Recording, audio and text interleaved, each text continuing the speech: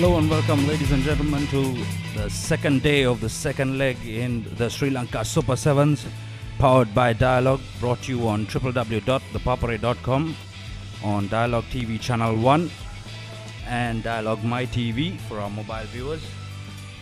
We're kicking off the day's proceedings with Kingswood taking on Isipatana College in the first schoolboy quarter-final. Joining me in the commentary box is Mr. Paul Toya. Welcome, Paul. Thanks, Ashin. Good morning, viewers. What a beautiful day for rugby. It's a clear blue skies. And the Kingswood College lineup on your screen at the moment. Dina Lekanayaka, one of the top performers yesterday. Channa Gunasekar also been a powerhouse for the Kingswoodians. Isipatana, not the best of starts, Paul. They find themselves at the bottom of the table on day one. But remember this, the competition, the way the draw is set up, it doesn't really matter how you do on day one. Day two is what it's all about. You automatically qualify for the quarterfinals. But I've been really impressed with Kingswood College, Paul. They've been playing some excellent sevens rugby, and for an under-16 team, their game awareness is absolutely brilliant. Yeah, look, I've come up against their coach a couple of times this year, and I'm really impressed with the amount of work he does with his boys. They're always very direct, the Kingswood teams that he's been taking, and also very good in the tackle, good decision making in the breakdown, so I'd expect that to continue today.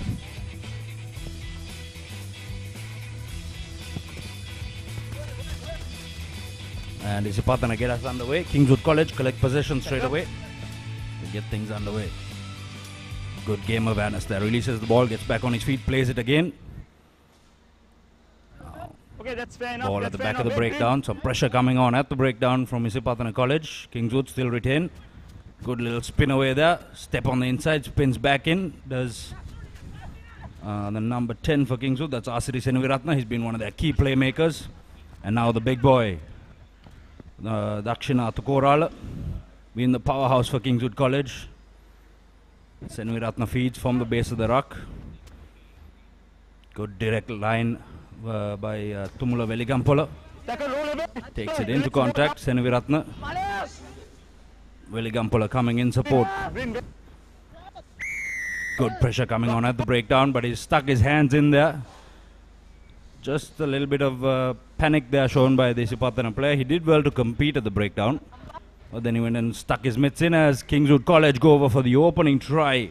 That's Ishara Kure. He's been one of the standout performers, Paul, for Kingswood. Look, that was always going to come. There were huge numbers out on the right-hand side as well if they'd moved the ball, but what they were doing so well, Kingswood, is they're just so direct. They take the ball straight up the middle, and as much as they tried to compete at the breakdown, they just had no answer for that direct style of running. But they've got to remember that as soon as a ruck's formed, you can't use your hands, so there's no point even being there. Just go back and reset the line. Referee's got to come down hard on this so that players understand that as soon as a ruck's formed, there's no point kind of trying to come in and use your hands and pick the ball up, because you'll be penalised. Yes, Kure knocks over the conversion, so 7 points to the good, Kingswood College. Nice restart again.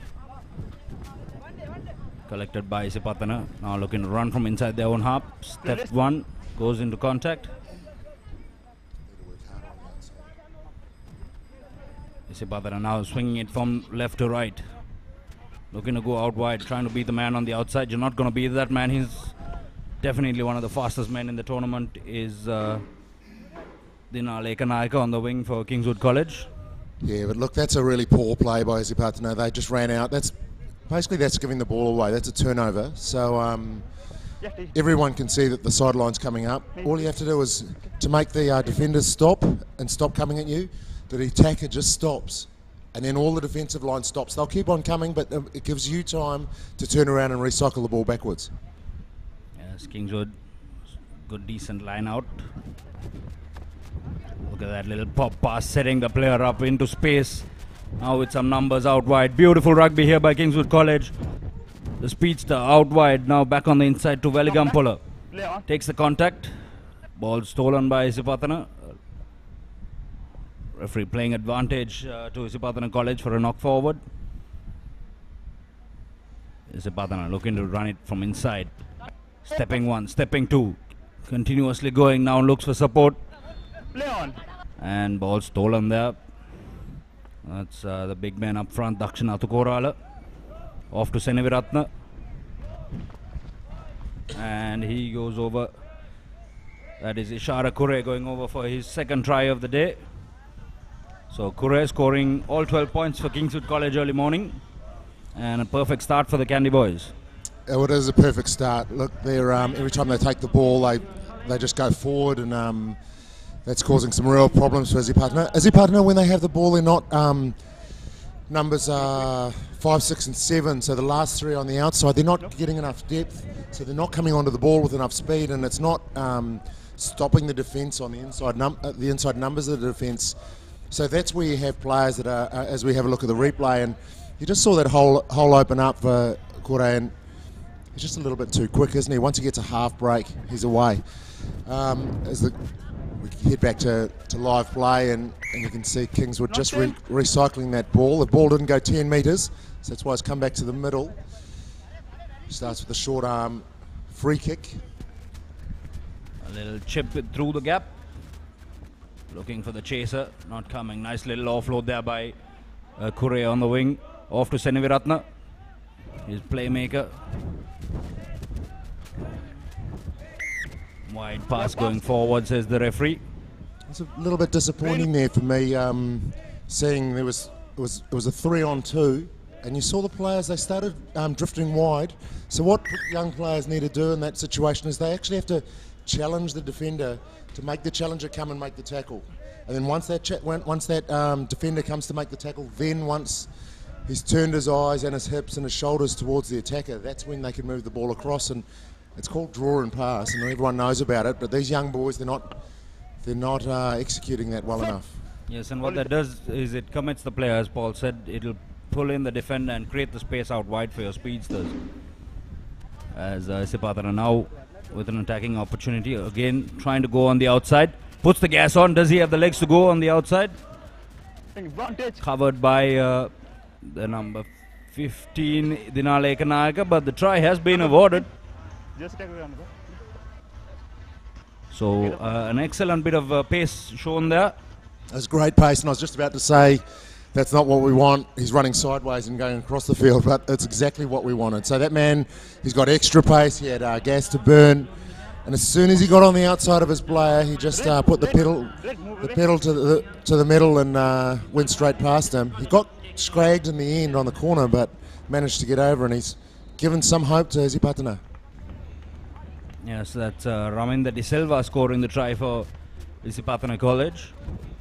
Nice straight kick, just didn't have the legs. So that's good to know for that team. They just need to make sure that the ball's back on the inside. As we have a look at the replay, and the jet shoes going around the outside, and as I said, he got a little bit scragged. Kickoffs come. Isipatana have kicked long. They've gotten it into the dead ball area. Kingswood going to bring this out, or they're going to kick out, so that's going to put them under a little bit of pressure. They've got a man who just actually ran up and he was offside, so the referee's got to play that. There were 6 players in front of the kicker then, and not one of them held. They all started moving forward, and it's disappointing the referee didn't spot that. Yes, I think the ruling there is that you have to retreat outside from 10 meters. I'm not sure if the ruling changes for 7's rugby. I'm not too certain about that. Well, yeah, you have to retreat outside the 10 metres, but also if you're in front, you can't advance until someone puts you onside, and there are players advancing. Yes, that's why we say the kick chase is so important. You always need to have someone to chase that kick to put your players onside, especially in 15's rugby. That's high. Get back 10. Now Kingswood. Nice little step off the left foot, the offload on the inside. Not the best of passes, but Kingswood playing on an advantage.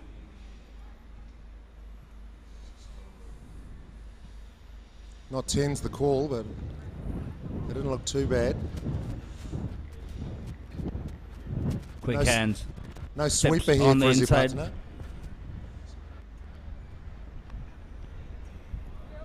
Trying to go on the outside is Kingswood College.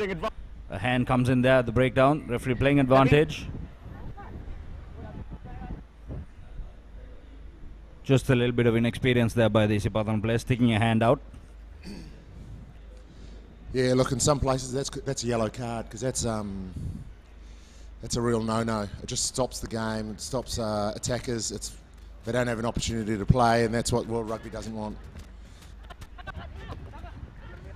Now this is Atu Korala. He's been an absolute powerhouse. The offload, one-handed offload on the inside to Gunasekara. Beautifully done there by Kingswood College, and that's the type of rugby we've been saying from Kingswood College. They haven't gone into too many breakdowns. They've been keeping the ball alive. So many offloads off the deck, some beautiful pop passes into space, and they're playing some excellent rugby. Look, he was allowed to run and pass and offload. That was some poor defence from Isipatana. They'll be disappointed with that.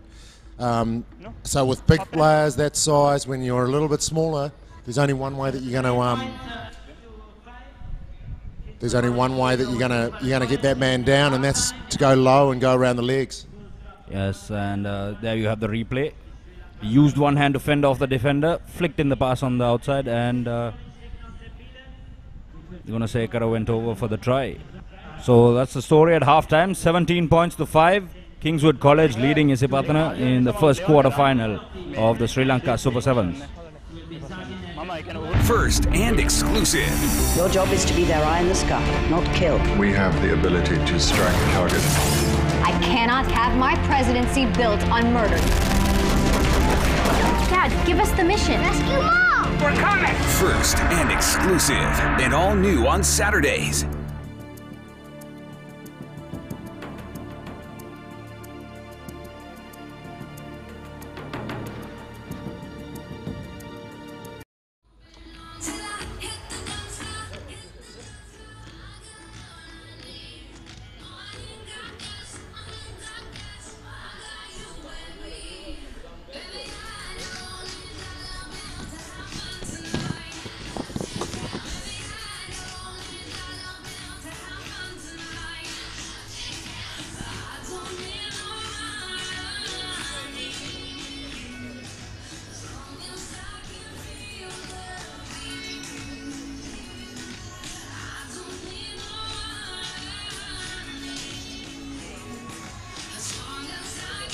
Welcome back to the Sri Lanka Super 7's, powered by Dialogue, brought to you early morning by www.thepapare.com. It's a beautiful day for 7's rugby. We're halfway through the first schoolboy quarter final. The under 16 teams going head to head. Kingswood College taking on Isipatana College in the first quarter final. Kingswood leading 19 points to 7. I beg your pardon, 19 points to 5. Joining me in the comm box is Paul Toya. Paul, an excellent day of rugby ahead and an excellent start for Kingswood College. That's right, it is an excellent start.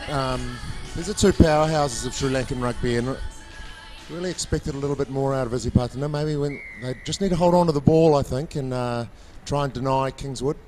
Ball didn't go 10, so that it gives Isipatana a chance already. Yes. Short arm free kick. Yeah, and Kingswood probably could have just let that one roll. It could have bounced into the 10. Just a bit over anxious there, tried to go for the ball. Play on. Player slides out as well to stay in touch. Beg your pardon, in field. Offload out the back door. Referee says it went forward. It looked like one of them might have stood on the line as well, but Isipatana get the ball, so it's all worked out well. I did like just there that it looks like Isipatana have worked out where the sideline is now, and that player, he dove to the ground to make sure he didn't go out, to give his chance an opportunity to continue with the ball. Now Isipatana looking to go on the flank, puts a little chip in. It's a foot race now. Kingswood College, the number 8 Kure winning that one. Offload on the inside. Again, keeping the ball alive, even inside their own 22. Contested by Isipatana. Turnover 1. Now playing advantage for a knock forward to Isipatana College.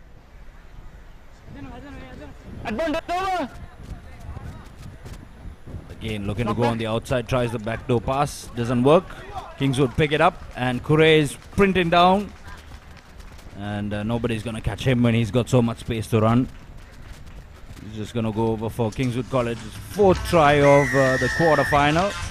They now move the score to 24 points to 5. Ishara Kure scoring his hat-trick. So good start for him early in the morning.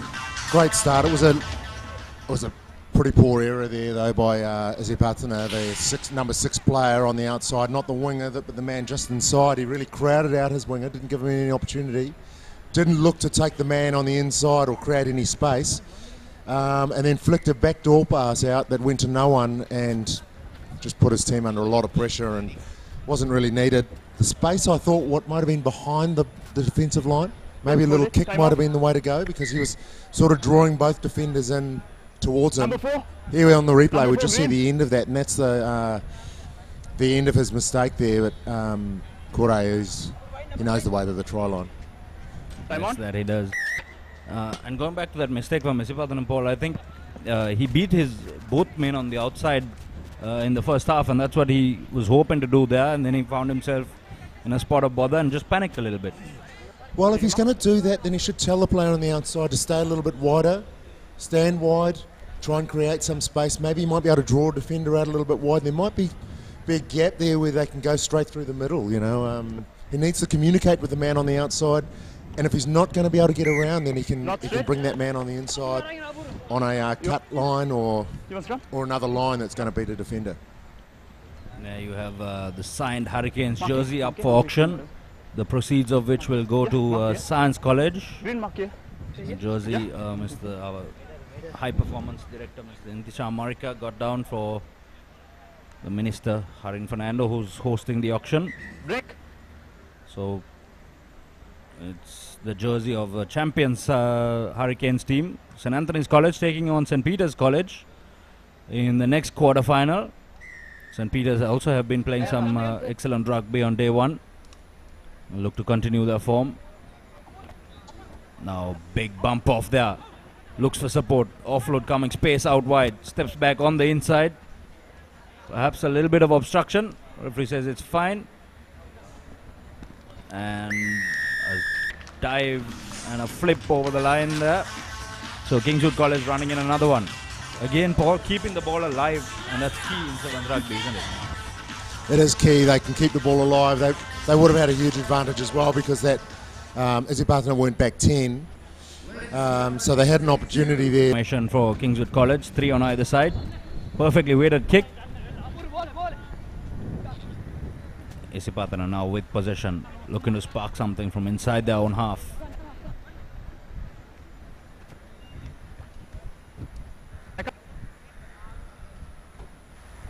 De Silva from the base tries to go on his own, tries to bump off, doesn't work. Now Isipatana, a very static line here. Someone needs to spark something in midfield. Well, someone needs to have some depth. Someone needs to have some depth a little bit wider because that's not happening at the moment. Yes, Kingswood penalised for playing the ball on the ground or not releasing in the tackle there. Thought he ripped the ball while he was chat. He's reached into his pocket. Just wondering what that's for. He's bringing it back to the breakdown before, so yes, it's not that. It's not the play that just happened. I can't see anything that happens in this one. There's nothing there.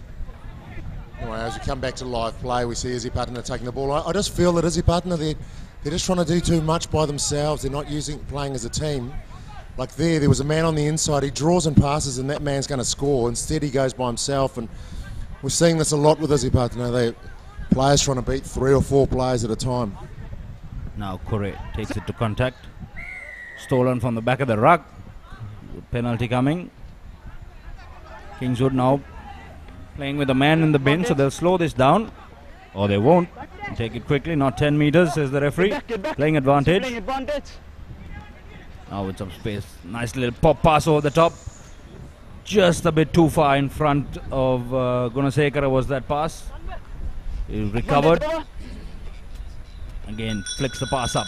Support comes in the form of Sajan Mohammed.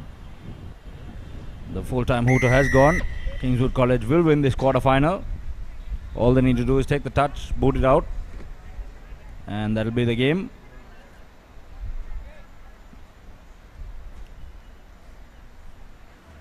Just walking it up, and he got a bit too confident there. Missed that one, almost missed the touch. As we see, so Kingswood College advanced to the Cup semi-finals. Isipadana College relegated to the bowl segment. You have the final score, 31 points to 5 in favor of Kingswood College in the first quarter-final. Coming up, the second quarter-final, St. Peter's College playing St. Anthony's College, the Battle of the Saints. Here we have the St. Anthony's College lineup. Matish Amarasinghe, Chatura Pereira, Prabhash Gamarachi, Harry Emmanuel, he's been brilliant for St. Anthony's College. Enoch Ratnageldra also played some excellent rugby on day one. Here's the Peter Wright lineup: Johan Fernando, Senal Silva, Dilshan Madhushankar, Chaminda Sandarawan, Asel Ranasinghe, Ishan Fernando, Yashoda Mendes, Charit Sasika, Jehan Rayson, Chentika Fernando, Stalin Early, Senuro Pereira. St. Anthony's playing from right to left in the maroon, looking to get us underway in the second quarter-final of the Sri Lanka Super 7's. Powered by Dialogue, brought to you by www.thepapare.com. As St. Peter's College looking to get things going from inside their own half. The little man steps in on the outside, offloads to his 3/4. Stay back.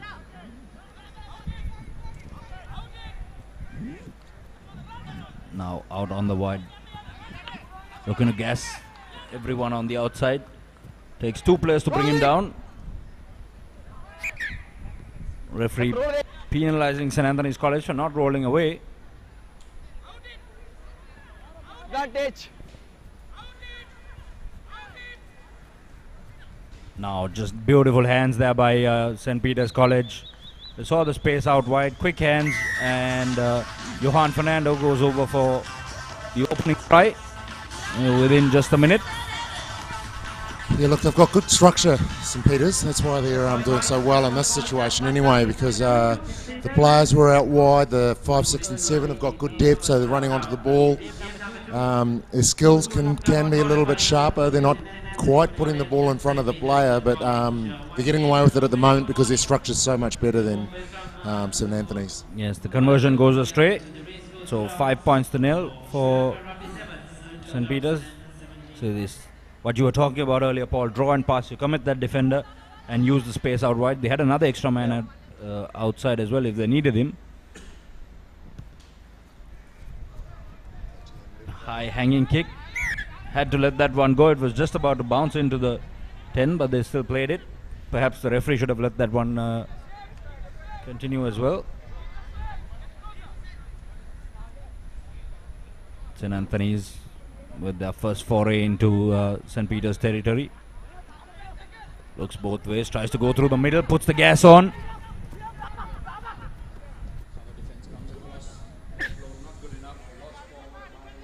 The Antonians. Advantage. So St. Peter's breathe a sigh of relief there. Come down. Yeah, look, it was a nice supporting line. That support player was running and he was unlucky not to get through. But I quite liked how they just identified the big man there in the St. Peter's line, and that's where they attacked. They put a little nippy back in to just try and step around him, and he managed to get through the hole, and it was only the sweeper that came in and saved St. Peter's there, and that supporting line runner, he just couldn't collect the ball. Out. Right. Set. St. Peter's from inside their own 22. Pressure coming on at the scrum. They've still retained possession though. Now trying to go on the outside. Looks to the fin. The offload on the inside. Perfect pass there. Support needs to come for St. Peter's. It does in time. Taken down the blind side by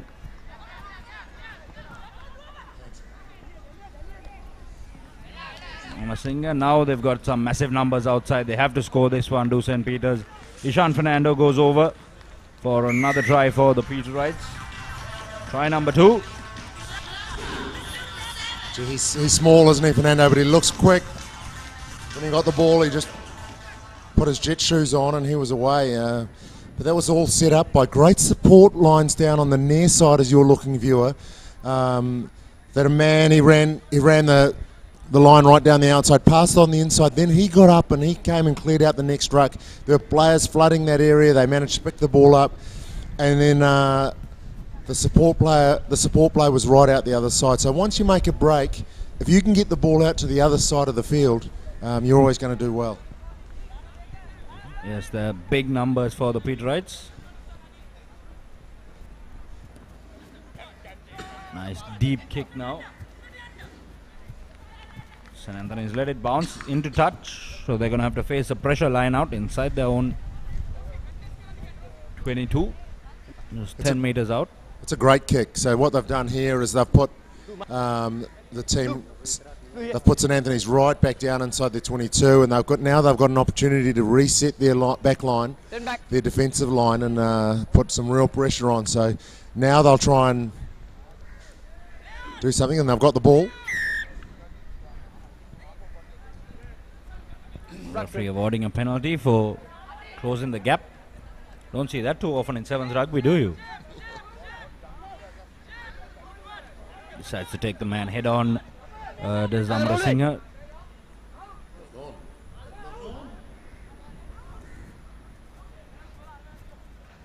Now needs to straighten here. Sees a little bit of space. Steps back on the inside. Tried the 50-50 offload. Didn't come off. St. Peter's retained possession. Offload off the deck. Beautiful hands again. Still going St. Peter's College. Tackler needs to get out of there. Doesn't do so. Referee penalizes him.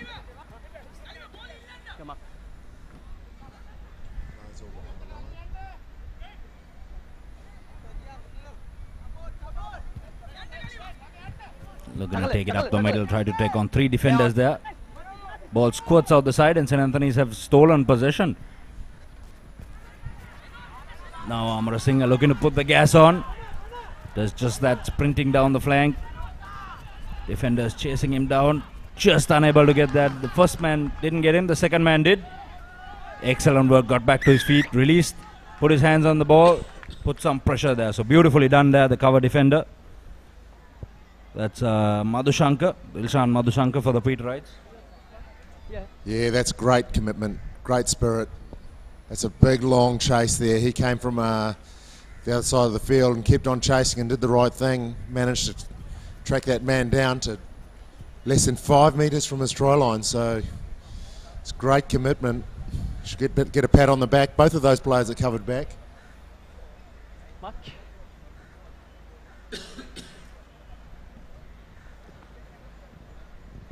That uses up a lot of petrol out of the tank, doesn't it? Yes, that it does. And it's so crucial, the rest, the recovery in 7's rugby. You've got to play 3 games over the course of the day. You just get a gap of about 2 hours, 2.5 hours in between. Now, good hands by St. Peter's College. Beautifully done to put the man into space. A powerful step off the left. Again, stepping, dancing his way around, looking for some support now. Step back. Just didn't have the legs to go all the way. Once again, an offload off the deck. Something a lot of these schools have done very well, Paul, is offload off the deck, keeping the ball alive. Been going on about it all day long. Now looking to make his way back on the inside. Needs someone to straighten up. Yashoda Mendes takes it into contact. The interception. Wriggles his way out of one tackle. Takes the second one. Referee playing advantage for a knock forward. Coming in from the gate there, said the referee, as he blows the halftime whistle. Yeah, someone has said that he was taking out the halfback there, but he got away with it. There you have the confirmation. 10 points to nil. St. Anthony's College trailing St. Peter's College in the second quarterfinal.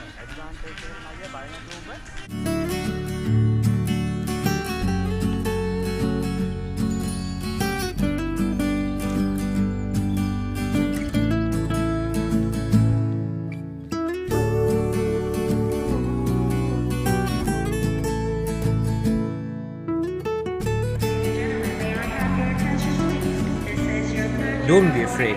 Make the call. Enjoy a host of benefits with Mobitel via Knathua roaming. SLT Mobitel. We care always.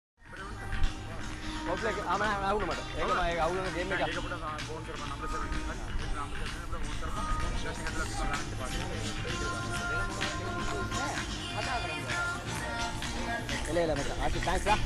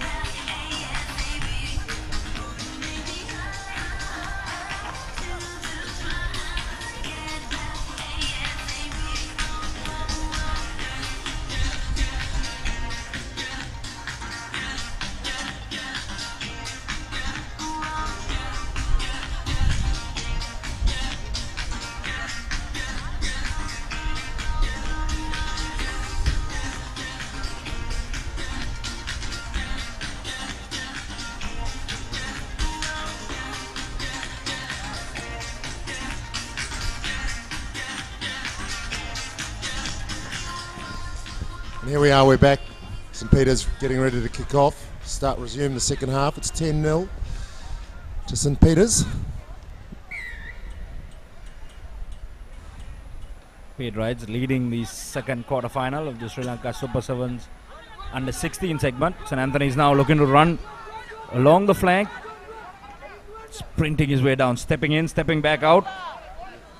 Beautifully tackled there by the sweeper, and the ball rolls into touch. Good work all round there, Paul. A good attacking line. He looked to create some options, stepped on the inside. He saw the sweeper coming around, but the sweeper there, once again, Madhushankar does brilliantly well. Yeah, copybook tackle. Exactly what you want to happen. Yes. Tackled low. He hit him around the waist, slipped down to the ankles, wrapped his arms around. A perfect chase tackle there. Now Rana Singh to feed. Stuck a boot out with the Antonian. He's going to end up spending 2 minutes in the bin for that. Thought it was a foot that he stuck out. St. Peter's running from inside their own in-goal area, looking to go coast to coast.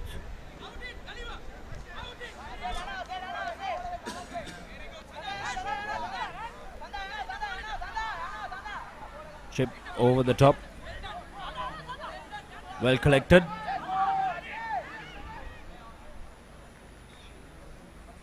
Stolen by St. Anthony, so the support play not coming for St. Peter's. St. Anthony is now looking to go. Madhushankar one-on-one. This time he opts for the chip. A big in-goal area. Who's going to win the foot race? Madhushankar does, as he boots it out beyond the deadline. So perhaps the right option there. Just didn't have the speed to get over the line. Yeah, look, there's a big dead ball line here, so it is a good option here. You can kick the ball into the dead ball and it's going to roll because there's at least 25 metres, maybe 20 metres in that dead ball area. So here we see fatigue starting to set in already. It's 2 minutes 20 into the second half. Nice high-hanging restart by St. Peter's College. Steps on the inside, steps on the outside, goes around the corner. Can he get it down? Beautifully done there by Madhava Fernando. Just a little step on the inside, then turned on the gas on the outside and went over in the corner. Yeah, look, St. Peter's will be disappointed with that. It's from a set play. You should be able to kick into an area and then create a defensive line. And as we see the Fernando there, he goes over in the corner. He just stepped inside and then stepped outside, as you said, Sachin.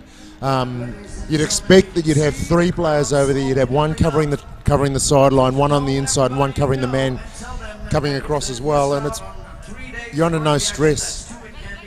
Kick's unsuccessful, just rolls towards the line, but you're under no actual stress from that kick because it's from a set play, so that's disappointing. Yes, it was a beautiful kick, but what happened was there were no chasers going under that, so there was no pressure on the Antonian player. He had a lot of space to build up some steam. Goes over, takes the corner flag with him. Now St. Anthony's restart. Again, St. Peter's let it bounce. Lost forward, says the referee. I can feel almost that the momentum shifted all the way towards St. Anthony's here, and St. Peter's they're not showing the same commitment that we saw in the first half. You saw them all stand around. There were 3 of them standing, looking at the ball, and just letting it bounce around, and that's not the sort of commitment you need if you're going to be successful in a game like Sevens.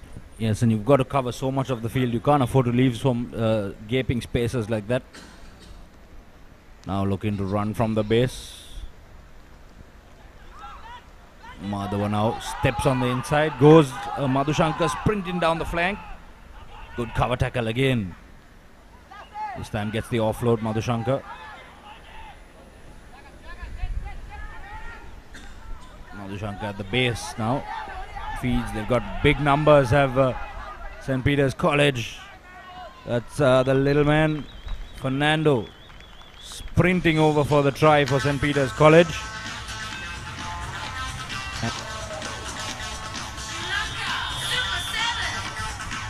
Ishan Fernando there, confirmation, scoring that try.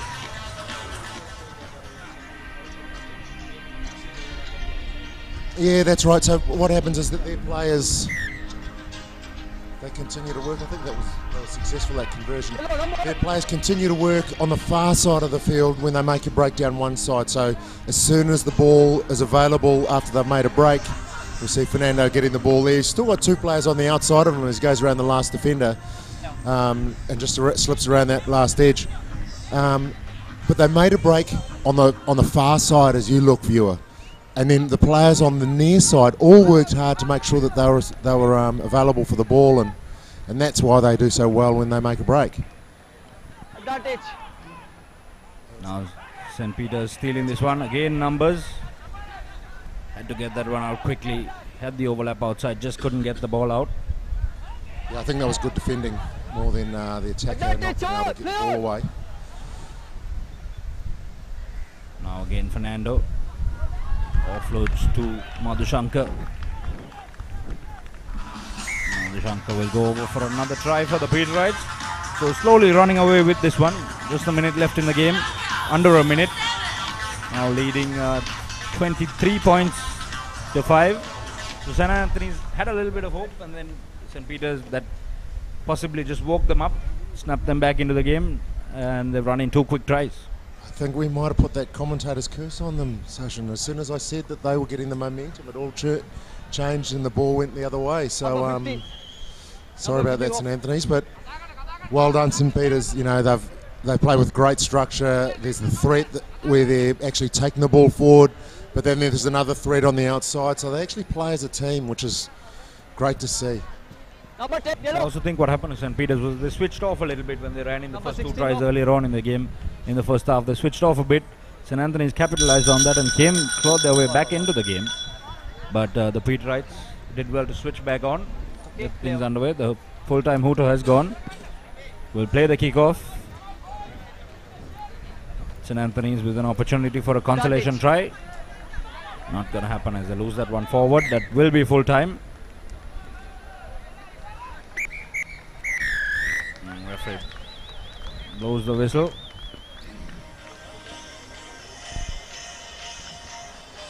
(22 points to 5), confirmation. St. Anthony's going down to St. Peter's College. So we have our first semi-final. St. Peter's will take on Kingswood College in semi-final 1 of the Cup quarter-final. Coming up next, we have Wesley College taking on Zahira College. I'm sure you'll be watching this one intently, Paul. Yeah, that's right. I've done a lot of work with Wesley College this year, and I'm really impressed with the young coach they've got here. Young ex-player named Yommel. I think Yommel might have captained the first 15 at some point. But, he's doing great work with these young boys. So I'll be interested to see how they go against the really good Zahida College as well. You know, Zahida College have come a long way, and this year especially, their first 15 did really well. So we'll see who can come out and on top here. Have the Wesley College lineup: Satmina Pereira, Tarusha Jaivira, Zuhan Agbego, Sandesh Vishwa, Vinod Fernando, Shehan Fernando, Gaman Pilla. The Zahira College lineup on your screen now.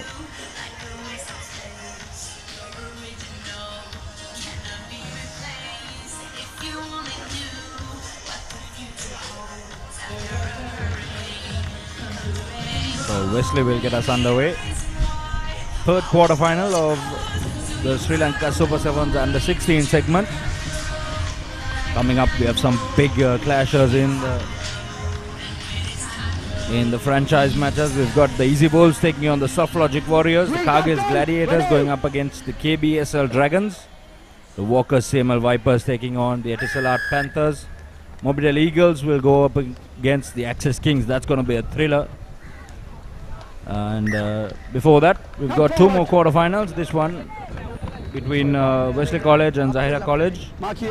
And Science College will take on St. Joseph's College in the fourth and final quarterfinal. Fans slowly streaming into the Racecourse International Stadium. And then we see the Wesley faithful in the stands.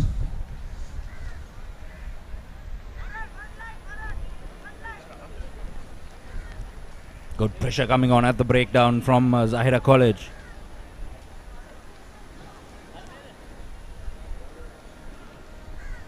Wesley with possession now, going on the back foot, trying to get things moving forward. Steps on the inside, offloads out the outside, just stuck out a hand there, couldn't get his hands to it. Stays in field. Referee penalizing the player for putting his hands on the ground in the breakdown, not supporting his own body weight. It's great play there by young Tikshana to manage to stay in. I want a few better skills there though from Wesley as they spread it wide. Stepping on the inside is Samuel.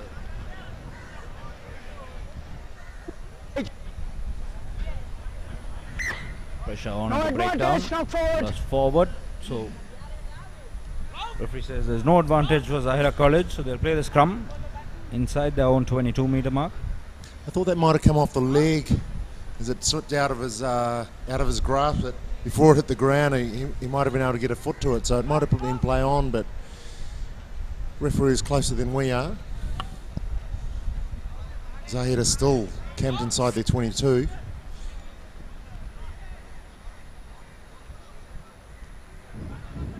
Now Zahira looking to run from inside, lost forward. Referee says no advantage. So Wesley with a very good attacking scrum opportunity here now, right under the posts. Expect some big pressure at the breakdown, at the scrum. Massive pressure, so you can go left, you can go right, you've got 5 metres and it's a try, so you can't give up any ground as a defender. So where they start to defend is in the set piece. They've got to put pressure on at the scrum to make sure that the ball that comes back for Wesley is difficult ball, and that's what they've done. Yes, Zahira seem to have had the ascendancy in the scrums. I've been putting a lot of pressure on. Referee playing advantage to Zahira. Lost forward again. And come back for the penalty.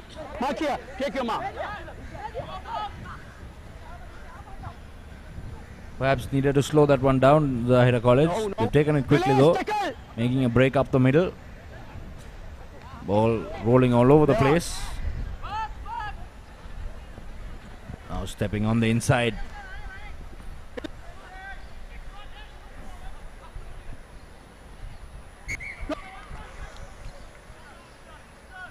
Referee calls another scrum down for Zahira. So been a scrappy game so far. It has been a scrappy game. Nice pressure there though by the Wesley defensive team. They're coming in and it's almost like an umbrella. They're they're pushing up on the outside as well as on the inside.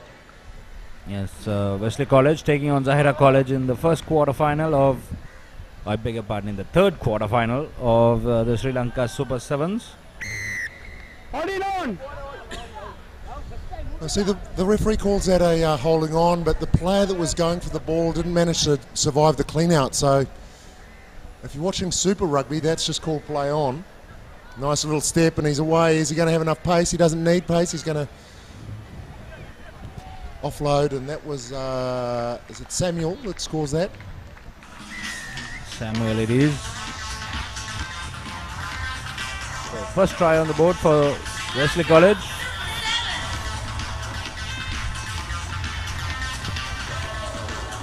Conversion comes from Jaivira.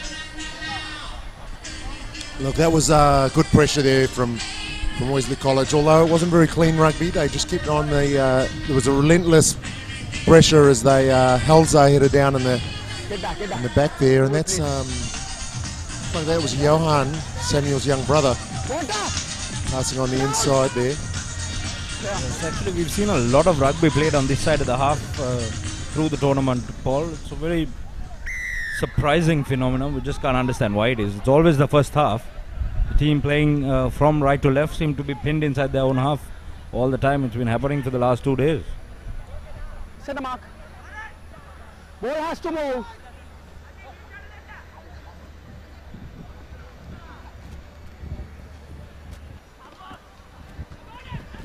Taken up by Dilshan. Stolen there. Needs to look for some support. Quick hands coming. Nice little dummy and a switch on the inside. Looking to open up some space. Takes the contact. Pressure coming on at the breakdown. Good work rate by the Zahira players at the breakdown, putting that pressure on, not giving them clean ball, but it's picked up by Tichana Vitanage. And he'll sprint over for try number 2 for Wesley College. A little bit of an experience there. He actually touched the ball down really close to the sideline instead of running under the posts. His kicker won't be happy about that. But he's got a lot of pace, young Tichana. He had a couple of opportunities this year. He managed to play maybe half a game for the first 15. So he's got a lot of promise. Just needs to just get a little bit smarter about what he does. Like that was an opportunity to get under the post, and that's an extra 2 points, and he just didn't do that. Conversion to the right of the posts.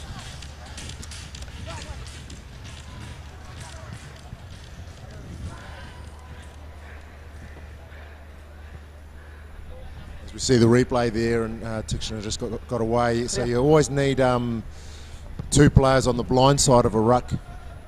1 player at the ruck and 1 player blind side, just to stop that move. Now with some numbers to Zahira College. Needed to use that. Full time, half time bell goes. Referee says ball was lost backwards. Pressure coming on at the breakdown. Handled into touch. The assistant referee's got a flag up. Having a chat for a high tackle. So penalty to Zahira College it will be.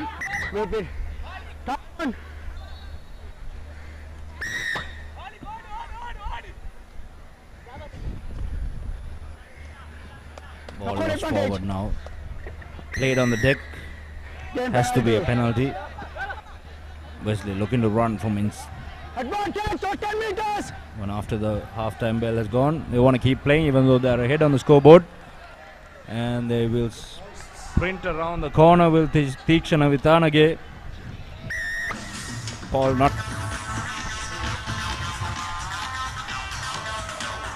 just perhaps a bit of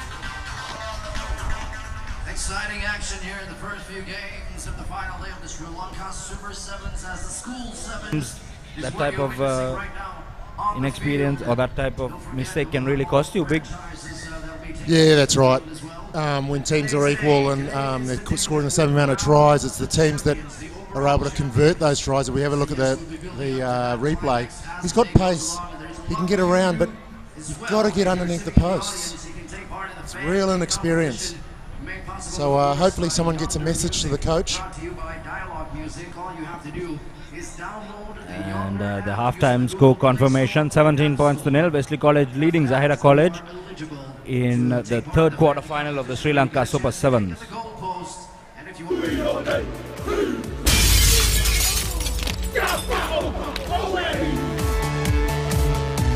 Make your TV truly high definition. We built the baddest diesel. It will accomplish. I'm going in a turn. Now, activate any HD channel at 99 rupees per month.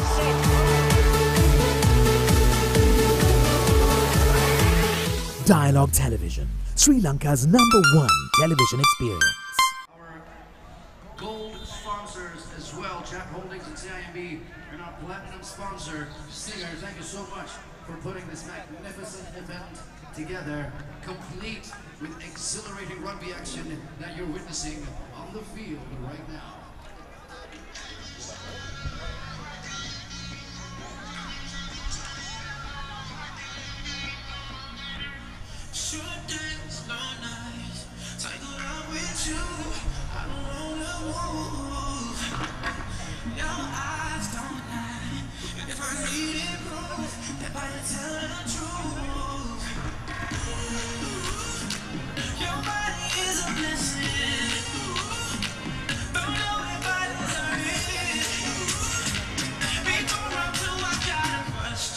Ravi Karunanayaka making an appearance here in support of his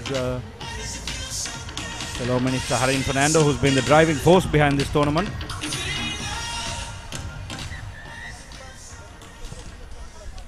Deep kick by Zahira College.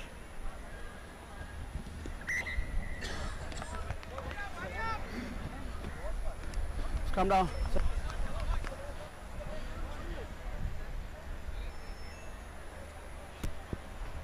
Some fans out. They've got the McDonald's with them. Little free plug there, Sasha. But as we see, it continues. The ball just keeps getting sucked down to this end of the field, and now it's Wesley's turn to defend inside their 22. Zahira now looking to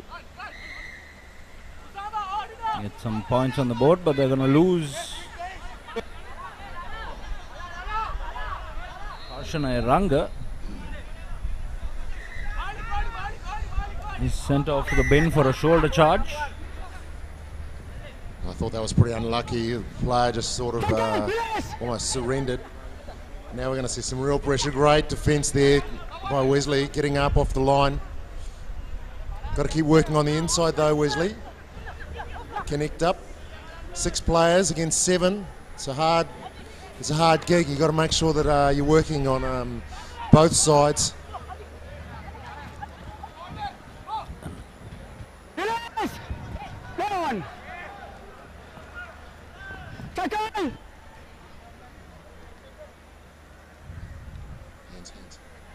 Wesley now looking to run from inside their own half. Referee calls it forward. Looked a bit like a flat pass to me, Paul. Not too sure about that call. Well, it looked to me like the player didn't get back in time and didn't have enough depth to run onto the ball. All he needs to do is step back 2 metres and then he's getting the ball running onto it.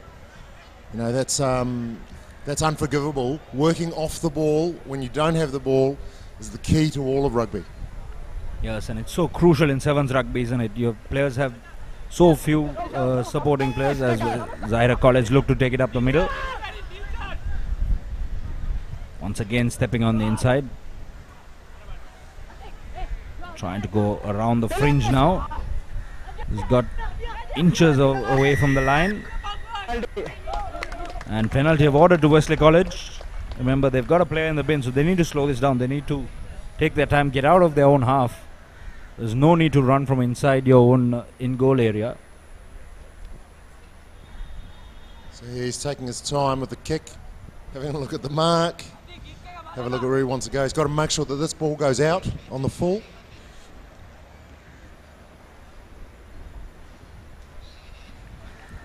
You can see if you see the flags at the end of the behind the goalpost, you see the flags and they're fluttering. So there's a little bit of breeze coming from left to right, and the Wesley player didn't manage to get the ball more than 10 metres. Coming up next, Science College taking on St. Joseph's College as the Vice President of Sri Lanka Rugby making an appearance as well. Mr. Lasitha Gunratna.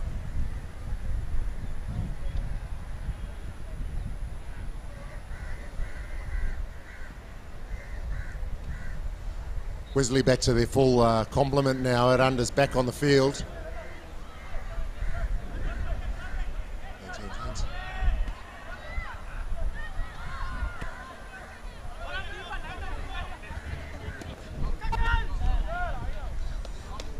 Out.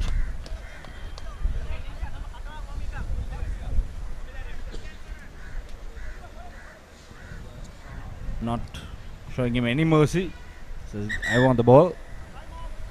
A little bit of inexperience there. He needed the ball in his outside arm so he could get a fend off, and he might have been able to get away, but not sure what's the problem here, because we had a slow motion shot and a replay of that, and it looked like he just got taken over the edge. Move it.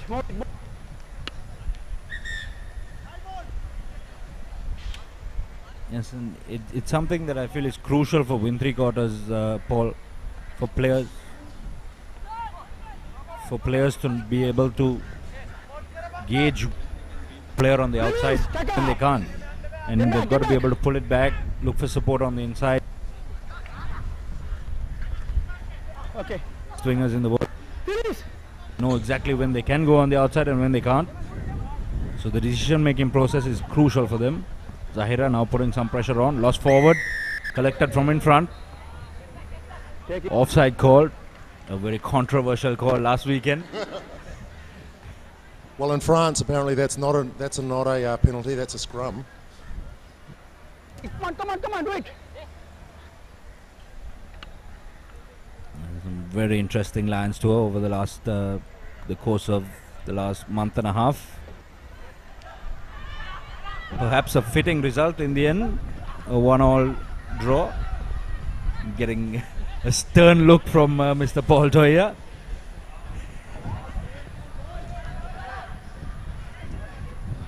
Wesley College, numbers outside. Needed to get the hands going. Now again, a very flat line of attack, but little man on the inside and he's going sprinting down the middle there. That's young Sammy. He's a great prospect. He knows the way to the try line. He can step. Maybe overplays his hand a few times, but there it worked for him. That's the thing is with young players that are coming through. Ones with a little bit of skill that show a little bit of promise. Often they try and do too much. And you see it especially when when teams are behind and they feel like that they have to do everything to try and bring their team back into play, and it isn't always the case. But that time Sammy showed a clean pair of heels and managed to get away. He did well. Jayavira knocking over the conversion. He's got some good pace on him as well. Perhaps needs to bulk up in the off season. He's going to need to put on a bit of weight if he's going to try and compete at first 15 level. Yep, he needs to eat. Ball bounces back from the 10-meter line, so it didn't go the 10.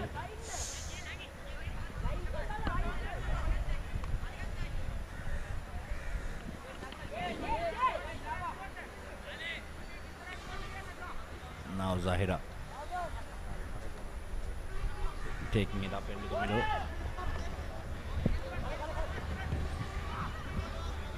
Really, that was a poor option there as we hear the dinner bell, and it's going to be the end of the game. But Zahira had two players on the outside, and the man decided to put the kick in instead of just drawing and passing at 24 all with 14 minutes gone.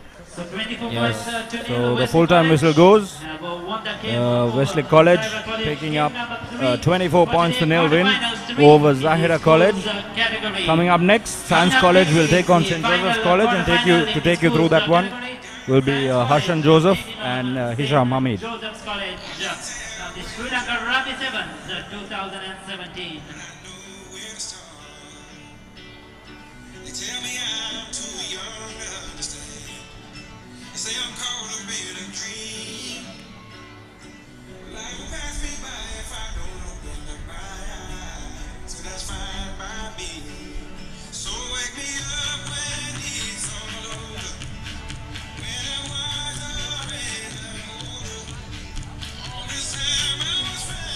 Thank you, Paul. Thank you, Sachin.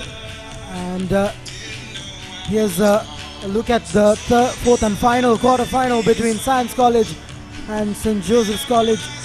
Here's the team sheet for Science College. It's a lot of young talent on offer. Akash Malshankar, one of those standout players. And for St. Joseph's College, there are a few players who have played for their first 15 set up as well.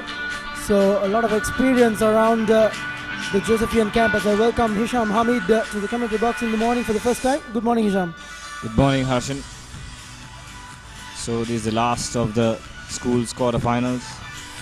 Kingswood, St. Peter's, Wesley have made their way to the semi-finals. So Kingswood will be meeting St. Peter's.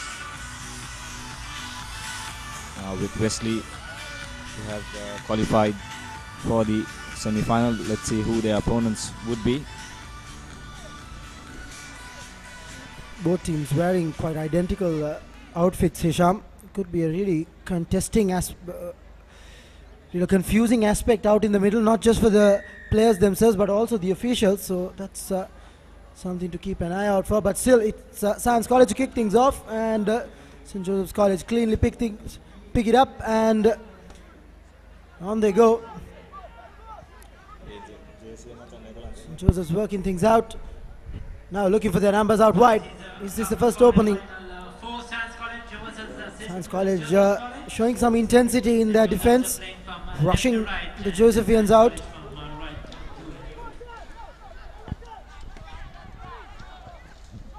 So Science with the first attack. Sorry, it's St. Joseph's. Oh, there goes. I'm confused by the kids. So it'll be St. Joseph's who will be scoring first in this game. That's Teran Karunanayaka. There we go, Hisham. That's exactly what I was talking about. Not really easy on the eye, both these teams, to identify at least. So hopefully there's not going to be any questionable calls out there, just for the sake of the fact that two teams are wearing the same color. But that being said, St. Joseph's doing what they do best, making the early breakthrough, and a very easy conversion to come. The conversion is good. So 7 points to nil. St. Joseph's College take the early lead against Science College in this quarterfinal. Conversion by Johan Samaranayaka. Science College do have some fast runners, as we see the replay here. Teran running his way to the try line. And as I mentioned before, Science College do have some really good athletes, but unfortunately they have not been in the best of form in this tournament. They've lost all of their games played yesterday. Here we go, Science College now. Possession. Tries the offload. Doesn't find the man. Dumped into the ground there by the Josephian defender. But Science still with possession. They drift it out wide. Running across. Switch is good. Set it up for a rock. They need to send it out wide once again. They do. But the Josephian defense looking very organized.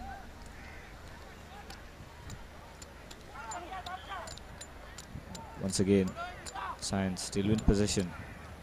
It's probably their sixth phase now. Good pressure on the breakdown, but not supporting your body weight, says the referee, so it's a penalty for Science.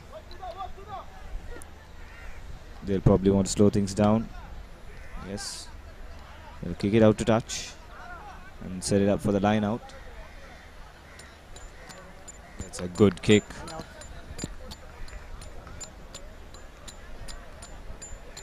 It's a good kick there by Science College. Brings them into the 22. 1 minute gap.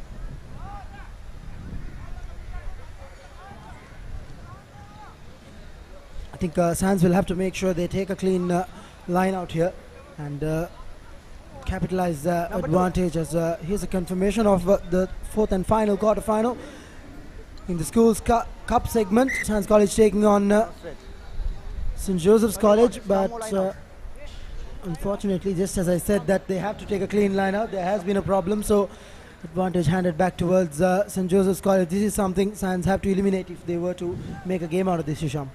I think you'll have to take the blame for that as well. You've been doing that a few times. You speak too soon and the team does the blunder. So anyway, St. Joseph's now with possession. Surely they'll be looking to run their way from their own try line, from their own 22. Here we go. The ball is sent out wide. Johan brings it into contact. We've got men on the outside. Here we go. It's a foot race now. This time the Science defense is up there. They knock it forward in the process. An advantage, so the referee will come back for the scrum. That was Sudarak ThePapare on the outside for St. Joseph's College. Has a bit of speed about him, but this time I think Science had the angles covered quite well. Tracked him down and forced the error, and then as a result they have a scrum advantage in their favour. Here's that previous incident. Knocked it forward, not once but twice.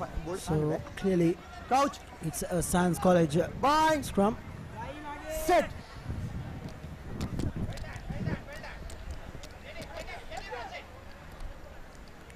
Science College with possession now, going into contact.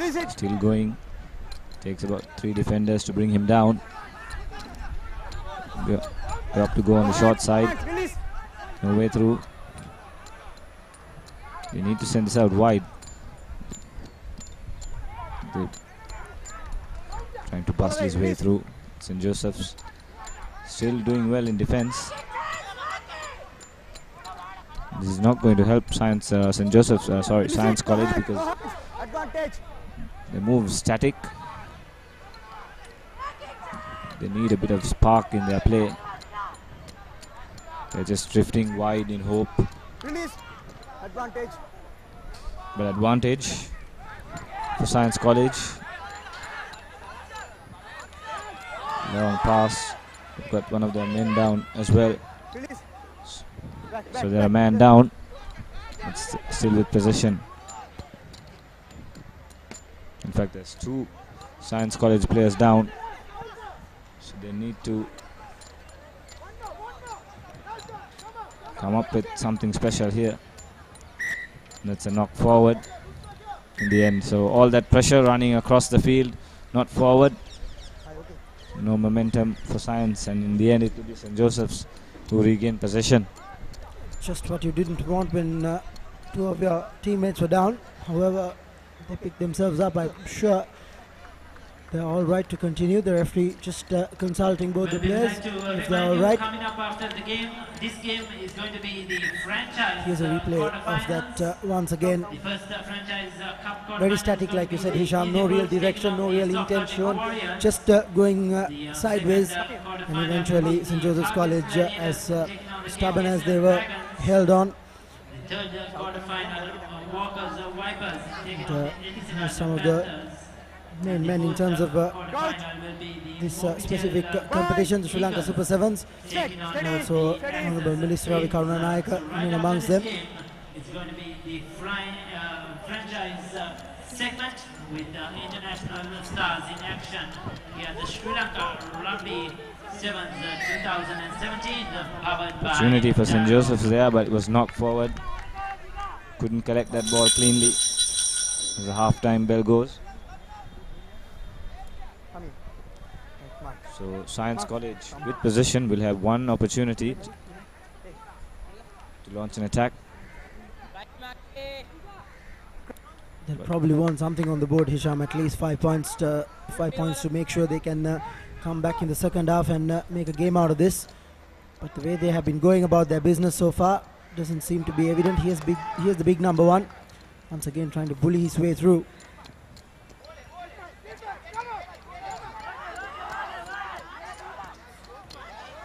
Release. No. And there we go, turnover possession. St. Joseph's now in attack. No. Yes, Science College regained possession once again. I think Science College just should stick to their traditional running game here. I think they're caught in two minds. They're playing into the hands of the Josephians, who'd want them to come into contact. So the ball is knocked forward, and that is enough for referee to call for the first half. Here's a replay of that once again. That was the final knock forward, which brought upon half-time. It's not been a really enthralling encounter so far, but St. Joseph's College, more importantly, take the lead by 7 points to nil against Science College at half-time in this fourth quarter-final.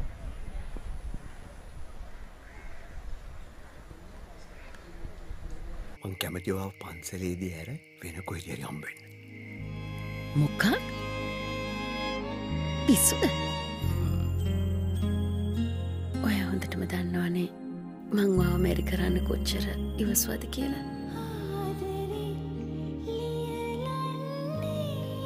මේක ඔයාගේ ඇඟිල්ලට ලොකු වැඩි. කවදා යලි අපි එක් වන්නේදයි. Welcome back to the www.thepapare.com, Sri Lanka's #1 sports hub, bringing you live and exclusive pictures of the Sri Lanka Super 7 second leg day 2. This is the fourth and final cup quarter final between St. Joseph's College and Science College. St. Joseph's College taking a half-time lead of 7 points to nil.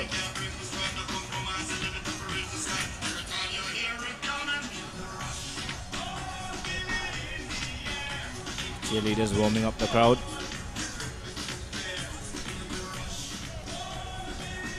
Here we go. Second half about to commence. The fourth quarter-final of the schools.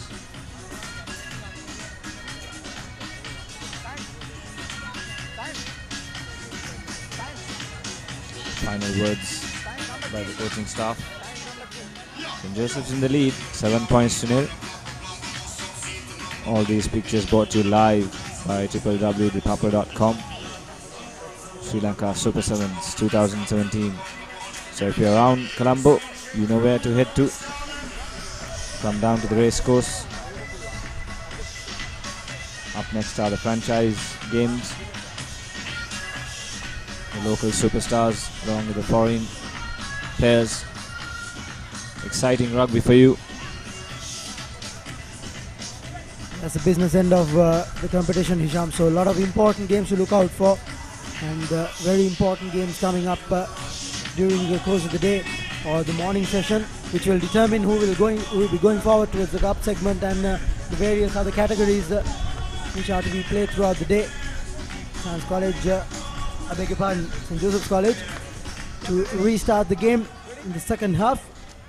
It will be Johan Samaranayaka.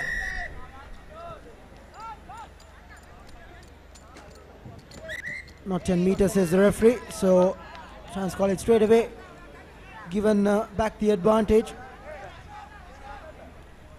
Restarts have been quite horrible, Hisham, not just with the schoolboys but also with the franchise teams.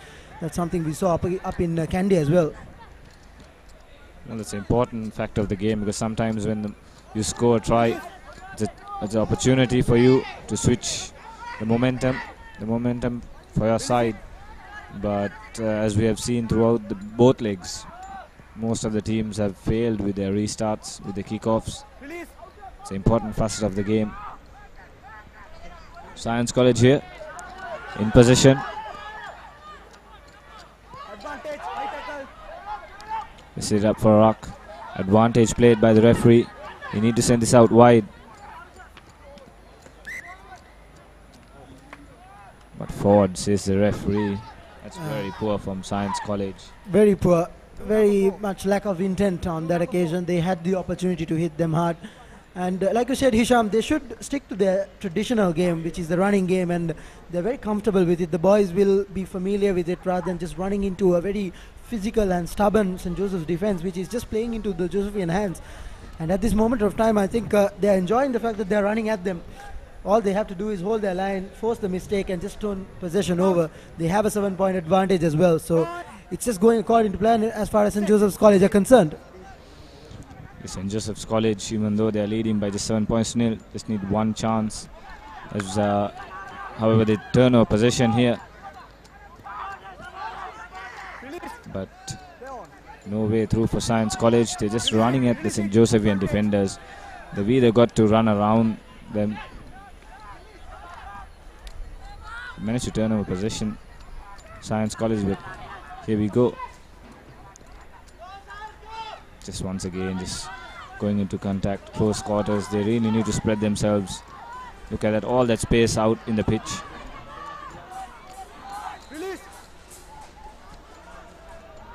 It's all good if they can score a try here, but if they give away possession, all that hard work and all that energy put in to these phases will be for nothing.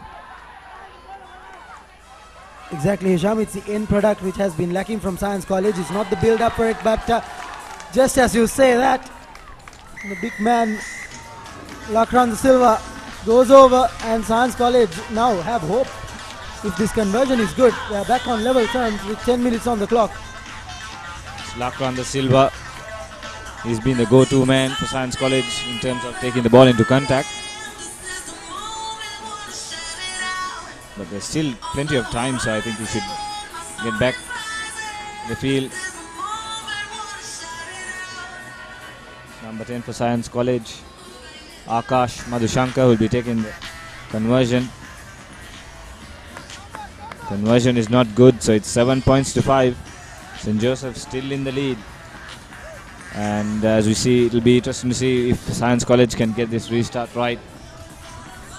Very clustered at that occasion, Hisham. Everyone was going in one direction. The offloading was in close measures, but still Science pushing and probing were persistent and managed to find that little space that they required.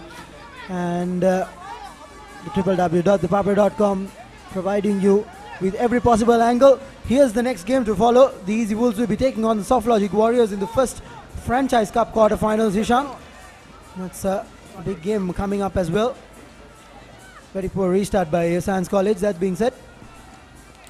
Once again the restart, not finding the mark, but the ball eventually passed the 10-meter mark, so the referee said play on, but Science College player knocked the ball forward. St. Joseph's now with possession. No advantage, so the referee will come back for the initial penalty. Johan takes it quickly. Tries to dance his way through. The pass doesn't find the hands of his teammate. Mr. Harin Fernando looking anxious. He knows Science College can come back in this game. He knows his team needs to score and put this game to bed. A bit too close for his comfort at the moment, Hisham. Just 2 points separating the teams. And on that last occasion, Johan Samaranayaka doing a bit of a party trick on that occasion, trying to go through two players and trying to offload to the man on the outside. His intentions were right, but the execution wasn't there. And as a result, Science College have a line out in their favor. Substitution each for both teams. Just a reminder about your daily sports updates. If you miss out on any action, do tune into the www.thepapare.com at 6:30 p.m. every day for the daily recap. So you are updated on every little bit of sports action that takes place throughout the day.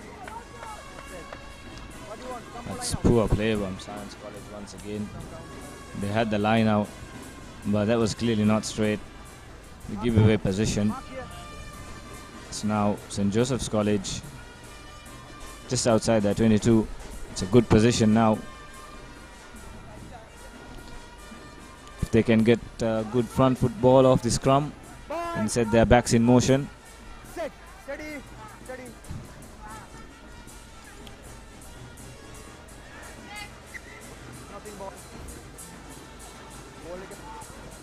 Referee wants a reset.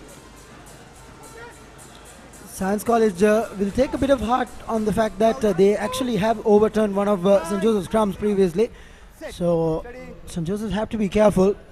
But if they manage to take this out clean, Science College will have to defend their lines quite well, because St. Joseph's College are quite dangerous in these kinds of possessions. But that being said, once again, should not be mentioning these things, Hisham.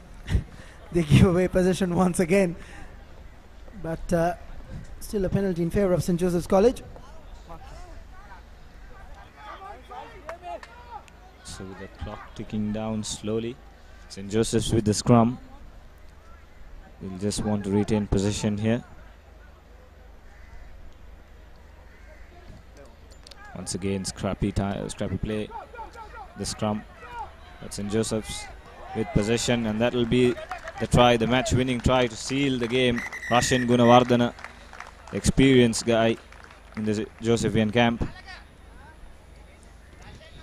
weaving his way through the Science defense. So game, set and match for St. Joseph's.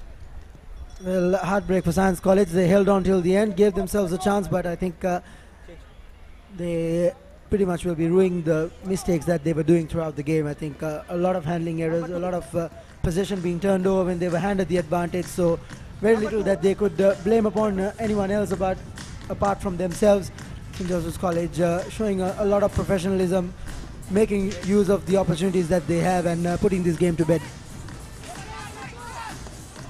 So all St. Joseph's needs to do is just get this restart right.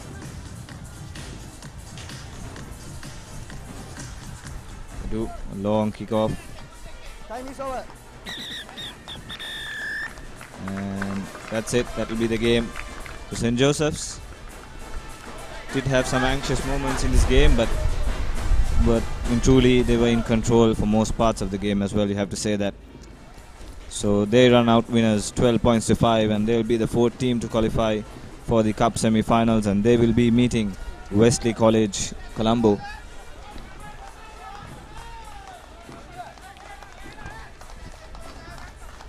So that completes the school Cup quarter-final. So it will be Kingswood, St. Peter's, Wesley and St. Joseph's who move on to the Cup quarter-finals of the school's game. And here we are now. It's time for the franchise teams. First up, it's the Easy Wolves. Chanaka Chandimal, Sudarshana Mutantari, Sudam Surati, Shashan Mohammed, Sudarshana Dikumbura, Dinushita Turanga, Banukana Naikar, Situm Piris, Andrea Monde, Nelson Oyo, Dennis Ulik for the Easy Wolves, coached by Sudat Sampat. They had a good outing yesterday. Yeah, very good outing. I think they'll look to continue their form. Just look at the Soft Logic Warriors. Jason Disanayaka, Sali Handapang, Good, Suranga Bandara, Arshad Jamaldeen. Unfortunately, I don't think he's part of this setup at the moment because of injury, but still, they have the likes of Ed Fido, Fatwa Otto, and Lafa Elwa.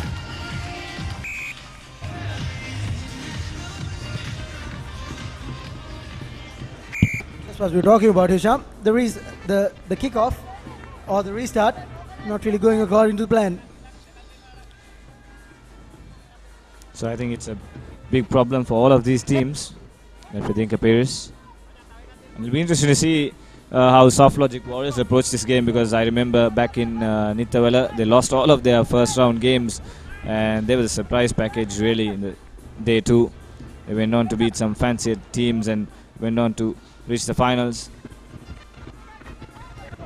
Here's Rafael Wa, goes out to Ed Fido. Now man on the outside, lovely little show and go. Now he offloads, that's Nishon Pereira, inches away from the touchline. And there it is, just like that, within a blink of an eye, Rafael Wa goes over and the Soft Logic Warriors are on the scoreboard.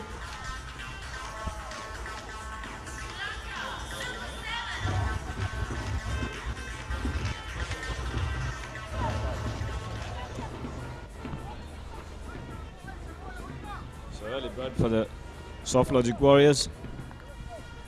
10 to go. I think very good point that you mentioned, Hisham.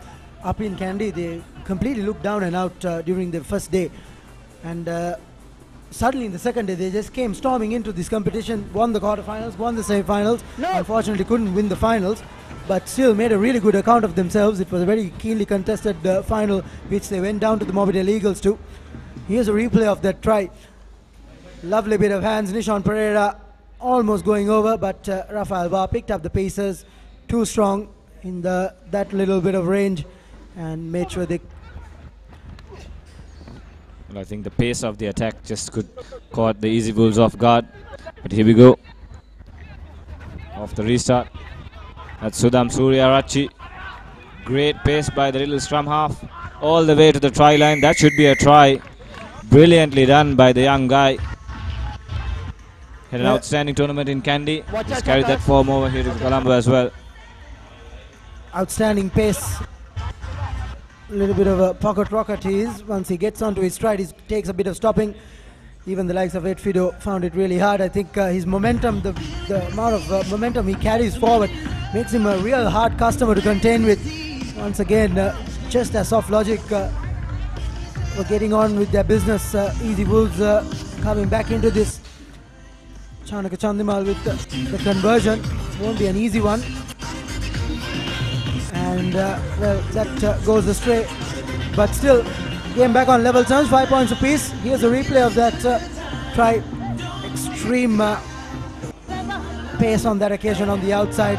Little too hard to contain with, and even though Ed Fido managed to get him down, he was well and truly over the whitewash by then. So Easy Wolves with the restart once again. Fade gets into contact, but coming in from the side, says the referee. So it's a penalty for the Warriors.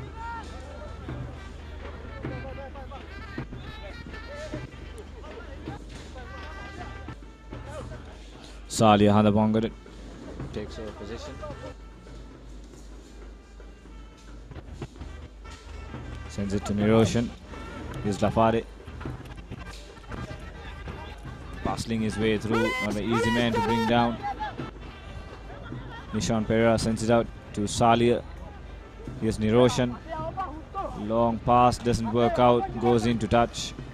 Just an update from the one-off test match between Sri Lanka and Zimbabwe after folding for 346 and handing over Zimbabwe a 10-run advantage or a 10-run lead. Zimbabwe are currently 23 for the loss of 4 wickets, Hisham. And they're leading Sri Lanka only by 33 runs with 6 wickets remaining. Not 10 meters. Not 10. Referee ThePapare is awarding a penalty, not 10, says the referee. Easy Wolves taking on the Soft Logic Warriors here in the first quarterfinal of the franchise teams. Here's Shashan Mohammed, steps his way through, and that'll be try number 2 for the Easy Wolves. So after conceding that first try, the Easy Wolves taking control of this game. Yeah, taking the lead for the first time with the easier conversion to come. Just 5 minutes on the clock. It's been a very quick start. Here's a confirmation. It's Shashan Mohammed, the try scorer. Lovely inside pass. Burst his way through the first challenge and step past the sweeper.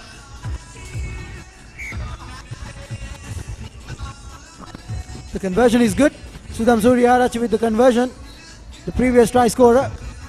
So 12 points to 5, Easy Wolves take the lead. Here it is.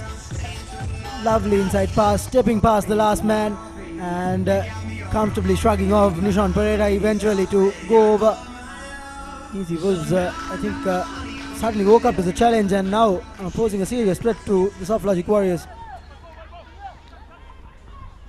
We go, no communication at the back. But Jason Disanaika takes hold of possession. Once again, past it, no man there. The ball goes into touch, so it's a line out for the Easy Wolves inside there, 22. Good attacking position for them. So just putting on pressure themselves, Warriors. Stay there.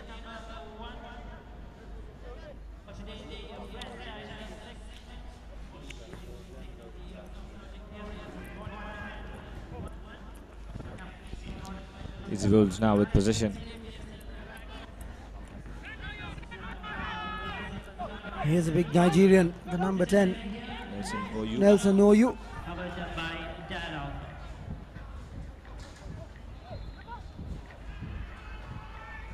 Dinusha Chaturanga there uses his pace and comes right under the post. So that's another try for the Easy Wolves. Soft Logic Warriors have just not woken up from their slumber. I think credit to the Easy Wolves are not really allowing Soft Logic settle down. They're just going punch after punch with these tries. Now 17 points to 5 with another easy conversion to come. That will be Sudham Suryarach once again with a conversion. Conversion's good. It's 19 points to 5 at the moment. And now Soft Logic Warriors have a huge task ahead of them. So 17 points to 5.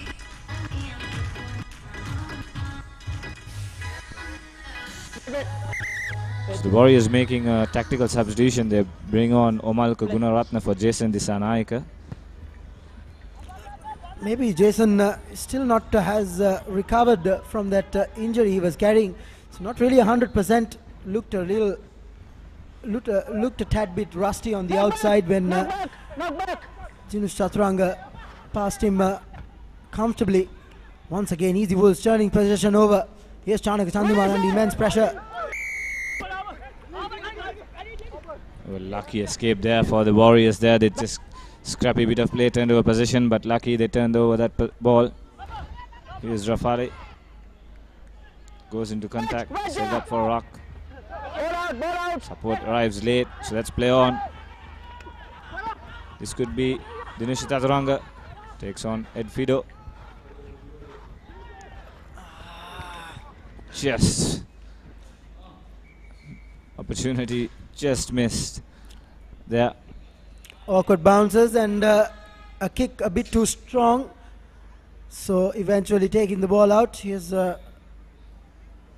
Giloy and Sean Vijay Singh, the coach of Kandy SC, having a bit of a chat about proceedings, I presume, and that's halftime. With that last bit of play, confirmation of the halftime scores is Easy Wolves leading the Soft Logic Warriors by 19 points to 5.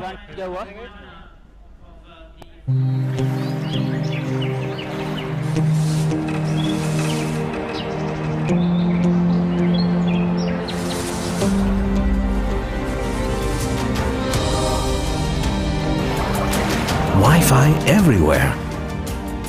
Well, almost everywhere. Get seamless connectivity with SLT Mobitel Wi-Fi hotspots in cafes, food courts, shopping malls, restaurants, and more across the island. SLT Mobitel. We care always.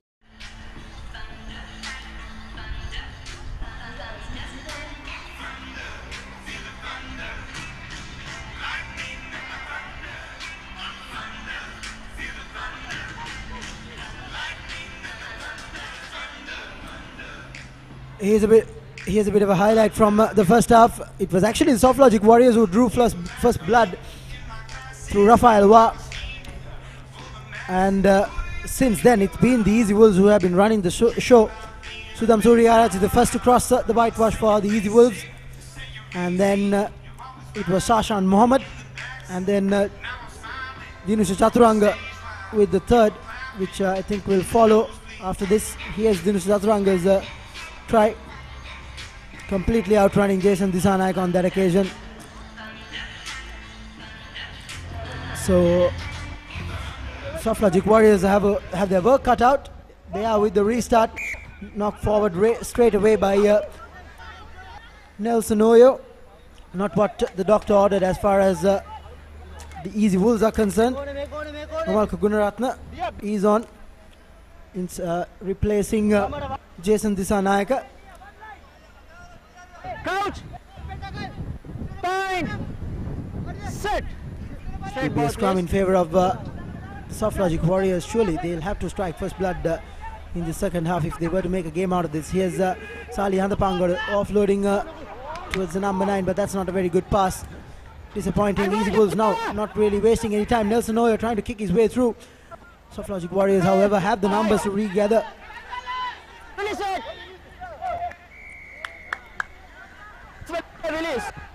Penalty to the Soft Logic Warriors there. Quickly taken. Roshan Fernando Looped pass to Fade. Goes into contact. Release it! Malka sends it out wide. Redmond on the outside. Doing himself.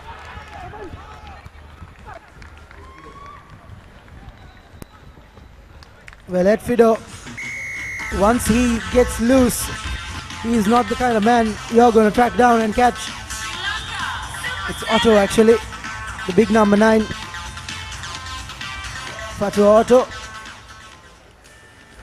got into his stride, shrugged off the first challenge and just went on his merry way. Now Soft Logic crucially getting themselves back into contention. Hisham, just what they wanted to get the first points of the second half. The conversion is good as well. So it's 19 points to 12. And just a score between these two teams now. Shrugging off the challenge there. Using his pace to the try line. So crucial restart now for the Soft Logic Warriors. They need to get this right and retain possession. This is where they have to keep their composure, Hisham. The restart. If they hand the ball simply back towards the Easy Wolves, it's just going to be cynical. But that's a good restart. High hanging kick, but well collected by the big Nigerian Omande. The big Kenyan, I beg your pardon. The Kenyan skipper. Here's Nelson Oyu. Going for the man out wide, the number 13. That's Sudaraka Dikkumbura. Now coming back in, Sudarshan Muthusantri to Shashan Mohammed, giving it towards his teammate, but that was a knock forward. Soft Logic Warriors up to kick and run.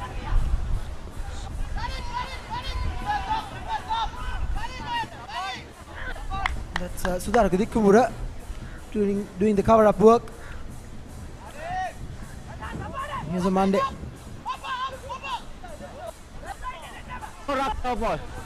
Now Sudarshan Muthusantri, flat pass, one-on-one against Rafael Wah. Can he outrun him? Doesn't have pace to run with, and ball finds touch.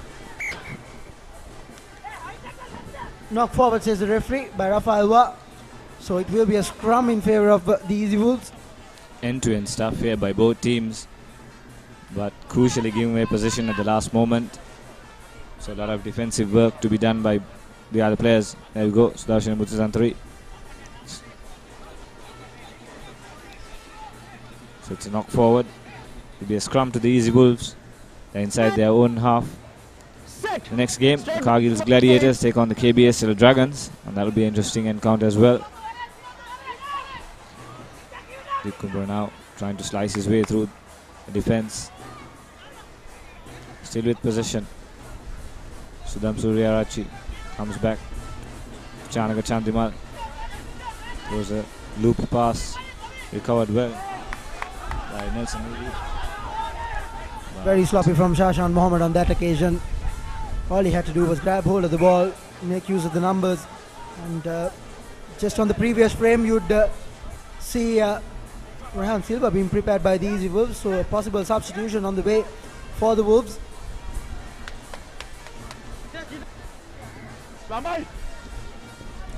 That probably is the last piece of action that Shashan Mohammed had. He's been replaced by Rehan Silva, while Nelson Oyu, he's been replaced by the big number 3, Dennis Ombachi.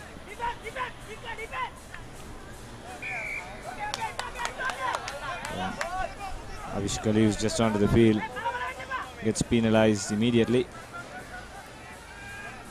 And gives possession to the Easy Wolves. And almost got through there, just brought down. And a penalty to the Warriors. Off your feet, says the referee. Avish Khalil takes it quickly. Throws a wild pass, but just couldn't collect it. Fade. So the referee will come back for the scrum. It's 19 points to 12. Time ticking.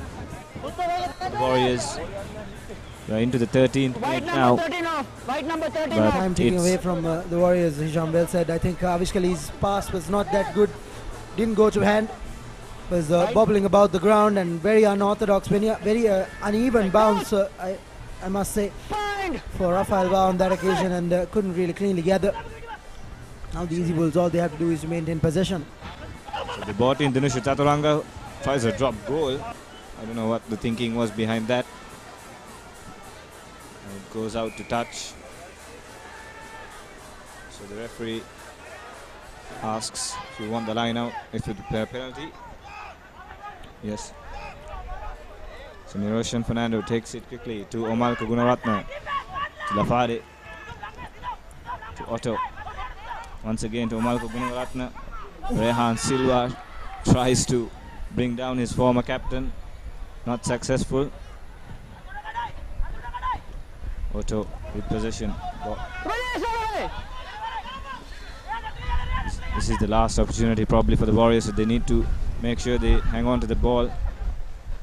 Fade goes into contact once again.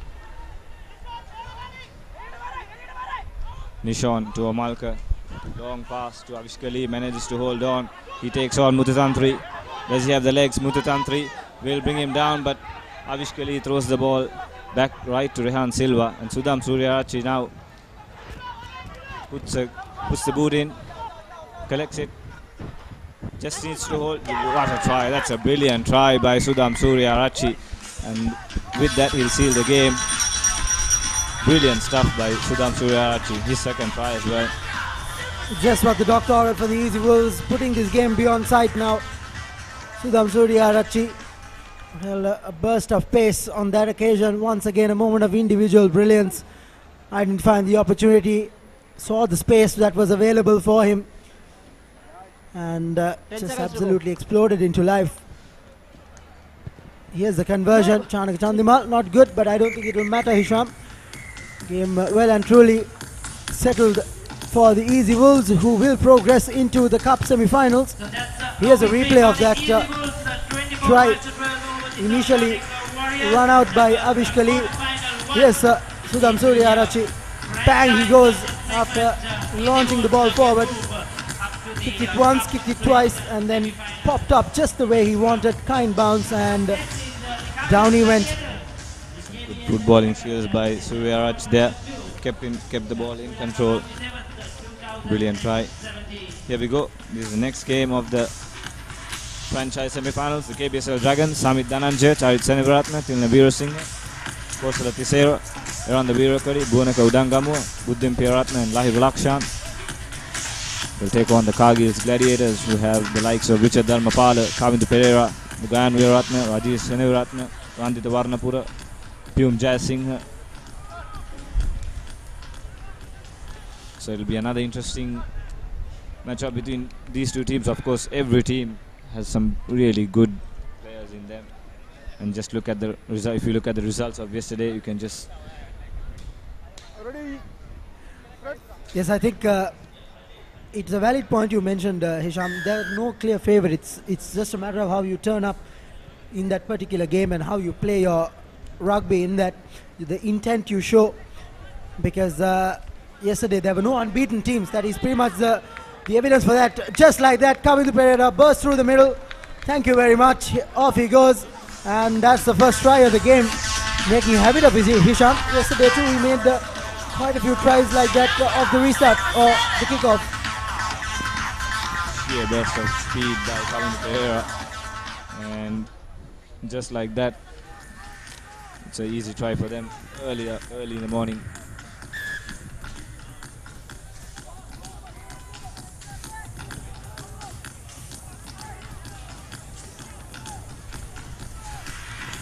Here's the replay. Once again, assessed his opportunities, stepped in, and bang he went.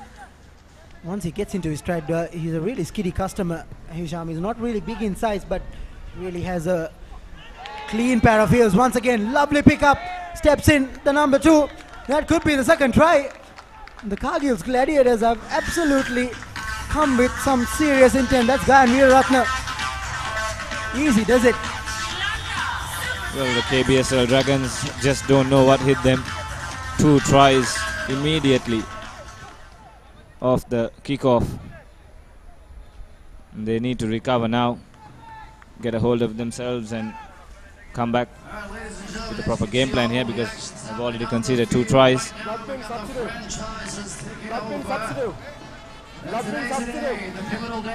Absolutely putting the hammer down now, the Cargill's Gladiators at the moment. It's the number 10, Aruna Pereira with the conversion. Slightly goes astray, but still 12 points to nil. Hisham, not even 3 or 4 minutes played, so just what the doctor ordered. Here is the replay of that last try. Picked up, stepped in and just ran into touch. Once again, what is happening here? The Cargill's Gladiators are absolutely running right at the moment. That's Savaloni. The KBSL Dragons are not let. The KBSL Dragons have not been given any respite whatsoever, Hisham. Well, we've been critical of how teams have not been doing well in the restart. I think this is all about the restart, the quality of the kickoffs by the Gladiators. 3 tries off the kickoff. I mean, the first one, yes, took a few phases, but 2 tries just like that. And the KBSL Dragons, they've conceded 3 tries already, and that's just going to be difficult for them now to come back in this game. They need to score next immediately, or they'll be in a lot of trouble. Once again, inch perfect. Savaloni picked it up, landed on his feet and just got into his stride. Thank you very much. No problems whatsoever. The KBSL Dragons still, I don't think, have woken up to this challenge, Hisham. They seem to be a foot or 2 short, but finally they are managing to hold on to a restart.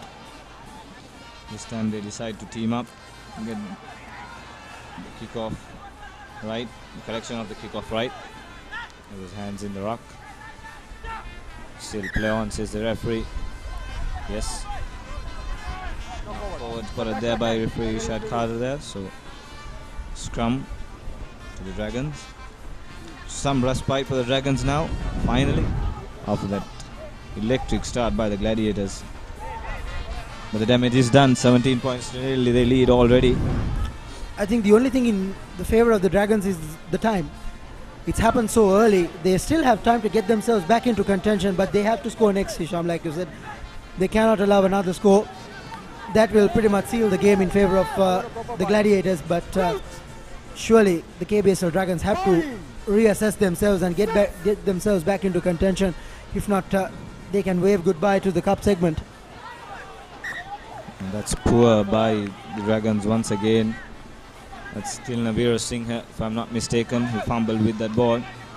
Not the best of passes either, but still should have done better. Just couldn't get hold of position there. So the Dragons in real trouble here. Next quarterfinal. Sorry, quarterfinal now. Between Cargill's Gladiators and KBS Dragons. And if you just missed it, the Gladiators come out of the blocks like true gladiators, you could say. 3 tries in the space of 3 minutes. Still with possession, making heavy inroads into the Dragons' territory. Kavindu Pereira brought down eventually. The Dragons just a few meters away from the try line. They send it out wide. This could be try number 4. Yes, it is. Gayan Veeratna, second try of the game. So that'll probably be the game. It's just too early to predict, but 4 tries, the KBSL Dragons, I don't think they can come back from this now. That will be a real mammoth effort if they do, but still, at least for what we've seen, with the evidence that we have, it seems like a mountain to climb for them, to be very honest. And it will be Aruna Pereira with the conversion. That also is not good, but still I don't think they will mind it one bit. 4 tries to the good, Hisham. Here's a replay of that once again. Lovely display of power and precision in terms of the passing. They knew what they were doing. They were working their numbers out, spreading the KBSL Dragons defense, making them scramble, and eventually going over the whitewashes. Perfect display of rugby on that occasion. Once again, the restart almost going into the hands of the Gladiators. Now eventually it is with them. They're enjoying a lot of possession, but that's a forward pass, says the referee. But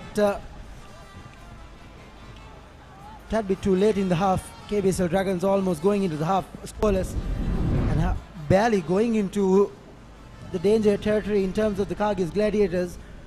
They've just been spectators in this quarterfinal. Well, I think if they have to give themselves an opportunity in this game, at least the slightest of opportunity, they have to score now. It's almost half time. They have position. It's a scrum inside their own half, but they need to come up with a try. There we go. The ball comes out with ThePapare. Goes into contact. But good pressure off the breakdown there by the Dragons. Let it go, says the referee. So Danny Roo will take this into contact surely. Lovely offload. So the Dragons now for the first time in attack. Lovely flat pass there by Danny Roo once again. Advantage for the Dragons.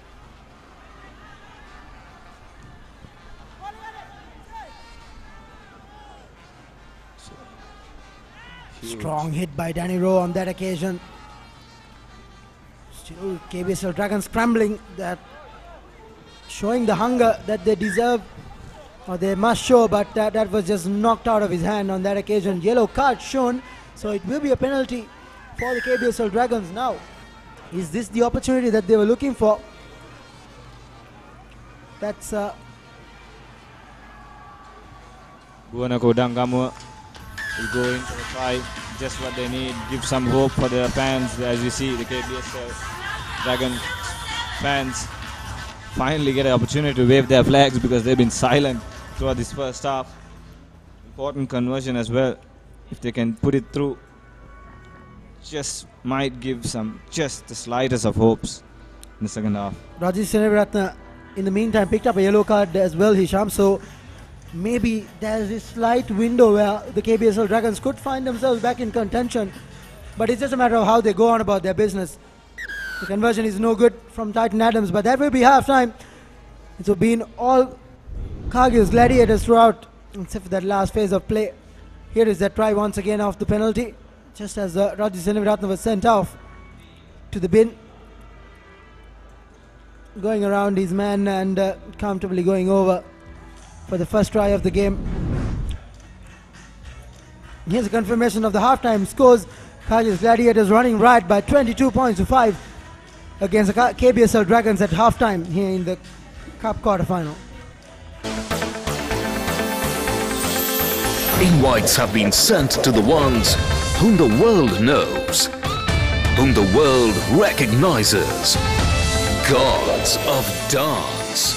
मैं ला रहा हूँ मेरा squad world dance champions जो इनको हराएगा वही जीतेगा dance plus 3 इस बार dance होगा एक level up Dance Plus 3 Saturday and Sunday 8 p.m. only on Star Plus. To activate this channel, use the Dialog Self-Care app or type on space your Dialog television account number, space channel number and SMS to 679 from your Dialog mobile or 0770 679 679 from any other mobile network. Welcome back to the www.thepapare.com, Sri Lanka's #1 sports hub, bringing you live and exclusive coverage of the Sri Lanka Super 7's second leg day 2 here at the racecourse. Here's a highlight of the first half. ThePapare starting things off with a scintillating burst of speed. And from that point onwards, Hisham, the Kyrgyz Gladiators didn't look back, did they? Yes, 3 tries within the space of 3 minutes. They went on to score the 4th as well. But just before the halftime break, the KBSL Dragons did pull one back. So there is just the slightest of hopes. But if they need to do that, they'll have to score first in the second half as well. If they concede any more, that'll be the curtains surely for the Dragons. They're racing against time here. So they'll have to make sure they capitalize every second in their advantage. That being said, here's Danny Rowe bustling his way through, takes the ball off the ground, and he could be going over. Takes the Gladiators number 10, Samit Dhananjay, for a spin. I beg your pardon, that's Aruna Pereira. And just what the doctor ordered, Danny Rowe doing the right thing, scoring first. And the KBSL Dragons once again in contention. Well, yes, just what they needed. The task was score 3 tries in 7 minutes, so they've got one back. Titan Adams with the conversion. These conversions might play a very pivotal role, Hisham, come the end of the game. It's a very high-scoring affair, so it could be separated by a point or two. And just as I said that, Titan Adams makes sure he puts his boot through it and makes it very precise. So 12 points to 22, just 10 points separating the teams. Here's a replay of Danny Rowe's try. Sheer display of strength and speed on that occasion, shrugging off possibly 3 or 4 challenges on his way over. Once again, a high-hanging restart. Titan Adams claiming an obstruction that was slightly off screen, but the Gladiators are not stopping for that. They are getting on with things, still numerically down by a single player, and possession just turned over by the KBSL Dragons. They are roaring into this game, Hisham. Well, this is good stuff by the Dragons. Danny Rowe once again barging his way through, offloads it to Dangamua, the other try scorer, and this could be try number 3. Yes. So it's a good comeback by the Dragons. They're crawling their way back to the game. What a quarterfinal we have in our hands now, Hisham. Guneku Dangamua doing the right thing. Didn't do anything fancy. Stepped in, stepped out, and went over the whitewash. Titan Adams with a much more simpler conversion. Does well. And now it's just a 3-point game between the teams. Do we have a game in our hands or what? Here's the replay once again. Lovely step over and just comfortably going over. And the KBSL Dragons making an account of themselves quite well in this quarterfinal, not really going down that easily. And the Cargill's Gladiators, on the other hand, after a roaring start, gone completely into sleep, probably resting on their advantage a bit too much. Once again, it's a high hanging kick. Yeah. You have to wait for the mic part. Okay? Those words. Titan Adams having a word with the referee.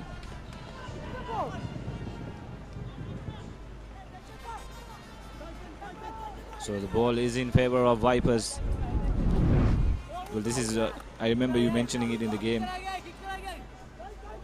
It all happened too soon for the Gladiators, so there's plenty of time for the Dragons to make a comeback. And comeback they have.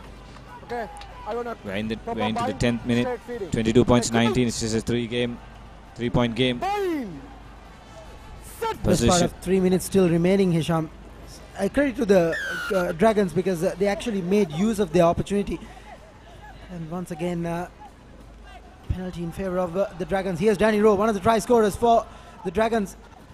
He's oozing with confidence at the moment, running at this defense, scrambling are the Dragons, but once again knocked forward, this time by Buddhima Priyaratna.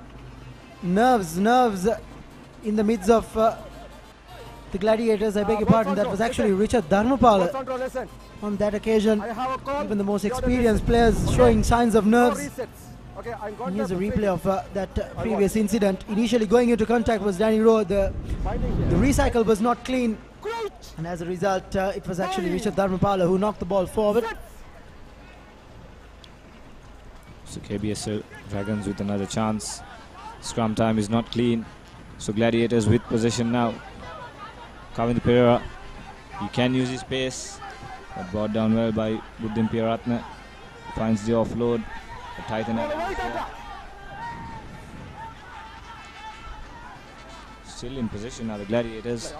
Richard Dharmapala cuts back inside, has a speed. And there you go, try time. Will that be just enough to seal the game? Just when you thought they were up against it, Sevilloni, and actually credit to Richard Dharmapala, making amends for his previous mistake, coming up with basically all the hard yards in that try and offload in the nick of time for Sevilloni to cross over. And I think the Gladiators have sealed their position in the Cup semi-finals. Richard Dharmapala on the ground there, needing some medical attention.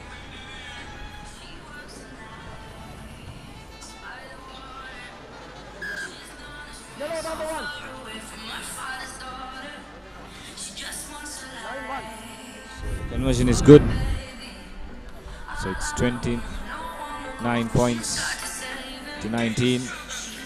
And that just might be too much for the Dragons now.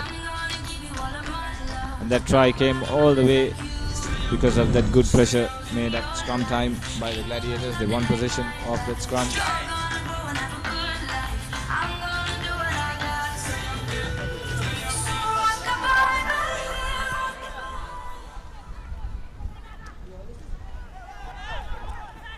Restart's good. Once again, Gladiators doing well with the restart. Sevilloni shows and goes, comes on the inside, hands it over to Aruna Pereira.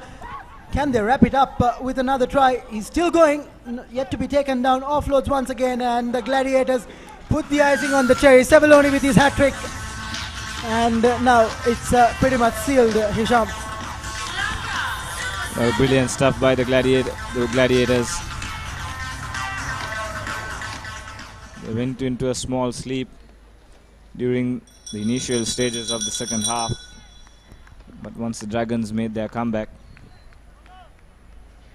shifted gears, and they've sealed the game in style. Well, Sevilloni, I think, feeling the heat, probably getting to the players because it's absolutely scorching down out in the middle. Not really what they would have been used to up in Kandy.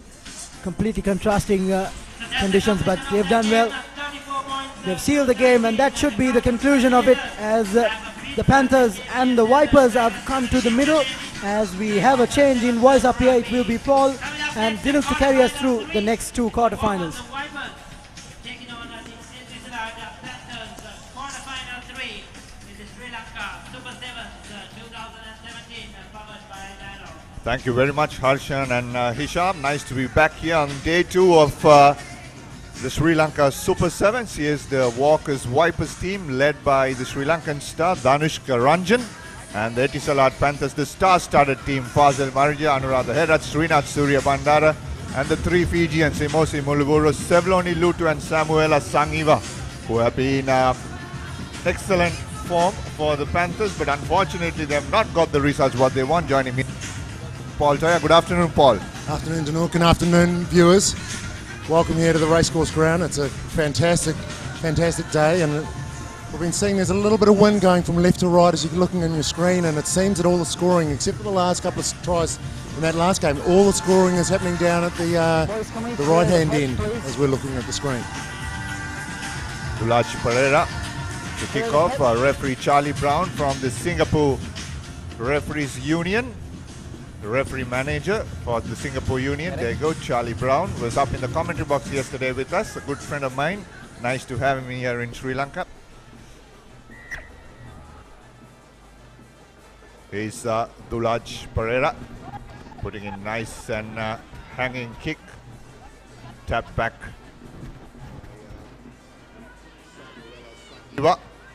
Here's Srinath Surya Bandara stepping off the right foot straight away.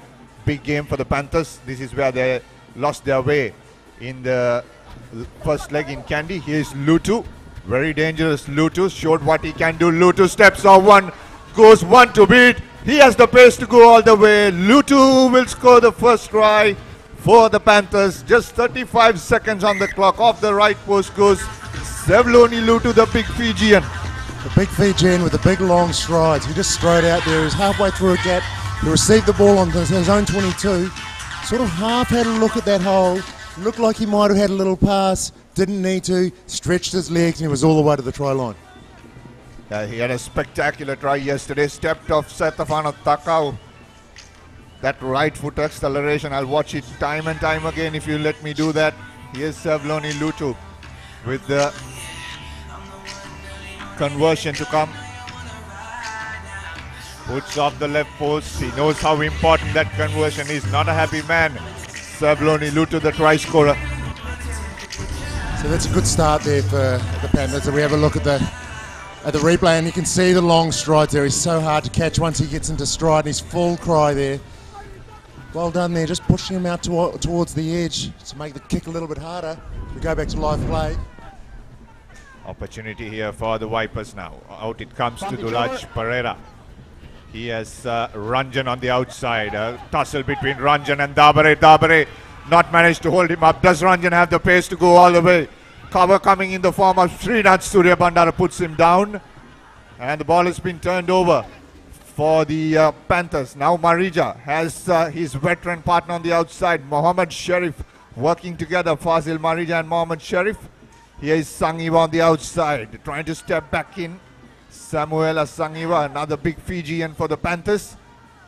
And Oscar Uma putting a lot of effort on the breakdown. Now Kevin Dixon spots some space on the open side, and he steps off that right foot against his old mate at St. Peter's College, Mohammad Sharif.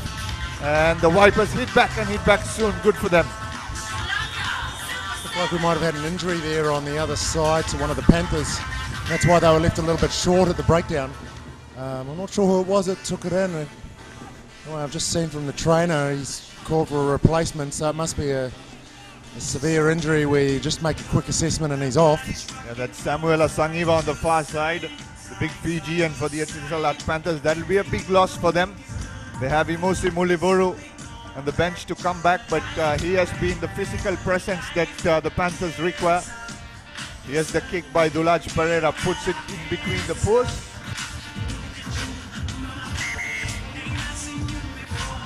So that's 7-5. This is a big loss for the Panthers, Paul. One of the big Fijians going down, Samuela Sangiva. Like it might be a knee or a... he's in a fair bit of pain, and I think we might be able to have a look at the contact now. We missed that contact. But at that point, Sharif there getting across, and was just stepped there by Kevin Dixon. They lost that player in the contact, and he went down with an injury, and then they had two players left there, and they weren't enough to be able to hold on to the ball there, and as it got turned over, that's where that try was let in. He's upstanding, that's good news for the Panthers, but he's limping his way out. Samuela Sangiva, the big Fijian. Oh, that's bad. That looks really bad.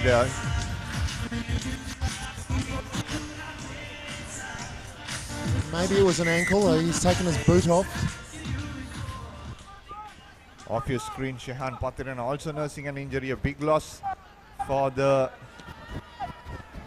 Vipers. Restarts very crucial. Knock forward there by Samuel Joseph of Kenya, playing for the Vipers in the number 3 jersey.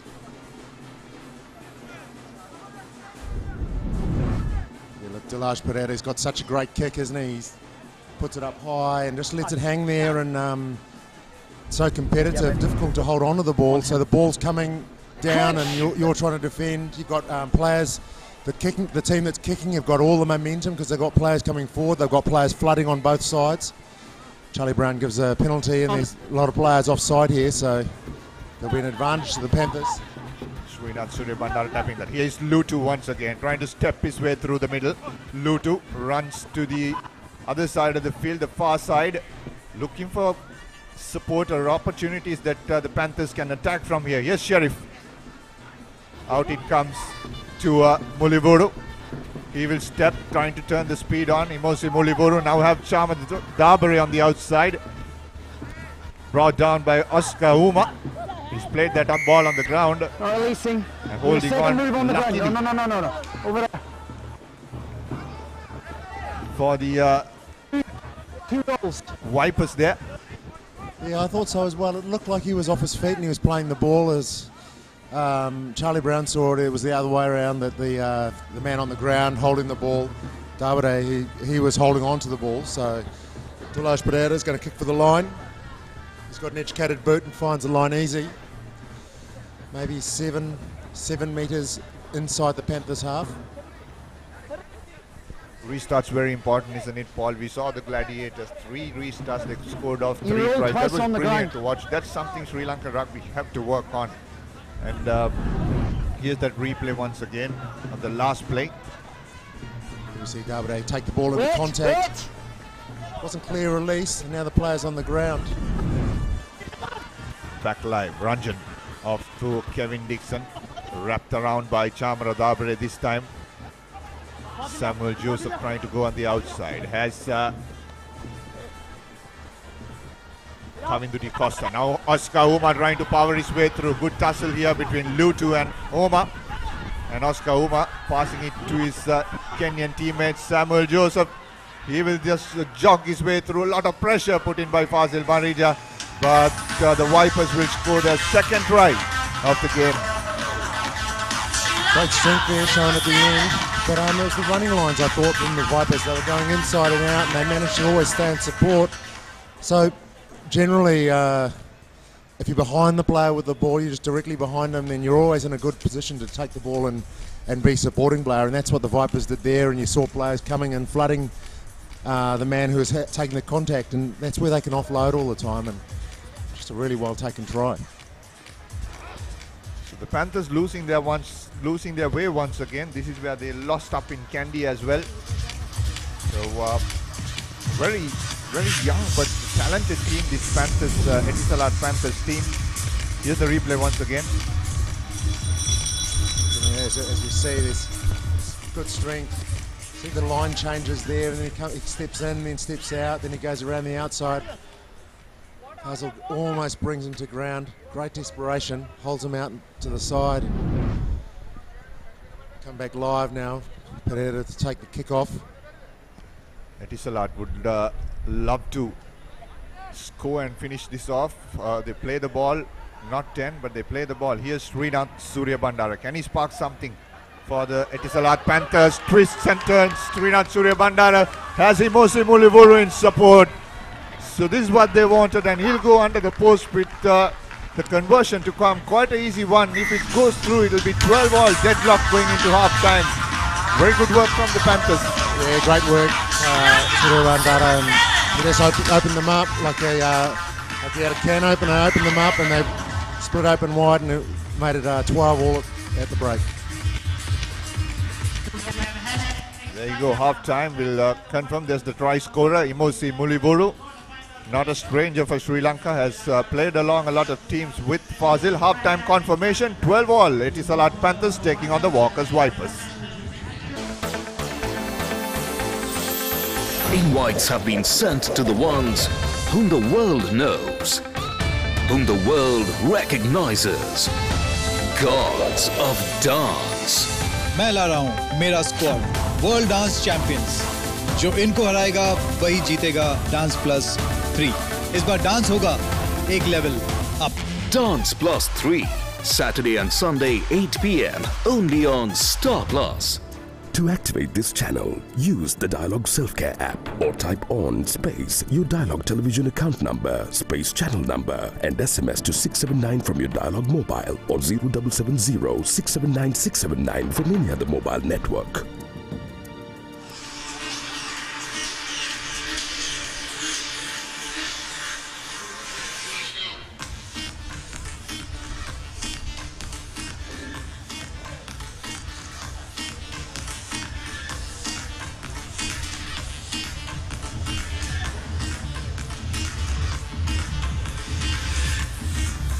Welcome back. We are back live on ThePapare.com and Dialog Channel 1 here at the Racecourse.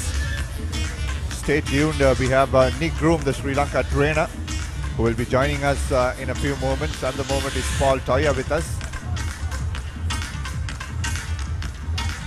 Srinath Surya Bandara to kick off proceedings. This is Kavindu Costa and now Dulaj Pereira on your screen.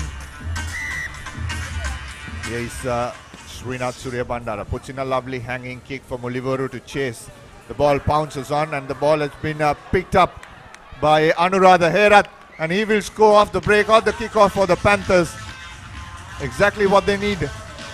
Great try there for unders, and that's exactly what we were talking about, the restarts. But that wasn't cleaned up well enough. The ball just went 10 metres, was hanging perfectly in the air. Players went up and they contested the ball came free. And as I said, the team that's taking the kick, they have all their players coming forward, so they're all in movement. And as the ball drops to the ground, it's easier for them to move towards the ball, and just picked up the ball head up, and it's under the post. The kick converted, and they take a 7-point lead. It's 19 points to 12 here. 1 minute into the second half, if that, maybe 30 seconds, straight from the kickoff.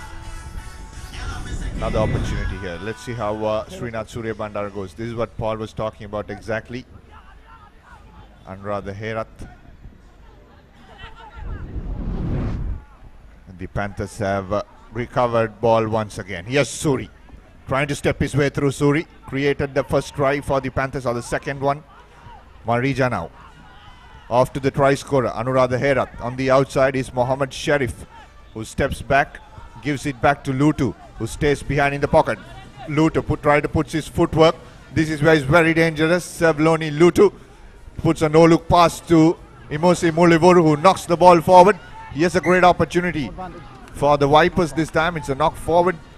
Referee Charlie Brown stops play, and it'll be Vipers ball off a scrum. Mulivoru really needed to let that ball go before the contact there. He had 3 players there on the left-hand side, so that he would have opened it up. Here, he needed to pass there instead of wait to go into contact for 2 players. There's only 1 man in support there for the Vipers, and there were 3 men on the outside for the Panthers. There's an opportunity lost. Costa feeding the ball into the scrum. It'll be a free kick for the Panthers. No, the referee will go for a reset. So same channel, I think. So the ball went in, goes in one side, and it has to come out, and it has to be hooked. So the ball came straight out the same channel, and so Charlie Brown's resetting the scrum.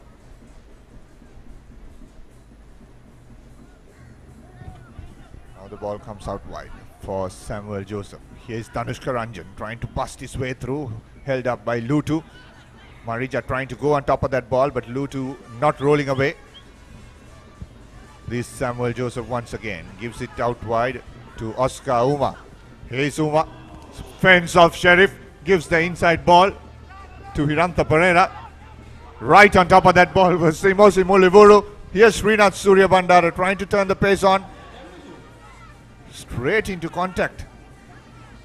Now Chamar Dabare gives it to Mulivuru. Sheriff take his time, has Lutu on the outside. Sevloni Lutu trying to step back in and breaks through for another try for the Panthers. Sevloni Lutu will take his time to score this under the post, because he knows that the Panthers are running away with this game. Kisses his ball, walks back to the try line. So that was well done there by Sharif there. He saw Lutu on the far side. He still had 2 men marking him, but he give him some space, he give him some time with the ball, and Lutu will always do something. And as he did there, it didn't even matter that there were 2 players on him. He stepped back inside, went one way, went the other, actually put a man on his back without even touching him, just from his step. 15 seconds. The kicks, the conversion successful, so that takes them out to 26. 26 points to 12. There's maybe 2.5 minutes left on it there. See the long bars out to Lutu. He's got lots of time and space. He can do what he wants. 2 men left lying on the ground. A half step, and a little goose step as we come back live. See the Vipers with a little bit of space out wide. Here's the Kenyans working together. Samuel Joseph and Oscar Uma. The Panthers didn't know what happened there.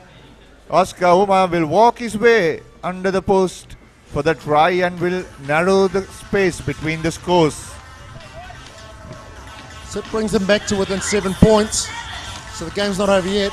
Oscar Umar, that was all about the ball placement there at the tackle. It was excellent ball placement. Oscar Umar came in. There was no need to clear out. There wasn't a player left there covering as well. So the Panthers aren't getting back. They weren't getting back there. Their secondary defence didn't get back. They didn't scramble well enough.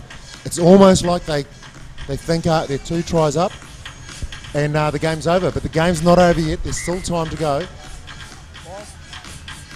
Changes made by coach Asanga Rodrigo. Youngster Navin Henakan Kanamge comes in place of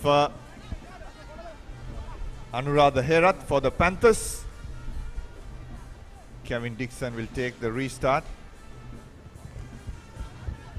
The Papare Light, delivering the lighter side of sports. If you have events to cover, you can call on 0777 822 777 or email us at info@thepapare.com as play continues. And this is Kevin Dixon trying to step his way through. Lutu right on top of that ball. Manages to get it, but knocks forward in the meantime. So this is a great opportunity for the Vipers to take this game into extra time if they score and convert. Look, there's 14 players out there that are hoping it doesn't go to extra time. Oh, there's at least 7, I know that, and the others will be trying to, but they've expended a lot of energy here. It's the first game of 3 for the day. Lutu did well there, though. Unfortunate to knock that ball on. Coming up next, Mobitel Eagles taking on the Axis Kings. Here's the ball comes out. Samuel Joseph has Ranjan on the outside. Ranjan trying to step his way through. Lutu has on him, hangs on him to bring him down. Joseph once again pushed back by Fazil Marija, held on to that tackle. And here's an opportunity for Mekalanka Pramoda, who tries to step back but holding on. So the Panthers will slow this game down. So it looked like the player was already on the ground. He was had a knee on the ground when that man came in, so he didn't actually make a tackle. He was tackle assist. Here, as we see, this is the one before the ball comes out wide. There's one more ruck there. As Fazil wrestles that man to the ground, and here we see as we falls.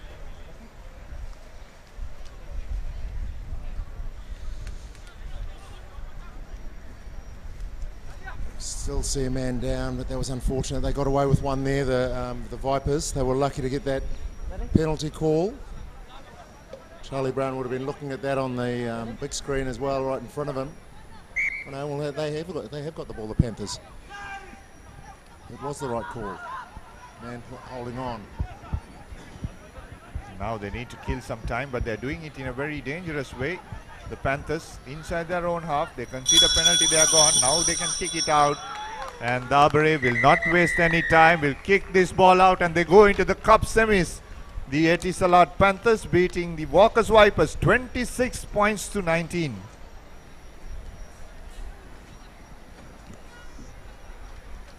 That's the completion of that game. Etisalat Panthers 24 So there's the full-time score coming up on your screen. 26 points to the Etisalat Panthers. Walkers Vipers 19. So the Panthers go through to the next stage, the semi-finals. See who they play next. This is the quarterfinal four. Super 7's 2017. Joining us on the room, the Sri Lanka trainer from Canterbury. Nice to have you here, mate. Good afternoon. How are you enjoying the Sri Lanka Super 7 so far? Yeah, good to be here, gentlemen. Thank you very much for having me. Thoroughly enjoyable weekend. Last week up in Candy was a great spectacle, and this weekend is definitely a couple of entertaining matches this morning, and good to see our national boys having a really good hit out against some of this international talent. Anyone that you have picked up, any talent that you have picked up that you can work on for the Sri Lanka squad or the Sri Lanka under-20s? Oh, we've always got an eye out for new up-and-coming talent, and it's really good seeing a lot of these schoolboys get out there and have a really good go as well. And it's just a matter of establishing a good system and getting them involved and really cultivating some of the talent you've already got growing in this country. I spoke to that mate of yours, Peter Woods, a couple of weeks ago, and he told me that you're doing a great job with the national team, that their numbers are improving and they're getting a lot better. And have you seen that illustrated in the way they're playing at the moment? Yeah, we've definitely seen the play and the action off the ball with a lot of our national boys picking up around the track. It was one of the messages that was delivered fairly intensely by Peter to all of our national boys that we really wanted to see them stand up put their hand up and really lead these teams with the international players and other Sri Lankan players involved as well. So it's good to see that the boys are following the instructions as well as they can, and really going out there and attempting to play some top level sevens. Coming back live to the game, the Mobitel Eagles taking on the Access Kings. Mobitel Eagles, of course, went unbeaten up in Kandy, but they lost their game yesterday. Very uncharacteristic of them to do that, but here they are with a great opportunity. That's their support. Look, the Access Kings won't be any easy beats. They've got a strong team and they're playing really well as well, so it's going to be a tough match for both teams. The likes of the Fijian Setafano Takao, the legend of Fiji, is involved with the Access Kings. Here's Dhanush Dayan trying to work his way to the short side. Has Nivanka Prasad with him. And right on top of that was Bilo Green for the Mobitel Eagles.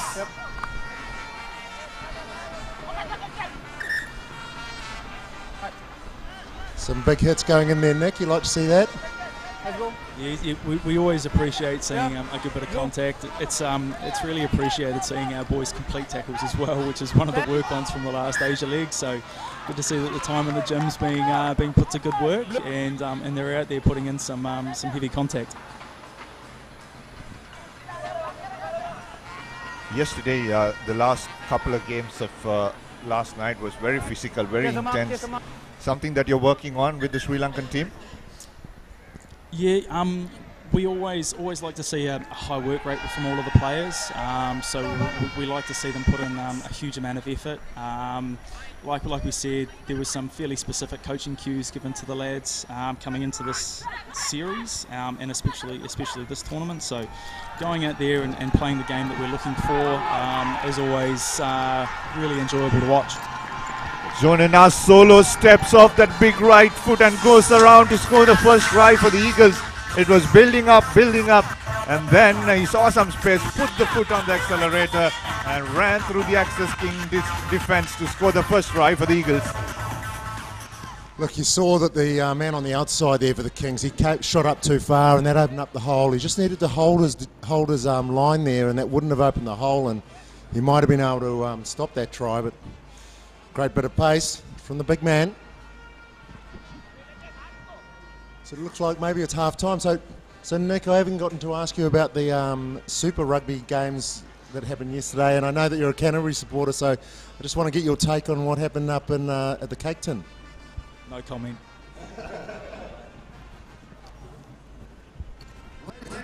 The Crusaders going down using their unbeaten streak in the Super Rugby competition. They lost to the Lions, but the Hurricanes taking the better of them at the Westpac Stadium yesterday down in Wellington. Very close game, went down to the wire. As the Eagles kick off once again, we're back live here at the racecourse. Dhanush Dayan picking that ball off that kickoff. Mohammad Afzal gives it out wide to Vota. Jone Vota's trying to power his way through, comes up to the 40-meter mark. And a penalty will be against the Eagles. Here's an opportunity for the Kings to hit back. Vota once again trying to bust his way through the center field. No room there for him. Mohammad Afzal now. Nivanka Prasad. Dhanush Dayan will try to run across field. Oh, almost intercepted. And this is an opportunity here for Sasanka Aryaratna trying to step back in. He has had a couple of good weeks for the Kings. Sasanka Aryaratna.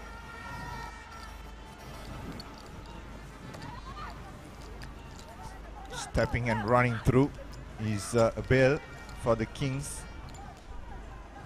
Opportunity here. Here's Sandhu Nerat. Steps off the left foot. Sandhu Nerat still going. And he offloads to the back. Now Mohammad Afzal needs support. Dhanush Dayan is there. Here's a bail. Trying to step his way through. Puts the big left foot on the Jinx. And he will score the comeback try for the Kings. Nice play there by Johnny Vota, but God, they did it hard, didn't they? They had support players all over the place. The ball just wasn't going to hand, and it you know, they had about 4 opportunities there to score the try, but the support running and the pass just wasn't connecting up, and they just had another man to beat and another man to beat, but Johnny Vota was too strong and too powerful in the end and managed to get over the try.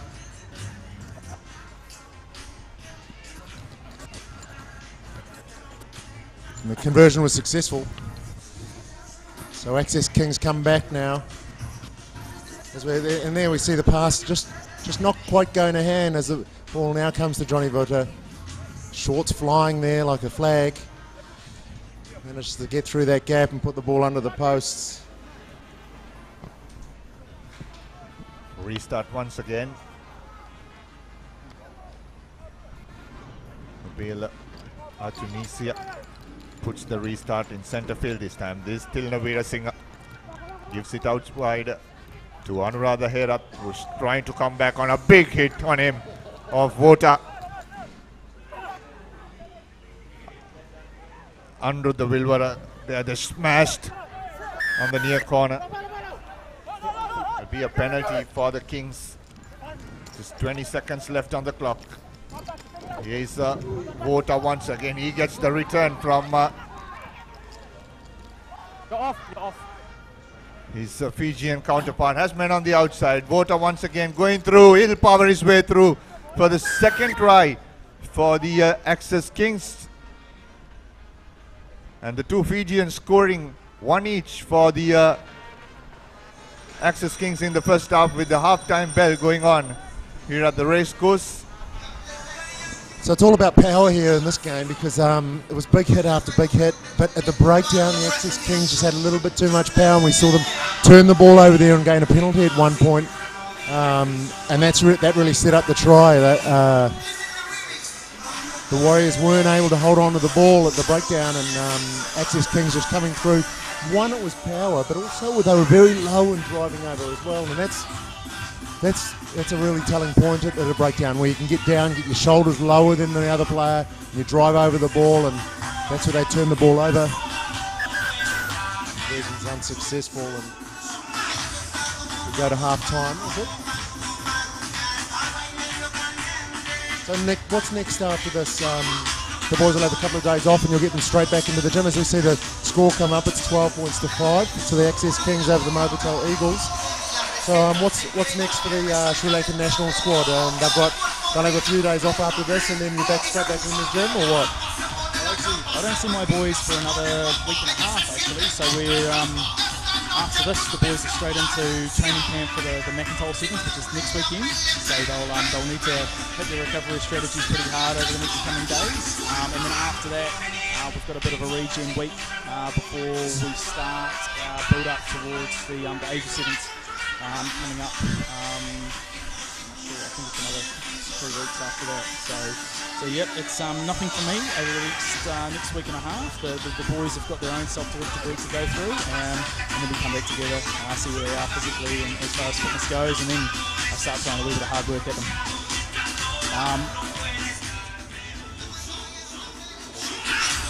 Nick, another question I want to ask is personal discipline of the Sri Lankan players.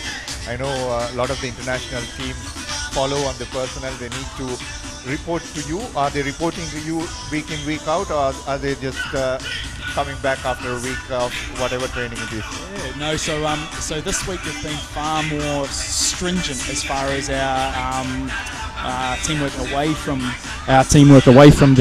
the training field goes. So we've implemented a few strategies to make sure adherence is as high as possible. So the boys have all got their own individual programs which they have to execute throughout the week, and they have to provide proof as far as trainings go that they need to provide me, so I know that they're doing as much as they are required to be doing. That's good to hear. That's good. There's a lot of self-discipline is what is required from the Sri Lankan players if they need to compete in the highest standard. Takao comes in for the Kings. He has taken a lot of responsibility. Here's Martin Yusufo. He's been a bit short of what we have saw up in Kandy. First touch on day 2. Martin Yusufo, the USA player, goes under the post. Yeah, he's got some gas, hasn't he? He had a little half gap there, but you see an Access King player on the ground. He's not looking that well. But they've come out with a new attitude and a new direction at half-time, and I think the Eagles have come out and they've decided that they're going to fight fire with fire, and they're going to take some heavy hits towards the Access Kings as well. As we see that ball comes in, he steals the ball, manages to get the ball out. And look, there's a half gap there, and he's away. The young USS 7's player, Martin Yusufu, had a cracking couple of days in Kandy. Yesterday was not that good for him. He was a bit hesitant under the high balls. He has turned up today. First game, first touch, goes under the post. A lot of work to do for the defending champions, the Mobitel Eagles.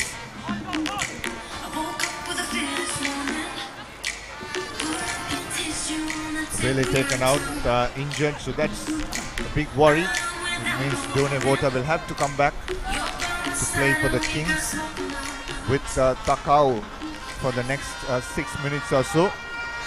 The restart just going beyond the 10-meter mark. Yusufa once again trying to compete for the high ball, and the penalty for the Kings.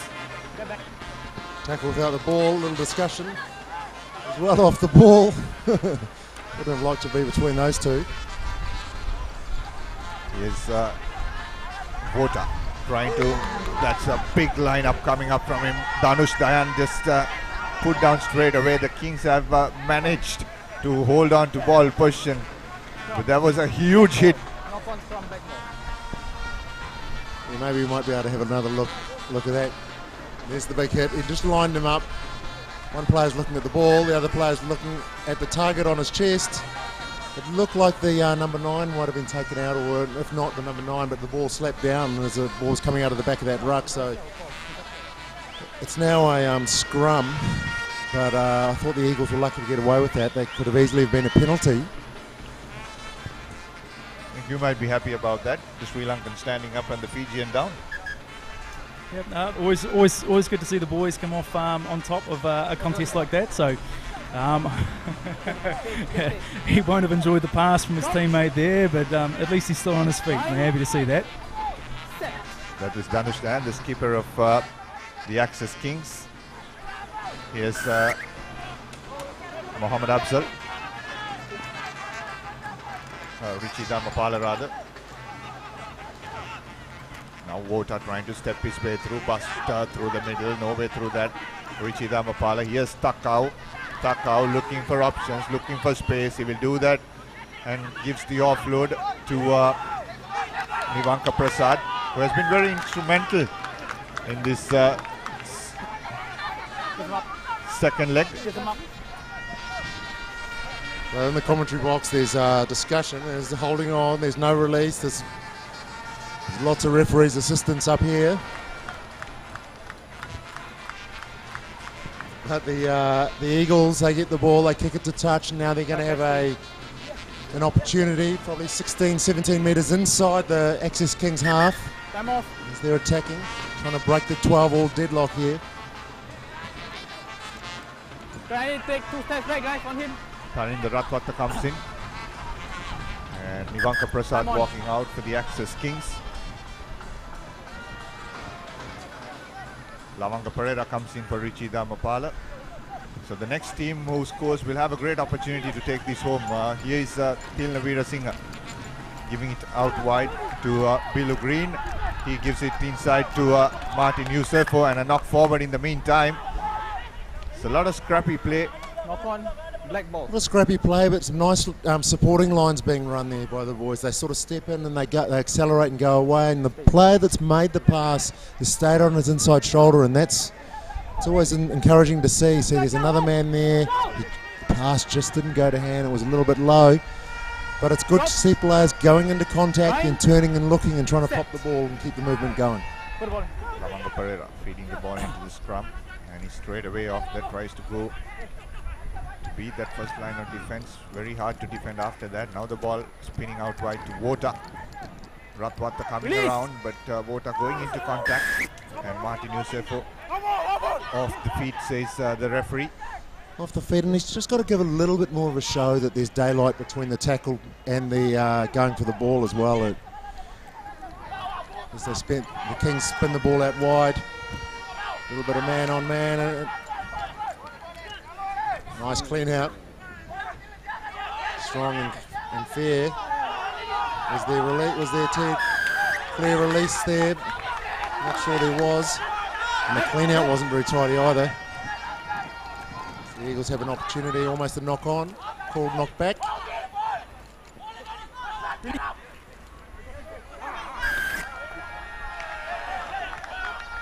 Another penalty going against the Kings. So a minute and a half remaining on the clock. Next match after a short break, we'll have Isipatana College taking on St. Anthony's in the Bold Shield semi-final 1. There's a little bit of experience here from the Eagles. So there's a little over a minute to go. The player's gone down. I thought the referee might give him a little rest, but he hasn't. He's called it, and there's only one person jogging to that line out, and that's the referee. Maybe he'll throw it to himself. Nick, also can you just explain about the rest and recovery process of the 7th? It's very hard. You play about 4 matches in a day. Just go through that. Yeah. Sevens is an incredibly intense sport, not only on the muscles but also mentally. So there's quite a few steps as far as the recovery process goes for a lot of our players. Not only active recovery and stretching post-match. We've got to do our ice bathing. You've got to stay on top of your nutrition and your hydration status as well. So there's a few boxes the boys have got to tick along the way for the recovery steps. So a lot of that is entirely on them, and you can tell come game 3 whether they've done everything as well as possible, because you can usually see some tired bodies out there game 3 of a day, and they're the players that have probably not done as well as they should have. Loose ball, Takao just putting the ball into touch. So looked like I thought he kicked it and the ball had already crossed the line. That's probably where it's going to come down to. If he's kicked it and it was still inside the field of play, then it'll be a 5-metre scrum, which it is. Although his player threw the ball backwards, so it'll be a 5-metre scrum regardless. Although the referee's called a new ruling, we're having a 22. So Access Kings player throws it back, he kicks it back further, and it's a 22. Not sure how that works. You know? Let's continue play with Setafano Takao for the restart. And he kicks it out on the full. And that'll be full time. Takao asking if it's the bell has gone off, so that's a big mistake for the Kings. The skipper, the coach, Setafano Takao, kicking that ball out on the full. And now it's a great opportunity for the Eagles. That's a coach killer. He just performed on himself. Not 5. Ball didn't go 5, I think, or not straight maybe, but anyway, it's a short arm penalty and we play on. It's the last play of the match. Access Kings trying to create something from in their own half. Are they going to? No, they're not. They're going to go to full time, 12 all. We'll have extra time.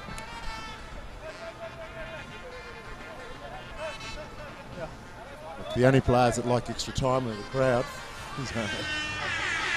14 very exhausted men there on the field.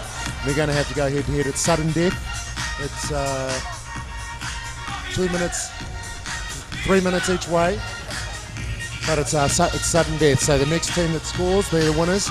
And they'll take this out. So players will come in, they'll have a drink. There'll be a couple of instructions from the coach or the manager as we have a little look at the tries that have been scored. The first one with the Eagles managed to get away. That was in the first half. And this is Bill scoring the first try for the Kings. And then under the Wilbur, this was a big hit on him. Black captain. Ladies and gentlemen, we'll be having a fan kick. And then the ball swung out wide for Joe Nevota, who powered his way through. Pushed off Wilbur once again. And that carried 2 players into the try line. Brought to you by Dialogue Music. And on the subject of music, So, there's going to be some exemplary toss again. performances both teams. So Nick, if you were coaching one of these teams, what would you be saying to them? They've got down into extra time, they're fully exhausted. What advice have you got to them? Yeah, these extra time battles become a real battle of attrition. So if you don't have the ball, make first up tackles. If you've got the ball, hold it and work side to side. That's all you need. Nice advice there from Sri Lanka's strength and conditioning coach. He's been working with the national team, getting them up to a standard where we can compete on the international stage. As we see the Mobitoa Eagles preparing to take the kick-off. First half of extra time. Tilina Veerasinghe to restart. Puts it deep to Lavanga Pereira. Big hit. 2 big hits coming on him.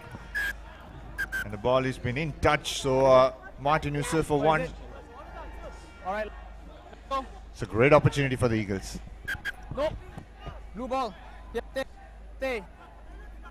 Right now it's been set, and yeah, we'll see. Man just come across and gets pushed out. You don't want to go out. It's just a turnover. It's a straight turnover. So bit of an experience there. Young Chamot Fernando, the Ishipatana boy, as first receiver, he gives it out. And here's Vilwara. Does he have the pace to go around Vishwamitra Jaisingh? It'll be a foot race between the Sri Lankan speedsters. On the outside, the Eagles trying to play this game at pace now. Going into contact is Juni, Nasalu Juni. And here's Tilna Veerasinghe. A lot of space on the outside has Martin Yusufu. He's up against Setafana Takau. Couple of steps. Offloads it once again to Mohammad Afzal. And it'll be a penalty for the Eagles. Tilna Veerasinghe off to Joni Nasalu. He steps off and will go under the post to win this quarterfinal number 2. Quarterfinal number 4 rather. Joni Nasalu. And a lot of bodies, hands and hips of Access Kings.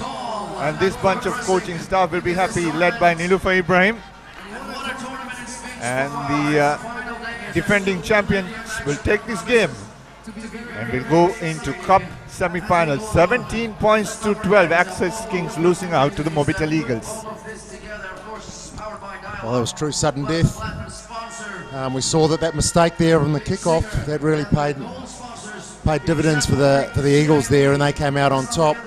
So, Nick, at some point you'll be taking the national squad to Paris to have an opportunity to work with in the French setup. That must be exciting for you.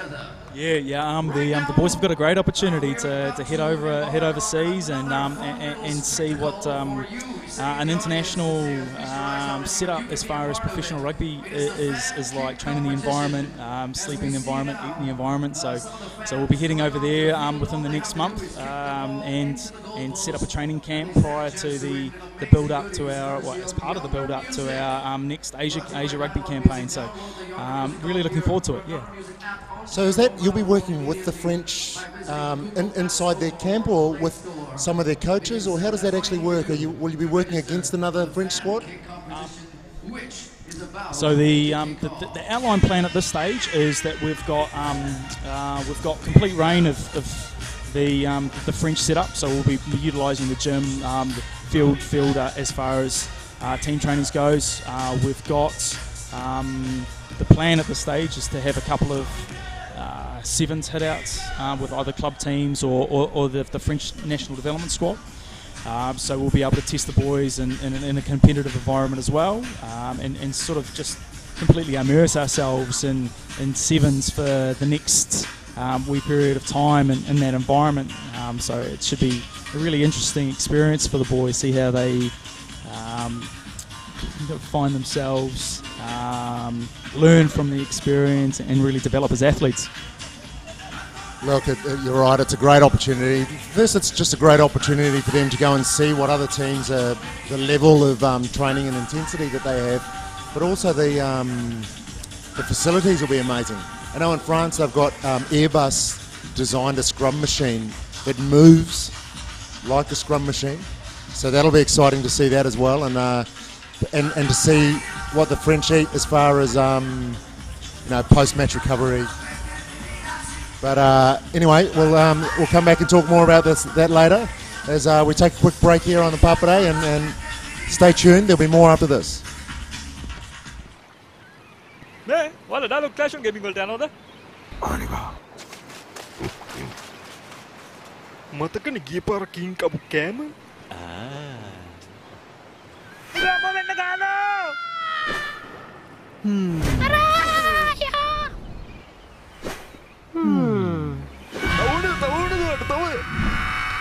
තව අපේ trace සිටි එකට යන්නේ කොහමද?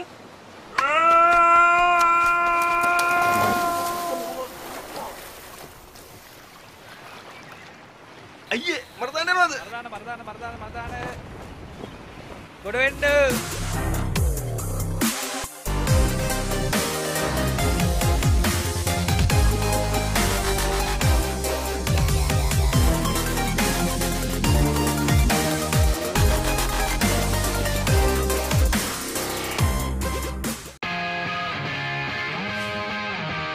The Recap, your daily sports update. Wherever you are, tune into thepapare.com at 6:30 p.m. on the dot and be updated on what happened around you.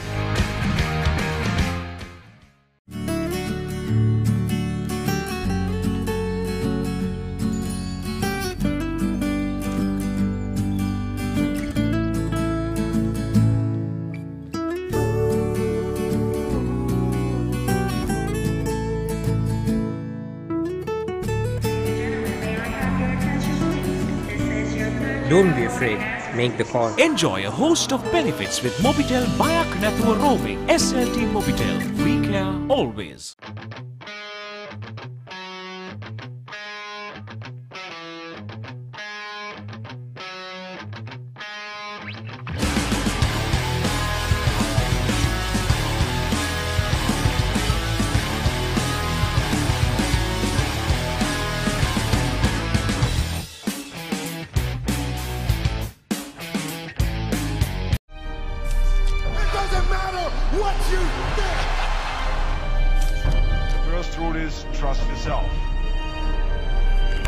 Fitness Diaries, in a mission to uplift the fitness arena in Sri Lanka.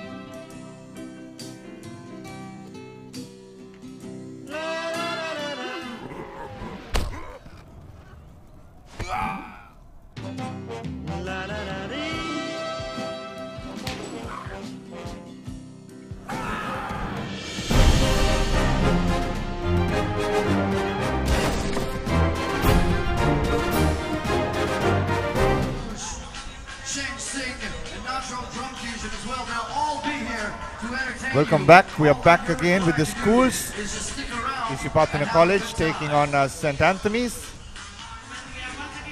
And,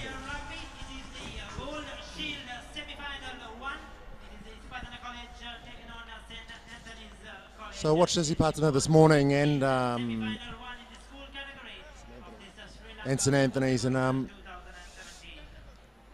they weren't up to the usual standards that you normally see, especially Isipathana. They weren't, their depth wasn't right, they weren't recycling, they weren't working hard enough off the ball, and you saw that in the results that they've had so far. St. Anthony's have got a little bit, they've got a bigger squad, they've got bigger players, so they're better in contact, and they were doing quite well, but we see them both in the bowl competition now. Here's an opportunity for St. Anthony's College, trying to twist and turn. They need to look after the ball. They have some good runners. Harry Manuel. Now it's Prabhash Ramiarach taking the contact and wins a penalty for St. Anthony's College. Matish Amarasinghe trying to run through the Sipatana defense. It's poor play there from St. Anthony's. There was only one thing that man was going to do, and that was going to take the first contact that came up. They managed to hold on to the ball. Now they've got numbers over on the right-hand side. It's a 3-on-1. Now it's a 3-on-2. Now that opportunity's gone, and now they've got to bring it back the other way. Look at the numbers on that side.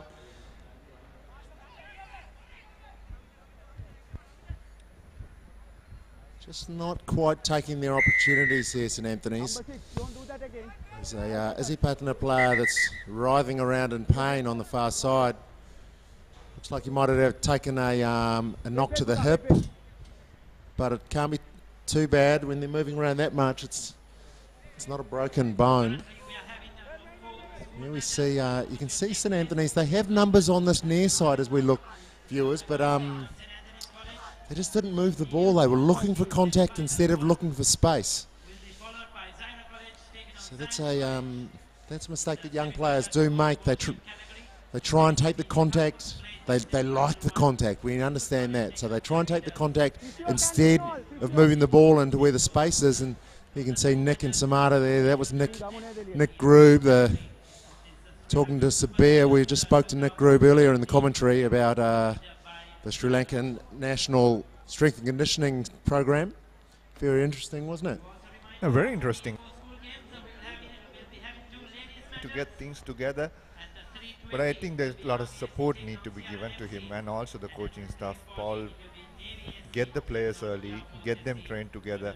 Because you're not going to win games or tournaments or progress in rugby if you're not going to have these players together for some time. These players are not All Blacks playing for Super Rugby and then turning up 2 weeks before and playing a test match. It's not that. These boys need to be together, stay in a hostel somewhere in Colombo. I know it's hard, but Priyantha Ekanayake is working on that as the CEO of Sri Lanka Rugby, but I think that's where we need to get to, maybe at least next year before we start thinking about big things and big stuff Well, that's right. Well, the reason why they have to do all that is because you know that the opposition's going to be doing that. You know that in Asia they'll be doing that. The Malaysian team, we know already that Hong Kong will be doing that. They'll have their players and teams in camps, and they go and actually, instead of just having a camp, they go away on tour and go and play in tournaments. And that's where you really tighten up your squad. When you play 2 days, 6 games, and you push your fatigue levels to a point where it's not about being the star, it's about the team being the star of those players. So that all comes from time together, working hard together, going through difficult circumstances, sometimes even losing games and sudden death. You know, those things where you give everything and you don't succeed, it drives you on further, and that's what all our national players need to be looking at. And so hopefully Nick Groob, national coach Peter Woods can get some support from the administration and get their players and teams together and maybe get them on a tour. We know that Nick was talking about the national 7 squad going to Paris and going and having a training camp over there. That'll be a great opportunity for them. Be good to see some of our young players go over and do something like that as well. Yeah, the play has been carried out. Not sure which player, because we couldn't see the number of that player who went down. Here's St. Anthony's once again. Amarasinghe trying to spin this out wide. And they've taken the ball into contact. St. Anthony's College through Sachitra Akalanka. Now the ball is spun once again to the left side. He shows some space, trying to step off on. Lovely work there done by Harry Emmanuel, and he will be pushed into the try line. But very good technique showed there by Harry Paul, stepping inside out, turning direction and speed as well. That's right, he did show some good technique going inside and outside. I would have liked to have seen him keep the ball in 2 hands for a little bit longer, but what he did show was he showed his pace. And the reason why you wanted it in 2 hands is because it looks like the kick's unsuccessful, so it's a 5-0 lead there to St. Anthony's. As we have a look, see, he just puts the ball under his arm. Now if he holds it in 2 hands, You don't know whether he's going to kick it or he's going to hold on to it. I mean, pass it, or is he going to hold on to it? He can pass inside or out. And it just puts the defender in a little bit of doubt, and that's all you need sometimes to get past your man. These are things these boys will learn. They're under 16.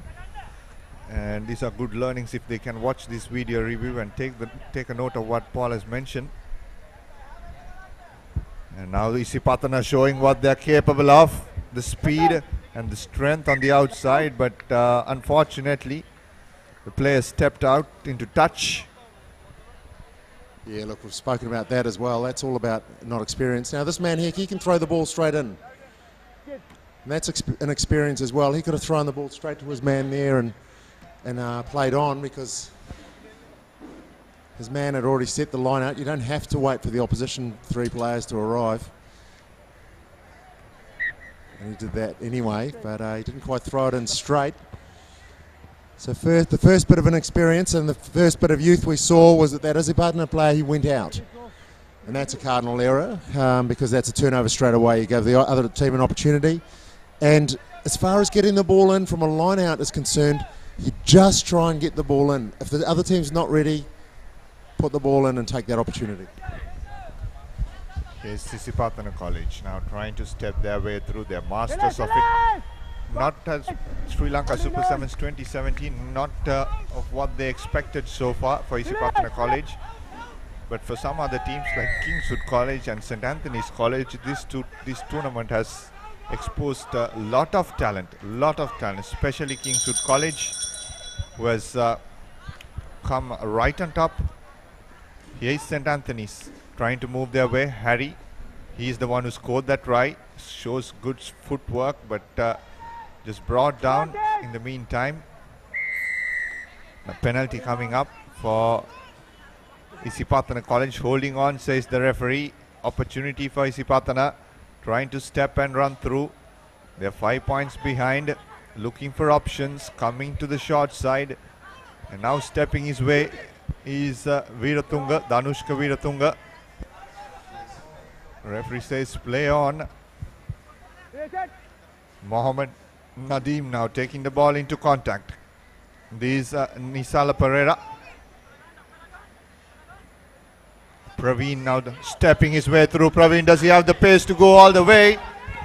Nisanka Praveen just brought down by Sachitra Kalanka of St. Anthony's. Isipatana College now once again very close to the try line. Would love to finish this off with a try in the first half. And he's trying to step back in, puts the offload behind. Butchered. That try was butchered. Great breakout there though by that young man, and he just managed to get the ball in the other hand and managed to get a fend on.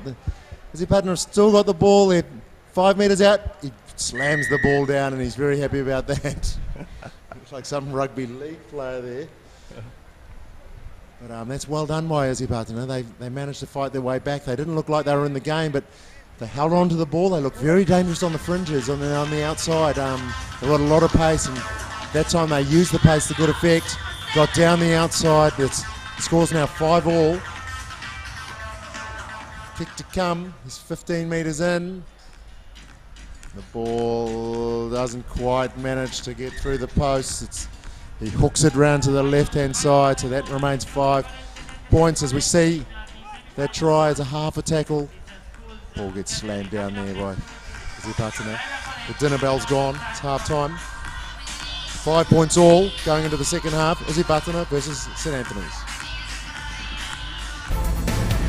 පුළුල්තම ආවරණය සහිත ශ්‍රී ලංකාවේ වේගවත්ම ජාලයෙන් Dialog 4G home broadband හඳුන්වා දෙන prepaid broadband. ඉතා පහසුවෙන් top up කරලා data plan එකත් activate කරගන්න.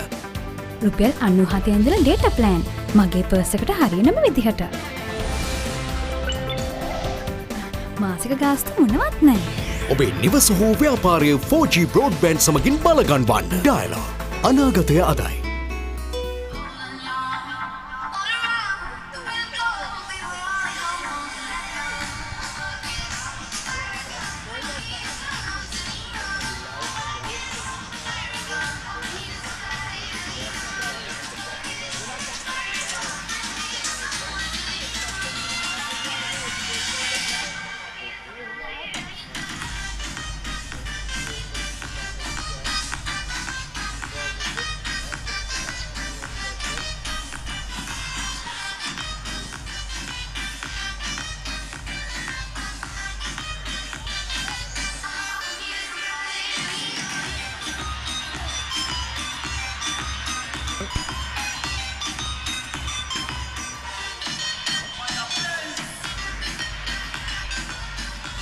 Zimbabwe tour of Sri Lanka currently underway. Catch the action from the Zimbabwe tour of Sri Lanka as we bring you exclusive videos, previews, reviews, photos and updates on ThePapare.com. And also you can follow us for the Davis Cup 2017, the action of the Davis Cup Asia Oceania Zone Group 3. On the recap of your daily sports update also coming to you on ThePapare.com. 87 for 5 Zimbabwe at the moment in 26.4 overs and leading by 97 runs. And wicket takers for Sri Lanka, Rangana Herath 4 wickets and Dilruwan Pereira 1. So that's a good start for Dinesh Chandimal as Isipatana also trying to start off the second half very well, and a perfectly done move. Offloading off the deck, and the first try for Isipatana College in the second half. Yes, they've got some great pace, Isipatana, and I would have liked to have seen them do something actually in the cup competition, but they didn't manage to get there. They're in the bowl now, and they're now they've taken a 7-point lead out to 12 points to 5.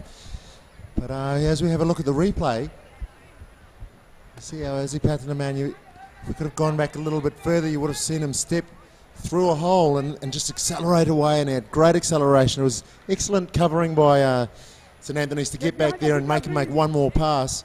But there were 2 players coming through there, and he managed to get the ball away to one, and they scored under the posts. Mohammed Nadine, who made that break for Isipatana College.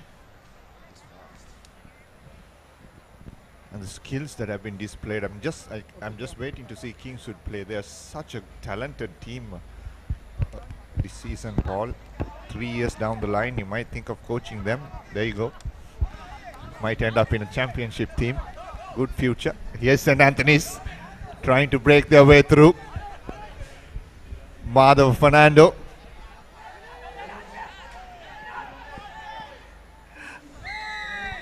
So there you have free coaching career advice on ThePapare.com from Danuk. You get all your coaching career advice here. As we see Isipatana, they just bring the ball back. Hope to move the ball into some space because they've got some fast players. Number 6 gets away, he's got a man on the inside, don't go out. He does go out. Again, good transfer of ball from right to left. Did the right thing, but it was too close to the touchline. Here's the replay once again. Yeah, and it's excellent that he transfers the ball, but like he's right there. You can see that outline.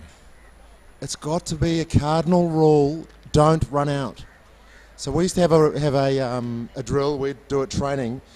We'd have 6 or 7 players with bags, and we'd have an outline, and you'd have to try and sidestep your way to the try line and not go out, and the other boys would try and knock you out with the bags and that sort of stuff.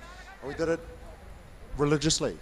Like at least once a week we'd do that, and the call from the coach is always to say, don't go out, don't go out. If you're going to get tackled and go to ground, and someone will recycle the ball. But anyway, that's something these players will have to learn. I'm sure their coaches are talking to them about it. Free kick for Isipatana College. Anthony's just giving away position, unwanted position, taking a lot of time.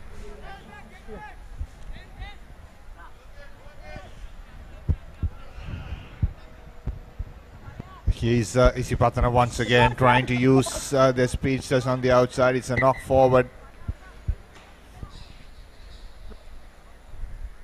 Yeah, so there's a little bit of an experience as well. He needed to straighten up there to put his man away. And he sort of did a little drop-off pass there. Unfortunate.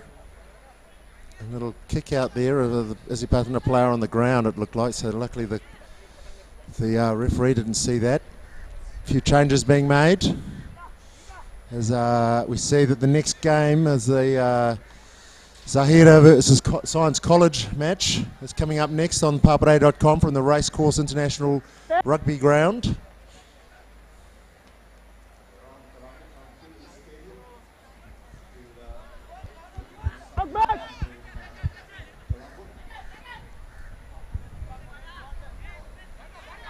Nice.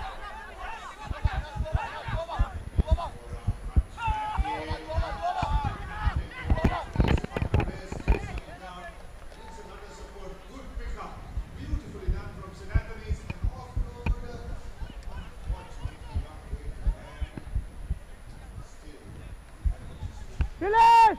Advantage!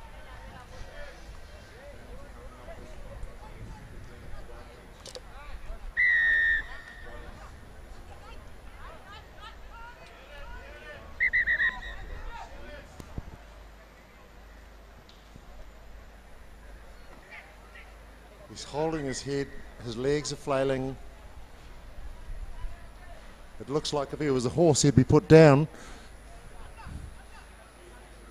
But as they come on, and now they've got an opportunity now for the players to have a little drink of water and maybe have a little rest.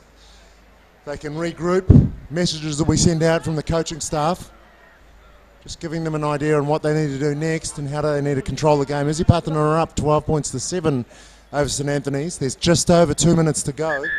So if Isipatana can hold on to the ball here and just control the game, they should be able to do well.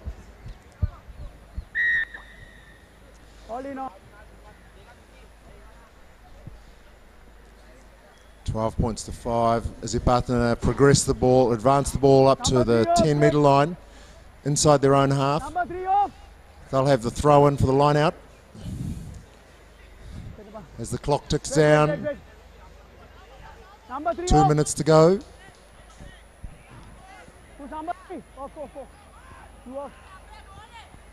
Hurry up, hurry up, hurry up. Play on.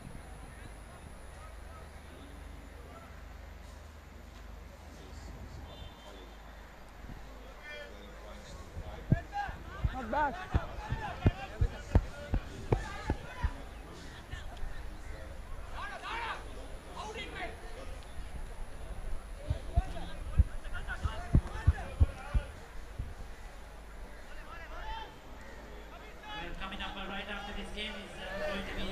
Man playing the ball on the ground and coming in from the side.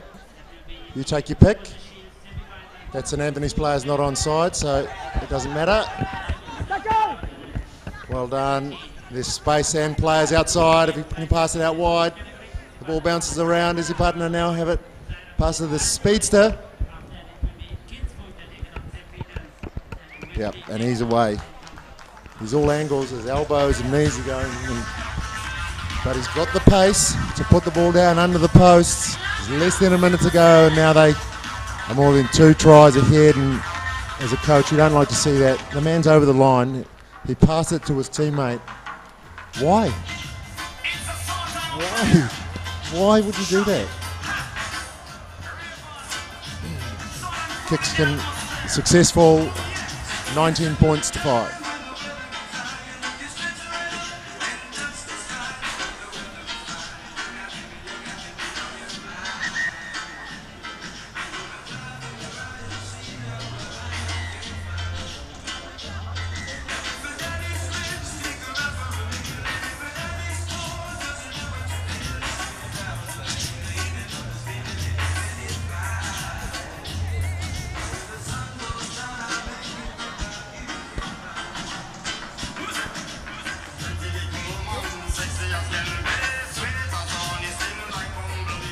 So last week we saw a franchise player by himself drop the ball over the line.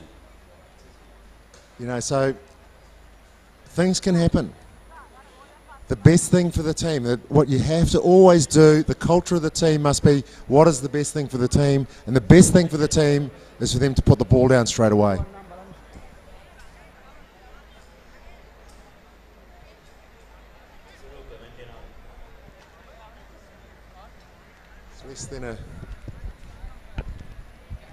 Less than a minute to go. There'll be a kick-off.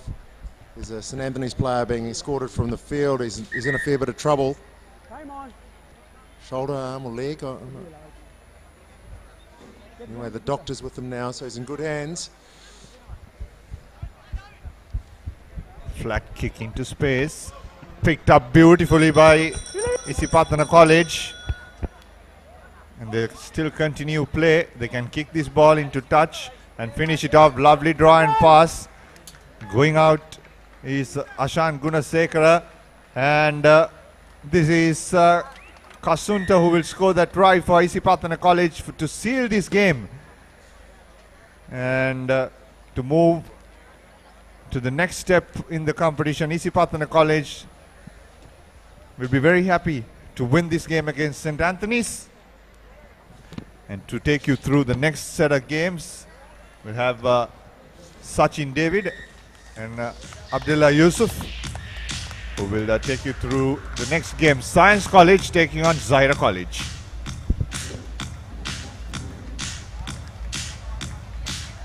Thank you very much, Dinuk. Second bowl shield semi-final about to get underway.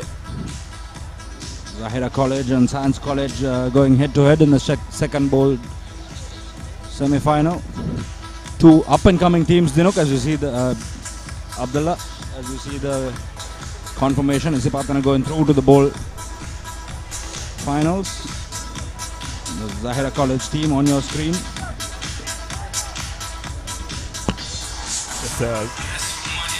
Good afternoon, Sachin. Yeah, both teams I'm sure will be pretty disappointed to have lost out on making it to the cup semi-finals. So I'm sure they will want to try and make amends and try and lift the bowl trophy at the very least. Both teams have just trying to establish themselves as powerhouses in the school rugby arena. It's great exposure for these young players to play in this kind of tournament. Science College, the under-18 team put on some excellent rugby last weekend, led by Hashan Madhumadava, as they picked up the Super 7's championship in the under-18 competition. This, however, is the under-16 competition. Isipatana making an appearance in the bowl final. We'll take on the winner of this encounter. We've seen some impressive rugby from these young players over the last 2 days. Kingswood College, St. Peter's College have all put on some excellent rugby. What do you think the main difference has been between the top tier teams and the teams playing down in the bowl segment?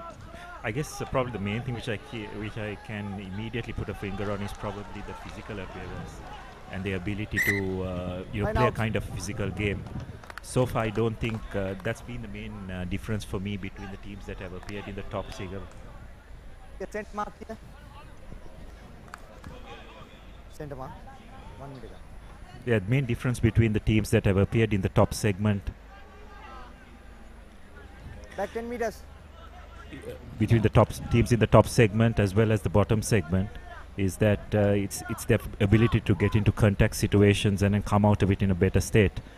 And I think that's been the main difference between the top 4 and these bottom 4 teams. It's something which the school authorities and the rugby committees will need to keep in mind going forward, because these players are yet in a very much a development stage. As we see Science College now looking to break away. This is Gihan. Science College now breaking through. Does he have the legs to get over? Chased down by the Zahira defense. Now Madhushankar takes it into contact. Tackle, release. Zahira committing a lot of players to holding him up. That was a bit of a harsh call, Sachin. I thought Zahira did extremely well to hold the player up, but the referee deeming that he hadn't released him. And Science College go over for the first try.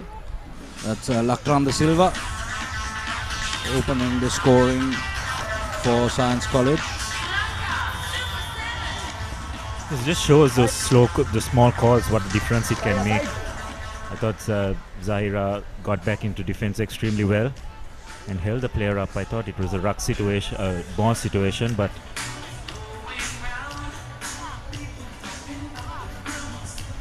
unfortunately the referee deeming otherwise. Science making use of that and then spreading the ball wide and going over for a try. The ruling now is that you just have to get a knee to the ground for it to be considered a tackle situation. Not sure if he did get a knee to the ground. Zahira committed a lot of players in that breakdown there to hold him up, and as a result there was a massive overlap outside, and Science College exploited that.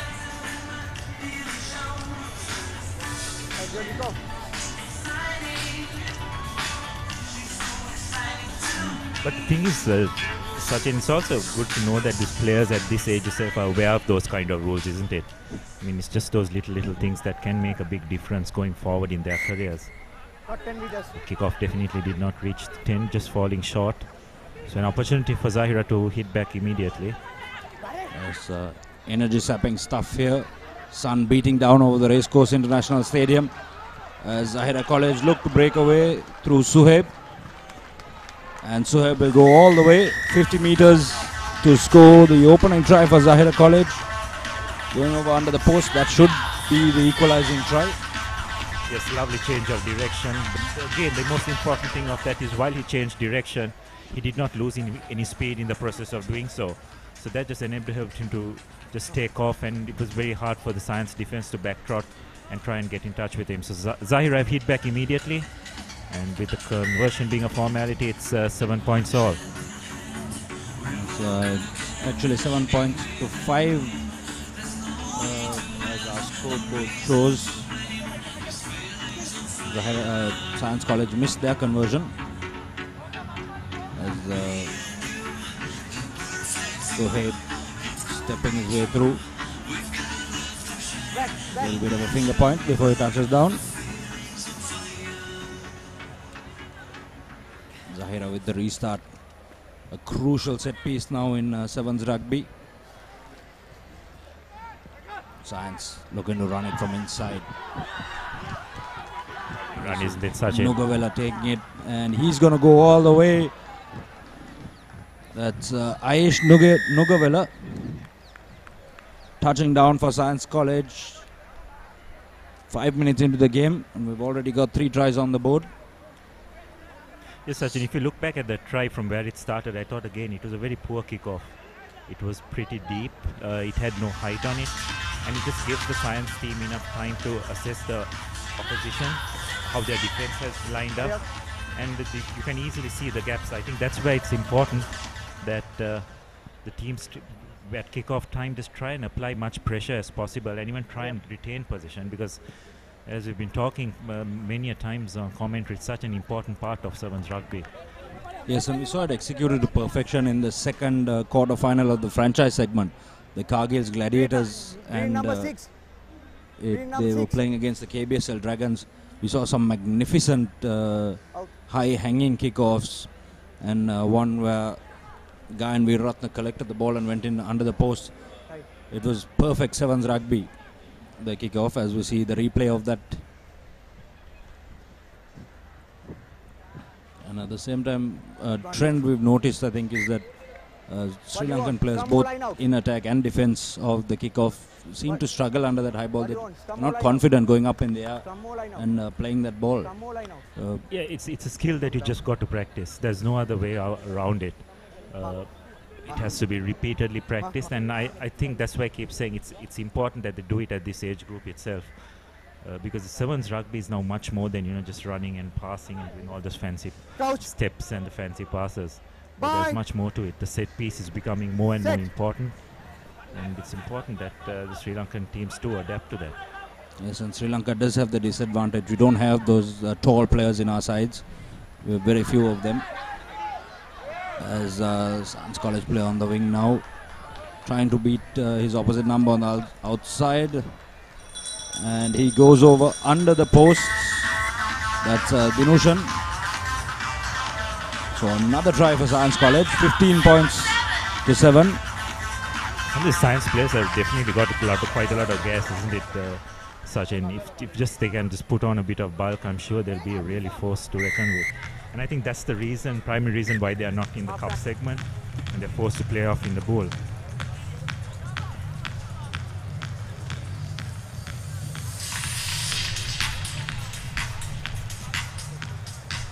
Yes, just going back to that kickoff, Abdullah, we talked about it before as well.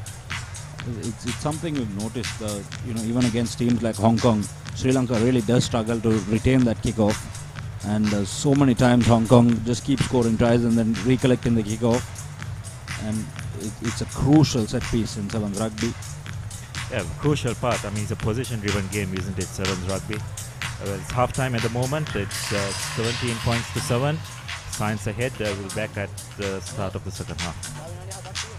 300,000 GB, the largest data bonanza ever from Sri Lanka's fastest network. Are you ready for Dialog Data Vasana? Every time you top up, you could win free data. Top up more and win more. So get those fingers ready to swipe, surf and share all day. Win free data throughout 30 days with 100 winners per day.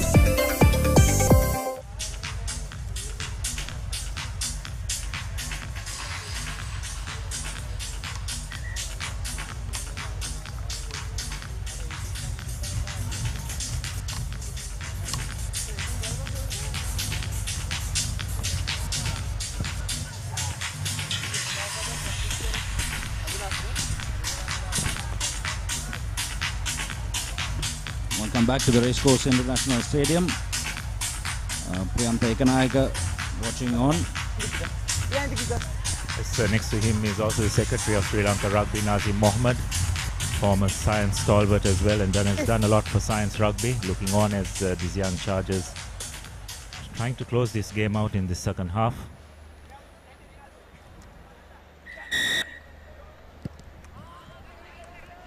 High restart. Chasers not able to get under it, so Science College do gather possession. Pressure coming on at the breakdown. No hand, release. Science still with the ball. Swinging it out wide.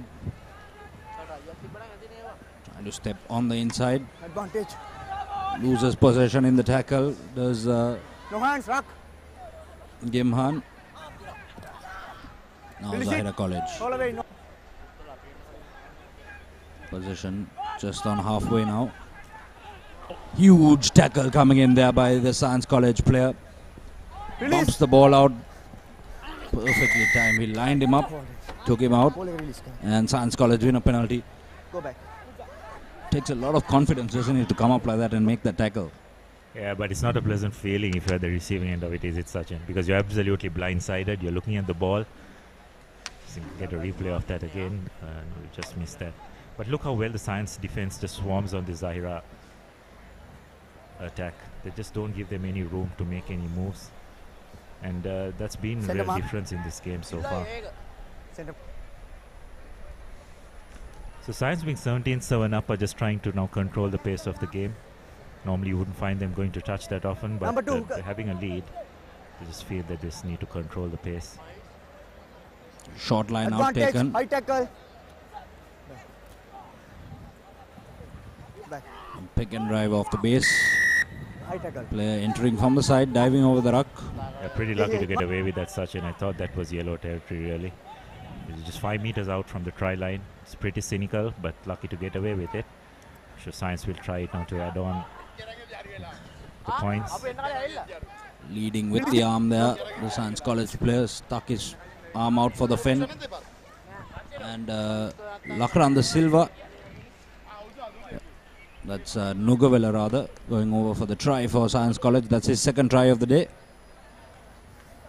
Yes, Nugavela has been in the midst of everything, hasn't it, Sachin?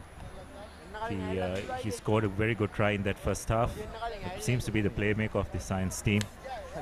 And followed that ruck up beautifully to pick it up and go over. Yes, I think the combination between him and Lakranda Silva as well has been something Science College have looked to control them for them. White number 7. Silva as he lines up the conversion, taking his time with this one. Wants to eat up as much of the clock as he can. White number 7. Off the inside of the boot. White number 7. Also, when playing this game, especially in these kind of conditions, you've got to be a bit smart, isn't it? If you are in the lead, you've got to understand that you've got to control the pace of the game, because you have further matches down the line as well. You don't want to unnecessarily expand your energy, because going into the finals, the team that is more pressure, that has probably higher energy levels, could very well be the difference between winning and losing. Yes, we had the fitness, strength and conditioning coach of Sri Lanka with us a little while ago, and he spoke about the rest and recovery between Sevens games. You need to get into the ice bath, need to get rest those muscles, and it's not just about keeping the body ready, fit as well, isn't it, Abdullah? You need to keep the mind focused as well. As Lakranda Silva now breaks away.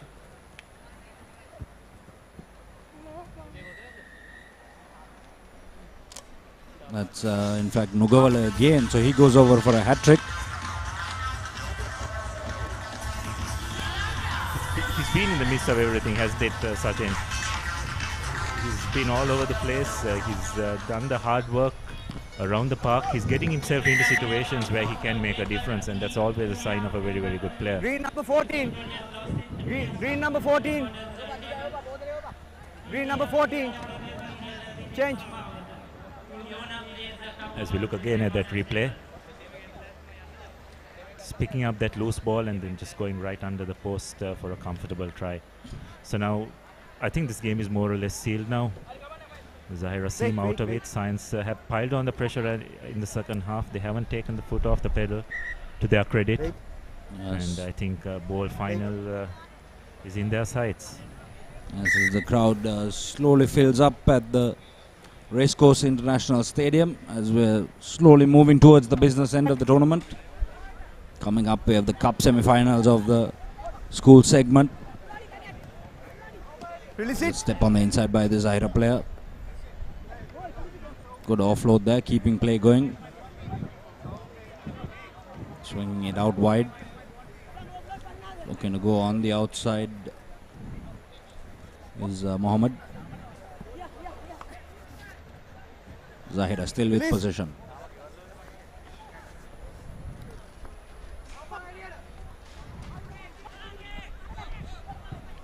One-handed offload there.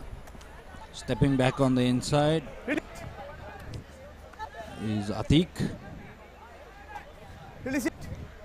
Pressure coming on at the breakdown. Just lost his footing there as he looked to go on the outside.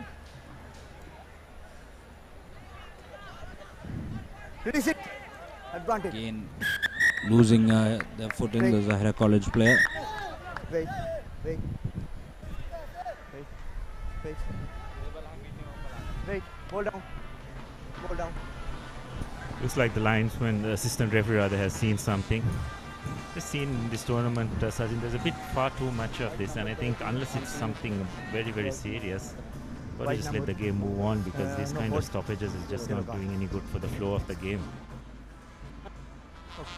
Yes, and sevens rugby very much is a spectator sport, isn't it? You need to keep the crowd entertained for over the course of almost 2 days.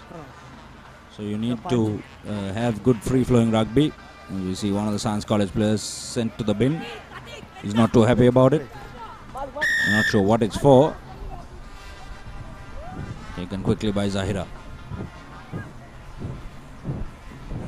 Now looking to get on the outside is Mohammed. Release it. Roll away.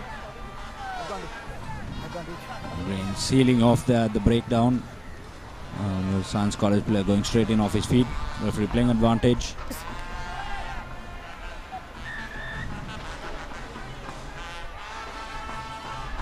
Penalized there the not staying on his play. feet, Sachin, but the question is was there any material impact on the game? It's something the referees are quite quick to blow on, but does it have any impact on the game? And that's what you've got to ask. Yes, and we see it quite often, don't we? Even with things like the not straight in the line out. You see international referees let that go if there's no competition, no contest. The next match coming up, Kingswood College taking on St. Peter's College in the Cup Plate semi-final. Two of the better teams in the tournament. They've both impressed on day one and earlier on in day two as well.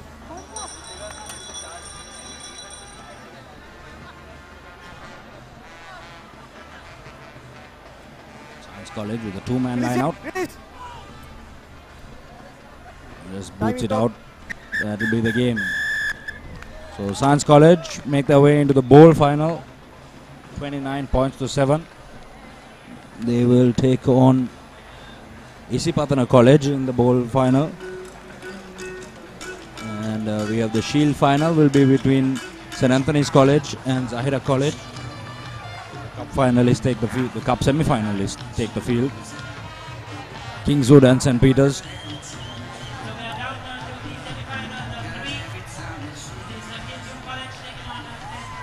The Kingswood lineup. Asir Seniviratna, he's been absolutely brilliant. Ishara Kure with a hat-trick in the quarter-final earlier today. Channa Gunasekara is the powerhouse in midfield for Kingswood. And for St. Peter's College, Dilshan Madhushank has been a standout player. Ishan Fernando, Yashoda Mendes. They're at the top of the list there. All crucial players for St. Peter's College. Yeah, but just going by the performance in the first day, Sachin, I thought Kingswood were simply outstanding. Their support play, the lines they ran, their understanding of the game was very, very good, and probably overwhelming favorites to win this tournament. But in the game of sevens, you can never say what happens until the final whistle is over. So they will need to put in a repeat performance because they'll be playing against some very, very good teams today. As St. Peter's have one possession at the start, making early inroads. St. Peter's holding on to possession inside their own half. Need to straighten now, goes back the other way. Support players dropping back well. Turned over ball now.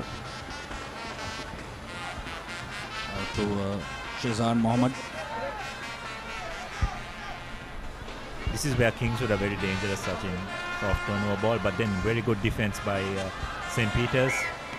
Oh, and just missing out on an opportunity. That Winkley Carter had held on to the ball. With the speed, I'm sure the line would have been at his beckoning. But you can see some big hits coming in from both teams. You can see some onlookers. Strong spectator support for this game of rugby from Old Boys.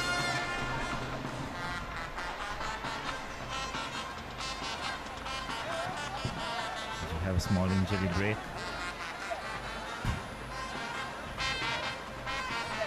You have to have some empathy for these young lads, isn't it, Sachin? It's not very easy playing in this weather. It's energy sapping.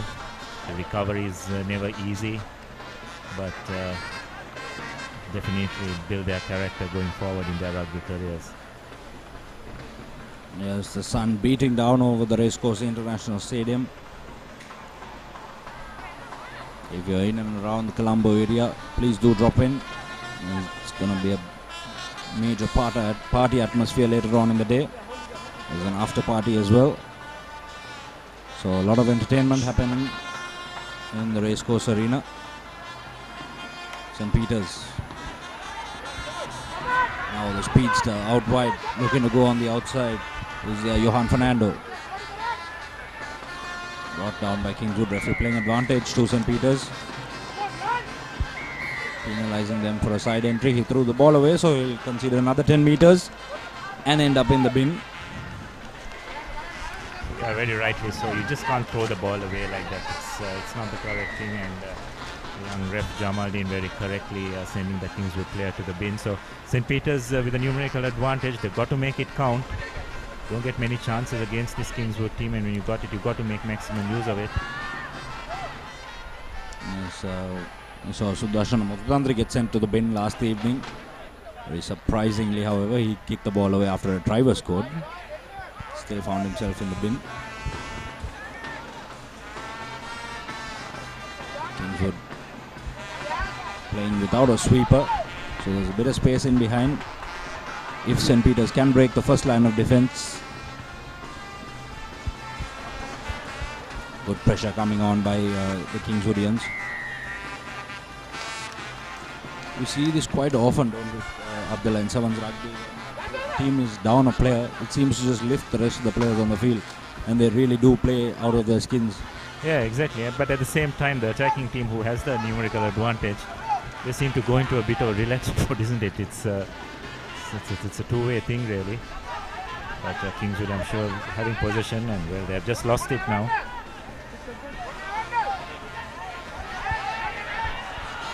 Spreading it wide.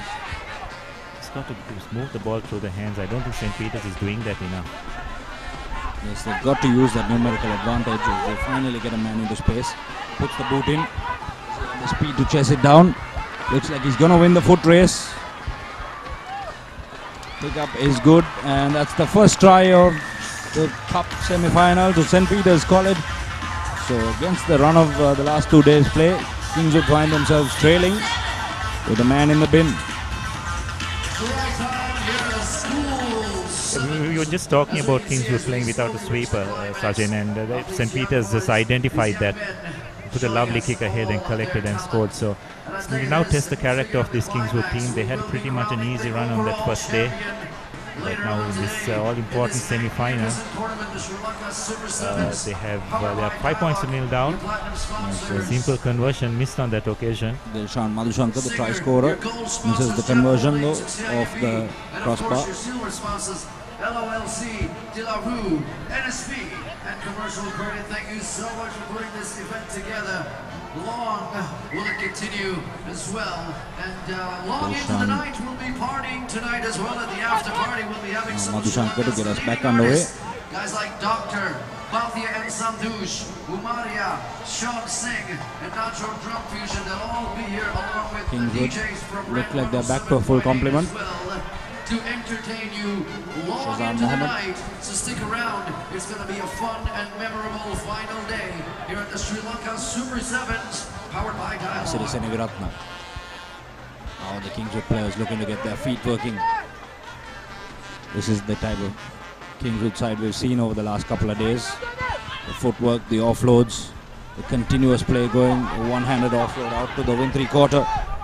Putting the foot down is Ekanayaka, Dinal Ekanayaka sprinting down on the corner, and he'll go over to equalize. Now that's the Kingswood we've seen over the last 2 days.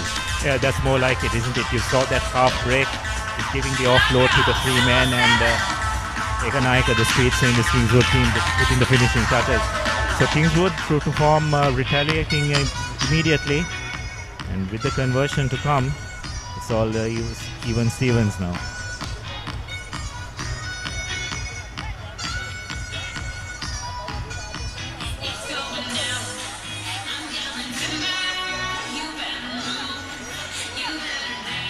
We saw Dinuk Bhaskaran giving Paul some coaching tips a little while ago.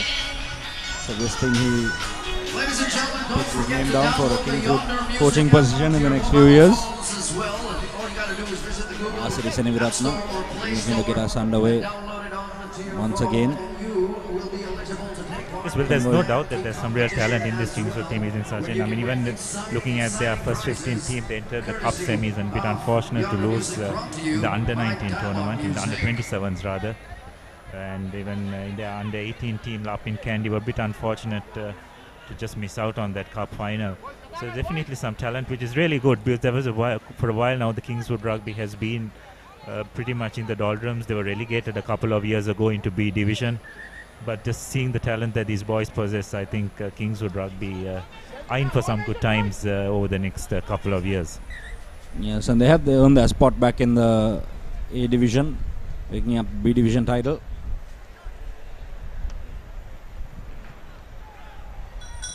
Now St. Peter's, as the half-time bell goes, looking to get one more score on the board before the half. A lot of players committed there, 4 players at that breakdown.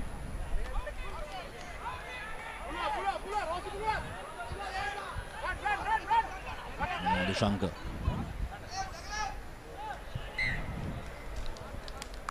To Jahan Raisin. And the referee calls for half-time. So we have 5 points apiece in the first Cup semi-final of the Sri Lanka Super 7's under-16 tournament. 5 each to Kingswood and St. Peter's.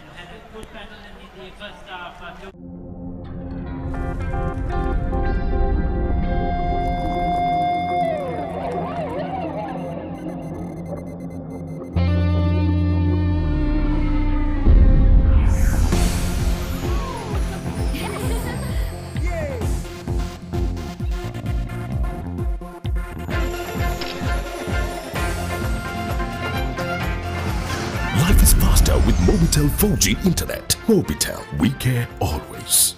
You see that girl with the big tic tac, she be give me the head to the floor, girl, give me the bend over, girl, and give me the spit down to the ground, seismic activity.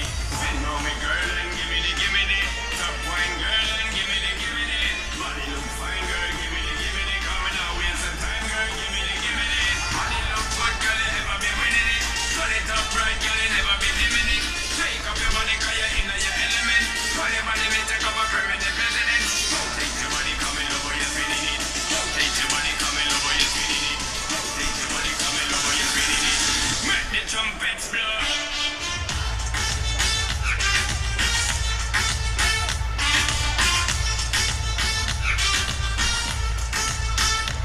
Sachin, that first half really was quite different to what we expected. We expected a bit more of a free-flowing game, but quite on the contrary, it was very physical.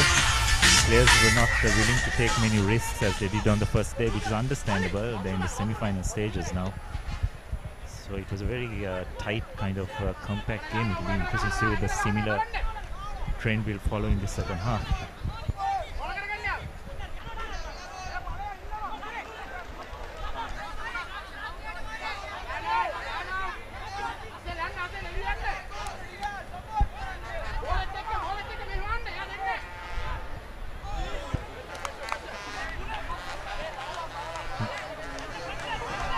Not sure that was the correct choice to cut in. I think there were two players from Kingswood out wide, while there was just one defender. So they had an opportunity to spread the ball wide, which would have created some problems for St. Peter's. But fortunately for the Peterite's sake, the Kingswood player decided to cut in and eventually flung a pretty reckless pass that has resulted in a line-out in favour of St. Peter's. Peterite's take it at the front. He's got a big boy up there, Johan Fernando.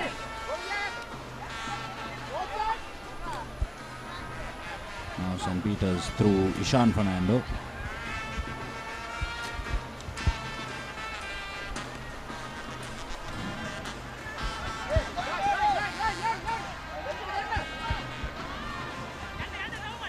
Now swung out wide. St. Peter's still with possession. Taken a page out of the book of Kingswood College, getting those offloads going. Pressure coming on at the breakdown. Referee playing advantage. Lost forward there by the Kingswood player. Referee says it's fine. Keep playing. Boot in again. Senadiratna tracking back.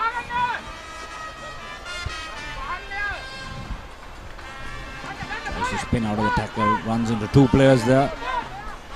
Pressure coming on at the breakdown. Peters lost backward, says the referee. Now space out wide. If they get it to the man, just they do. Sprinting down is Sajjad Mohammed. Steps off the right foot. And over he is going for the try that will break the deadlock. That's more like the Kingswood team which we saw yesterday, Sachin. To turnover ball, they are very, very dangerous, and on that occasion St. Peter's just did a slight mistake. I'm not sure it was the correct call to make that kick, and it was probably made by probably the slowest player on the Peterites field, that big made the prop forward. I'm not sure whether that was the correct thing. And keep turning possession over Kingswood from their own 22 after just creating opportunities for themselves, and St. Peter's will be very disappointed with that effort. Yes, again, it's that ability to keep the ball alive, isn't it? They're not interested in going for any breakdown. They just keep the ball going and throwing those offloads. And it's just that fluency of those offloads that has really been the difference between the two sides. Dina Lekanayaka misses that conversion. Look at that big step off the right foot. He had the man on the inside. Perhaps as a coach, what you would have liked to see is him giving that offload. Either way, the points still remain the same. Yeah, well, as a coach, you like to see that as long as it works. If not, you'll be tearing your hair off, isn't it? But again, another good kick-off by Kingswood, putting good pressure. Unfortunately, just knocking on.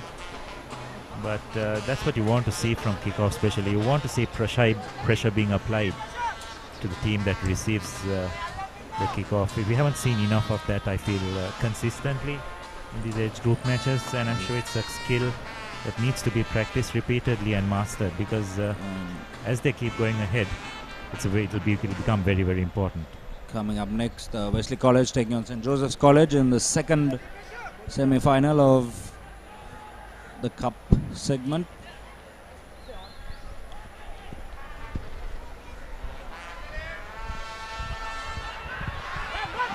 All you need to know: results, fixtures, news, Ice Football 360, reviews local and international football on www.thepapare.com.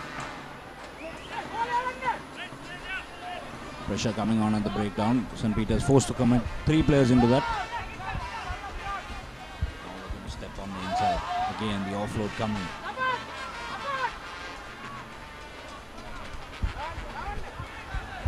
Now the Peterites Need to create some space. Nothing there. Taken is the little man for St. Peter's. Pumped off there. Referee calling a stop to play. Sends a player off to the bin. So Kingswood once again down to 6 men. That was very dangerous, Sachin. If you have a look at that, he came from the blind side with a wild swing of the arm. Pretty lucky to get away with just a yellow card, if you ask me, because he had absolutely no intention of putting any shoulder into that tackle. Nonetheless, Peter Wright with an opportunity to try and equalize here. Just 1.5 minutes remaining. The remainder of this game, Kingswood will be down to 6 men. Trying to go straight through the middle was St. Peter's, now going out wide. Kingswood going to have to defend for all it's worth here. Peter Wright's right on the far corner. They have numbers out wide, decide not to use it, throw the ball away. Kingswood College with possession now. Sprinting down is big number 11 Atuko Rala. He's a big man and he's got enough gas to go all the way. Kingswood College will now seal the game with that one. That's real character, Sachin. Absolute character. You've got to give it to him. On the looks of it, doesn't look the fastest man on the field, but definitely showed a clean pair of heels to the much more athletic and speedy Peter Wright sweep on that occasion.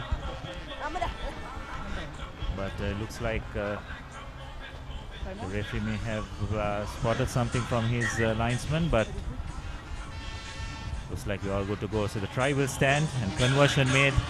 So you see Kingswood will extend this lead to 17 points to 5 with just probably about 30 seconds remaining, and I think that try pretty much sealed the game. As we have a look at that again, pretty loose pass, good strength in avoiding that tackle, and just put the head down, pinned his ears back, and off he goes.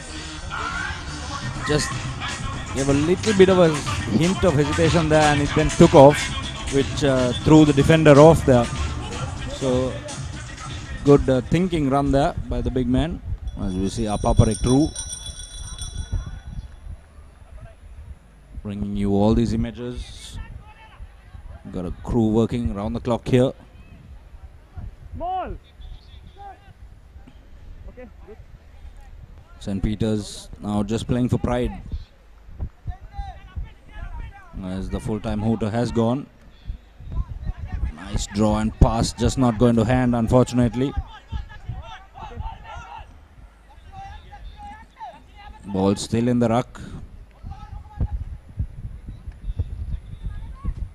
Going to dance his way through is Ishan Fernando.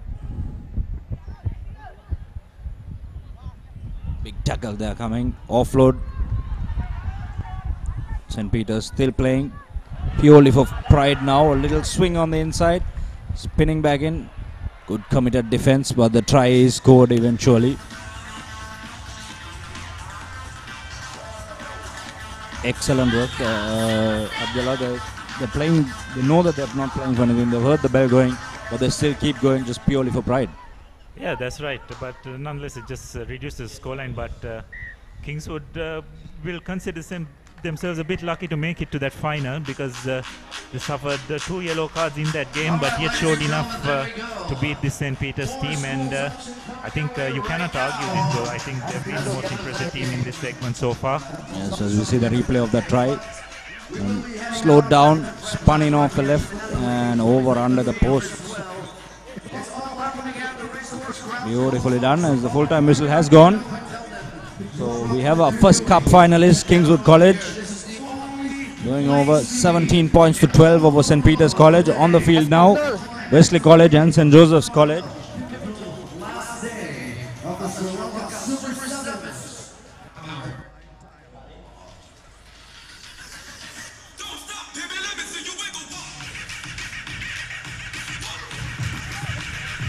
Look at the Wesley team. Don't have very big physical players, but their strength is their ability to just move the ball around. And here's the Josephian team. I thought their scrum of Rasha and Gunawardhan was outstanding yesterday. he will be their playmaker today as well. And I'm sure the Wesley Ice will have to keep a very close eye on him today.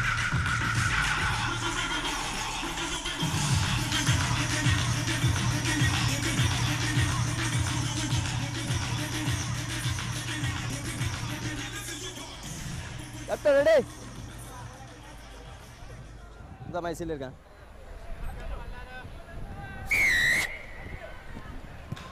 Nice high-hanging restart, perfectly contestable. St. Joseph's College running away down the corner now. Referee playing advantage to Wesley College, so there's no advantage, so we come back for the scrum. Perfect restart there, perfect kickoff rather for St. Joseph's College. Yes, that's what you want to see, isn't it, Sachin? Just players attempting at least to get that ball, give it some height, to compete for that kickoff. That's the main thing. And looks like we've had another stoppage once again for the side assistant referee. So the scrum now becomes a penalty for a high tackle. Trying to take it out the middle, St. Joseph's College. That's Nehan Pereira. Good quick hands out wide. Trying to go one-on-one. Takes him upright. Both players guilty of going a bit upright there. Ball lost forward by St. Joseph. So Wesley with the chance to get out of jail. Yes, but just going back to that previous phase, Sachin, I thought good awareness of the rules by both teams. Wesley knew that they had the opportunity to hold the defending player up, and they tried that, but the Josephian player also was equal to the task. He put his knee on the ground, and the Wesley players to their credit immediately let go. So good awareness of the rules all round by both teams.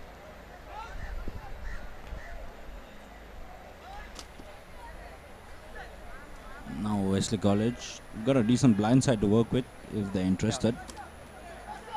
They opt to go on the open side, run it from inside their own 5. Takes 3 men to bring him down. Now going back to the right, steps on the inside, fends off one player is Ogbibo. That's Samuel Ogbibo. A little flick pass straight to the Josephian player. Offload in the tackle. St. Joseph's need to get quick ball out now. Referee says there was no advantage, so he takes the penalty. Little dummy step on the inside, reaches out, touches down, try awarded. And that's the first points of the second semi-final for St. Joseph's College. Yeah, some good work by the Josephian boys. Wesley just paid the price for this one loose pass.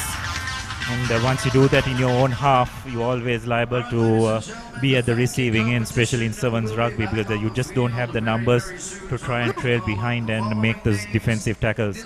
So St. Joseph striking first in this semi-final. And with the conversion to come, there'll be 5 points to nil up. Conversion no good. So 5-0 for the Josephians. As we look again, it was a quick tap. The Wesley defense was just not organized. And with that, just one stretch out. Yes, the rule there is you are allowed one movement to score. And referee agreeing that it was just a one single movement there. So awarding the try. Wesley now with possession inside their own 22. Swinging the ball out. He's got an extra man on the outside. Decides to use him. This is Teekshana with Anage trying to go on the outside as well to stay in field. College first 15 coach Paul was talking to us about Teekshana earlier in the day. Vitanage was given some game time, in fact, in the first 15 side. So he's a young player who's already had a bit of first 15 exposure. And I'm sure that'll be a huge confidence to both him and his team, being able to play with the first 15 player at the under 16 level. Yes, getting that kind of exposure at a young stage always helps, but it also has got to be measured, isn't it, Sachin? can be an absolute confidence breaker as well. But it's important how basically they're introduced to the game, what the kind of opposition is. All those play a part. So Wesley with an opportunity to try and draw level. Yes, you always want to give your young players an opportunity to flourish. As Wesley College get this one out wide to Theekshana, and he's going to sprint over for the first try for Wesley College. So they equalize with that. Touchdown for Wesley College. 5 points apiece now in the bowl semi-final. Yet another try in this school's fixture, the school sevens on the final day of the Sri Lanka Super. I'm sure Coach Paul Toya will be somewhere around the racecourse watching Wesley College play. It was very emotional during the quarterfinal. Thank you so much for putting on this spectacle. We will be remembered for a long time. Yeah, conversion goes over. So Wesley now for the first time taking the lead in this game. We're back on. So far it's all been St. Joseph's, hasn't it, Sachin? But Wesley, to their credit, they got that first opportunity and they've made it count. So everything to play for in the remainder of this half. Yes, they've got some threatening players out wide. They've Wesley College. All they need to do is get them good, clean ball and some space to work with. And they're going to put a lot of pressure on the Josephians as the kick rolls over the in-goal area. Touchdown, so we come back all the way to halfway. Wesley need to get back soon. They're just trotting, ambling away, but Russia and Gunawardhan are very aware of the situation. Has taken that quick tap and just spreads the ball wide. So a bit of lazy work by Wesley on that occasion. They made the long kick. It was a poor kick. It went into the goal line. They just needed to get back and form in defense, and there was just no talking or no communication. And very aware Russia and Gunawardhan are taking that quick tap and spreading it wide. Yes, and Johan Samarnake going over for the try. Also good experience or good work there by the Josephians. They spotted that the Wesleyites were not getting back in defense. They got back to mark the moment the referee gave them the okay. They took the tap and went. And that's what 7's is all about. You need to be able to keep going at that top speed for the 15 minutes or 14 minutes of play. Stick around for that, where we'll be having some of Sri Lanka's leading artists. The band Doctor will be here. So will Bhakti and Santush. As we have a look at that replay again. Good work by Russia and Gunawardhan spreading that ball wide. That enabled Joseph's Johan Samranaika to go over for a try. That's the Racecourse Grounds, Colombo. The half-time bell goes. Wesley still playing on. They want to get another score on the board. They lose that one forward. Referee blows for half-time. So the half-time score 7 points to 10 in favor of the Josephians. A very happy Romario sitting behind me. In the second cup semi-final, Wesley College trailing 7 points to 10 against St. Joseph's College.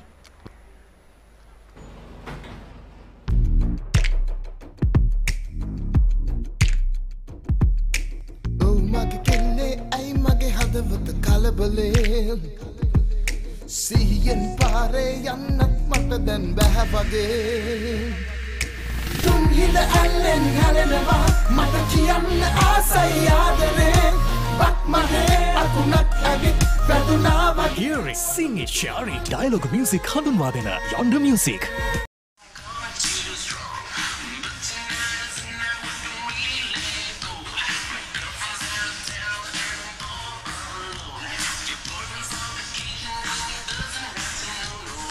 Back to the racecourse. We'll come back to the racecourse ground.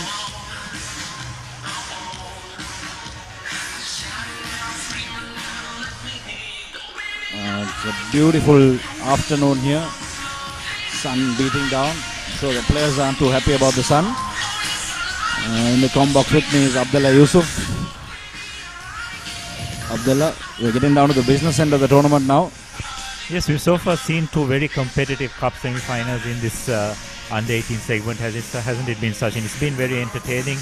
both teams having to just pull that extra bit out, because it's not easy for these young boys to play through their tournament in this hot sun, but they're just pulling every ounce of energy just trying to get their school over the line. And both semi-finals have not been very pretty, but all teams have shown a lot of courage in this two semi-finals. And you can follow us on all the social media platforms. And log on to Facebook, Instagram, Twitter, Google Plus, and follow www.thepapare.com for all your sports updates. As St. Joseph's now being put under pressure by Wesley College, a nice little duck under there by Karunanayaka, sprinting away, looking for support. Finds it in the form of Gunawardana. Out to Fernando. Play on. Fernando once again from the breakdown. Stay back. The Josephians have a very experienced coaching combination as well for the under-16s. They've got Nilfa Ibrahim, Nalaka Virakodi and Walpola running water on for them as Gunawardana, Russia and Gunawardana there running over for another try for the Josephians. 15 points to 7 under the post try, should be converted. Yeah, he's been the standout player for this Josephian team, hasn't it? Russia and Gunawardana. He's been their playmaker, he's been in the thick of everything. And it's a crucial score just to score before half-time and just after half-time. And with this conversion due to come, I dare say the Josephians will go 17 points to 7 up. The support we can, we should show them all the love we can because they're putting on quite a performance. Are all the teams today, so go ahead. Conversion successful. You see the St. Joseph's first 15 coach Nilfa Ibrahim there on the field. So it's good to see that the senior coaches are getting involved with the junior development for the Josephians.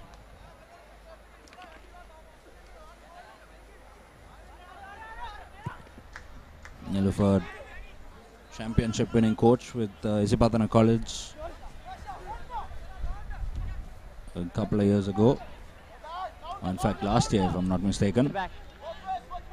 Wesley College looking to run from inside their own half. Nice crisp passes going all the way out to the win three-quarter, looking to get on the outside.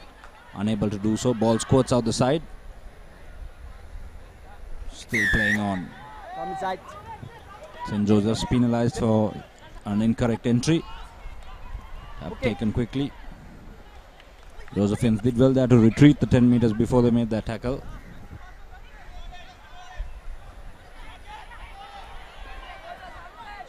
Not sure of this technique by Wesley going into contact so often, because physically they are no match for this Josephian team.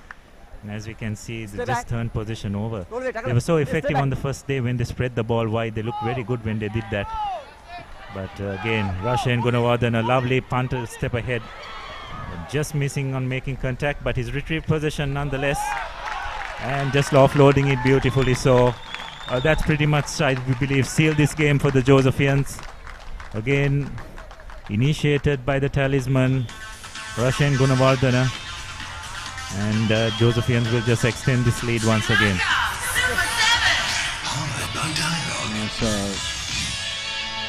a little bit unfortunate that he missed that little boot forward. Probably going to get some footballing tips from Nalaka Virakodi. As the kick labors over. As they go from strength to strength. Yeah, no damage done though, although he just missed that kick ahead. Kept his presence of mind, Sachin, that was the most important thing, and just popped it up to the oncoming Johan Samaranayaka for him to go under the post. So some good work there by the Josephians, and they've now taken a commanding lead in this semi-final. Yes, and we've got a Wesley player down off your screens. We'll have a slight halt in play. So the players won't mind that and get some water on, fill up the lungs with some oxygen, just going again. There's still 3 minutes left in this game, and in 7's rugby 3 minutes is an eternity, isn't it, Abdullah? Ready to get us underway now.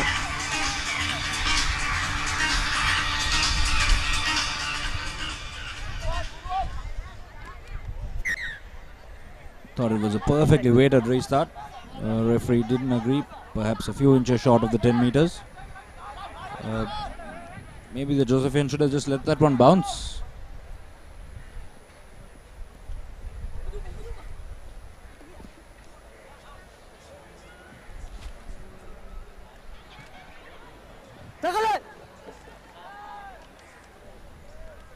Yes, and you can see a clear size advantage as well for the Josephians.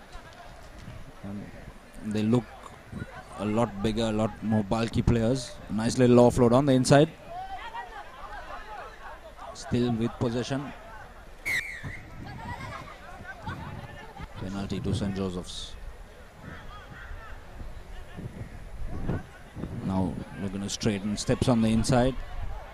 Trying to dance his way through is Shane Hopwood. Booted forward again. Wesley College player just set that one up for the Josephians. There's 3 of them chasing this one down. It will be collected and scored by St. Joseph's. Not sure what the Wesley player was thinking. I don't think he was trying to get it in the touch. But instead he just kicked the ball back onto the try line, closer to the try line, and that just enabled Aaron Ferreira to collect that ball and just waltz over. So Josephians now just doing this very comfortably. Don't think they'll have too many worries in this game. They'll now shift their focus to take on the very formidable Kingswood outfit in their next match. Johan Samaranaika knocks over the conversion. Gets a pat on the back from Walpola.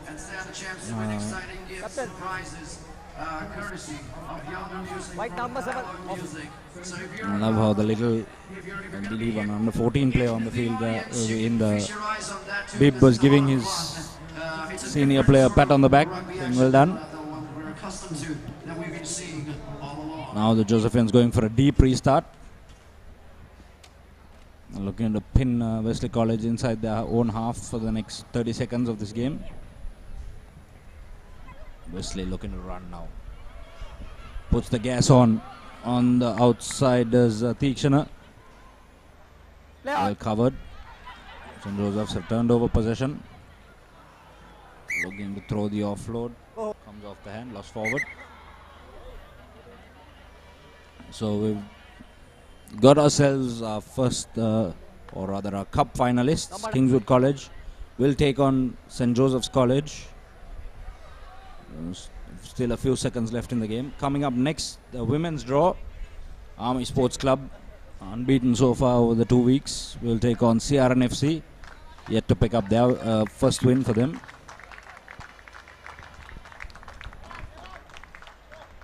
Yes, the standard of the women's tournament has been quite impressive, Sachin. I think the players have taken a quantum leap compared to last year.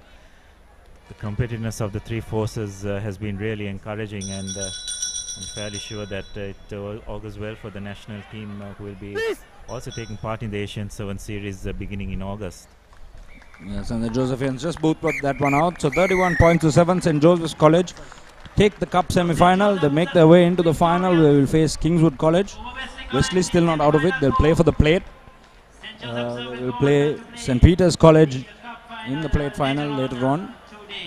And to take you through, Wesley College will head to play the plate final, which will be played later on today. So very well played to both teams. Congratulations to St. Joseph's College. After the short break of so St. Joseph's College leading 31 points to 7. We'll take a quick commercial break and be back with the action in the women's draw.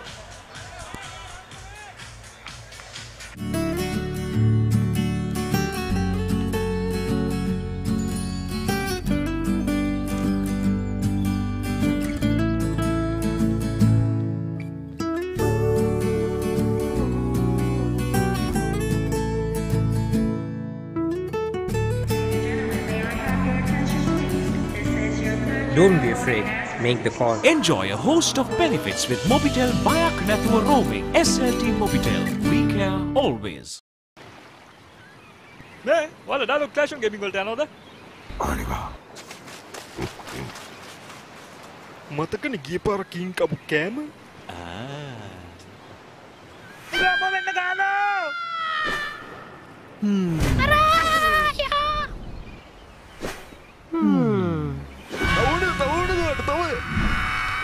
අපිට සිටි එකට යන්නේ කොහමද?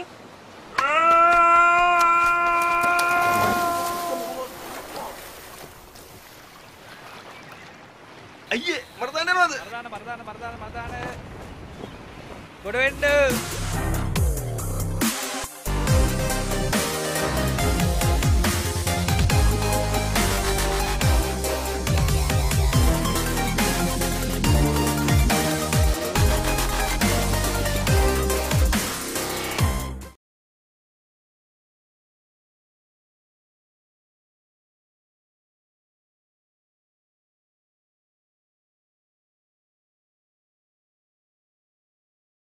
First and exclusive. Your job is to be their eye in the sky, not kill. We have the ability to strike a target. I cannot have my presidency built on murder. Dad, give us the mission. Rescue Mom! We're coming! First and exclusive. And all new on Saturdays.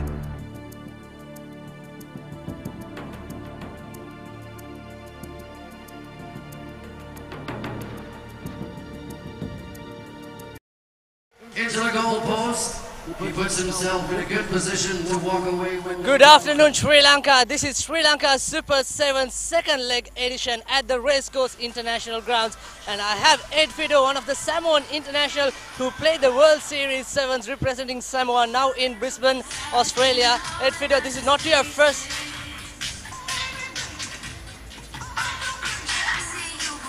Well, I have Ed Fido, the Samoan international. Of course, this is not the first time he's here for the Super 7s. He was here last year as well. How do you think this time, comparing to the last year you were here in Sri Lanka? I think every year we're improving. I think last year we did well. We came third the whole tournament. I think this year we just lost that last game. It's a little stuff though. Hopefully next year we have a chance. But I'm really happy with where we are today and how we go to this tournament so far. So yeah. I can certainly see a different, disappointed because of these results, Ed, because you were the runners-up in the Candy leg. You got 25 points for Soft Logic Warriors. But what went wrong in the last game, do you think? I think it's all comes down on attitude. Like on each player, it's like when you don't want to do something, you don't want to do it. But just we had a good start and we start drifting off a little bit. So I think it comes down to the team stuff and everything like that. And the important thing is yourself as well, like how you prepare yourself for games like that. But it's the way it is. That's rugby. You win some, you lost some. So yeah. Well, bad luck, but you still have more to play. The bowl semi-finals up next for your team. But talking about the local talents, especially Jason Disanayaga playing for Sri Lanka, and how are the rest of the local talents responded to you? Oh, I'm so happy. Like we always say to our teammate, like the local boys, it's not only we're here to help them get better as rugby players, but we're here as well to learn something from them. So I think for myself, I learn a lot from the local boys as well. They learn something from me. But that's the good thing about rugby. You share the game and enjoy each other's company and you make friends and you become close and stuff like that. But yeah, too, it's awesome. The talent here in Sri Lanka, it's awesome. It's awesome. Yeah. Brilliant to hear, Ed. Finally, you have been in the World 7 circuit, and how do you rate this 7th tournament overall? Oh, I rate it's up there. It's up there. It's all up there. I think it's really good. Like people around, the support around, and the players in Sri Lanka. It's up there. I rate it there. Yeah. I think it's good. I think it's good. Yeah. Brilliant, Ed. Thank you very much. Wish you all the best for the next game. Thank you for having me. All the best. Thank you. Well, now I have another two USA 7s players. They have been in the current USA squad as well. Martin Yusufa, of course, scoring plenty of tries for defending champions and also the champion in the first leg, Mobitel Eagles. How do you see this tournament, Martin? I'm sorry, can you repeat that? How do you see this tournament for you? I'm enjoying it. It's been an easy process with me playing with Mobitel. They've been very welcoming and just made it more enjoyable experience for me rather than trying to stress it out and trying to think too much about the game. So, yeah. Well, Mobitel won the first leg back in Candy, got the all-important 30 points, but here a nail-biter, 12-all against Access Warriors in the most important semi-finals. Your thoughts on that? Yeah, we had a tough weekend here in Colombo. We started really slow yesterday, haven't really found our feet to get going. So it was really important for us today to make our mark, especially on the first game, because the first game is always tough for any team. So for us, the game plan was to start fast and be able to finish the entire game with a fight. So hats off to the Kings for putting up a good game. But I can congrats all my boys for trusting and sticking to the whole game. Well, give us a small introduction. You are Missed Twice Big As Me, known as one of the most fastest forwards in the 7th circuit. Yeah. Well, as you all know, if you don't know, this is my teammate, Matai Leuta.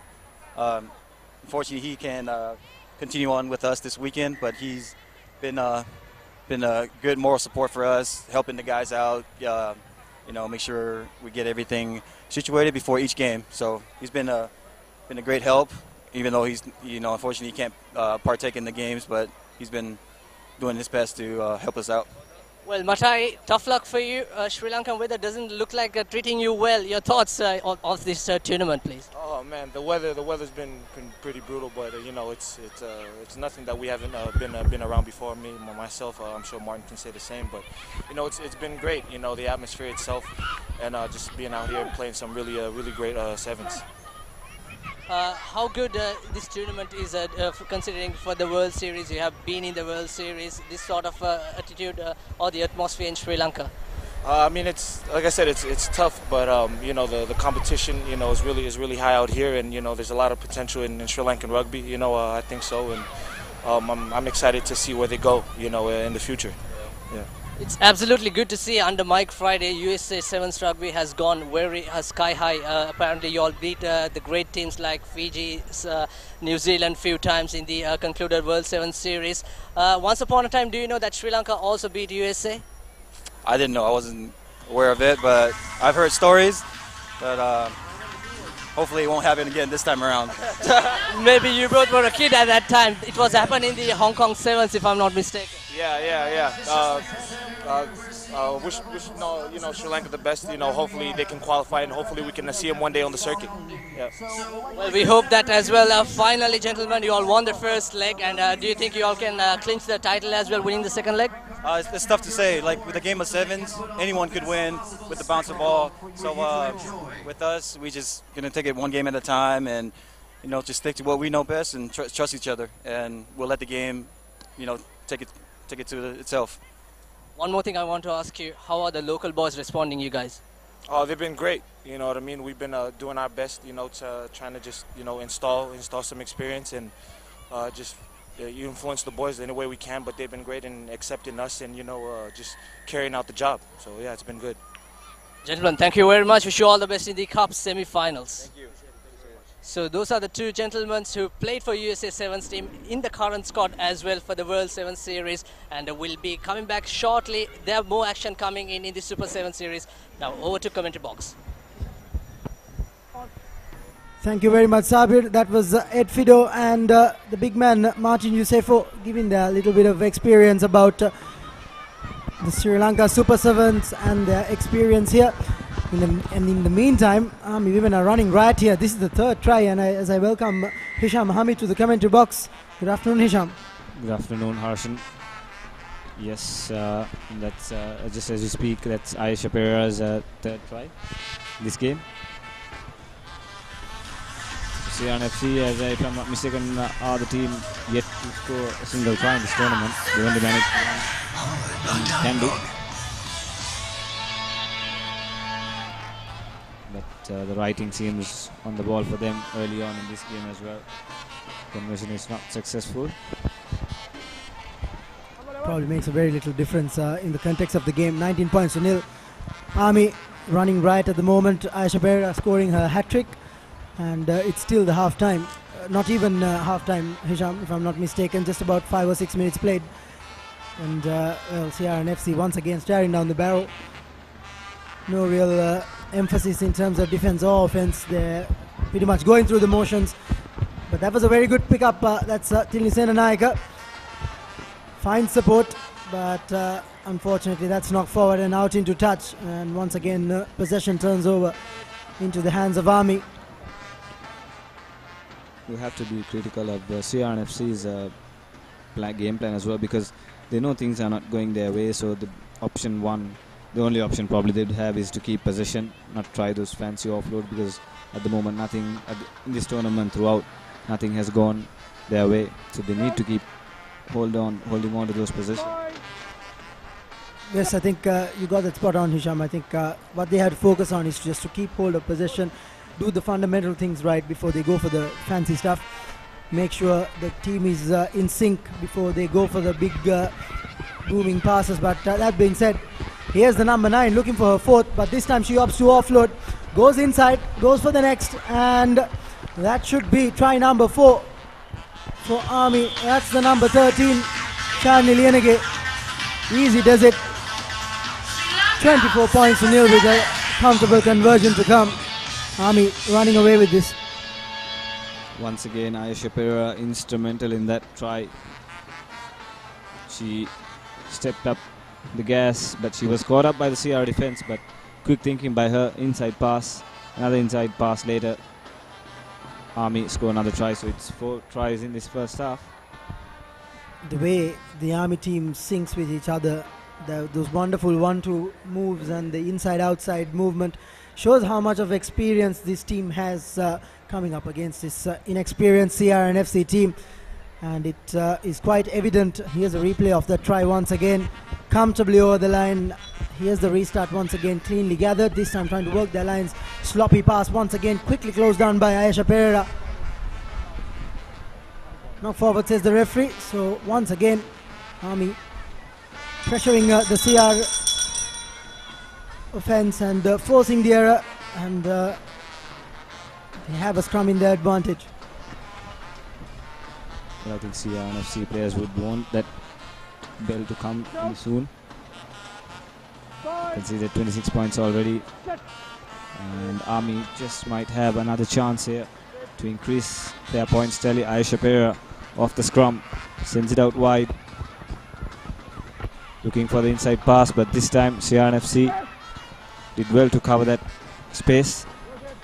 Still in possession. They need to send this out wide. They do now.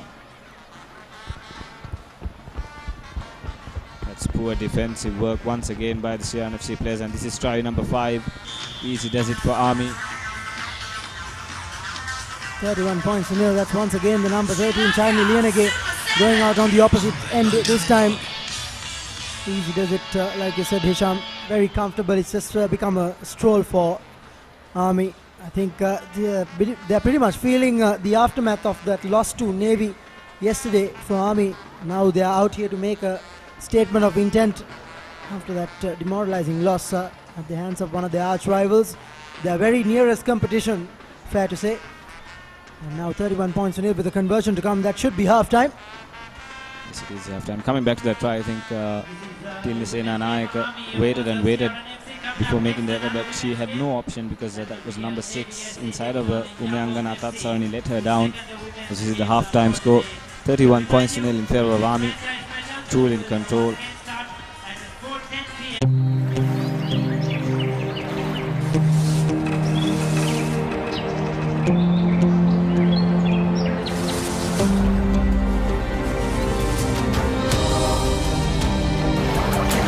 Wi-Fi everywhere. Well, almost everywhere. Get seamless connectivity with SLT Mobitel Wi-Fi hotspots in cafes, food courts, shopping malls, restaurants, and more across the island. SLT Mobitel. We care always. Welcome to www.thepapare.com, Sri Lanka's #1 sports hub, bring you live and exclusive pictures from the Sri Lanka Super 7's second leg down here at the Racecourse Grounds. If you are in and around the area, please do drop in. It's going to be a real spectacle come the evening, and also important, crucial games to come, Hisham. 2 cup semi-finals, 2 bowl semi-finals to determine who will be playing for what particular trophy come the end of the day. Slowly, the tournament is coming down to its business end. We see Army 5-minute preparations before the second half. Already match in the bag, you would say. 31 points to nil by the end of the first half.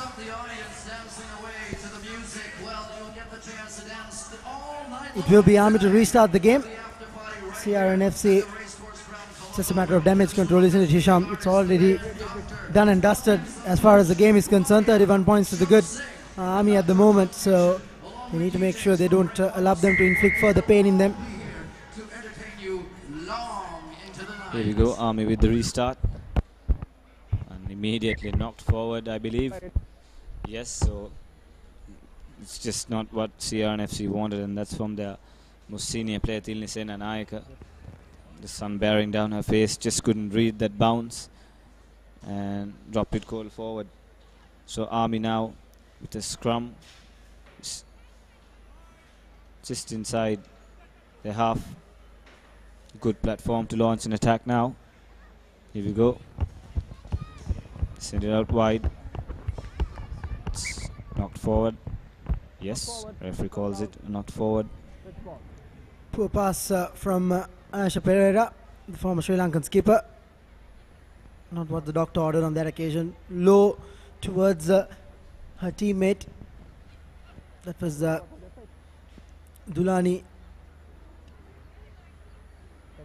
who couldn't grab a hold of it, and unfortunately it was a knock forward in favor of CRNFC. Now they had to feed the scrum well and make sure they muster something out of this. Once again a poor pass, no real direction in terms of their play. Once again closed down quite fast by Army, who are just absolutely wrapping them up like a rash at the moment. They have no space, they have no room to work with, and they're pinned to their own half once again. Just as you say that, Army turnover position. They need to set it up for a ruck. Yes, they do. That's a penalty. No, referee says play on. Thought the ruck was formed. The referee said the ball was out. CRNFC just need to either clear their lines or make sure they stick with possession here. Nothing's happening for them at the moment.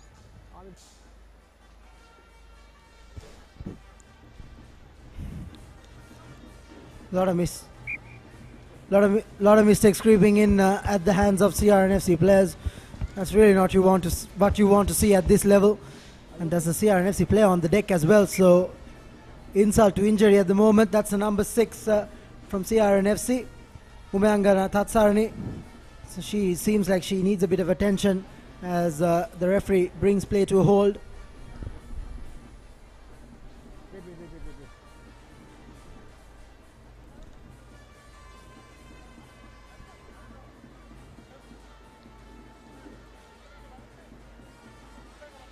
Doctor's taking a look. She might be required to be stretchered off here. Yeah, she seemed to be down for the count at the moment. She's hardly moving, so that seemed to be a cause for concern.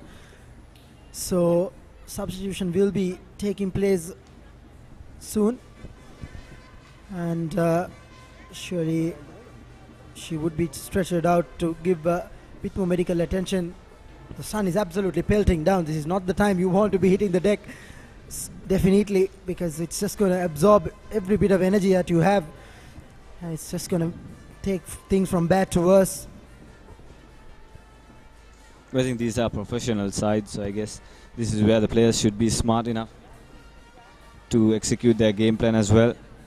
If you could see CR, they're just running circles inside their half.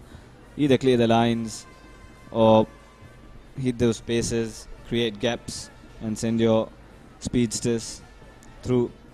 At the moment, they're just handing more possession to Army. It's a valid point you made there, Hisham. I think irrespective of the conditions, all professional players make sure they adapt to these conditions. They have training sessions during the daytime. If it's something to do with the humidity, if it's something to do with the high altitude, they take precautions for that as well. So it's not really an excuse at this day and age. But that being said, Army once again dominating. Yet another penalty quickly taken, surely not 10 meters. But play goes on as the ball still remains at the hands of Army, inches away from the try line. Probably would be the 6th try if they manage to go over. Once again a loose pass on that occasion, left it hanging.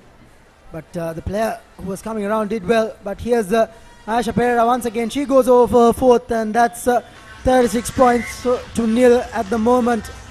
Army absolutely having no mercy on the CRNFC players who are seemingly down for the count at the moment. Another try for Army. And going back to that try, the initial stage, I think Army should have done better. They seem to have bunched up. They need to spread out wide, because this is the type of game where they can execute their game plan, stretch their muscles a bit. Now their match is surely in their bag, because I believe they'll be meeting Navy next. And as we all know, Navy did avenge that first leg defeat. They beat Army yesterday 12 points to nil. So it's the type of game Army needs to prepare for. It's all set up for a winner takes it all situation. One apiece at the moment. Here's a replay of that try. Drawing the play out and releasing Ayesha Pereira out on the right. 36 points to nil as the conversion went astray. With just a little over 2 minutes remaining on the clock. So it's just a matter of a formality at the moment to decide the outcome of the game, as CRNFC try to muster something once again. Loose hands as possession has turned over as a result of another knock forward. Countless amounts of mistakes from the CRNFC players. Sometimes they are the architects of their own destruction. Crucial parts of the field in which they commit these errors as well. Yes, Roshan, that's another good observation, because they're making mistakes inside their own half, and once they hand over possession, the opposition will launch attacks from that area easily, because they're already inside the opposition half.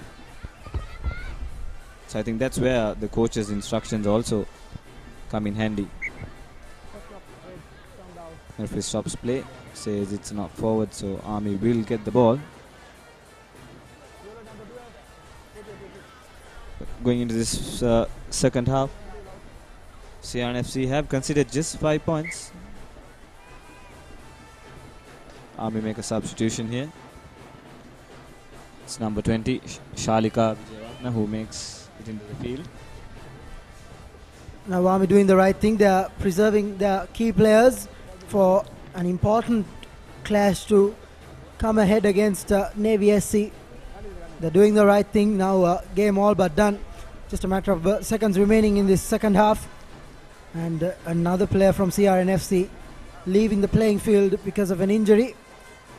That's kind of a worrying sight if you're a CRNFC fan.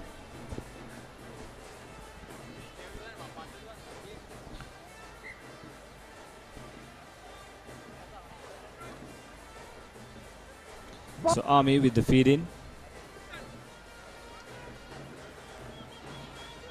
Here we go. Switch play. It's Ayesha Pereira.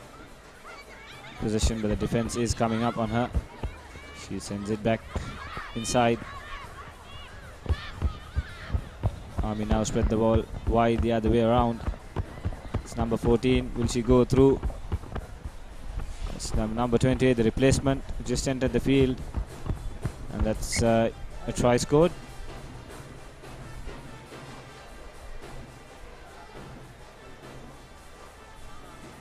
No, in fact, it's a line out. So CRNFC just managed to hold on there. Yeah, good last-ditch challenge on that occasion. Just dragging her opposite number out of playing field. Probably pushed her onto the touchline by the looks of it. However, they save a try right at the depth. But this should be the last play of the game. 14 minutes on our clock as CRNFC line up this line out. There goes the final bell. This should be a matter of time. Comedy of errors there. Just passed it on to the hand of the CR player who was in front of her. I think that just shows the body language of the CR players. They just want this game to get over with. But to their credit, CR has just conceded one try in the second half. But you should say Army has been a bit scrappy in the execution, in attack. And every time CR and FC players try to offload, it seems like they're trying to get rid of the ball. rather than try to create something, as we see once again Ayesha Pereira goes over her 5th try, 41 points to nil. Surely it's a comfortable conversion, so it should be 43 points to nil at the end of this game, as Army absolutely running right against the CRNFC team. Ayesha Pereira runs over to convert her own try. Don't think it really matters to the outcome of the game.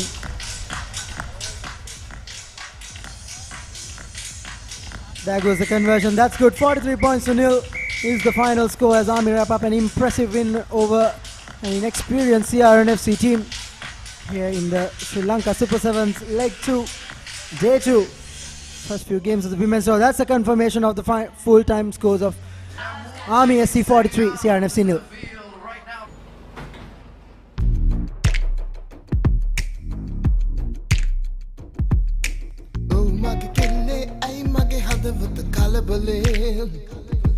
Siyan pare yannat mata den beha wage Tunhila allen halenawa mata kiyanna aasai yaadane bak mahe akunak agit baduna wage. Hear it, sing it, share it. Dialogue music handunwa dena Yonder Music. First and exclusive. Your job is to be their eye in the sky, not kill. We have the ability to strike a target. I cannot have my presidency built on murder. Dad, give us the mission. Rescue Mom! We're coming! First and exclusive. And all new on Saturdays.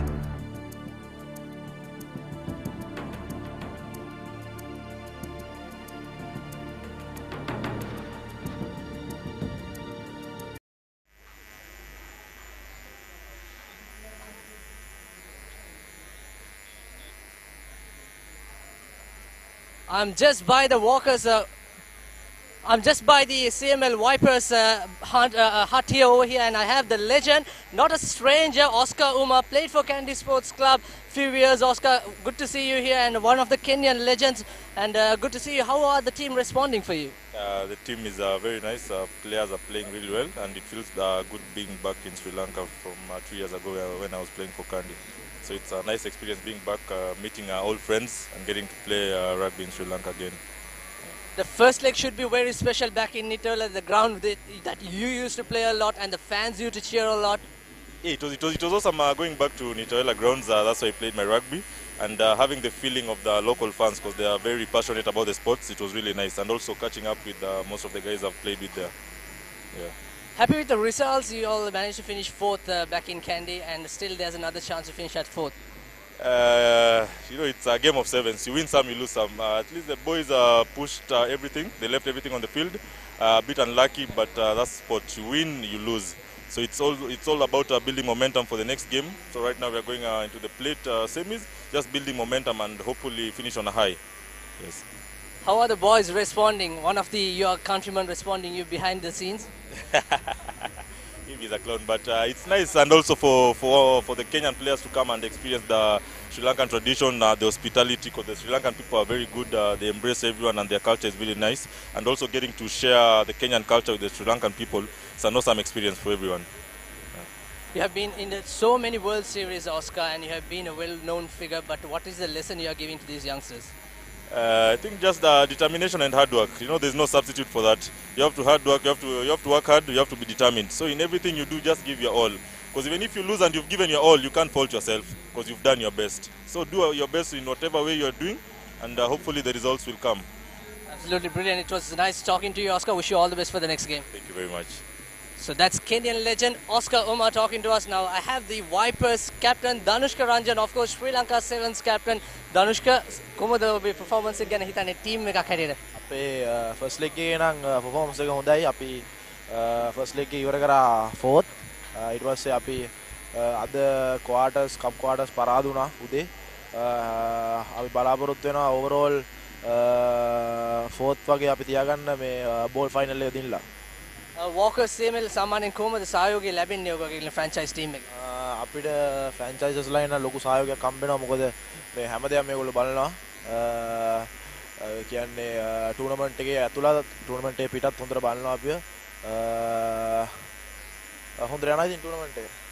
කොහොමද අර කෙනියන් ප්ලේයර්ස්ලාත් එක්ක ඔස්කත් කිව්වා වගේ ඒගොල්ලන් එක්ක සෙල්ලම් කරනකොට ඒකට සෙල්ලම් කරන ඔබ කැන්ඩි ඉන්නකොට ඔහු කැන්ඩි වල හිටියේ නැහැ. ඒ කියන්නේ ඔබ හැව්ලොක්ස් නියෝජනය කරේ බට් කොහොමද එකපාරටම ආපු ගමන් රිස්පොන්ඩින්? අපි ඔස්කා අපි කියන්නේ ෆොරිනර්ස්ලා ගෙන්නද්දිත් අපි ඔස්කාව තමයි විශ්වාස කරේ.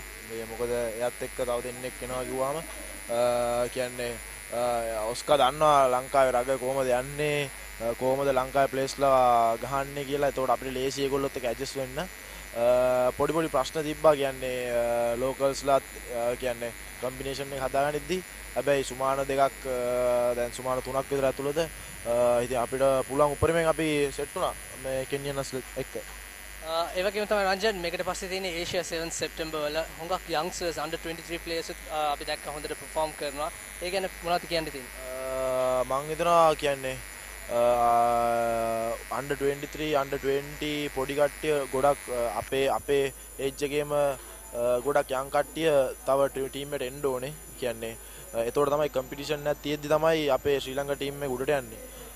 කියන්නේ ඒ දැන් යං සෙට් එක කියන්නේ perform කරලා එන එක හොඳයි ගොඩක් ලංකාව රගවලට.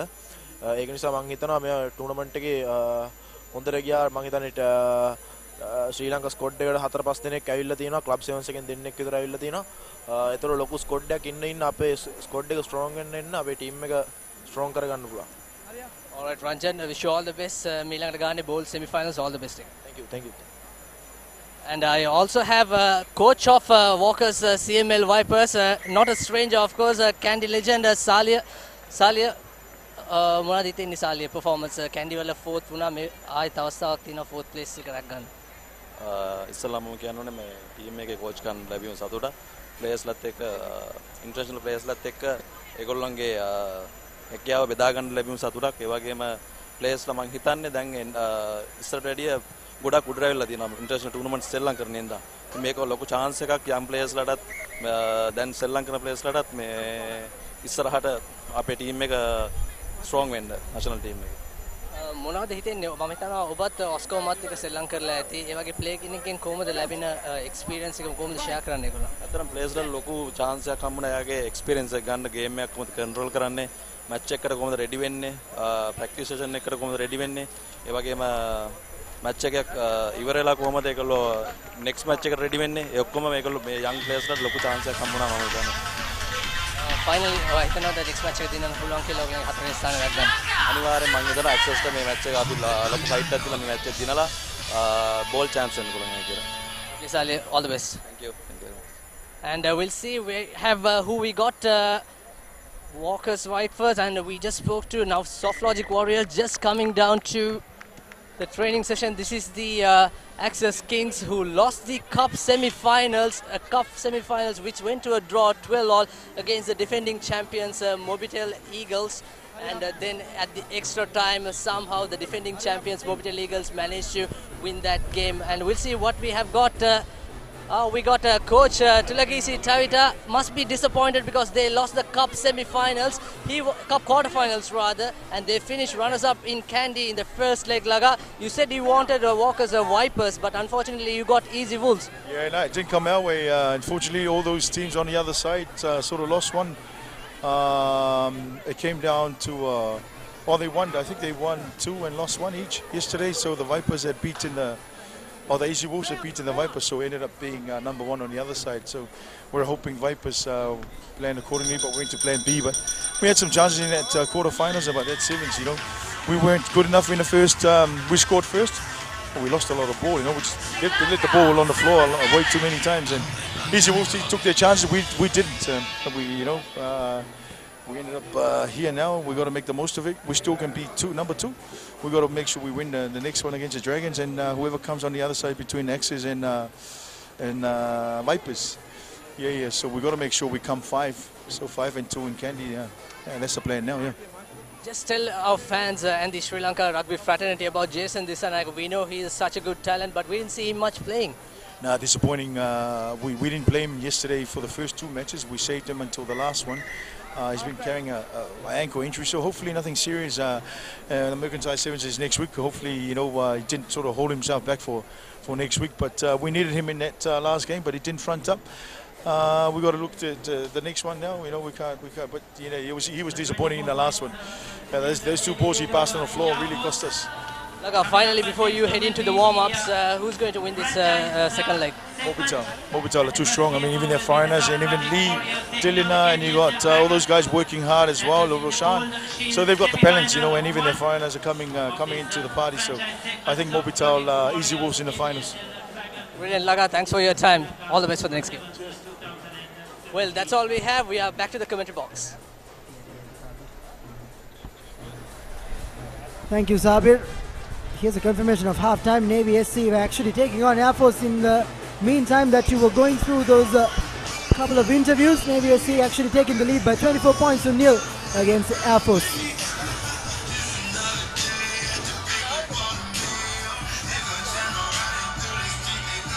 We're the last Lannisters. Whatever stands in our way, we will defeat it. I was born to rule the Seven Kingdoms, and I will. If we don't put aside our enmities, we will die. And then it doesn't matter whose skeleton sits on the Iron Throne.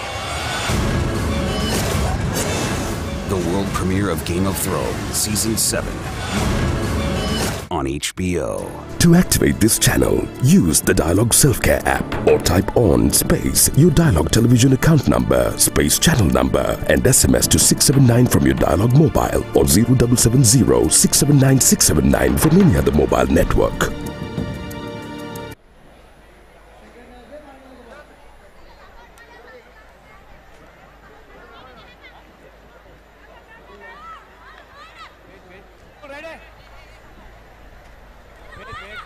Welcome back to the www.thepapare.com, Sri Lanka's #1 sports hub.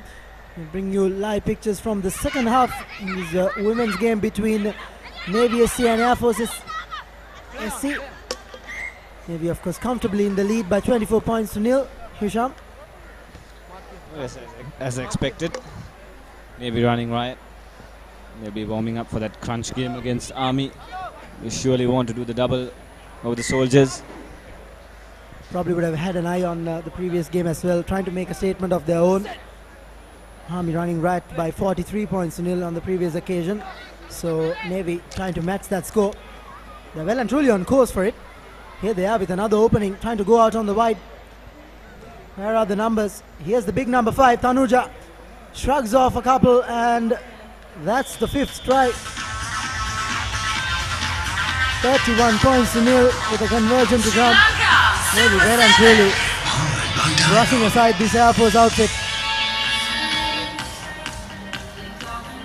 Good try there. The winger did run laterally initially, but Tanuja followed up.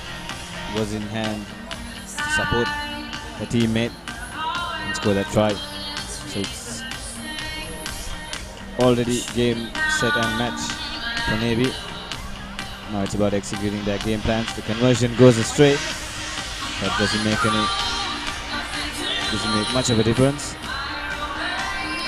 Here's a replay of that try. I think this is after the offload, Hisham. The hard work was done previously by the number 14, and then just in the nick of time when Tanuja was overlapping, she just offloaded the ball, and all she had to do was shrug off one challenge. And once again, Navy will restart proceedings.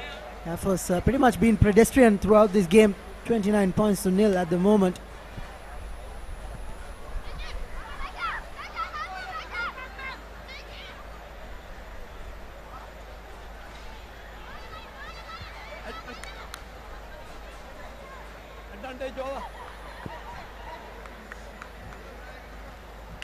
Once again, cardinal error by Air Force, handing the ball back towards Navy. Knocked the ball back, but she went out of bounds before that, so it will be a line out in favor of Air Force. Just getting out of jail on that occasion. Navy's play has been very direct. Go for contact, 1 or 2 phases, swing the ball to the corner, and then towards the try line. Successful kick there. Seen the Air Force play doing that well yesterday as well, but this time doesn't find proper space, and Navy will profit from that. It's another try for Navy under the post. That's the number 14. Easy does it, 34 points to nil at the moment with a comfortable conversion to come.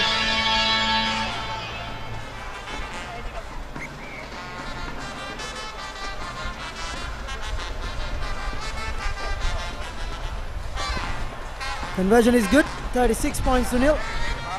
That was the number 14 from Navy, Shanika Madhumali, who actually went over for the last try. Here's a replay of that. Comfortably going over, stepping aside from her challengers. So easy does it in terms of as far as Navy are concerned. Once again to restart the game. I beg your pardon, that was actually Jayant Dilrukshi. Navy have been doing all the restarts in this game. It was a real bullish challenge on that occasion, completely taking a man out.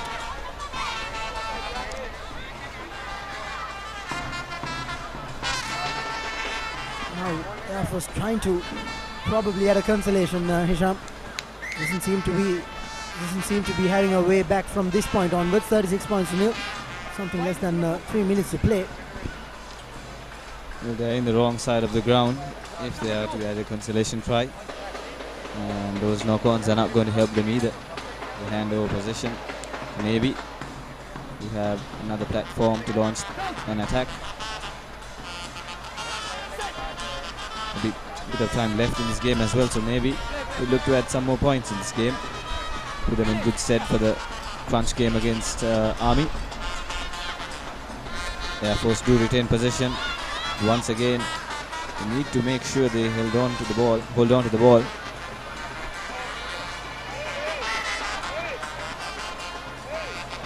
There was a knock forward, and the referee calls it correctly. It will be a scrum close to the try line once again for Navy.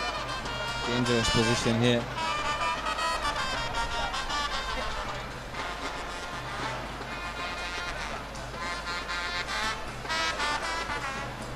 Navy bringing on a few changes, doing what Army did on the previous occasion, preserving some of their key players for the most important game of the evening. I think now since the result is in the bag, it's just a matter of game management from this point onwards. Just a little over a minute remaining. Here's the opportunity for Air Force, surging down the touchline. This could be the opportunity. She has the pace, and she's easily outrunning all of her opposition players. That's Anusha Kanayaka, and that is the consolation that Air Force were looking for. Should be a comfortable conversion. 5 points to 36 still in favor of Navy, but still enough to serve the consolation, at least for the efforts on that particular move by Air Force. Well, yes, good on Air Force. This could probably be a consolation try anyway, but going back to scrum time, I think that will be something Navy would have to take note of. Scrum time hasn't been steady throughout this game, and they'll let Air Force score a try. And mind you, that was almost from their own try line, so going into the next game, that's something Navy would like to take note of. Yes, I think Army are the kind of team which can punish you dearly for mistakes as such. And they too have a lot of pace, like what was on display a little while back. So that's something Coach Motilal will have to take into consideration. He's currently actually working with the KBSL Dragons on the far side. So I'm sure he laid down his final instructions and focused upon the franchise game. Multitasking in terms of the Sri Lanka Super 7's. Once again, a penalty advantage for Navy. They'll see this game through. That's the final bell that you hear. And they go for touch, do the smart thing. 36 points to 5. But is there still time for the line out? Yes, says the referee. So we keep going forward.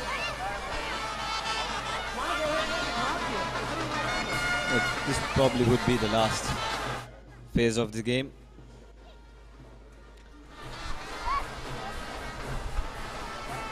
I'm sure maybe we just want to put this game out of touch. No, they want to run it. Well, they decided to go for touch on the previous occasion, but now they decide to run with it. Well, this could be the icing on the cake. There was a hair pull, but didn't really stop the player from going over. They should be penalized, we're yet to see, but still, that should wrap things up. 41 points to 5 with the conversion to come. That is dangerous play, clearly a hair pull, but didn't change the end result. The player did go under the post, just missed the 2 points. But end of the day, Navy comfortably winning this game as expected. 41 points to 5 is the final score as Navy once again notch up an impressive victory over one of their rivals. Here's the full-time confirmation. Navy SC 41 to 5 for Air Force SCSC. We'll go for a short commercial break, and to carry you all forward, it will be Sachin and Dinu.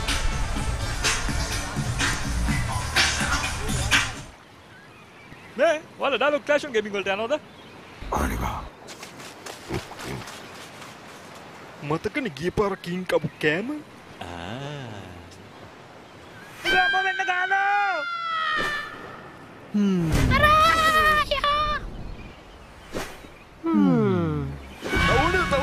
තව අපේ trace සිටි එකට යන්නේ කොහමද?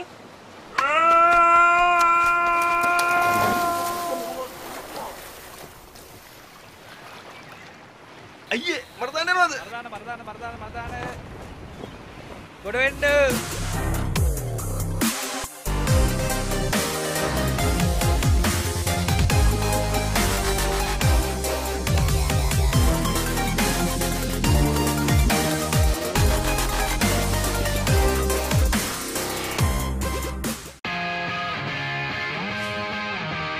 The Recap, your daily sports update. Wherever you are, tune into ThePapare.com at 6:30 p.m. on the dot and be updated on what happened around you.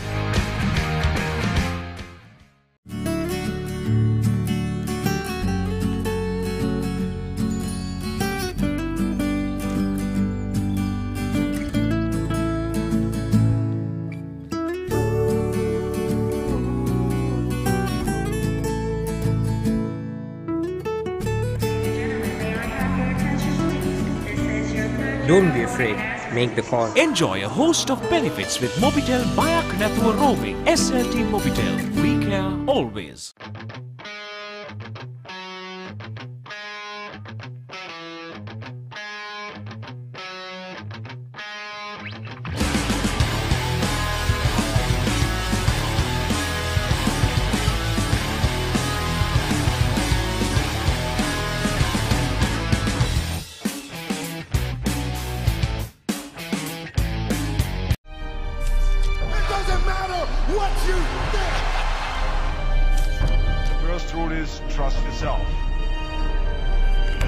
Fitness Diaries, in a mission to uplift the fitness arena in Sri Lanka.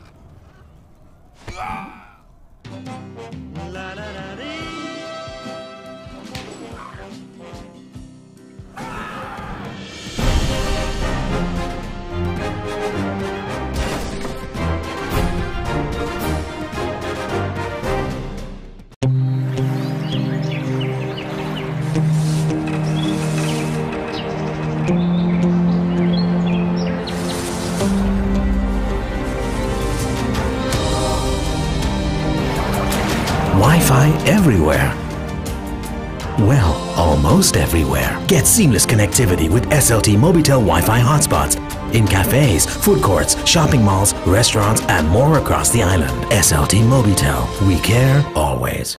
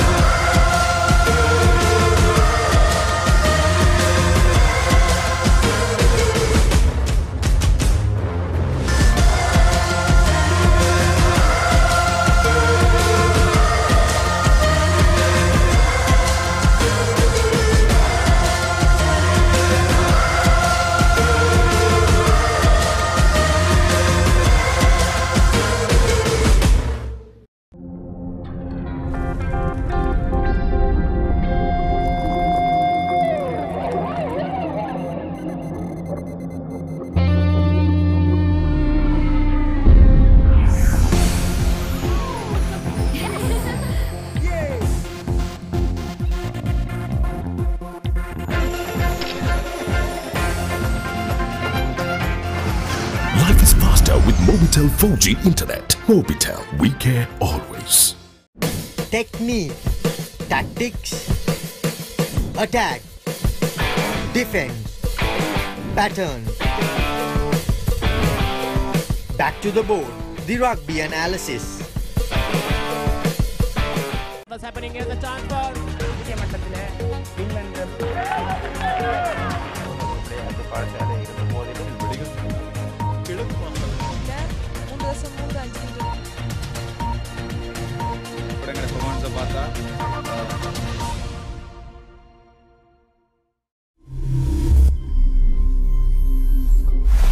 You follow Sri Lankan sports, obviously, even while you're traveling. How do you do that? Well, I follow. I always keep an eye on the cricket. I know the match is starting in a few more minutes. And the internet is a great way to do it. And, you know, initiatives like ThePapare.com, and it gives us so much information, excellent access, excellent insights. And I've noticed now that, you know, I played the game. There are a huge amount of cricket fans out there. They look at things in so much detail. They demand detail much more than, you know, we have a video analyst for us. Incredible. These guys want even more detail when it comes to, you know, reading about the game and understanding. So I think ThePapare.com provides all of that beautifully. So, you know, congratulations and well done to ThePapare.com, because for people like me and for millions of other cricket fans around the world to have a deep insight, an intricate look into sports, and also follow live scores, results and news, that's an ideal way. Well, you're at the right place, sharing the passion here with Kumar Sangakkara. Kumar, thanks very much for joining us here.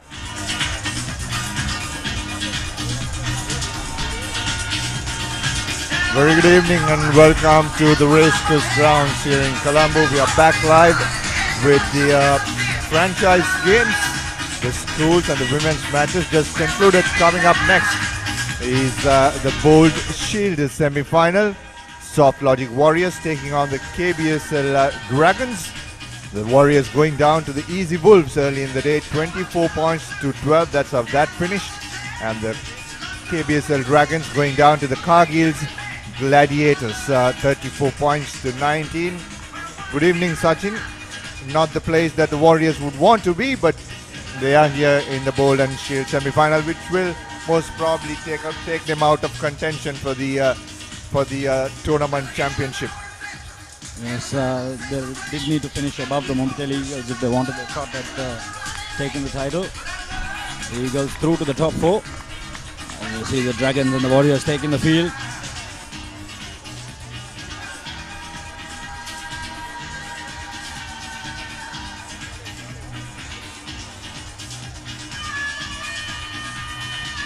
So the Soft Logic Warriors, Salehana Pangoda, Rohit Rajapaksa, Niroshan Fernando, and then we have the three Samoans, Ed Fido, Fatua Otto and Lafeli Wa, who was here in Sri Lanka. Tavita Tulagesi, known as Laga. The coach, KBSL Dragons, Samit Dhananjaya, Tilna Veerasinga, Kosala Tisera, Ramda Virakode Buddhima Priratna has been fantastic. Joel Booson, Danny Rue and Franco Adams, the three South Africans. So it'll be it's going to be a cracking one. On his screen is Otto for the Soft Logic Warriors, and Titan Adams will start proceedings for the KBSL Dragons. Yes, Titan Adams been the top performer for the KBSL Dragons. Just as we say that, the commentator's curse. Kick not going 10 meters. Otto will restart proceedings for the Soft Logic Warriors. Didn't play much in the Cup semi-final. Goes to the left, comes back to the right. Now offloading it. Lovely place. Here is Ed Fido on the outside. He'll step off in. Ed Fido will score the first try for the Soft Logic Warriors. What a start from the Soft Logic Warriors. Coach Laga will be very happy with that. Yes, you wouldn't call it happy the way he looks on that bench. Nothing phases Coach Laga. Seated there with his fisherman's hat on, enjoying the sun. But brilliant start for the Soft Logic Warriors. Definitely not impressed being here in this position. They've lost their skipper Jason Dissanayake. They lost Asha Jamaldeen earlier yesterday evening. He took a knee to the throat.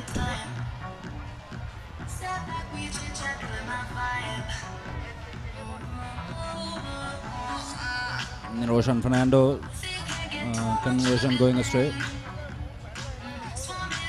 Good to see Niroshan Fernando back as well. Dinuk has been nursing a few injuries over the last couple of years. Again, a very good play by Otto. Gives it out wide to Ed Fido, who will touch down for the second time.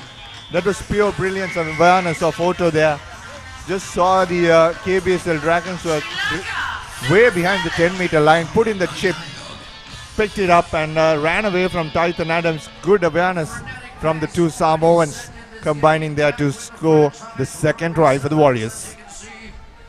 Yes, perfect start for the Warriors in this bowl semi-final. They want to finish as high as they possibly can. I believe they still do have an opportunity of chasing down the second place in this tournament, the overall standings. Conversion is good from Otto. Ladies and gentlemen, don't be afraid to make as much noise as you want to. Go ahead. Here's that replay once again. Using the speed to get away from Buddhima Priyaratna and getting that offload out wide to Ed Fido. His Samoan teammate Fido takes his time, touches down in the corner. So it's been all about the Samoans. Here's Otto once again trying to do that dancing, but Titan Adams this time was concentrating properly, going behind Rohitha Rajapaksha, wrapping up Samit Dhananjaya. Now the ball coming out wide to Bhuvanaka Udangamoa, trying to dance his way through. He's Lahiru Herath. Here's Titan Adams offloading it, going backwards.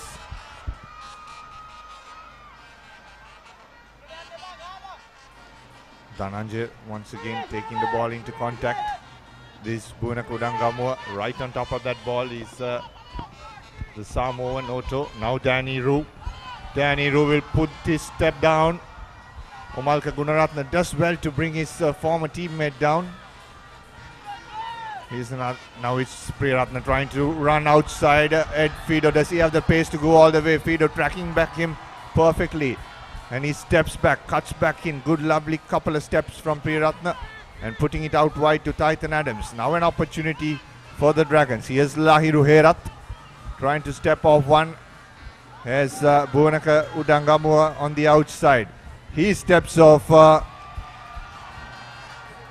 Ed Fido and will score that try for the Dragons. So a comeback try in the first half by Bhuvanaka Udangamoa. Bhuvanaka Udangamoa scoring for the KBSL Dragons. So they're back in this game. Remember, this is a 7's game, so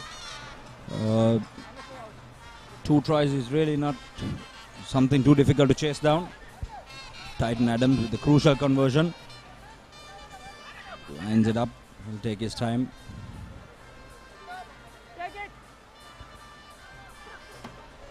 Donning the patented dreadlocks of South African 7's player. So many big name 7's players with those dreadlocks. Cecil Africa, Siabelo Senatla,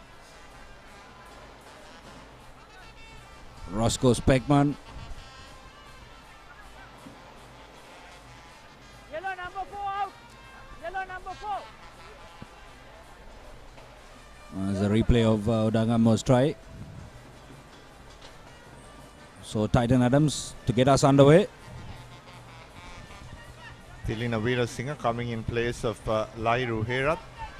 Ball not going 10. Titan Adams trying what Otto tried initially.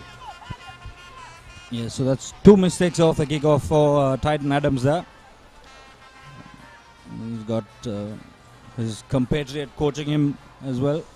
Fabian Jury is a 2-time 7's player of the year. And here now is the Warriors. Otto once again knocked forward. Now Titan Adams trying to break free. Has Danny Roo on the outside. Danny Roo slips off couple of tackles, puts the foot down, pins his ears back. No chance for Suranga Bandaru to chase him down. And Danny Rue will score the second for the Dragons, and they're back. Sri Lanka Super 7.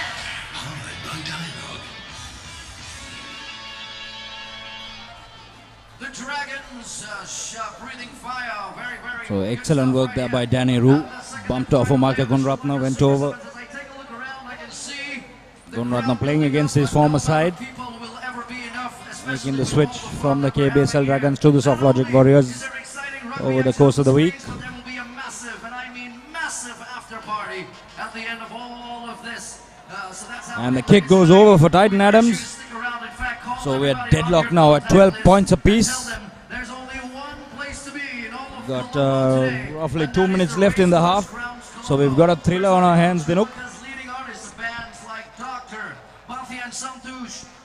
You see the fend off, he fended off his own teammate as well. Get out of my way, mate. I'm going over.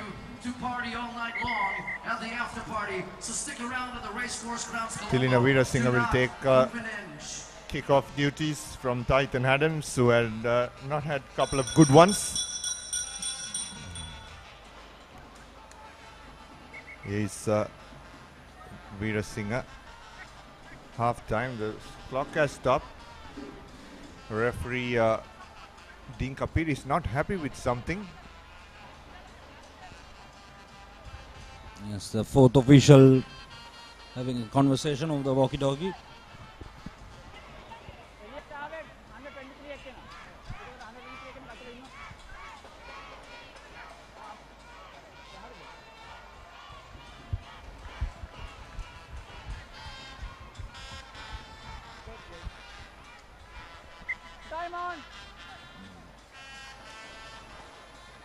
Now Tilna Veerasinghe restarting to the center field.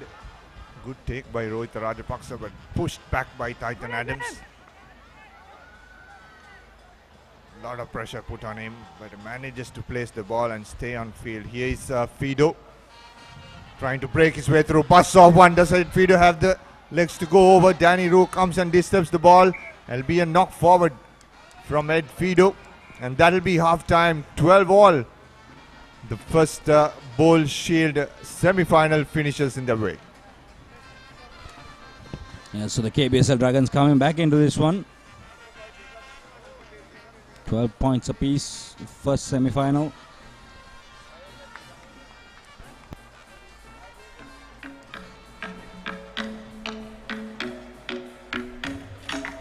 මං කැමති ඔයාව පන්සලේදී ඇර වෙන කොහෙද හරි හම්බෙන්න. මොකක්?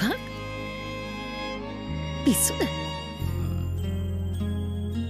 ඔයා හොඳටම දන්නවනේ මං ඔයාව මැරි කරන්න කොච්චර ඉවසුවද කියලා. මේක ඔයාගේ ඇඟිල්ලට නම් ලොකු වැඩි. කවදා යලි අපි එක්වන්නේ දැයි. I may be crazy, don't mind me, say boy, let's not talk too much. Grab on my waist and put that body on me. I'm coming now, follow my lead. Coming now, follow my lead.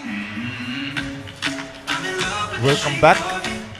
The dancing girls have started the party already here at Racecourse, and the crowd slowly building up.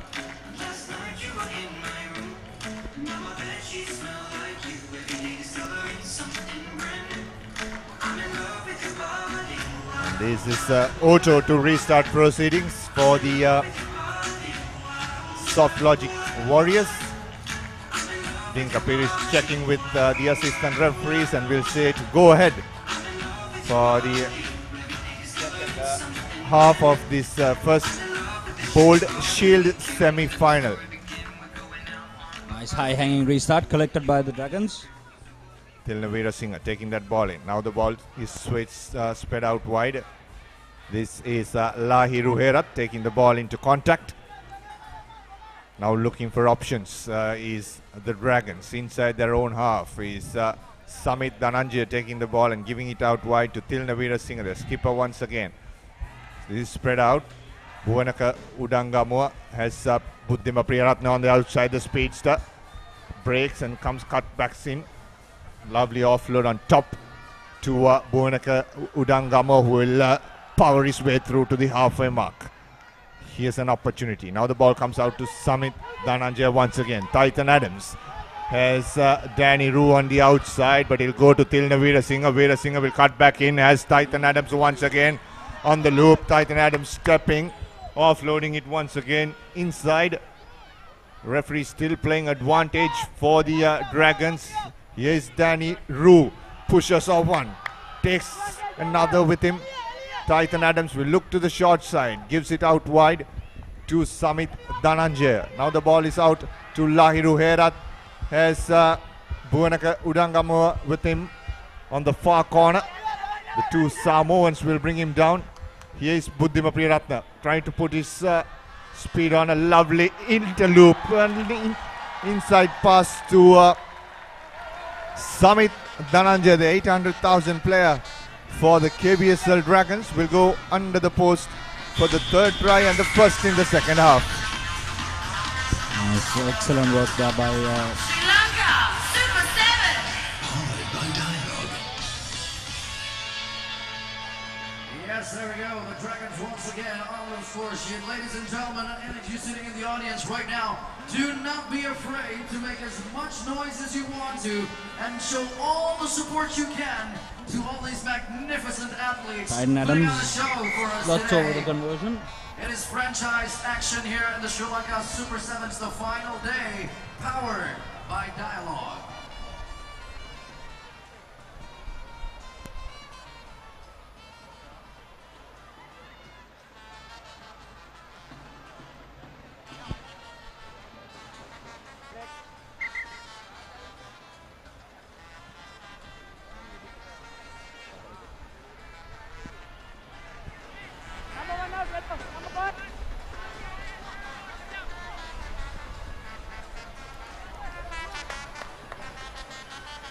Change coming for the Dragons. Again, a mistake at the restart for the KBSL Dragons. So that's been an issue for them. Coming up next, the Walkers CML Vipers will take on the Axis Kings in the second bowl semi-final. Here's Niroshan Fernando giving it out wide to Lafa Eleva are there taking it into contact. Marka Gunratnam boring into the ruck. Referee Dinka Peris asked the Dragons to release it. Sale Handapan got on the field now. Now Ed Fido looking to step his way through. Takes two defenders with him. Handapan Goda to Fernando. Omarka Gunratna. He's got Va on the outside. Doesn't use him. Goes for the fend. Bumps off the defender. Offload on the inside to Lafa Eleva. Beautifully done there by Omarka Gunratna, partnering with the Samoan. Went on the outside, pulled in both defenders, and then just a little flick pass on to the inside. And Lafa Eleva goes over for the try. He's just proving a point against his old team, isn't it? Omarka Gunratna on the near side, on the flank. Just pushing players of 1-2. Had Lafa Eleva on the inside. Didn't use him until that last moment. A lovely switch pass and that presence of mind of that right foot from Va to run around the Dragons to score the comeback try for the Soft Logic Warriors. Va knocks over the conversion as well. So the Warriors now in the lead.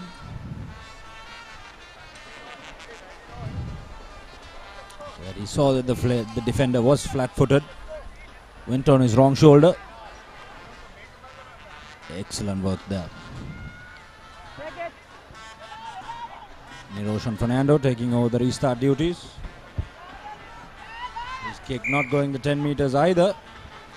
So a few mistakes from both teams in the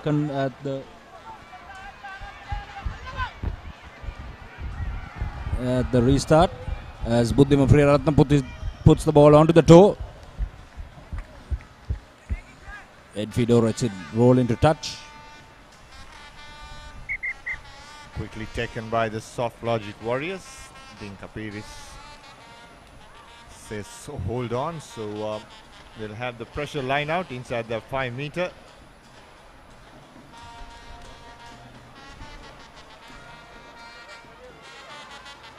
Oshan Pereira comes in place for the Soft Logic Warriors.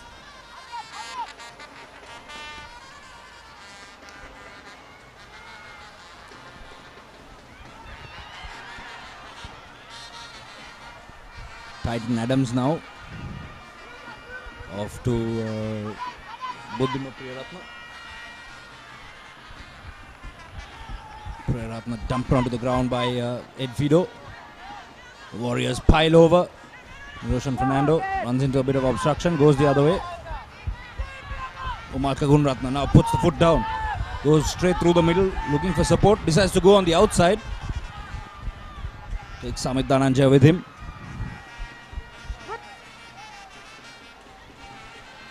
Rafael Eva digging for the ball. The Dragons have turned this one over. Lahiru Herat now has numbers out wide if he needs it. Decides not to use it. For a good 40 meters back, there is Ed Fido just walking towards off your screen. If you go to that wide screen, you can see him just walking, hands on his head. There he goes, still not in the picture, Ed Fido. Now on the halfway mark, here's that replay once again. Cutting back in is Herat. Right on top of that ball. A good clearance by Buddhima Priyaratna. Titan Adams coming and knocking that ball forward, but initially the damage was done. Last move, 19 all, big play coming up for both teams. Change coming for the Dragons. Buena Kodangama coming back on. Lahiru Herat been given a rest. They're bringing on the big players for the big moments. It's the Buena Kodangama is not looking fit at all. He's gone. Yes, that's the advantage of the new rules in sevens, though, isn't it? You know, you can take him off, give him a few minutes to rest, recover. Buddhima Priyaratna looking to go on the outside. He's been well covered by Ed Fido today. Priyaratna puts it to the boot. Sprinting after it is Oshan Pereira. Well gathered, gets around Priyaratna. Looks for Wa on the inside. Rafael Eva now puts it down. Well taken by Titan Adams. Pressure coming on at the breakdown. Have the Dragons turned it over? Yes, they have. Ed Fido taking that one. Buena Kodangama going up against Ed Fido. What a contest that is. Salih Handapan Goda out to Nishan Pereira. Puts the foot down, decides to go for the corner. And that will be the defining try in this encounter. Nishan Pereira took on Titan Adams. We saw a little bit of hesitancy there, and then he realized maybe I can beat him. Turned on the afterburners and straight over in the corner. Good pace shown by Nishan Pereira. He was quiet throughout this Colombo leg. Candy leg was fantastic for him. And he has turned up today, and look at that. Good pace shown outside to beat Titan Adams, one of the speedsters from South Africa. Put the foot on the metal, just pinned his ears back and just head towards the corner to score that try for the Warriors. And they'll be very happy, the Soft Logic Warriors, to come on top. The conversion doesn't matter because they qualify for the bowl finals, and the Dragons will drop to the Shield finals. The next match, there you go, that's the confirmation. The Warriors beating the Dragons 24 points to 19. We have the Vipers taking on the Access Kings coming up after this. Yes, the Vipers led by Danushka Ranjan. Unfortunately, they will not have the service of Shehan Patirana due to injury. Oscar Uma, Samuel Joseph have had a good, decent tournament. Hiranta Pereira comes into impact as well. He is the Access Kings. Danush Dayan and Tarinder Ratwat. Vishwamitra Jaising has had a quiet season. Chula Susanta and Nivanka Prasad have done some work in the second leg. Tunisia Abele, Jonah Vote and Setafano Takau, the overseas players for the Access Kings. And playing from right to left on your screen is number 10 Dulaj Pereira for the Walkers Vipers. And on the opposite side is the Access Kings in their maroon shirt. Here is Dulaj Fakikov. Abele and Vota to start the game as the foreign players for the Kings. Release. So Takao taking a break. Lost forward by the Vipers. Abele now looking to put the foot down.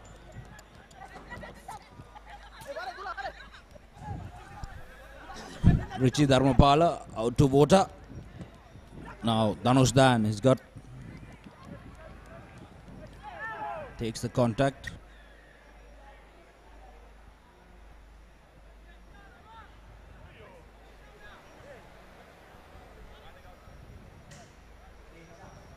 Taking his time, Dhanush Dan says let's go for the corner. Ratwata steps up.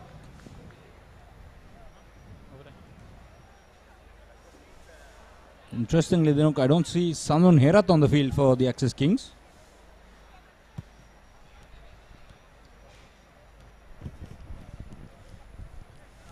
Tarinder Ratwata thumping it down just outside the 22. And he'll be taking a different role now as Richie Dharmapala will throw this into the scrum. Here's Tarinder Ratwata playing at fly half. His favorite place, and that ball has been held up to come down to ground, and the Vipers have turned over position. Yes, Oscar Uma to Samuel Joseph on the outside. Danushka Ranjan and Kevin Dixon trying to run around. Lavanga Perera pushes him out, and here is Samuel Joseph, needs support on the inside, trying to step back, buy some time for support. Oscar Uma busting his way through now for the Vipers. Here's Samuel Joseph once again, giving it on the outside. Dulaj Pereira cuts back in, and that'll be the first try for Kavindu Costa, scoring for the Walkers Vipers, and he'll go under the post. Some good continuity of play there for the Walkers Vipers. They kept the ball up. Samuel Joseph and Oscar Oma combined well. Nice little pop pass between the two of them. The Walkers, CML Vipers fans enjoying that one. Dulaj Pereira will step up for the conversion. Or are the Kings going to come back? Yes, it is all heating up in the final stages. As you can see, semi-final action here on the final day of the Sri Lanka Super 7's powered by Dialogue. Let's not forget our platinum sponsor, Singer, our gold sponsor, Jet Holdings, CIMB, and of course, our silver sponsors, LOLC, De La Rue, NSB, and Commercial Credit as well. Thank you so much for putting on this magnificent show.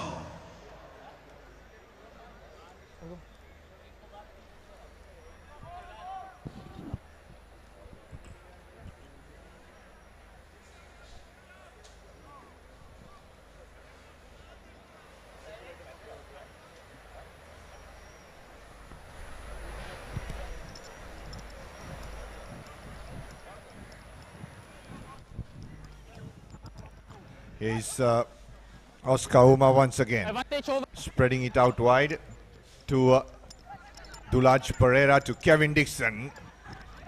Puts the hammer on the metal, but turnover by Abele, trying to bust his way through Danushka Ranjan. He brings him down, no way through that. Here's Tarinder Ratwata, gives it to his skipper, Danush Dayan. Nice loop around from Ratwata, looking for space.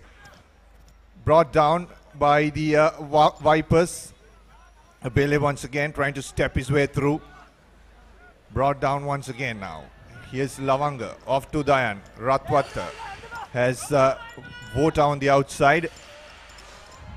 Or rather it's Nivanka Prasad who just sprints his way through for the second try for the first try for the Axis Kings. There's some good pace shown by Nivanka Prasad on the outside. He has turned out to be a real beast today for the Axis Kings. Yes, Prasad just outran Nikalanga Prabodha, who's been a big player for the Walkers Vipers. He's showed a lot of pace. So Prasad putting his name down in the list of speedsters in Sri Lanka rugby. We've talked about it a little while ago as well. They know it's been absolutely brilliant, the choice that Sri Lanka now has on that wing. We've got youngsters like Henakan Kanamge, Buddhima Priyaratna coming through the ranks. We've got guys like Sandun Herat. Andro the Vilvera returning from injury, and a few other players also putting their hands up. Lavanga Pereira. conversion. Tarindaratwata, true to form, knocks it over from the corner. I wouldn't hand him the ball if he was under the posts. Time off.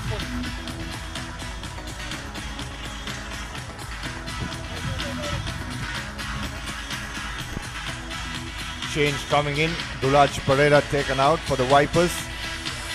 Rehan Tyagaraja comes in. Probably for the first time in this tournament. Rehan Tyagaraja, if I'm not mistaken, he played for about a couple of minutes up in Kandy. I can't remember exactly. Here is Access Kings now. Nivanka Prasad once again trying to bust his way through.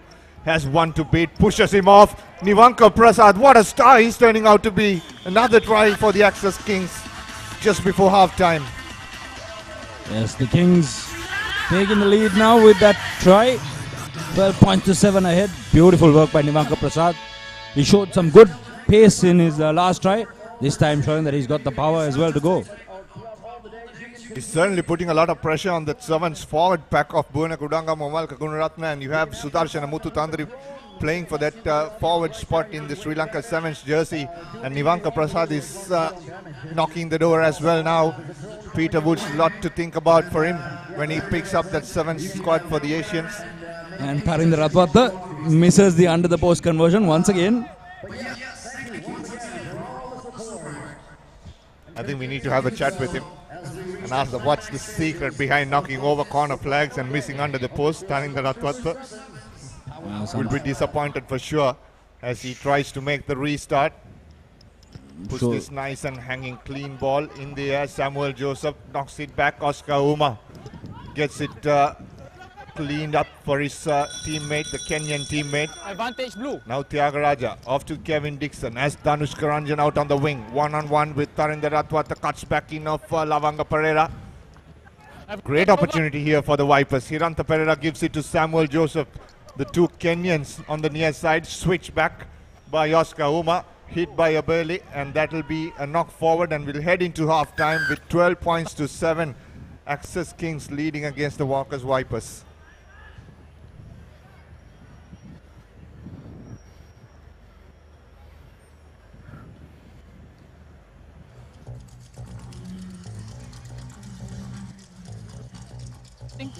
Sure.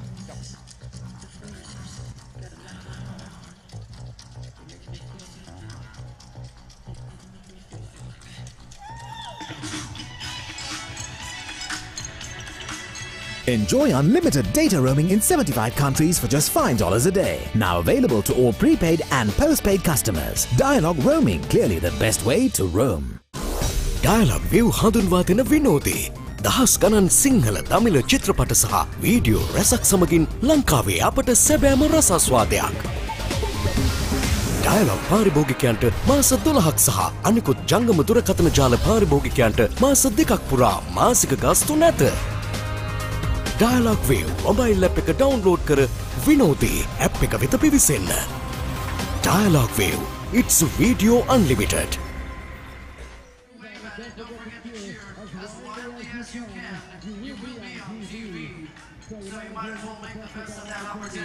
Here comes the drone. It's in the audience right now. When it comes close to you, you know what to do.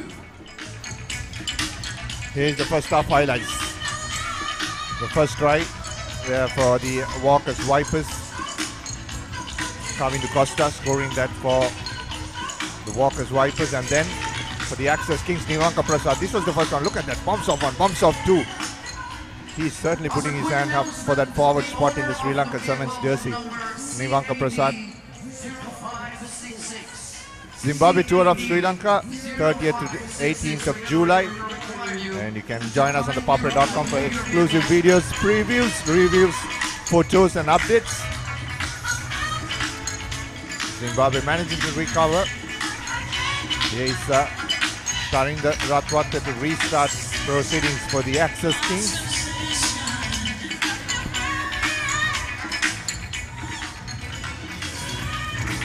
Puts in a nice hanging kick, Tarindaratwata. And it will be a penalty for taking the player in there. Joining me in the commentary box is Abdullah Yusuf. Good evening, Abdullah. All right. Good evening, Dinuk. Watch the air. Yes, there was quite a performance by Watch the in the air. the Access Kings. I'm sure they are must be really disappointed after missing out on that semi-final spot in the main segment. But Nivanka Prasad standing out for Access Kings in that first half, as you very correctly said. He's definitely put his hand up for selection for the national squad.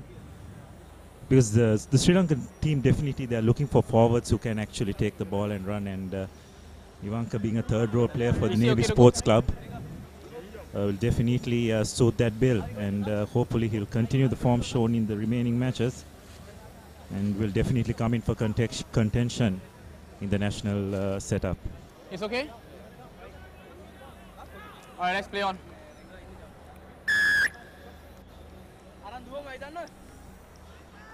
Samuel Joseph, the player down. Alright, let's go. Time. For the Walkers Vipers, he's up. Tough Kenyan. He's tap taken by Kamindu Costa. Gives it out wide to Rehan Thiagaraja. Oscar Uma now.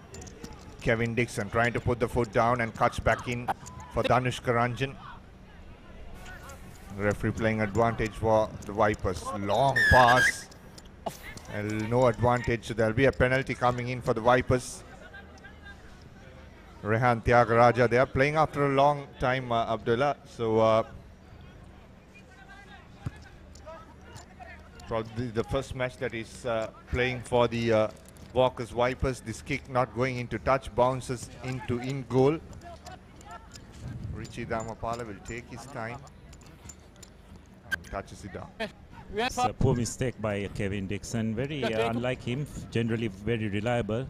Yes, it's great to see Rehan Thiagaraja back in the mix. He suffered a very bad elbow injury playing for Havelock Sports Club a couple of seasons ago, and has been on the road to recovery. A very elusive runner. Great to see him back in the fold again. Another big mistake by Tarinder Ratwat, not dropping that ball off that kick. Yes, thought he could have got away with it, but the referee was right on the spot to identify that. These are the little mistakes that can just turn the game on its head, isn't it, Dinok?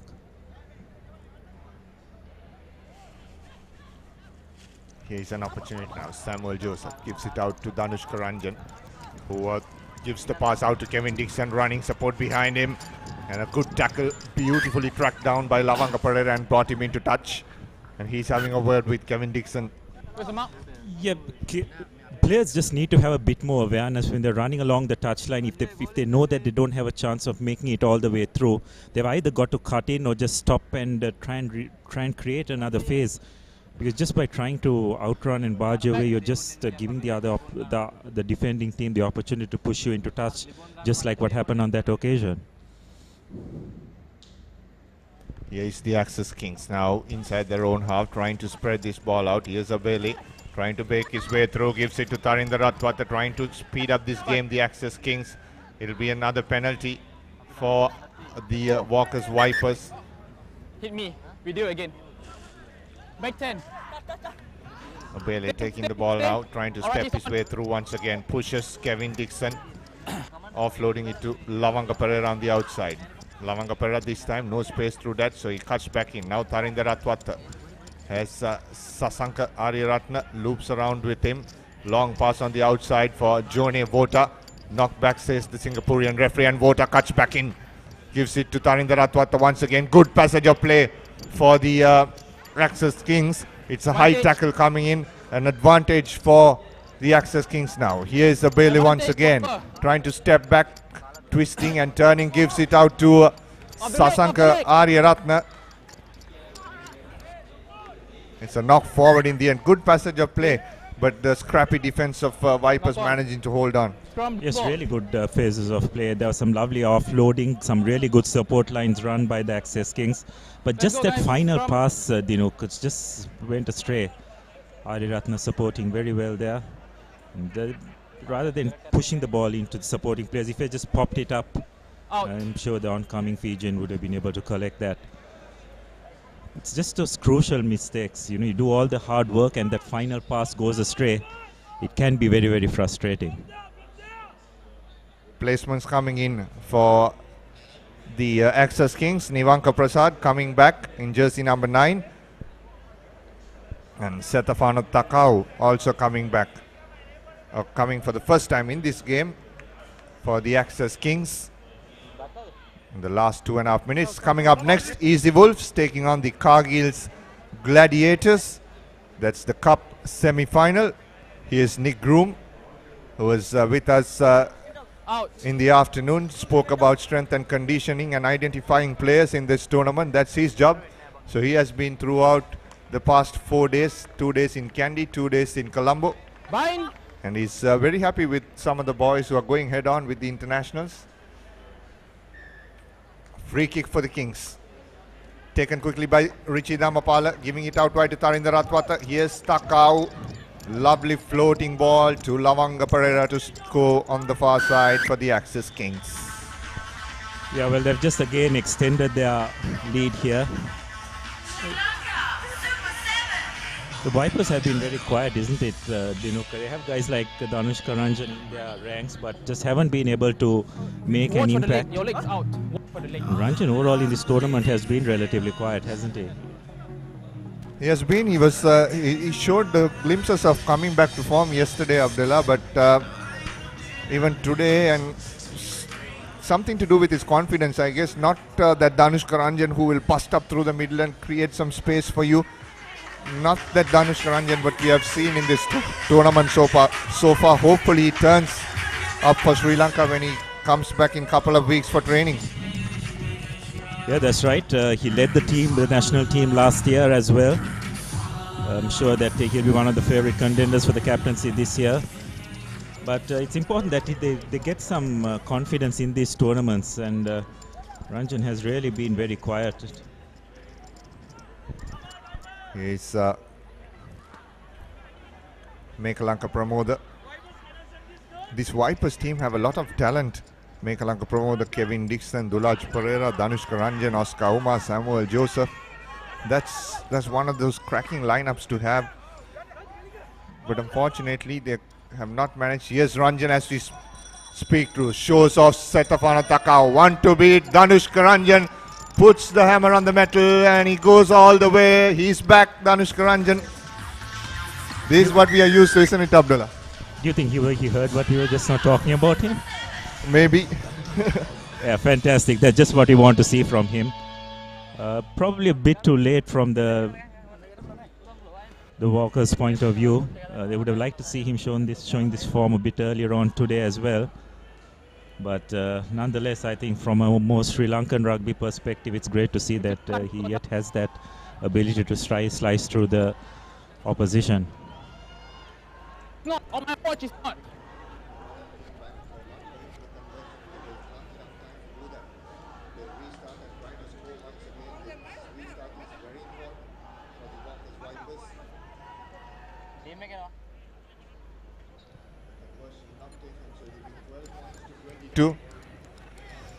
But there is no time for them to come back into this game, do they? No, I don't think so.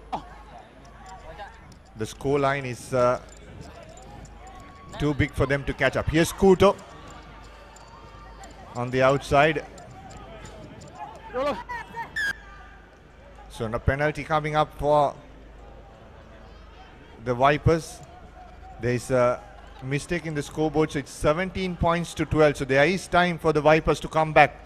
Here is Oscar Uma on the outside, and he knocks forward. So that will be the end for the Walkers Vipers. And knock forward and full time, 17 points to 12. That's how the Access Kings have beaten the Walkers Vipers, and the Access Kings will go to the bowl semi-final, or the bowl final.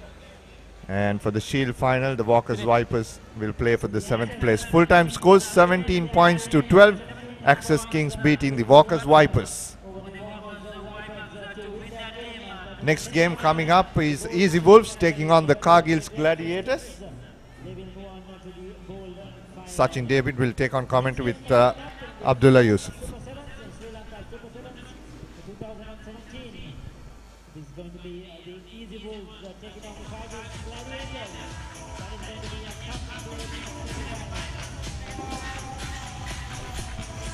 Thank you very much, Vinuk. to see the Easy Wolves and the Kargis Gladiators taking the field. We're now into the business end of the tournament, aren't we? That's right. We're into the first cup semi-finals. Both these teams, I'm sure, will go hammer and tongs to try and make it into that final as we have the team lineup. Some of the here. Big players there for the Easy Wolves. Sudarshan Muthudantri, Chanaka Chandimal, Sudam Suri Arachi, Sashan Mohammed. All being big for them. Dinusha Chaturanga. Got a lot of young players in that side. Rehan Silva, Situm Piris. But they've got the captain of the Kenyan side as well, Andrew Amonde. And here are the Kargis Gladiators, Richard Dharmapala, Kavindu Pereira, Gayan Veeraratna, Radisha Seniviratna. All four of them have been extremely good for the Kargis Gladiators. Sevilloni, the Fijian in that outfit. Lost forward by the Gladiators. This is Denis Ombachi taking it forward. Two knock forward. Come down. Our referee for today, Irshad Carter.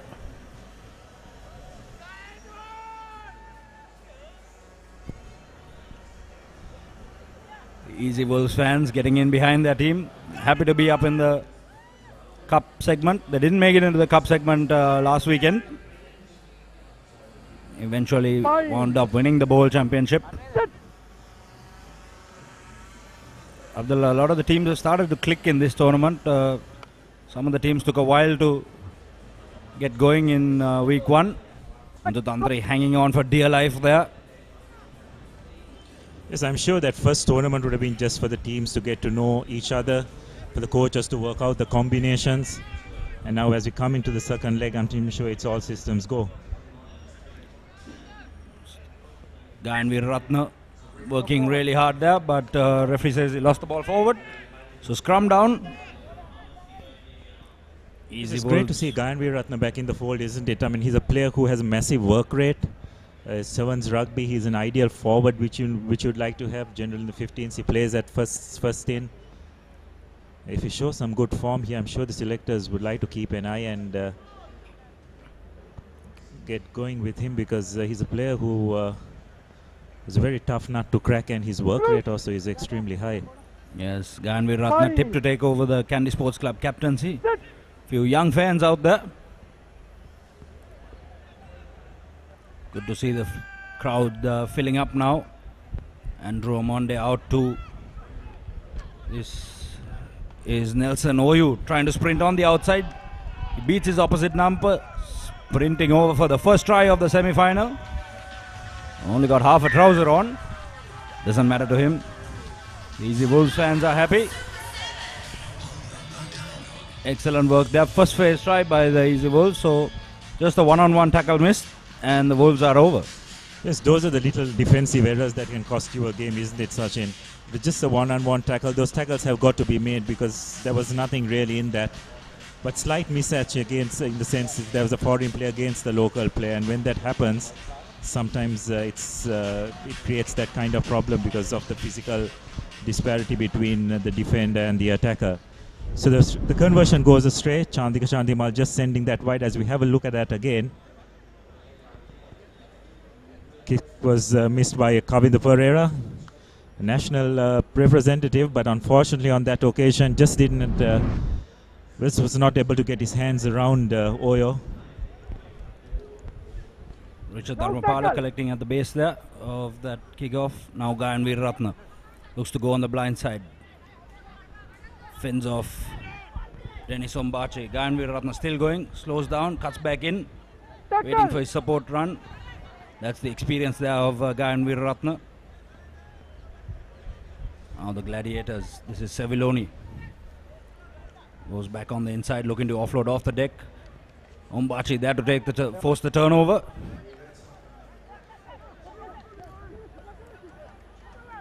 Gladiators still have possession. So they've been penalized. Sudam Suri Arachi takes it quickly, sprinting down the middle.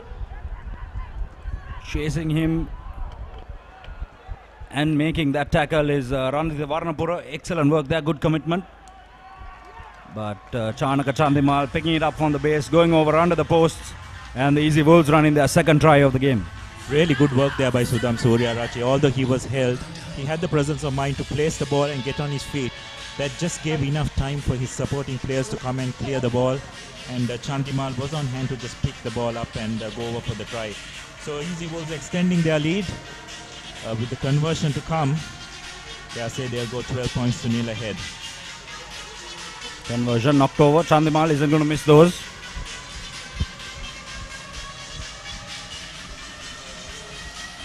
Sudham Suryarachi capitalizing on the Kargil's Gladiators era there. They were penalized. It took a while to retreat. Suryarachi just took the tap and took off. Good commitment by Randita Varnapura to bring him down. But look at the patience. Got back. He was still on one knee when he picked that ball up. So technically not back to his feet. But the referee allows it to go on. But did just enough, didn't it, Sajin, to create that doubt in the mind of the referee. He released the ball. That was the main thing. And then the Wolves have once again done extremely well from that kickoff. Nelson Oyo, now Muthutantri flicks it off to Sashan Mohammed. Sashan Mohammed tries to go on the outside. No space available, so he goes into contact. Chanaka Chandimal fighting at that breakdown. Not often you see standoffs playing up there in those breakdown areas. To me, Abdullah, Chanaka Chandimal is one of Sri Lanka's most underrated players, I feel. He's got everything in his game. He's got a kicking game, he's got a running game. His defense is solid. He's always played second fiddle to Fazil Marija, and rightly so. But Chandimal definitely has been excellent over the years for Sri Lanka. Yeah, definitely. Very talented player. Just one thing which you missed out and which I feel is lacking in his game, and that's his passing game. It's an area of which, being a fly half, you have to be very accurate, and it's an area if he can just work on, then I think he'll be able to do a lot of good for Sri Lanka rugby. Now Dennis Ombachi goes into contact, releases, get back to his feet.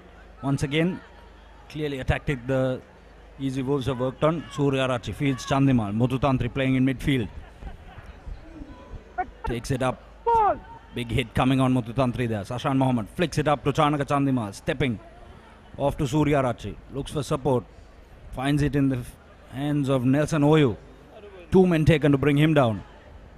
Advantage to the Gladiators. Referee card says ball lost forward. Yes, you can just feel the intensity of this game rising up, isn't it, Sachin? Both teams realizing how important this game is. As we can see both teams throwing everything into their defensive aspect. They're drifting across extremely well, just holding on to the man and forcing the error on that occasion. So this is probably the last move, the Gladiators' last move before half-time. I'm sure the Gladiators would love to get onto the scoreboard. Free kick awarded to the Gladiators. Dharmapala takes it quickly. Kavindu Pereira swings it out wide to Seviloni. Takes the tackle of Dennis Ombachi. Advantage to the Gladiators. Penalty and yellow card shown to... Is that Nelson Oyu who's received a yellow card? Yeah, he's a bit confused, and so are we.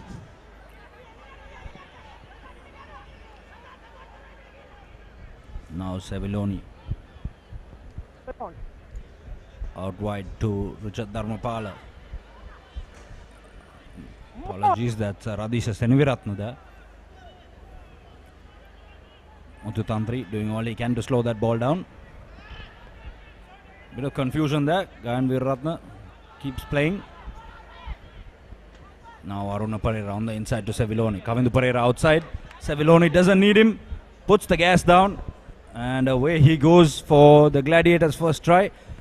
And best case scenario for the Gladiators in that second half. That's exactly what they needed to score right before the half. They went coast to coast and over for a try. Yes, exactly what the Gladiators wanted, Sachin. We were just talking whether they can get one score. And with the conversion to come, there's just a try difference between both the teams. So I think we're in for a great second half once it commences. Yes, just 7 points in it as it stands. The conversion yet to come. Aruna Pereira, the under-23 player in the Gladiator side, will take the conversion. Conversion just to the right of the uprights. So 12 points to 5, the score reads.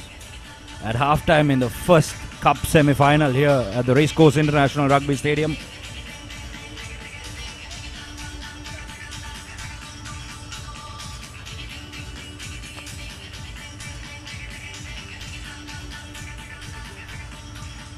First and exclusive. Your job is to be their eye in the sky, not kill. We have the ability to strike a target. I cannot have my presidency built on murder. Dad, give us the mission. Rescue Mom! We're coming! First and exclusive. And all new on Saturdays.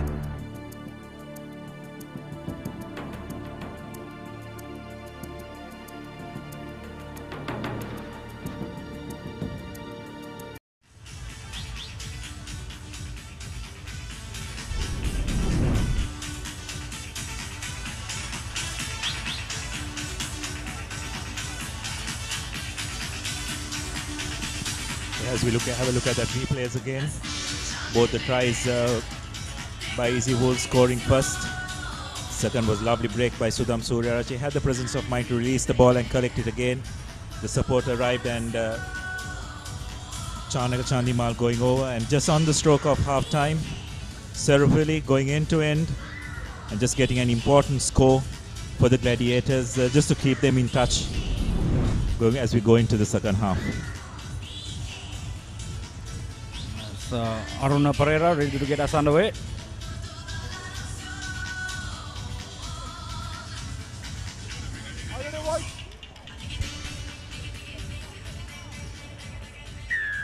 Referee Carter signals that we can get underway. Andrew Monde now on the field for the Easy Wolves. The Kenyan skipper known as El Capitan. Kavindu Pereira puts the gas down, offloads on the inside to Turuva, who goes over for his second try. Beautifully done there by Kavindu Pereira. He's been in magical form, hasn't he? Brilliant stuff, brilliant stuff. He managed to cut in, draw two defenders, and then just have the presence of mind to make that offload was just great stuff by Kavindu. So Gladiators striking back immediately at half time. It's now 10 points to 12 with the conversion to come. The Easy Wolves, after just dominating play in that first 5 minutes, Sachin, have just gone off the boil a bit. They need to recollect their thoughts and put their best foot forward for the remaining 6 minutes. Yes, and Abdullah, we've been talking about it all over the course of the day. Excellent conversion there, just short of the mark. Yeah, just short, just short. So 10 points to 12, the Gladiators trail now.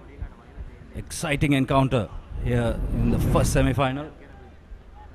As we look again at that replay, Kavindu drawing two defenders and just offloading it at the correct time. It's great stuff. As we have a look at it again. From the kickoff, the Easy Wolves again have collected the ball. This is Nelson Oyu going over. And the Easy Wolves running their third try in, first try of the second half. Excellent work there by Nelson Oyo, sprinting down the flank, touching down in the corner. For the last three tries, Sachin, the kickoffs have been such an important part of the whole thing, hasn't it? Both teams have not been able to secure the kickoffs well, and when you turn position over like that with the field wide open, it's very hard to stop the opposition players. So the conversion goes astray. Nonetheless, the Easy Wolves are leading 17 points to 10. Chanaka Chandimal ready to get us underway. Dinusha Chaturanga on the field for the Easy Wolves. On in place of Sashan Mohammed. Good high hanging kick, pressure coming on. Referee playing advantage to the Gladiators for a high tackle. Swinging it out. This is Turuva. Takes it into contact. Sevuloni with him. Lying all over that ball is Nelson Oyo. So we go back to the penalty.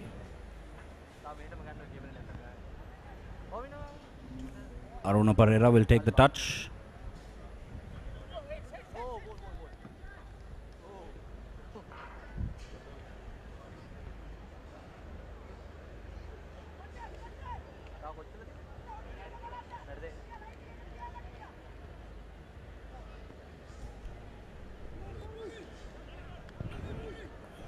Randit the Varnapura in at first receiver for the Gladiators. Held up there by the Easy Wolves. Number 6, that's Rehan Silva. It's really great defensive work by the Gladiators on that, rather by the Easy Wolves. They held the player with the ball up and just bundled him out into touch. And they have got possession of the ball now. Now the most important thing is for them to try and just retain possession here. Sachin, if they can get one more score, that could very well seal the deal from their point of view. Yes, and you have the next cup semi-final coming up. The Etisalat Panthers taking on the Mobitel Eagles. It's a clash I've been waiting to see for the last 2 weeks. Naveen Henakan Kanamge versus Anuruddha Vilvara. Especially in that Panthers team, I'd really like to see a guy like Surya Bandara. We were talking about Ranjan earlier being such a vital cog in that national team. Srinath is no different, and he's been relatively quiet over that first leg and even in this the second leg, and we just hope that he can have a good game just to give the selectors a bit more confidence. Yes, he actually scored the winning try in the quarterfinal, Surya Bandara, with a little dart and an 80-meter run. Now going to the corner is Shamal Veerasinghe.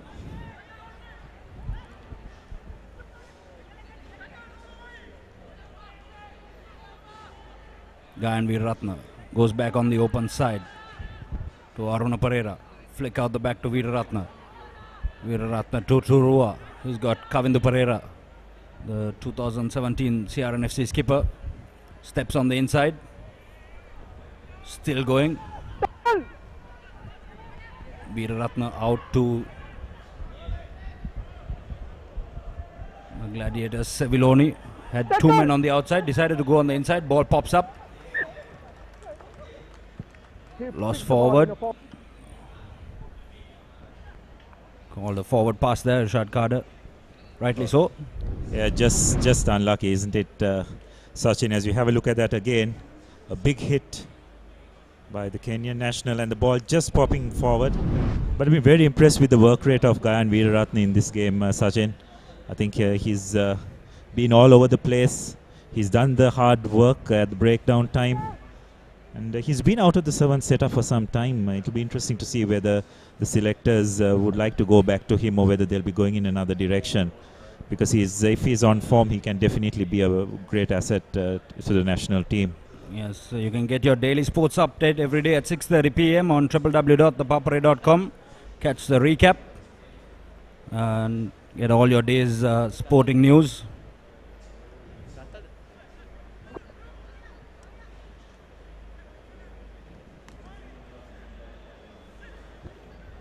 Sudham Suryarachi to feed into the scrum. Chanaka Chandimal out to Nelson Oyo.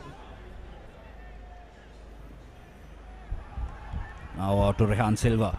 Sudarshan Mutuzantri on the inside. Andrew Monde takes 3 men to bring him down. Now Dennis Ombachi. The Easy Wolves are just making breaks close to the breakdown. They're using the blind side well. Just trying to run down the clock as much as possible by the looks of it. They're just holding position very well. But then suddenly they lose position. That's just crucial mistakes. This just could be the difference between winning and losing, Sachin. Yes, just a converted try in it. 30 seconds left in the game. This is what it all boils down to. Skipper Mututantri with the mistake there. Yeah, well, it looks like this is going to be the last play. Gladiators have got to throw everything into it, isn't it? Yes, look for Kavindu Pereira on the wing. They're going to want to go under the posts as well, isn't it? It's a 7-point deficit. That's right, Sachin. It's not just scoring the try, it has to be kickable as well. Pereira feeds into the scrum. Out to Turua. Kavindu Pereira now one-on-one. What can he do? Opposite the fend. Good defensive work there. Rolling all over that ball was Dennis Ombachi. Taken quickly by Turuva. Out to Sevilloni. Now Gayan Veeraratne. Stepping. Going on the outside is Gayan Veeraratne. And the Easy Wolves win the penalty, so that will be the game. Just really careless. The incoming player had to stay on his feet, but deciding to dive in, and that's something which Irshad Kader always clamps down on very hardly. And with that, the Easy Wolves have made it to the final at the expense of the Gladiators, and they will meet the winners of the next game, which will be the Mobitel Eagles versus the Etisalat Panthers. 17 points to 10, the final score. The Easy Wolves over the Cargill's Gladiators. First finalists on the cards coming up. The Mobitel Eagles taking on the Etisalat Panthers.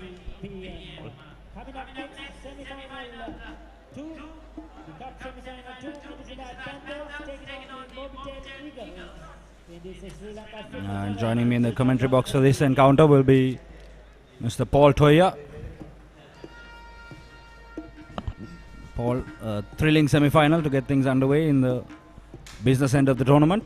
Wasn't it? The hits were big, the running lines were excellent. There's lots of support runs as well, so that's what you expect. But I was just talking off air with Mario, and we were talking about how narrow the teams are playing, and we think it's because the contact's so heavy, and also the breakdown's so important. So you've got to keep on winning the breakdown, and so that's why they're keeping numbers in close. Yes, the Etisalat Panthers starting lineup: Fazil Marija, Anurag Herat, Srinath Surya Bandara, Suhiru Anthony, Chamara Dabare, Mohammad Sharif, Naraveen Henakan Kanamge, Samuel Sakiva, and Seviloni Lutu. Big names in that lineup. Henakan Kanamge starting on the bench in place of Mohammad Sharif. The Mobitel Eagles lineup: Roshan Veeraratna, Lee Keegle, Anuruddha Vilvara, Thilina Vijay Singh, Mushin Falil, Mohammad Absal, Sharo Fernando, Nasalo and Yusefo, the big foreign players in this lineup. Anurag Herat takes it, held back a bit by Chamara Dabare there. Took a while to release. It was unlucky. It was a nice skill execution though. It was great play. He got under the ball. He positioned himself well. Got up in the air. It was a great lift, and just he got caught from behind. Your voice.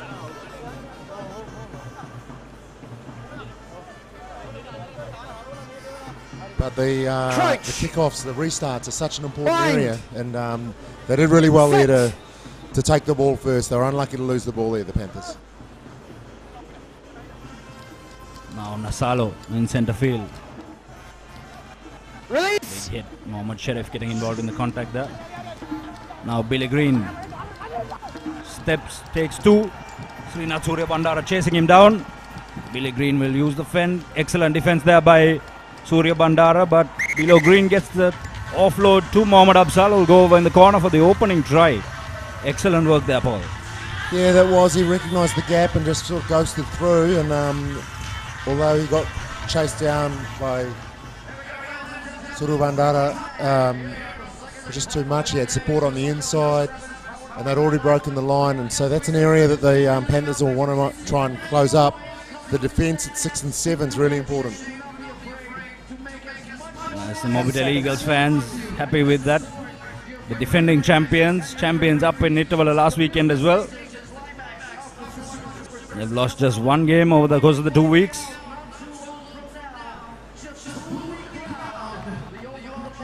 Thilina Vijay Singh's kick over from the corner. So an excellent start for the Mobitel Eagles. How's that kick? What a fantastic kick.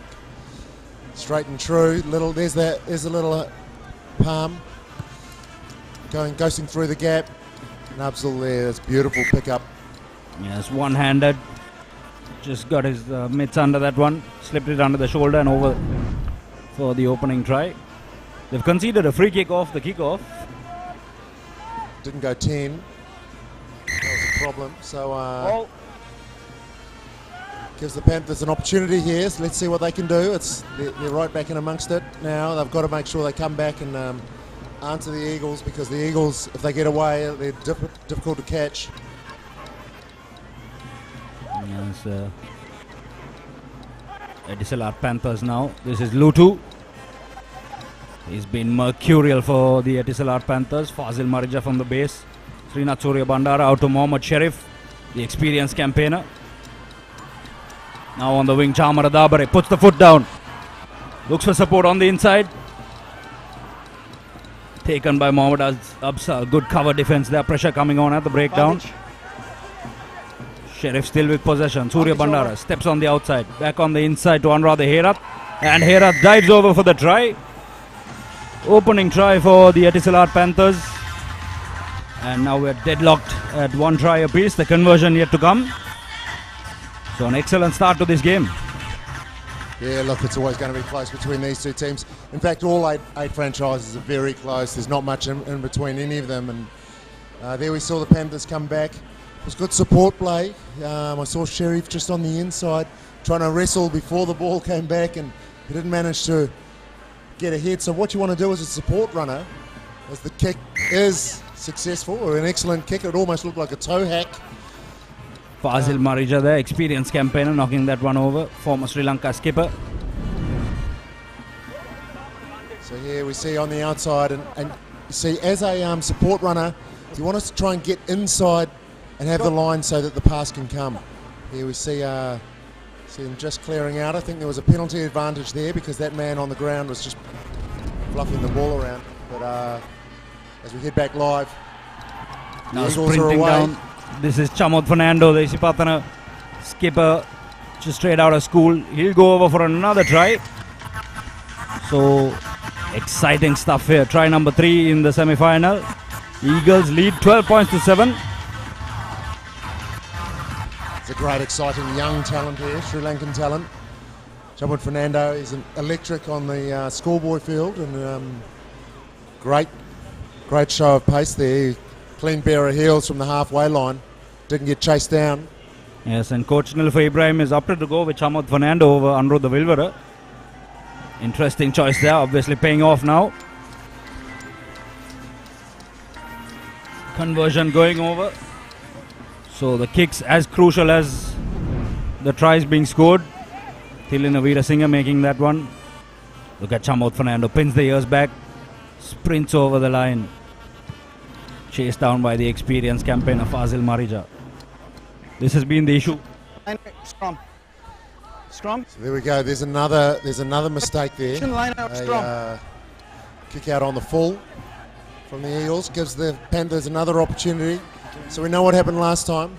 The Panthers went one side and then they came back and they scored on the other side. So why would you give them an opportunity like that? And as I speak, Lutu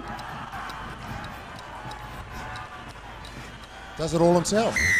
So both teams going head to head, try for try, conversion for conversion. What a semi-final we've got on our hands.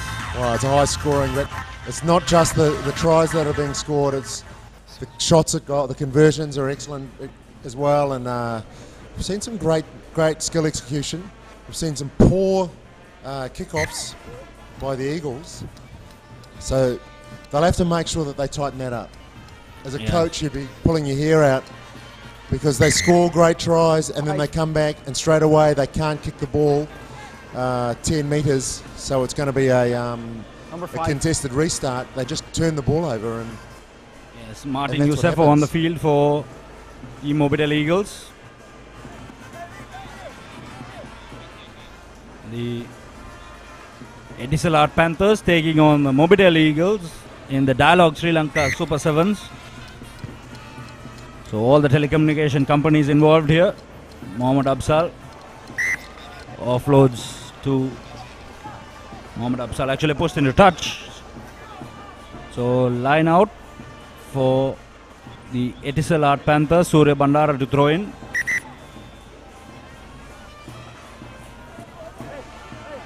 So you see on the screen the Panthers versus the Eagles. The Panthers running from left to right in the green.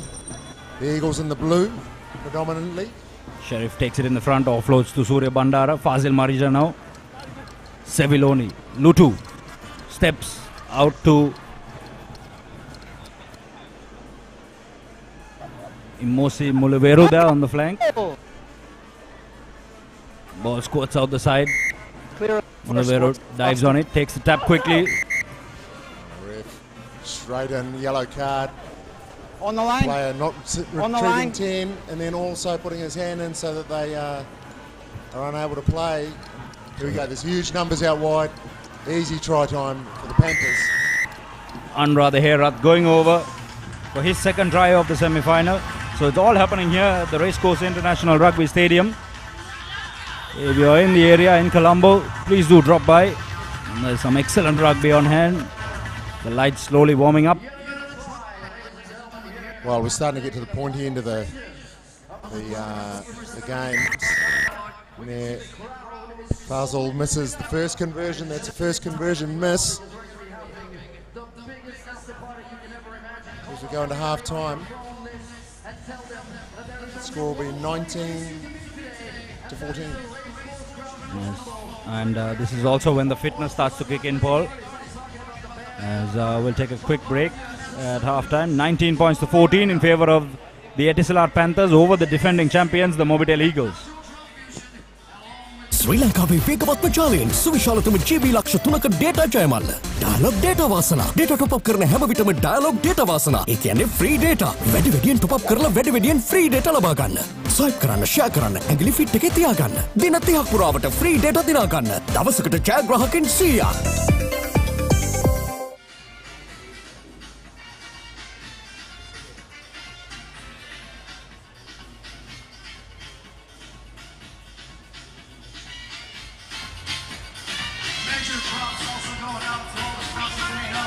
So here we have seen the replay of the tries, and it's been a really high quality match. There's been tries all over the place. So you see that was the first try from the Panthers. It's Chamud Fernando, straight out of school, straight out of Isibatana. Plays fullback for Isibatana. Has been a thorn in everyone's side unless you're an Isibatana supporter. There's Lutu scoring a try, and that evened it up. With that conversion, it ended up being 14 all, and here's the last scoring action of the day. Unders going over. And we get things underway in the second half. Nice high-hanging restart. Contested by Anra the Herat. Knocked backwards. Wrestling for that ball. Chamara Dabre off to Fazil Marija. Surya Bandara. What can he spark in the middle? Decides to use Lutu on the wing. Lutu steps, goes. Going around Martin Yusefo. Yusefo going for the ankle tap, just does enough to hold him up. Mohammad Absal claws his way in. Good last-ditch defense there. Huge numbers out left for the Panthers now. Dabare steps, goes on the inside. Offloads straight to the Mobitel player. Roshan Veeraratna on the field now. So just like everyone else, we're all watching Lutu go down that far side, and you could see there were 4 Panthers that would have been 30 metres, if not more, behind. They were all watching as well, and that's why they didn't score that try there, because they weren't connecting with the other side. Roshan Veeraratna forcing the turnover for the Mobitel Eagles. Now sprinting down is Absal, taken by Fazil Marija. Marija forcing the turnover. Surya Bandara doesn't have the pace to go on the outside, cuts back in. Now Mulaveru looking for Lutu, dummies, goes on his own. And Imosi Mulaveru will go over for another try for the Etisalat Panthers. So slowly running away with this one. The Panthers look like the side to beat in the second half. Charlie Brown just having a little word there, because you can't do that. You can't try and kick the ball out with your legs. But the pressure really came on from the Panthers there, and we saw that right from the kickoff. At the beginning of the second half, where they managed to kick the ball and then contest. So that's been the difference in this game so far. The Eagles haven't been able to kick off and then contest for the ball from their own kickoffs. And then we saw the Panthers being able to do that. And then they held on to the ball, and they held on to the ball. And really, they should have scored a try before this, in the play before this, but now they managed to get over now. So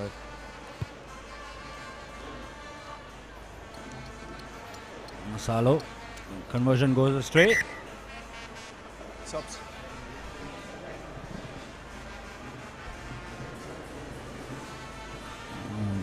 Visiting referee Charlie Brown.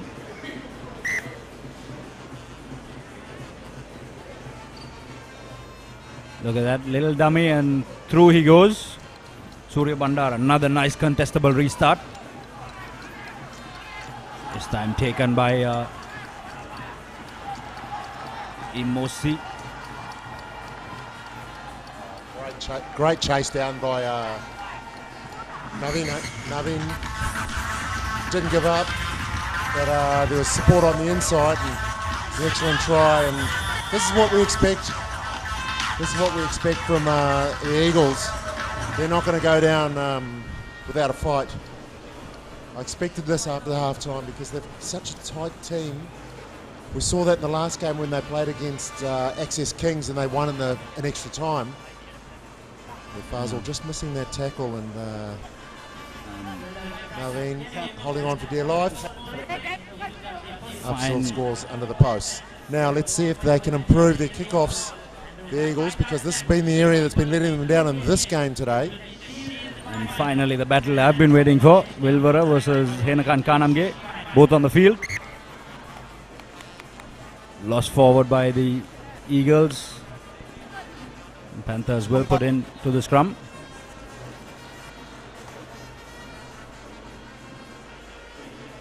There you go, and you see the first knock on there, and there's a knock on each way. Charlie Brown calls for the scrum.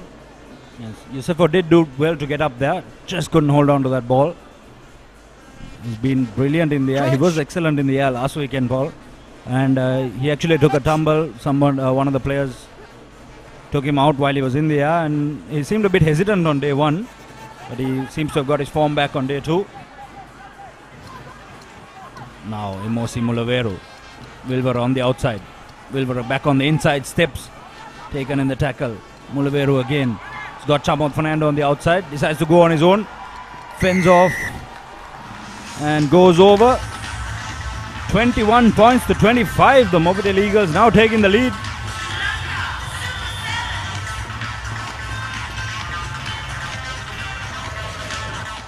Nasalo goes in the corner.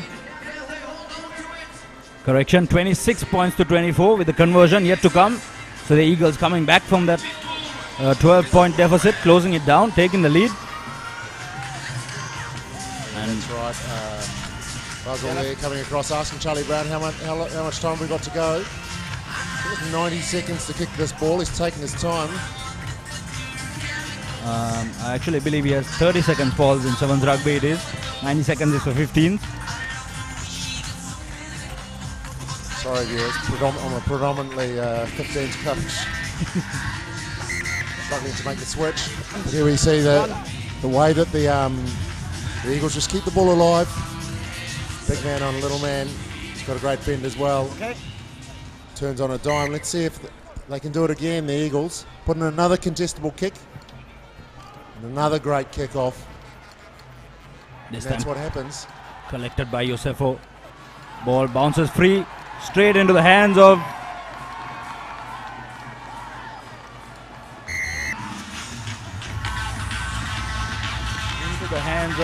Lee Kegel. There's running in the try. So the Mobitel Eagles now taking a 12-point lead.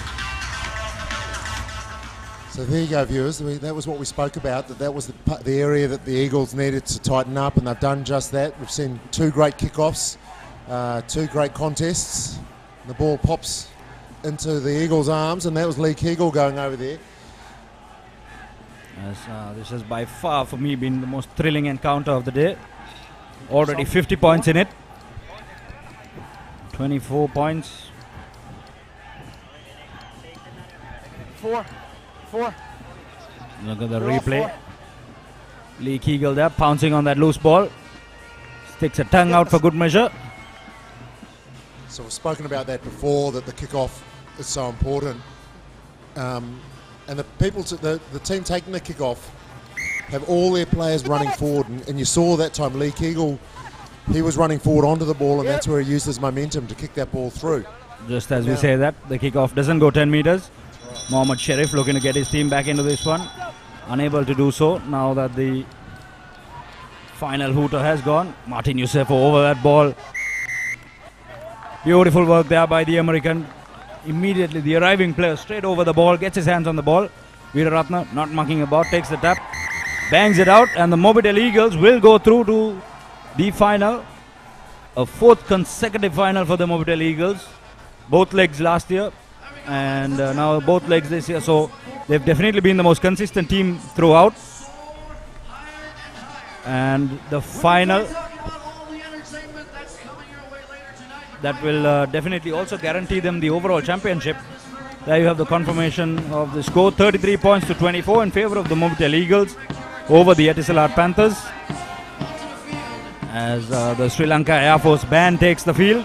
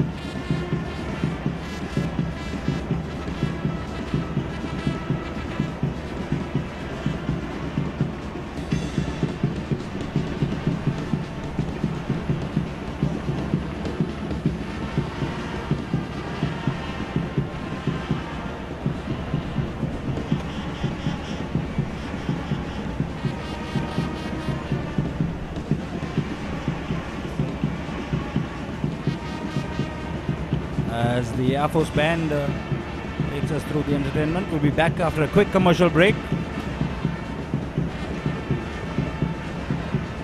Sri Lanka වේගවත් ජාලයෙන් සුවිශාලතම GB ලක්ෂ 3ක data Jayamalla. Dialog data වාසනා. Data top up කරන හැම විටම Dialog data වාසනා. ඒ කියන්නේ free data. වැඩි වැඩියෙන් top up කරලා වැඩි වැඩියෙන් free data ලබා ගන්න. Swipe කරන්න, share කරන්න, ඇඟිලි fit එකේ තියා ගන්න. දින 30ක් පුරාවට free data දිනා ගන්න. දවසකට ජයග්‍රාහකයන් 100ක්. Invites have been sent to the ones whom the world knows, whom the world recognizes. Gods of dance. मैं ला रहा हूँ मेरा squad world dance champions.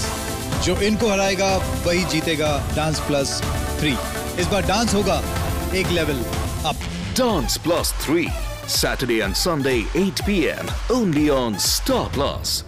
To activate this channel, use the Dialog Self-Care app or type on space your Dialog television account number, space channel number and SMS to 679 from your Dialog mobile or 0770 679 679 from any other mobile network.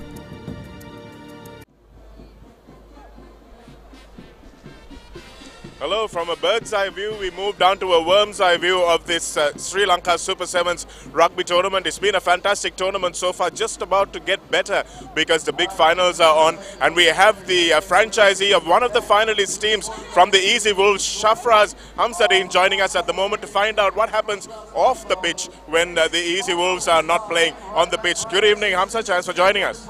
Thank you, Chanaka. It's a pleasure to be here with you. And tell us a little bit more about the Easy Wolves and your long association with this Super 7's tournament. You've been one of the mainstays of this tournament. Tell us what brought you into it. Actually, last year we got the opportunity to come through from an invitation from SLRFU. One reason it goes back is we've been affiliated with sports as Easy Corporation, primarily into motorsports. Last year was a learning curve, a steep learning curve. We finished somewhere on 6th in the tournament. But this year we thought it's a good opportunity actually to provide the locals a chance to integrate and play along with the foreigners, some good foreigners.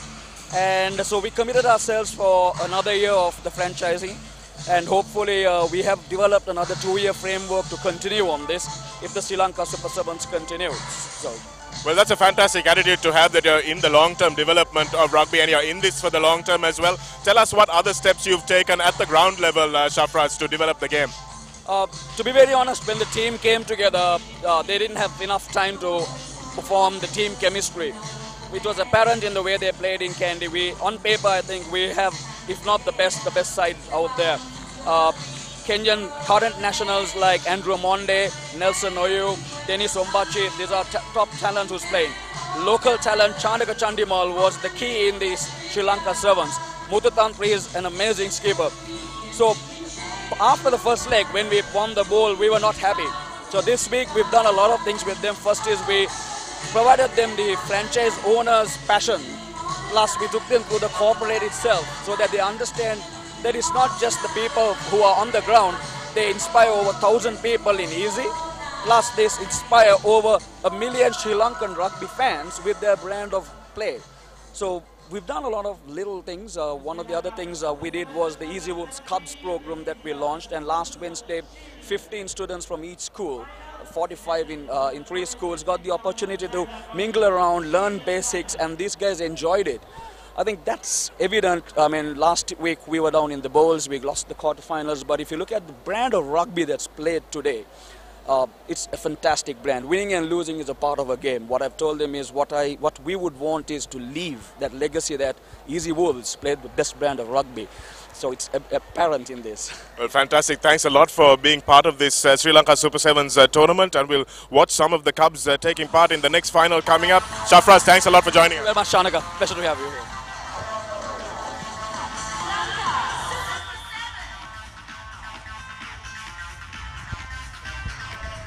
Thank you, Shanaka. And we are back with the bowl final.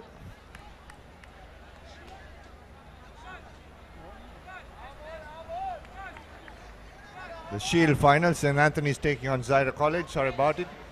And St. Anthony's already on the score sheet. Restarting once again, that's a poor kick, very poor kick from Matisha Amarasinghe.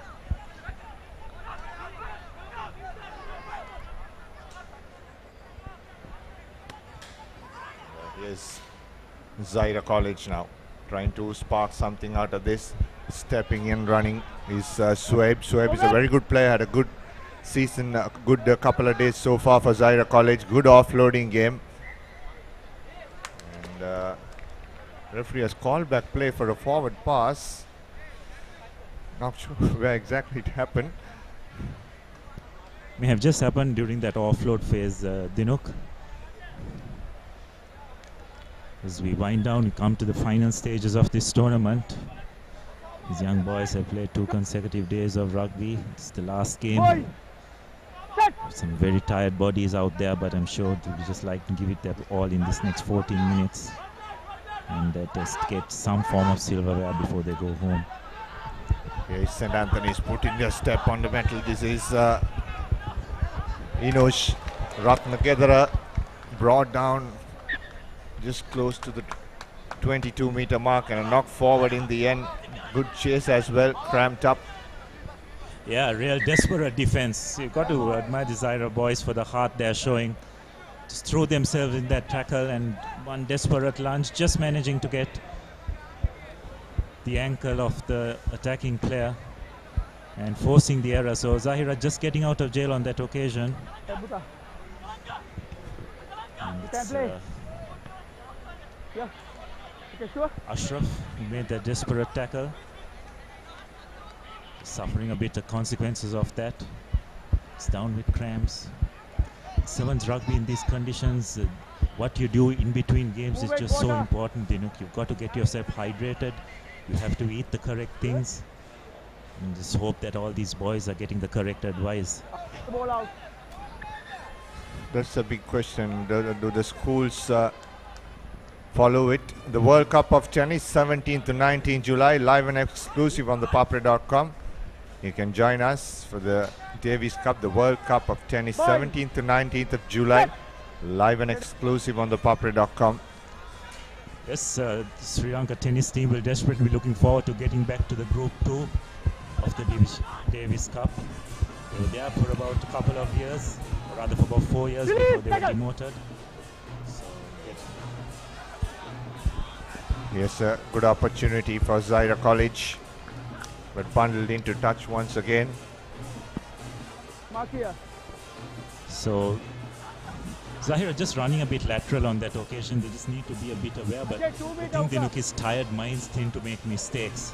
You just have to question what kind of physical condition the Zahira team is in at the moment.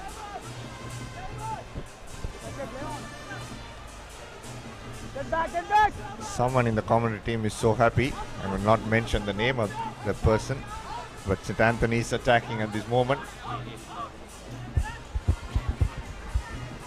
That's very good play from St. Anthony's. He knew he couldn't go back, cut back in, look for options, and had the support player arriving. Yellow card straight away, playing the player on the ground, I guess. So that's again tired bodies, didn't want to get up. They're just taking the easy way out, really, isn't it? You know, probably a bit harsh to have got a yellow card, but nonetheless, it was referee deemed it to be cynical, and the Anthony is making use of that extra man, going over for their second score. Courtesy Kedad Gamanarachu. So the Antonians extending their lead by 10 points to nil against a very tired looking Zahir outfit, isn't it? Yeah, they look very tired. It's 2 days of taxing rugby, and it's 7's, and in this heat, it's more. These are under 16 boys, Abdullah, so it's tough on them. I hope they have a couple of days off on Monday and Tuesday. They would love that. Here's the replay once again. A lot of pace shown there. Yeah, just on that occasion that Zahira prop forward, the big boy, Mana Peruma, just leaving his line. He needed to just maintain his defensive line, but just cutting in and getting committed. So courtesy of that infringement, or rather that error, St. Anthony's have got the opportunity of extending the lead. Here's Zaira College now, trying to come back into this game on the 40-meter. Penalty against them, sealing off, says the referee. Prabhash once again taking the quick tap, offloading to his teammate. Madhava Fernando running a very good support line and just extending this lead. So the Anthonians just seem to be on the move at the moment. Zahira just don't seem to have an answer. You can see it's a very tired looking Zahira team, isn't it, Dino? Yeah, I think they would have not, I don't know for how long they've been practicing. And this is one-off tournament for them. That was actually a very good play there. Prabhat taking the tap, quick tap, and Madhava running in support behind him. This is Prabhat. Quick tap taken, a lovely offload off to Madhava. The spin DCS back went under the post for St. Anthony's College. And St. Anthony's, for them, it's a very important tournament, Abdullah, because their rugby has been slowly coming back to where it was. And this season, their first 15 teams showed some glimpses of that, but unfortunately, they couldn't capitalize on that. Here's once again Madhava taking that ball quickly, gives it out to Ekanayaka. Madhava once again, forward pass, says the referee. It'll be a penalty against Zaira College for not 10 meters.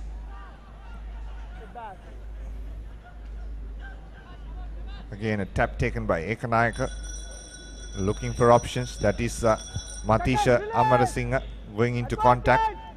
Again, referee playing advantage for St. Anthony's College.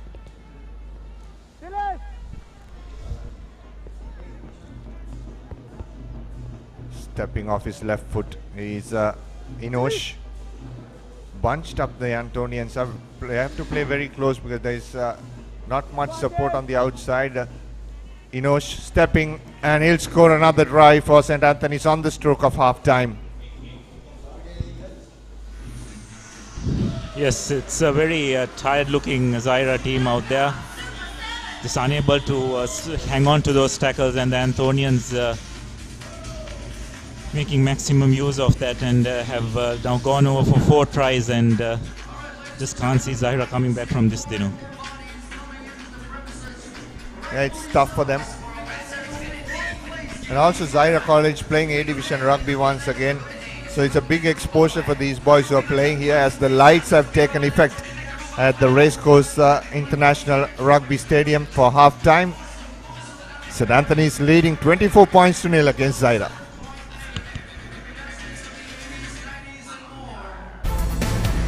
පුළුල්තම ආවරණය සහිත ශ්‍රී ලංකාවේ වේගවත්ම ජාලයෙන් Dialog 4G home broadband හඳුන්වා දෙන prepaid broadband.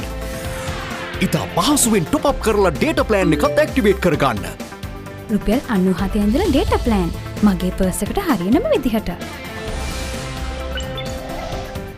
මාසික ගාස්තු මොනවත් නැහැ.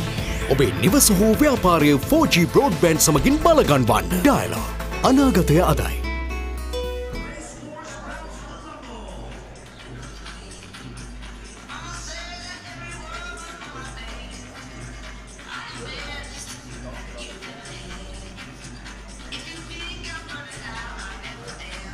Crowd slowly building up here at the Racecourse. Lights have taken effect. Zahira College taking on St. Anthony's 24 points to 0. After 2 hours of 2 days of grueling rugby, we've now entered the final stages of this Dialog Sri Lankan Super 7's. It's been 2 very good tournaments. One, the first leg held up in Kandy, and this is held for the second consecutive year.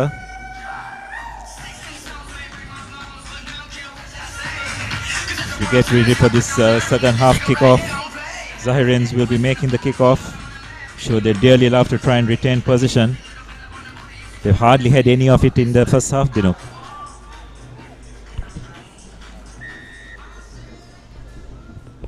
Yeah, this ground also is that type of a ground, isn't it, Abdullah? On your right side of the screen, I think more than 70% of the play in any game has been happening on the right side of this field of your screen. Maybe to do with the wind. Paul thinks that it's to do with the wind, but I'm not sure. There's something to do with Racecourse, and I'm going to closely monitor this in the next couple of tournaments. Yeah, well, very interesting observation as Zahira earn a penalty. I'm sure they'll try to get a score at the very beginning just to make things a little bit more interesting. If that's how it works at Racecourse, then Zahira will be very happy to play in the opposition half. Tackle!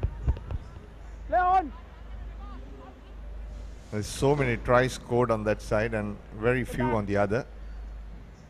A brilliant counteract by the Zahirans, but just support players just not getting there in time, you know, and that's been the case for Zahira in this entire match.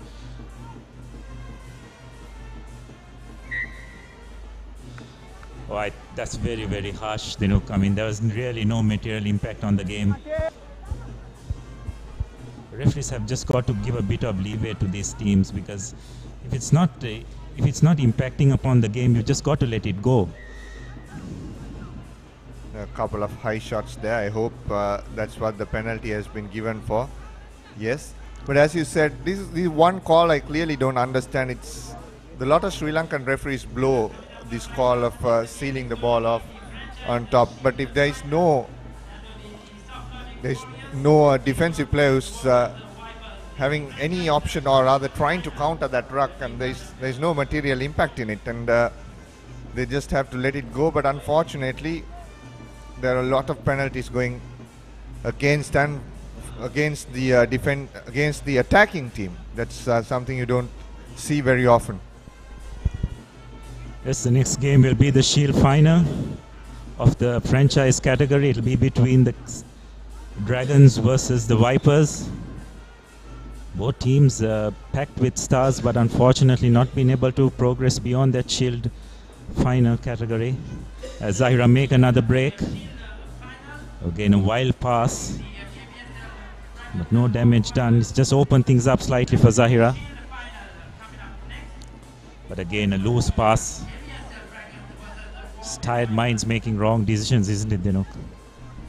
Yeah, that the mental toughness always take over the physical toughness. And there you go. Ganesha David, if you're wondering who she is, she's the manager of ThePapare.com. The woman behind the success of Papare, they say. Here's Zaira College. Does he have the pace to go through his shot? He needs support. Offloads it, unfortunately knocked forward. Oh dear, did all the hard work, Dinuk, on that occasion. So Zaira, number 1. Sorry, it's number 7.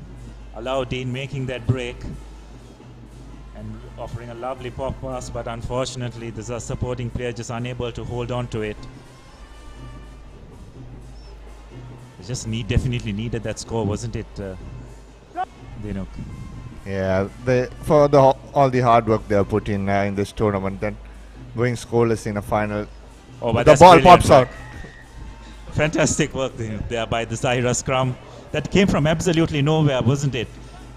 I'm sure the Anthonians were surprised as anyone else, because they would have never expected the Zaira scrum to put that kind of pressure, and just took them completely by surprise. So Zaira just showing a bit of grit here, which is great to see. And just to show that they mean business, they have refused the conversion and they're going in for the kickoff immediately. I think that's a good call. Because that kick, I think they were not confident about that kick, so they go back for the restart. Straight away, another knock forward, so another opportunity for Zaira College. Zaira just needed that one score, isn't it, Dinuk? That just will always gives you a bit of confidence when you get that one score. And they have done that on that occasion. So another attacking opportunity for Zaira. Interesting to see whether they'll be able to make maximum use of it.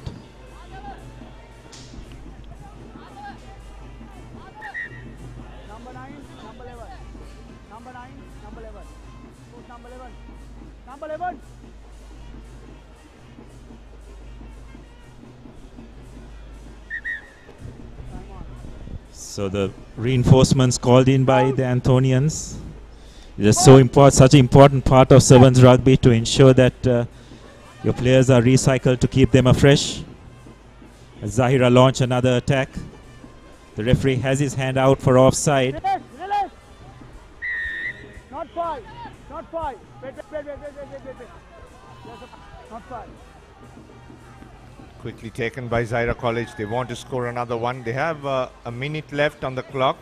That'll be a yellow card for the Antonian. Is Mohammed Umar was copped yellow card. Here is an opportunity for Zaira College, but knocked forward once again. So the penalty coming back for them, not 10 meters. Here's another opportunity. In fact, it was a high tackle.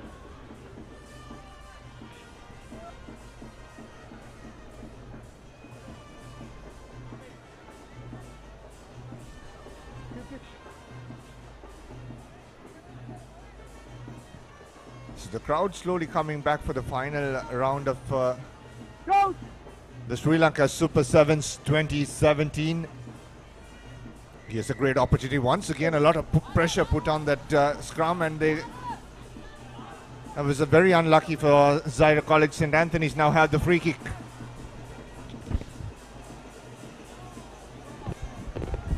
It's open space. Can Matisha Amarasinghe go all the way? The Zairians chased him back. Tracking down his Rahman. Once again, this is Madhava. Will go in for his hat-trick, and he scores his third for St. Anthony's. That will be the game for them. Pretty much it, Dinuk. And Zaira, despite all their efforts, a much better performance in the second half. Unfortunately, just going down to a physically superior St. Anthony's. I think that's the best way to put it. They were just outplayed in that first half, and by the time the Zahirians got their game back together, the game was pretty much over. So St. Anthony's College Katugastota will take this Shield final, beating Zaira by 31 points to 5.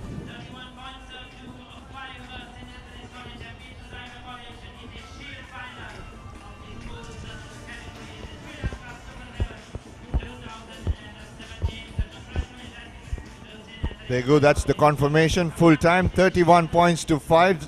St. Anthony's College taking the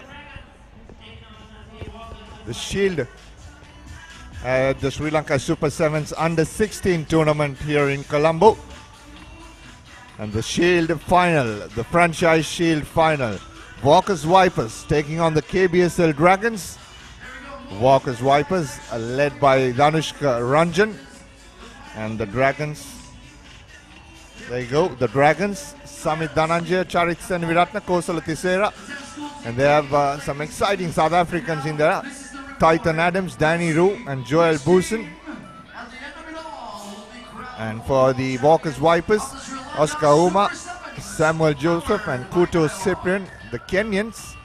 Kevin Dixon, Dhanushka Ranjan, Shayan Patharin is out injured, Dulaj Pereira is there, Hiranta Pereira. Mekalanka Pramoda has had a good tournament. Yes, the quality of the players in that Walker's team, I'm sure they'll be very disappointed with their performance in both these tournaments, because they have got some real quality. I mean, least of all Dhanushka Ranjan, but they just haven't been able to get it together as a team, and that has resulted in them finding themselves in the Shield final. Here is Tilina Veerasinghe, put in the nice kick, hanging, no one calling for it, and finally picked up by Dulaj Pereira. Here is Ranjan. Ranjan steps off one, needs support. Dhanushka Ranjan comes in the form of Samuel Joseph, and this is Ramesh Fernando for the Vipers, going backwards once again. And here is Costa trying to step his way through, and he will go all the way. Kavindu will score the first try. He scored the first try in the semi-final as well, Kavindu Di Costa, and he'll score the first in the final, the bowl final for the Walker's Vipers. Yeah, lovely run by Costa. He took the ball at pace, just managed to identify the gap between two defenders and just sliced through that. Great to see Kavindu playing with more sevens rugby, generally more known for the 15s version, as Dulaj Pereira gets ready to take the kick and successfully slots it over. So the Vipers take a lead 7 points to 0. Yeah, they will want some silverware, isn't it? Yes, that's what it's all about. As we have a look at that run again, straightening out and then again going right round the sweeper of the Dragons, and good try by Costa. Restart. Once again, it's Kuto is starting for the Vipers with there's only one overseas player for the Vipers under park at the moment. And this is Tanuja Malimbada giving it out wide to Enanda Virakodi, and a very uncharacteristic error there by Danny Roo. That's not Danny Roo. He'll be very disappointed. Yeah, he's been one of the standout foreign players in this tournament, hasn't it? He's done a lot of hard work. He's done a lot of graft, but a very, as you said, a very uncharacteristic error on his part, just turning the ball over in center scrum inside the 22, and it's an option to go either side for the Dragons. We've seen exhilarating rugby action in the Racecourse Grounds the last couple of days as well. Now the ball coming out once again to Kavindu Di Costa, the try scorer. Needs support, referee playing advantage for the Vipers.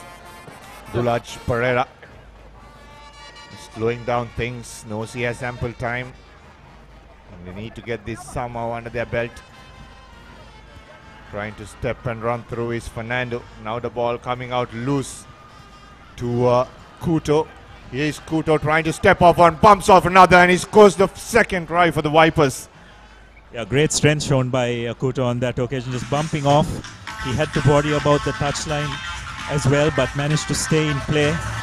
It's just the strength, really. It's the physical strength, isn't it? Because there was a cover defense coming to try and shove him into the touchline, but he just had the presence of mind and the strength to stay in play and score that try. So the Dragons, rather the Walkers, extending their lead,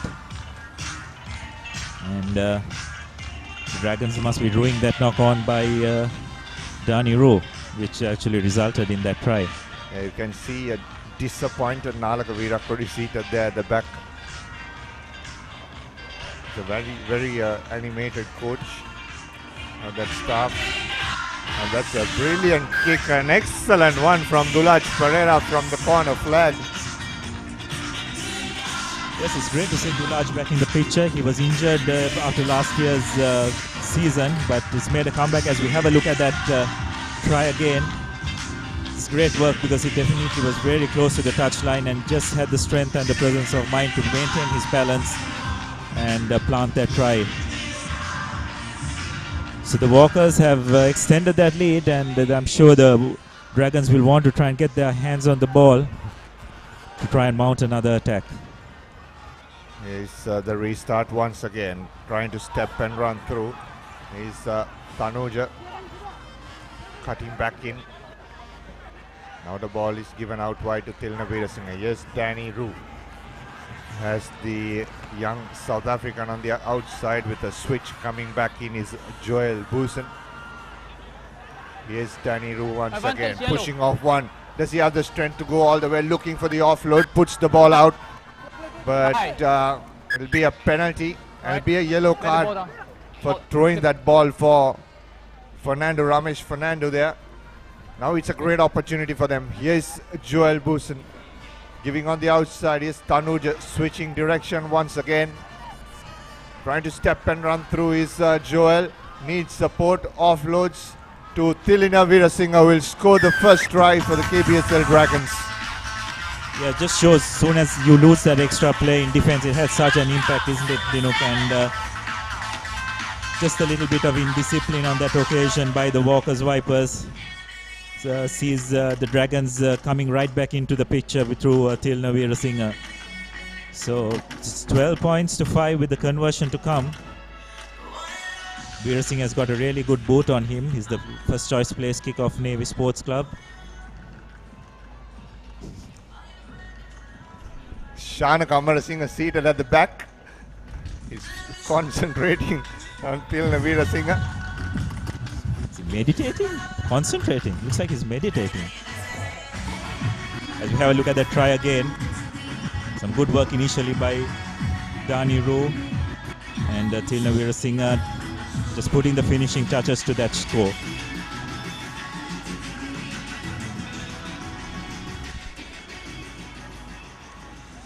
So on the stroke of half-time, the Dragons will desperately want to try and get something from this kickoff. They can get possession, which they have. They've tapped it back. Oh, but it's very well intercepted by the Walkers. Kuto, and he goes all the way under the post. Just not what the Dragons wanted on the stroke of half-time. And it's 19 points to 5 for the Walkers with the conversion to come. Yeah, Kuto there once again pounced on the loose ball. There was no one in front of him.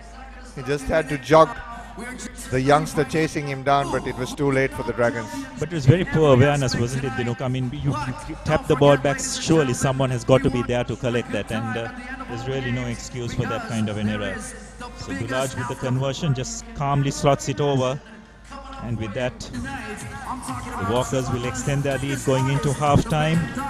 The score being 19 points to 5. Here's that replay once again. Kuto pouncing on that loose ball and running under the posts for the try.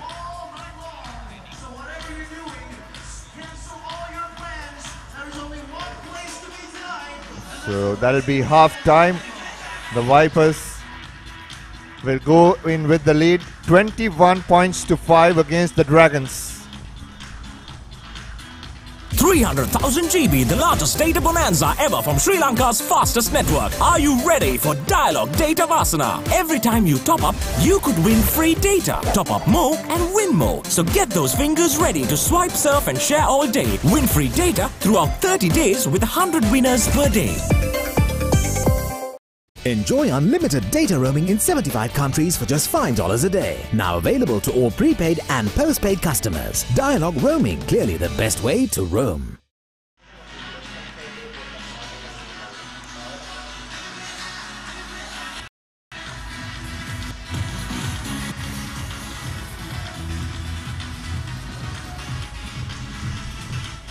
Here's the highlight once again. Coming to Costa, scoring the first try, and then Couto scoring the first of his 2 tries in the first half. And then the offload coming up for the Dragons, still Navira Singh touching down on the far side. And then Couto pouncing on the loose ball to score another for the Vipers to seal the first half with a massive lead, 21 points to 5. Here's the replay once again. It's the live action. Pounced on the loose ball. Unfortunately, it's a knock forward initially by the Dragons. So it'll be a Vipers ball nevertheless. Scrum, blue ball.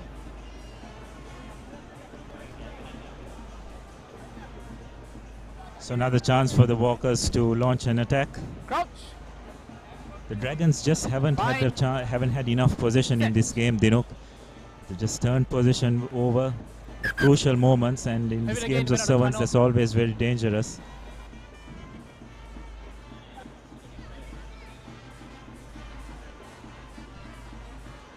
Crouch. Bind. Set. Hold it. Good scrum by the Dragons. Come on, the ball has to go out. The ball has to go out. And they have, all the referee seems to have decided that it has to be a reset. Okay. But good pressure. We haven't seen enough competition at scrum time. We saw in the previous Shield final the Zahirians during the latter part of the game putting a bit of pressure on the Anthonian scrum. But if you can get a bit of parity like they have done there, the Dragons doing extremely well from that scrum. They turn possession over, and now a chance for them to try and get some points on the board as they spread it across. It's lovely. Joel Boosen stepping off the right foot, couple of steps. The young 20-year-old South African going inside the 22. He needs support. The penalty coming in for the Dragons. They would love to score next to stay in this game. Quickly taken by Buddhima Priyaratna, gives it out wide to Tanuja. And pushing and running off for the Dragons is Charit Senaviratna, will score the second for the Dragons. Yes, just a window of opportunity for the Dragons on that occasion through the Air Force player Charit Senaviratna. It all started off from that good pressure mounted at the scrum by KBSL. It was the Walker scrum, and the Dragons managed to turn it over. So through that they have managed to mount another attack and make a score, but Senaviratna's conversion going astray. So the score will remain 21 points to 10 as we have a look at that again. Lovely step by Senaviratna, just standing his opposite number and going round him. There is Shanaka, our co-commentator. Looks like he's meditating and confused with something else as well, Abdullah. Yes, we'll ask him what it was when he gets back to the commentary box.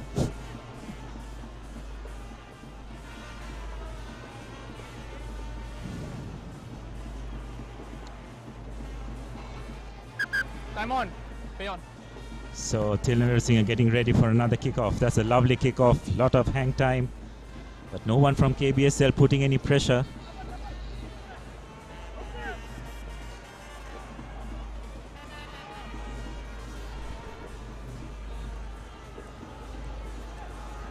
And Kuto again chips the ball over and collects it. He's been the standout player for this Walker's team in this game. As Ranjan has the ball in his hand, he has been pretty quiet in this game, not much opportunity. He wards off and makes a run. The ball is secured. I'm not sure whether that's quite legal, but the referee says that the incoming player came through the gate. So good pressure by KBSL. They managed to turn that ball over, force the penalty. Take a quick tap by Senuratne as he spreads it down. Daniro trying to make a break. Couple of wards off. Oh, but for the second time, he has just dropped that ball without any pressure, and it's been picked up by Walker's player, Mekalanka Promo there, who just goes under the try line to extend the lead for the Vipers, and I guess that's pretty much it. Yeah, the Vipers running away with this game, Abdullah. It's that kind of a team, isn't it? They have pace around in the form of Mekalanka Promo. They have Danushka Ranjan, Dulaj Pereira, Oscar Uma, Kevin Dixon. Not a place that they would love to play to, but yes, at least win something out of this.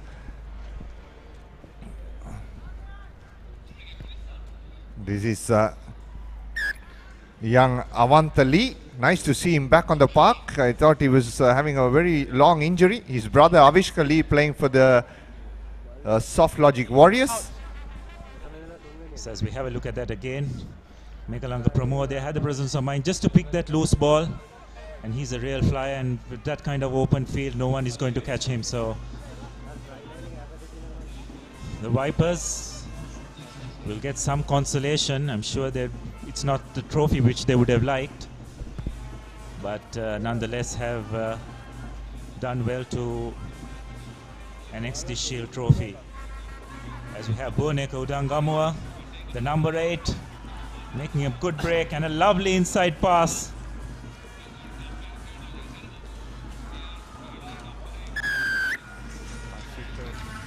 To Asita Punchiheva to go under the post for the Dragons. Probably a little bit too late. Rather, it's Samantha Dhananjay who goes over. But what a wonderful break by Boneka Udangamua. Yeah, he's another player that is putting his hand up for that forward spot once again in that Sri Lanka 7's team. Boneka Udangamua has a lot of pace because he just played in the centre for Dharmaraja College. Turned as the number 8 by Sean Vijay Singh for the Kandy Sports Club. And he has a lot of pace on the outside, and very strong boy, Boneka Udangamua, for the KBSL Dragons. So we have about 4 players lined up now for that forward spot, and 2 will get to start on that. Yes, and also a lot of ball sense as well, no? For him to have identified the inside support and just putting that pass perfectly while on the run is never an easy thing. Restart once again, going in the air.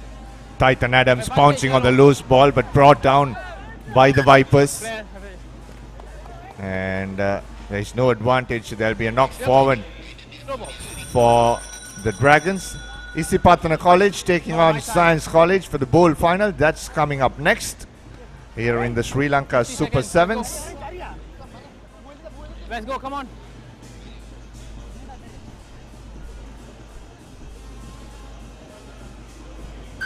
So this will be the last move of the game. It's safe to say now that the Vipers will annex the Shield trophy. The 2007 Dialogue Sri Lankan Super 7's. Simon, let's go. Crouch. Bind. Set.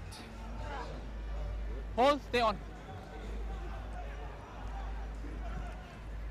Ball comes out of the scrum. Looking for that inside pass. Not going to hand.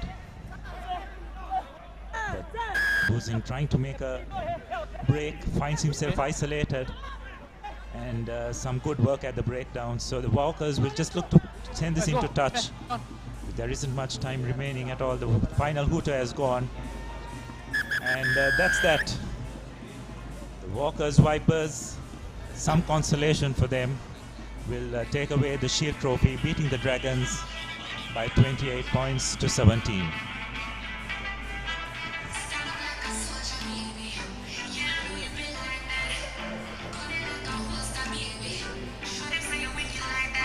Full-time score 28 points to 17 before we come back for the bowl final between EC Patna College and Science College. We'll take a small break.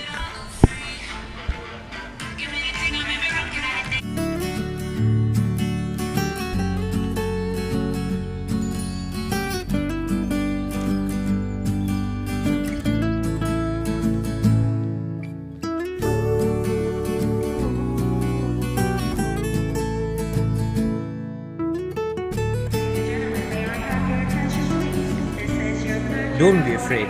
Make the call. Enjoy a host of benefits with Mobitel via Knathua roaming. SLT Mobitel. We care always. නේ ඔයාලා dialogue clash on gaming වලට යනවද? අනිවා. මතකනේ ගිය පාර කින් කපු කෑම? ඉතින් වෙන්න ගාලා.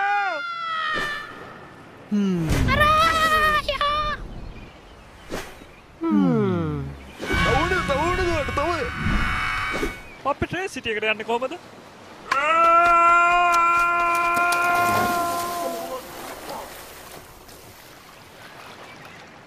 අයියේ මට දාන්න යනවද?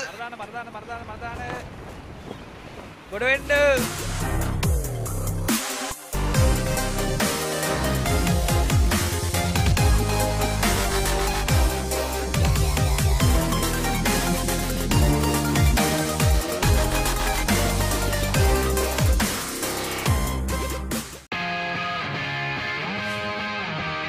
The Recap, your daily sports update. Wherever you are, tune into ThePapare.com at 6:30 p.m. on the dot and be updated on what happened around you.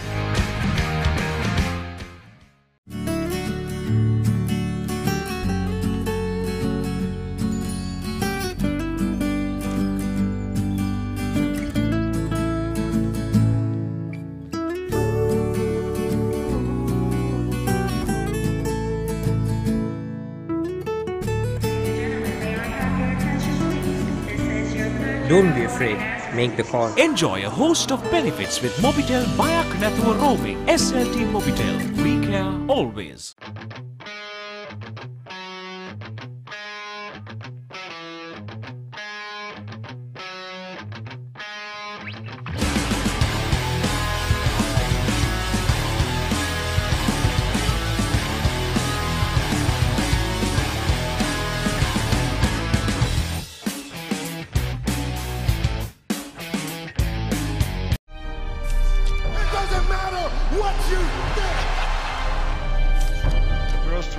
Trust yourself. Fitness Diaries, in a mission to uplift the fitness arena in Sri Lanka.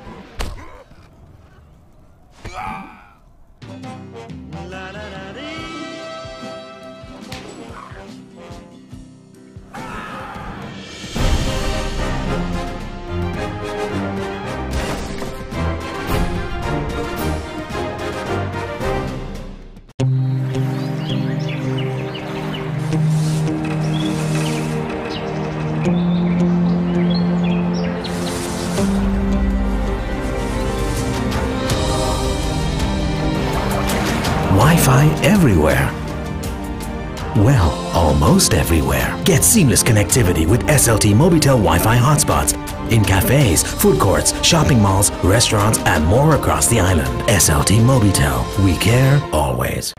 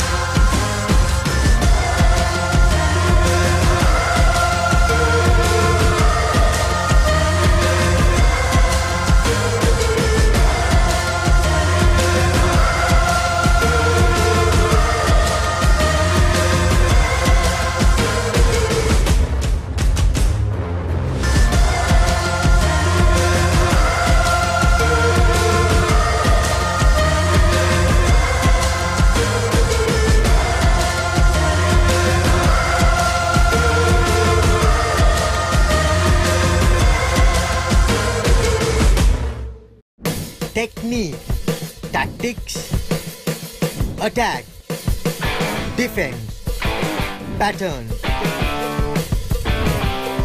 Back to the board, the rugby analysis. What's happening here? The chance for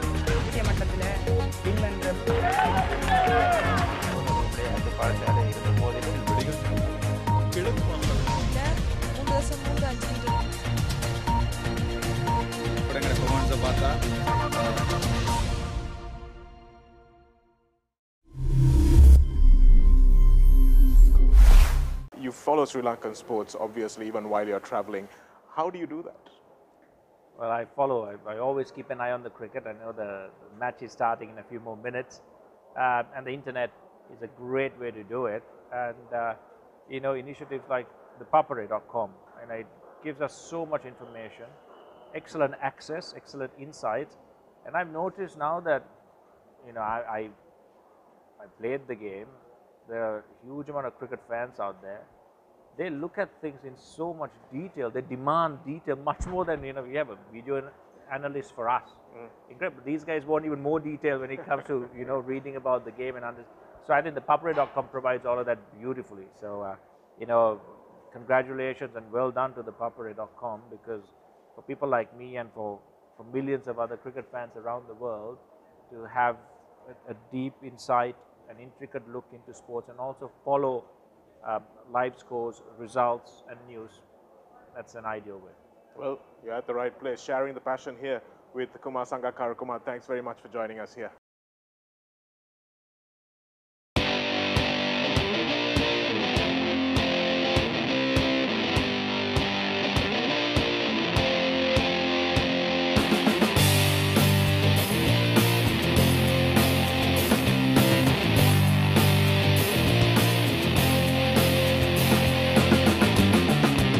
The Breakdown, end-to-end Sri Lankan rugby.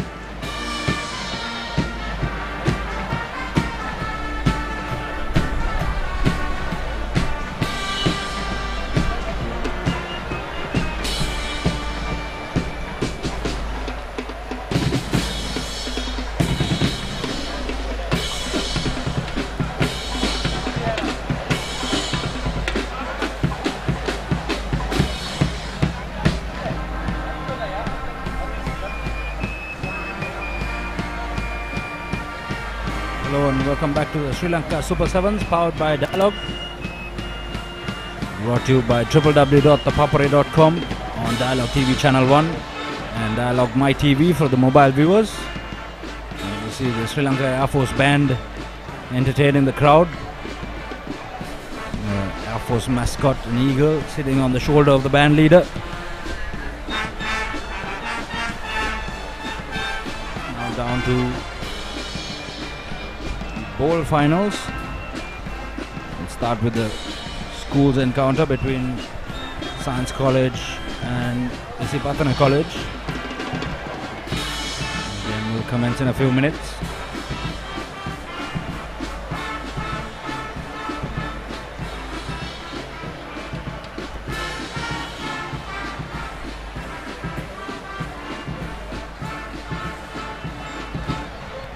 Joining me in the commentary box is Abdullah Yusuf. Abdullah, it's been an entertaining couple of days of rugby. We've seen some good talent coming through the school ranks.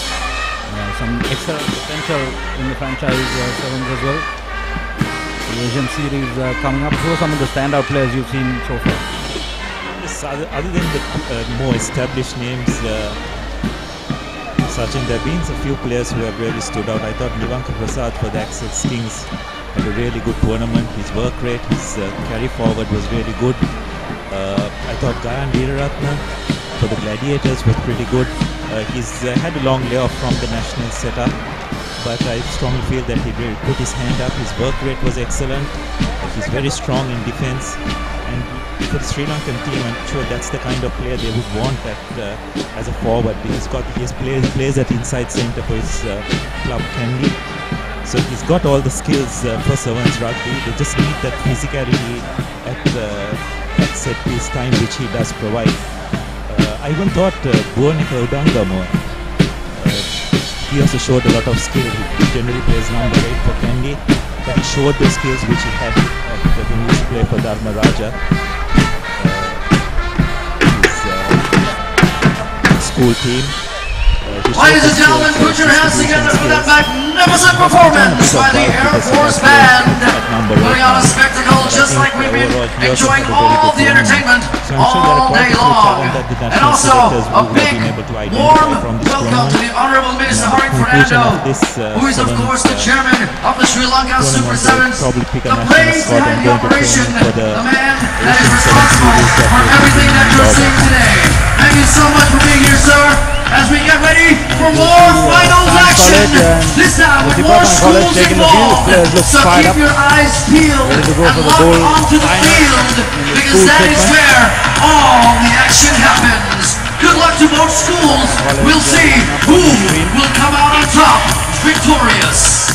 Yes, well, the Pathanians have had a couple of disappointing tournaments. The under 18 team just falling short in Kandy, ending up in 8th position, and here they find themselves now in the bowl final, generally not places where the Pathanian teams are renowned to play for. But Science College, I thought there have been some good players. Like Lakshmana Silva, I thought has been very impressive. So I'm sure that both these teams would like to end their tournament with some form of silver there. Science College, Sri Lanka Super 7's 2017, the school bowl final.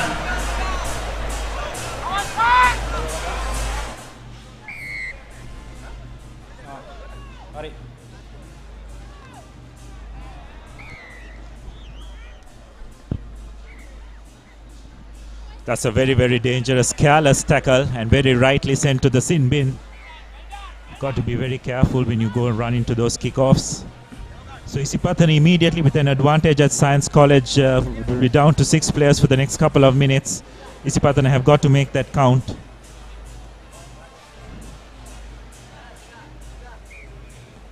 And they just haven't been able to do that. They've just knocked the ball down. So Science College will try to hold on to position as long as possible. They just need to play out these 2 minutes without having too much damage.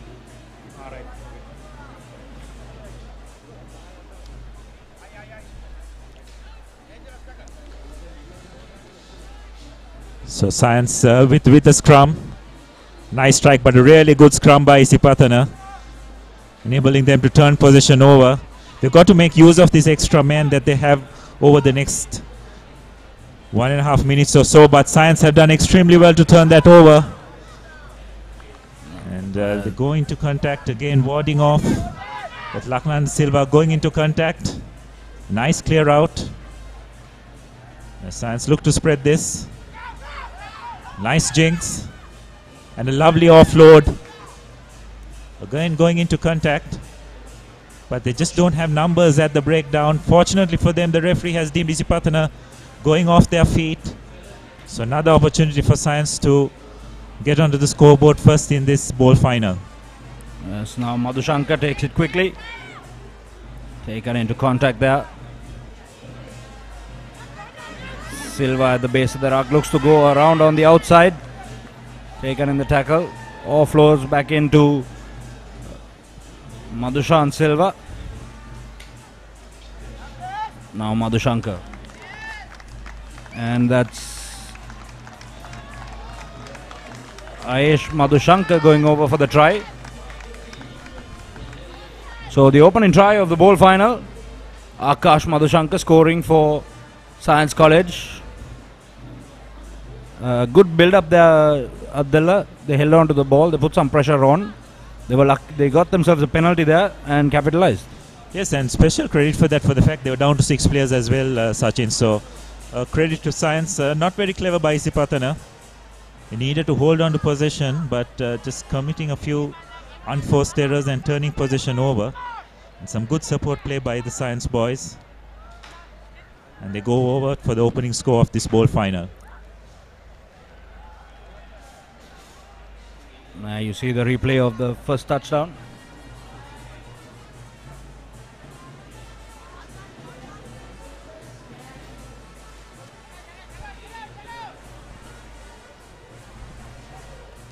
Isipatana looking to run from inside their own 22. A tackle made. Pressure coming on at the breakdown. Science College have forced the turnover. Excellent work there once again by Science College. Lakran the Silva trying to go on the outside. Fends off one, bumps off two. And over for the try. Referee stops his watch. Wants to have a chat with his assistant referee first.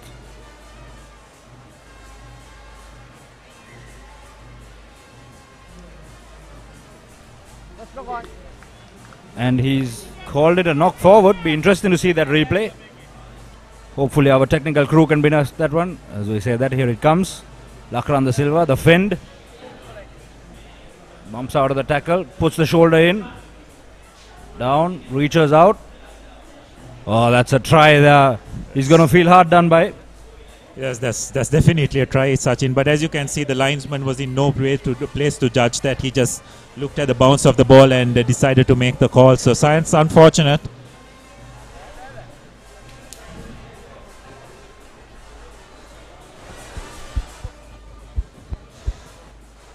And that's a poor clearance kick by Isipatana, giving Science another opportunity to launch an attack. As they look to pass the ball down. It's a lovely run by the Science scrum half. That's Kavindu Kure dancing his way through. Taken in the tackle. Science still with possession. Good drive over there. Good support play by Dinushan. Pushing over Lakran the Silva.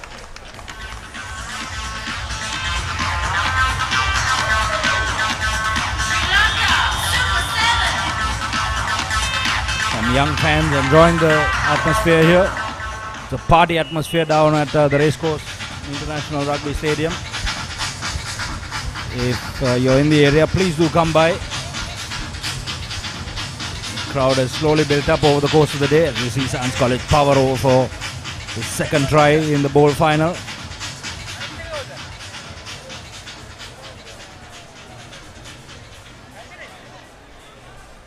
Science College ready to restart this game. They played a lot of this game inside the Isipatana half. In fact, all of the game inside the Isipatana half. Yes, and Isipatana I don't think have been too clever, Sachin, because Science have been one man down through virtually this entire game thus far, and they have yet find themselves ahead 12 points to nil. So Isipatana have just themselves to blame. And again, a very clumsy looking pass by Isipatana, just turning possession over. And Science with another chance to attacking opportunity.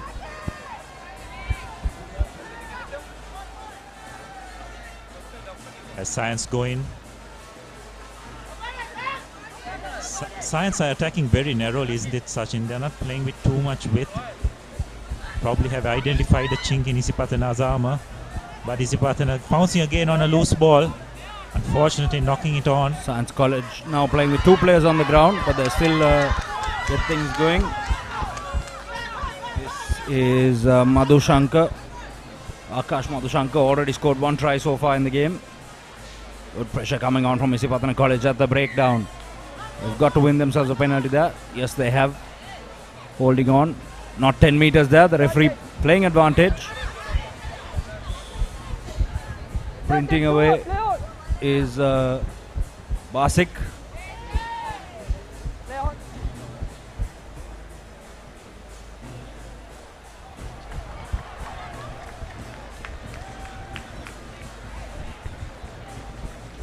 Yes, and Science College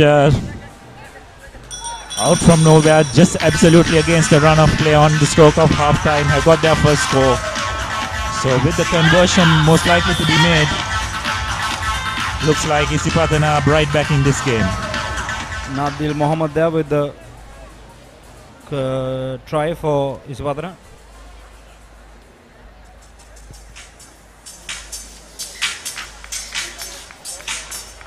That's right, DJ Chanel providing us music all day long. Thank you very much for that. We'll also have more music coming up for you to celebrate. So as we have a look at that replay again, just absolutely against the run of play. Isipatana picking up a loose ball and going into the conversion made Isipatana 12.7 the halftime score. Science College ahead by just one try. And we have co-commentator Shanak Amarasinghe sideline with the driving force behind the Sri Lanka Super 7's, Mr. Harin Fernando, the Minister of Telecommunications and Digital Infrastructure. Over to you, Shanaka.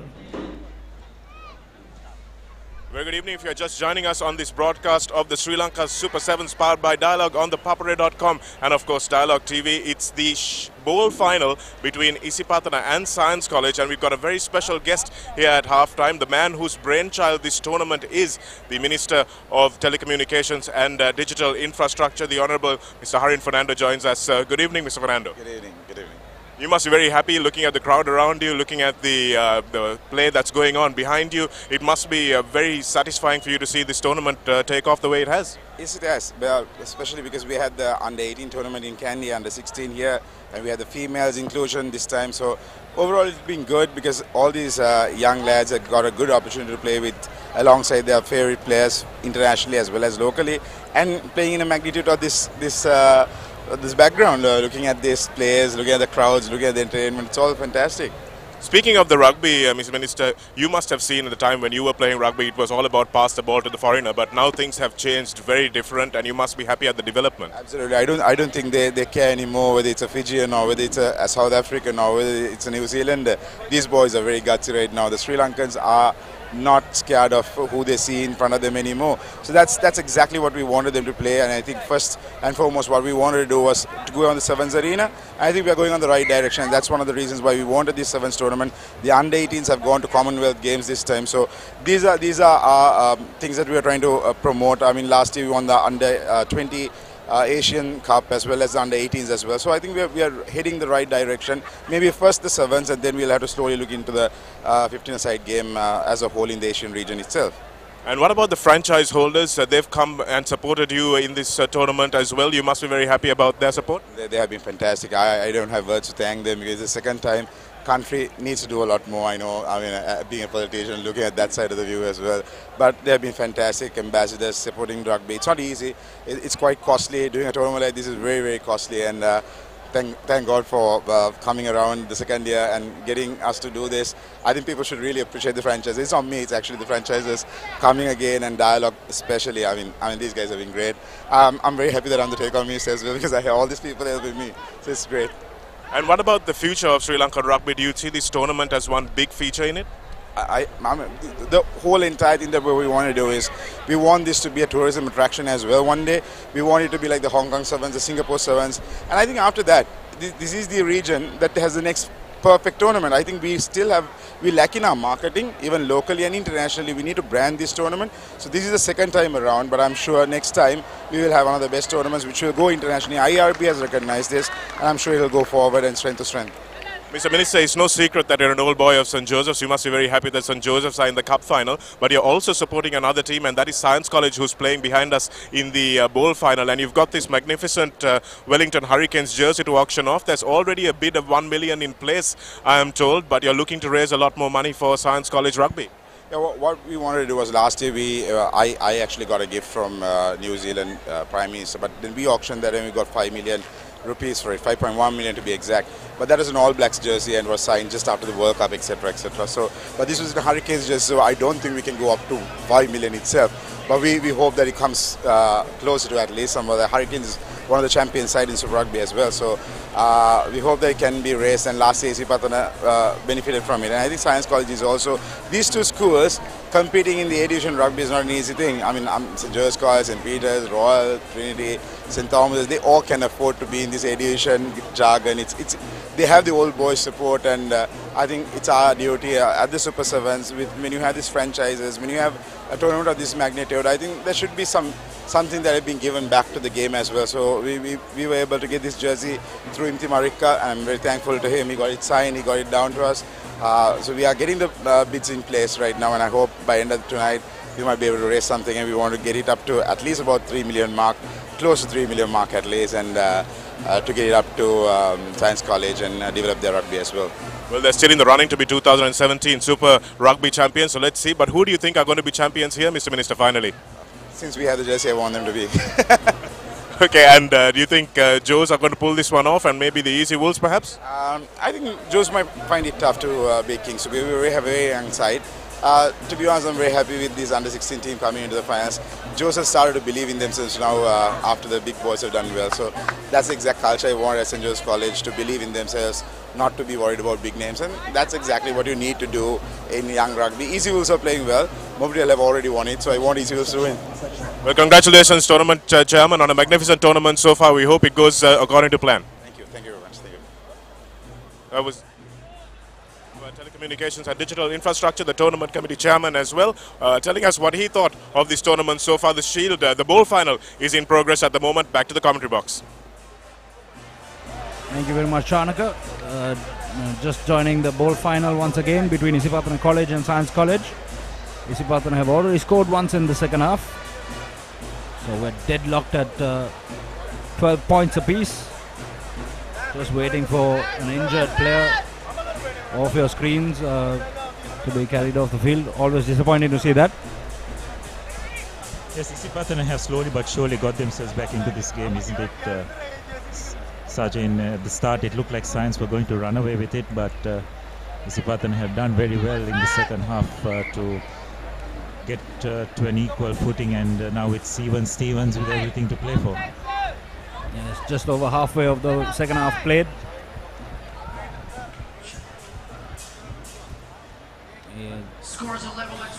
Everything to play for here. The bowl final of the school segment.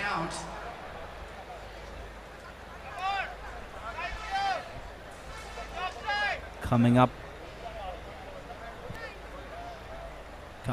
in the bowl final of the franchise competition, the Access Kings will take on the Soft Logic Warriors.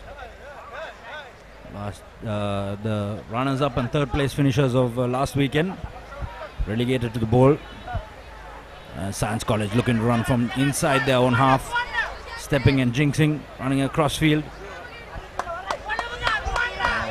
To Akash Madhushankar. Madhushankar has been a massive part of this game for Science College. Swinging it wide, they've got an extra man out wide. Nice flat pass.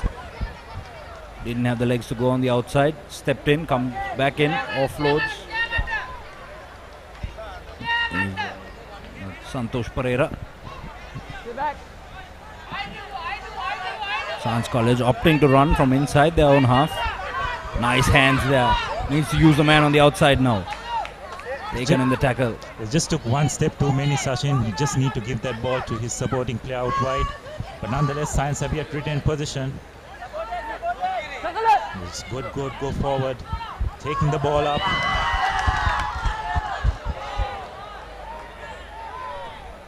That's Dinushan going in for Science College, making the tackle eventually. Science College 5 meters away from going coast to coast, but pulled down. Referee not playing any advantage.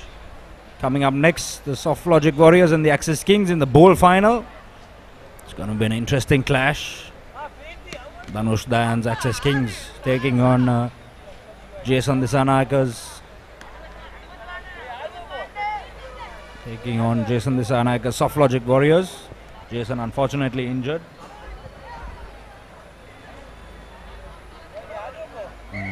Also from the Soft Logic team, Arshad Jamaldeen. He was just up here in our combox with a collar around his neck, unfortunately suffering an injury yesterday evening. Science College in a good attacking position. 10 meters out. Man in behind the scrum. Goes for the kick pass. Perfectly to the hands of Silva. Dhananjay Silva there. Now offloaded to Dinushan. Dinushan trying to go over in the corner. Powers his way over. Just short of the line. Good scrambling defense by Isipatana College, but eventually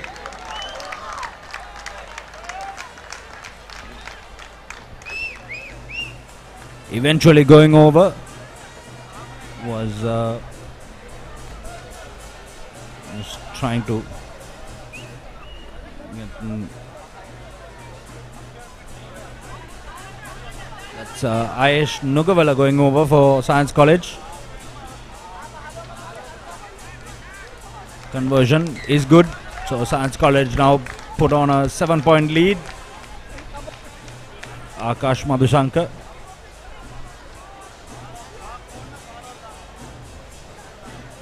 Yes, some good work by the Science lads. It's cutting in, but there's always support play. That was the main thing. Some good cleaning out, and just no one covering the fringe areas. It's more akin to a 15-a-side try. You'll see more tries like that. So this is the final opportunity for Isipatana, and Science have been penalized for having the kicker in front.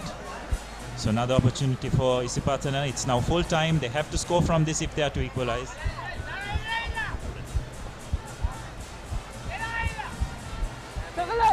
Now Isipatana with the ball, stolen by Science College. Referee deems it illegal. Coming in from the side. Fair call, Abdullah? Yeah, those are really tough calls. It's 50-50 calls, isn't it, Sachin?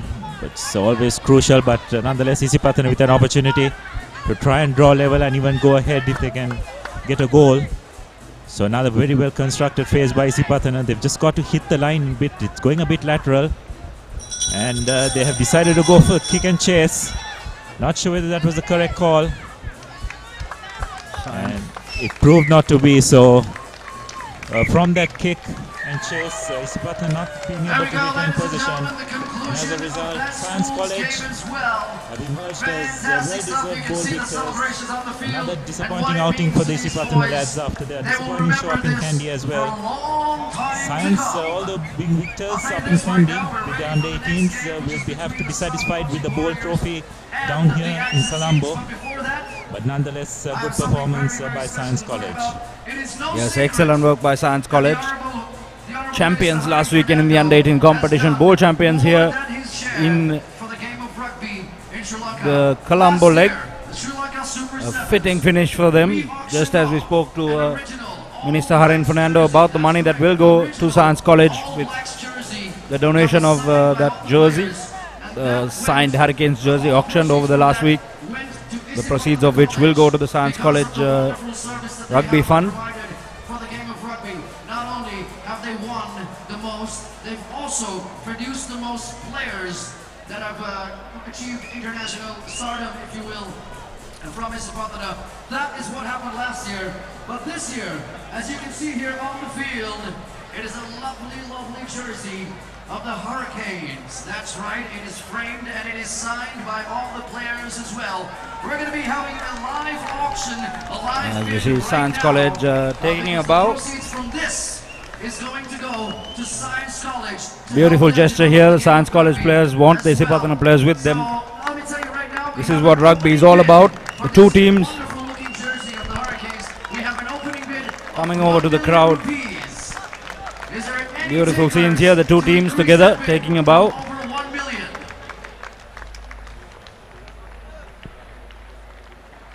Hold on, I'm getting news for 1.2. 1.2.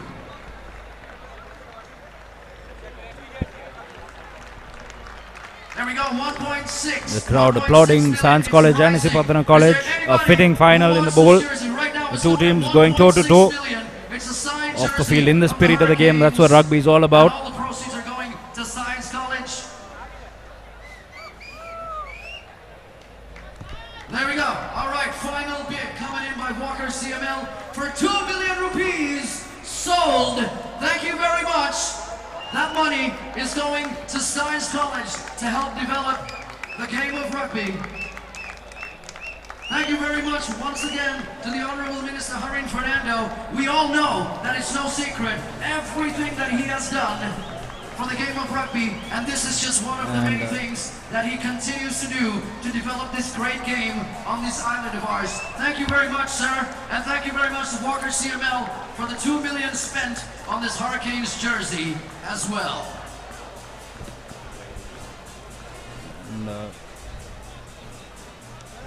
And with that, I think we're ready for the next game as well, which is between, like I said earlier, the Soft Logic Warriors and the Access Kings. Finals action here at the Racecourse Grounds, Colombo. It is the final few games. Ladies and gentlemen, it's been a long day, it's been a tiring day, but the energy is still very much alive in this ground. So please, show all the love, all the courage, all encouragement, and all the support that you can for these magnificent athletes who have performed tirelessly, and they take to the field one more time for one some good news for the Science College team as they win the bowl final. The Walker CML Vipers, the team Walker CML franchise has bid 2 million rupees for that jersey, the signed Hurricanes jersey, the championship Super Rugby Championship Hurricanes, as the Access Kings and the Soft Logic Warriors take the field. So good stuff for Science College. Good way to end the day for them. Yes, I'm sure it will be much appreciated. Really cash-strapped school up there who have done really well. As we have a look at the Soft Logic Warriors, they've been struck with a few injuries. Skipper Jason Gisanaika won't be available, so won't be Ashok Jamaldeen. So it will depend on the rest of the players to step up. As we have a look at the Access Dragons, I'm sure they'll be very disappointed with their performance. Such in one of the more teams with more very talented all round, but have been very, very disappointing. Yes, and Ratwata gets us underway. High hanging kick, doesn't go 10 meters. And that's been a huge problem, hasn't it, through both the schools and the franchise competition. That kick-off. There you have the Hurricanes jersey. Just sold for 2 million rupees. And a big thank you from the rugby community to Walker CML, investing in rugby. Nice wide pass out to Omalka Gunratnam. Powerful quarter-final he had. Good fend. Now going one-on-one. Looks for Lafaele Va'a on the inside. Pops in the beautiful little pass, and Va'a will go over for the try. Yes, that's just what you want to see from Omalka. That strong carry, and then looking for that inside pass. Omalka, since moving from the Dragons to the Warriors, has had a bit more game time than he had up in Kandy, isn't it, Sachin? Yes, a considerable amount of game time more. Unfortunately, he got just a couple of minutes over the entire 2 days in Kandy. So, but Coach Laga obviously seeing some potential there, putting him out on the field.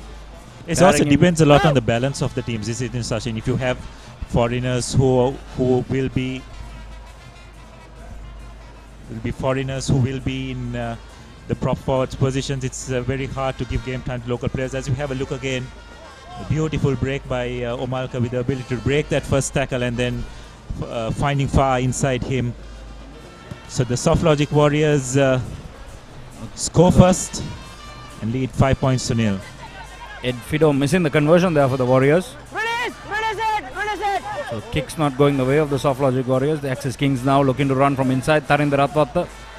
He's got Abele on the outside. Ruchi Dharmapala on the inside. Decides to go himself.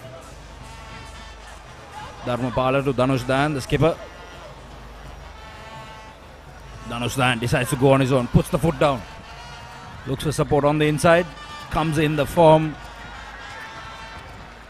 of Jone Vota, who goes over for the Access Kings, who score that equalizing try. Now, how important will that conversion be? The missed conversion. Conversion yet to come for the Access Kings. Yes, a bit of lazy. We were just complimenting Omalka on his run on the previous in relation to that try, but a bit of lazy by Omalka on that occasion when he came defensively. He let the other man run around him, but he just didn't cover the inside channel, and that just enabled that inside pass to be made. So the Kings with an opportunity to take the lead in this final to Ratwata. No. And he sliced that kick as well. So it's 5 points all in this bowl final. As we have a look at that replay again. You can see Water coming inside with lovely supporting angle and going over. Yes, commentators have noticed a slight flaw in the game of Tharindra Ratwatha. Seems to be able to knock over any difficult conversion from the corners, but under the post he just seems to struggle. It's just a matter of concentration in such, nothing else really. Just take it for granted. Mark here, boys. You lose a bit of concentration, as you can see some very animated Access King supporters. Yes, a party atmosphere around the Racecourse International Stadium. Again, in the business end of the tournament. The bowl final in the franchise competition. We've got the plate finals and the cup finals to come up. The Easy Wolves will take on the Mobitel Eagles. The Eagles already the champions of the overall competition after having finished first in Kandy, as the Access Kings look to take the ball. Ratwatha out wide. Step back on the inside is Lavanga Pereira. Spins out of the tackle. Lavanga Pereira with the fend. Looking to go over under the post. Fends again. But he manages to go all the way. Excellent work there, Lavanga Pereira. Good individual try. Yes, great strength, great upper body strength. He manages to fend off those players and going over is Lavanga Pereira from the Kandy SC center three-quarter. At times, Mo comes off as an impact player as the conversion is made. So the Access Kings will once again go into the lead. As we have a look at that try again. Lovely step by Lavanga. And then a great step and lovely handoff. He just had the strength to see himself over the line. Yes, good all-round strength, good leg strength to pump his way over the line there. We've been harping on it a bit today, Abdullah, but how important is it the speedsters for Sri Lanka? Lavanga Pereira, Sandon Herat, all coming in good form, and they're creating quite a problem for the selectors, I think. Yeah, it's a healthy problem, isn't it? More players putting their hands up. It's always a good situation to be because they need a bit of depth. It's 3 legs, the Asian 7 series, and the more options the selectors will have can only be positive as the Warriors decide to go into contact, and the Kings very easily hold him up. Yes, the Fijians there, Abele and Vota, combining to hold up the Warriors player. Yes, that's Lavanga's twin, I believe, Sachin. Yes, Oshan Pereira playing for the Soft Logic Warriors. So Pereira Derby here in the bowl final. The Access Kings lead 12 points to 5 in the Sri Lanka Super 7's bowl final. Tharindra Ratwatha at the back of the scrum. Out to Abele on the wing. Abele looks to bump his way through. 3 men taken to bring him down. Still on his feet. Rishi Dharmapala from the base. Taken into contact now. That's Niranjan. Back 10. How good has Lavanga Pereira been in this tournament? I think he's been one of the standout local players really. His work rate, his ability to make decisions has been very good, and a lovely break by Danushka Dayan. Skipper of this Access team has just increased that lead by 17 points to 5. Danushka, and they are running in the 3rd drive for the Access Kings. Still going on a run. Seems to have hurt himself as well. Not sure why he kept running if he hurt himself. Tharindra Ratwatha. This one from an angle, so expect him to knock it over. Half time now. No.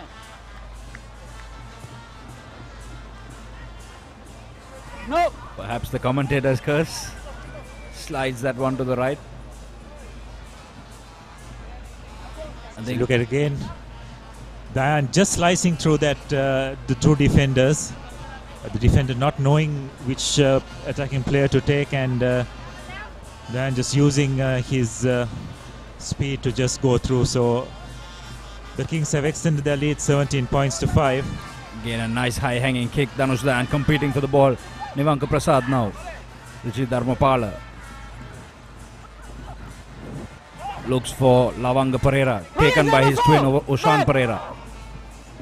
Rishi Dharmapala dummies, goes on the left, comes back to the right, finds Abele. Abele fends off Ed Fido, goes into contact. Rishi Dharmapala Leg. off the boot of Lavanga Pereira, Second knock on. but lost forward on the second attempt. Half time. As the referee calls an end to the half. 17 points to 5. The Access Kings leading over the Soft Logic Warriors in this bowl final.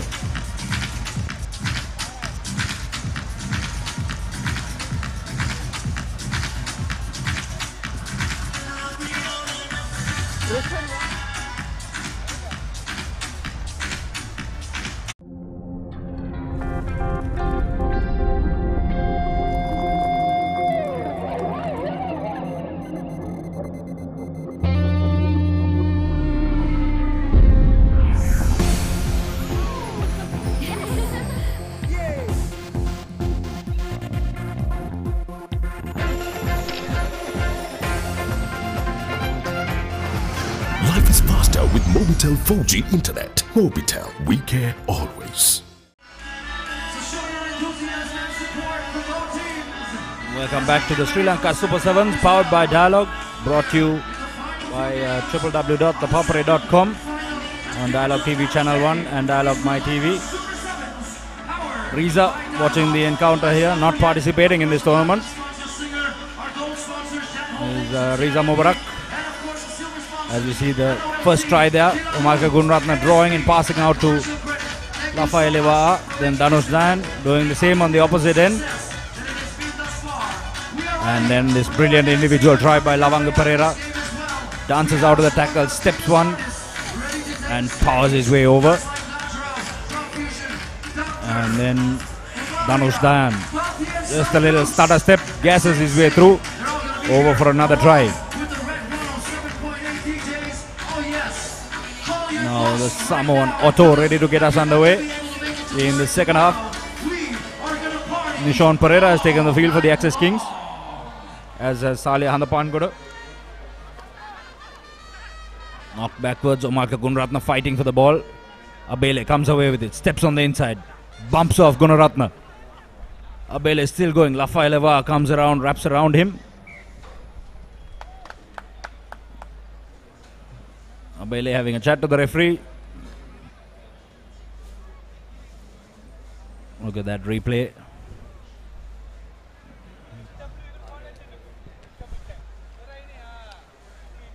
Some good scrap defense by Fa on that occasion. Yes, Abele did well to bump off Umarka Gunaratna. He's a strong player in himself. You can get all the basketball updates with Sri Lanka's first basketball talk show, Swishing the Nets. Catch it on www.thepapare.com. Referee playing advantage to the Access Kings. Lavanga Pereira coming away with the ball. He's been absolutely powerful, hasn't he, for the Kings. Ratwatta now trying to go on the outside. Pressure coming on from Nishan Pereira. Jone Vota goes to ground.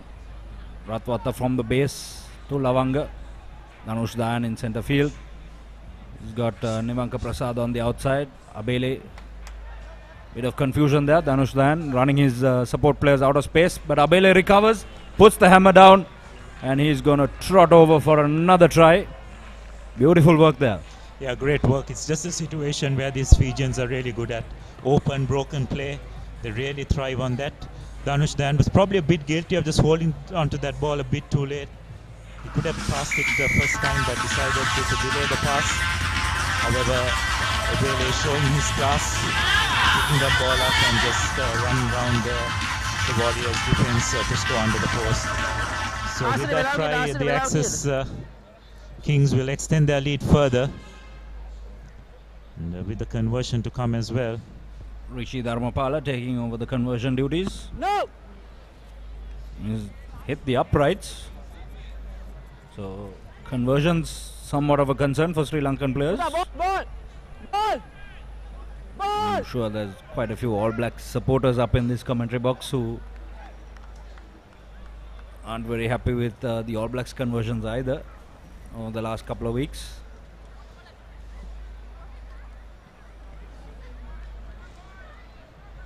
It's real silence in the commentary box when you mention that. As the Kings make the kick-off again. This is Otto into Salih Handapangoda, looking to spark something, steps, runs himself into trouble, penalised for holding on, taken quickly by Joe Nevota. He puts the foot down and he'll go over for another try under the post. So the Axis Kings slowly but surely running away with this one. Yes, Nevota very charitably handing the ball over to Aryaratne to make that score. And he just wondered where the Warriors, the Kings have been all this while, isn't it, in this tournament, Sachin? Just putting a few phases quite nicely in this bowl final, but it's a bit too late from their point of view. Yes, I think the same thing happened to them in interval as well. They took a while to click on day one, and they found themselves in the plate final on day two.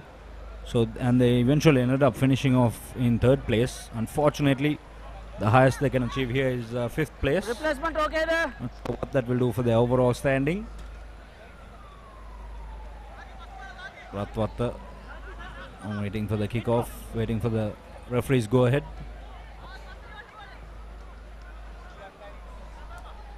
It's also going to be a chance for some of these players to put their hands up for the Sri Lanka selection.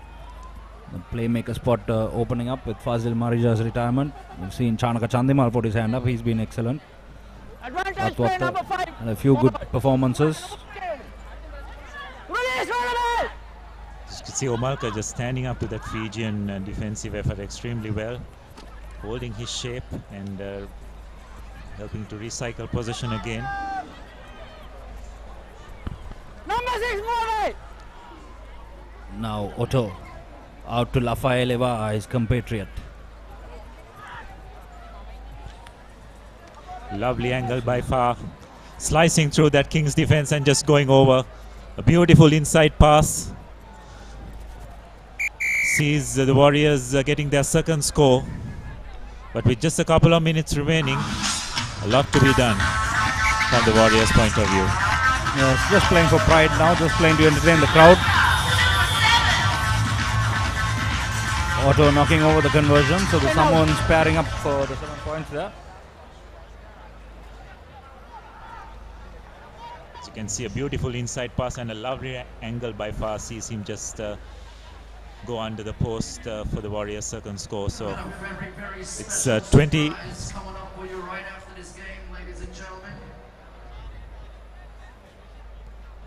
Now the Warriors playing clearly for pride. Nice high hanging kick collected by Gunratna. He's been all over the park, hasn't he, since switching to the Soft Logic Warriors. Now Otto, what can he spark? Puts the foot down on the inside to Nishon Pereira. Nishon Pereira steps in, beats a couple of tackles, and Nishon Pereira will sprint over for another try for the Soft Logic Warriors. So that will take that score to 29 points to 17. Just under a minute left to play. Yes, Nishon Pereira is another player who will definitely come into the reckoning, I think, for that 7 squad. Again, showing a clean pair of heels, changing direction without compromising on his speed. The Warriors, unfortunately, are yet 2 scores away, and with just about 45 seconds remaining. As we have a look at the try again, lovely angles by Nishon, just going under the post. Yes, Nishon Pereira wearing that yellow armband. For our viewers who haven't been with us from day one, the yellow armband is worn by all the under-23 players. You see it on the right arm of Omalka Gunratna as well. Gunratna makes the tackle, brings down the big Fijian.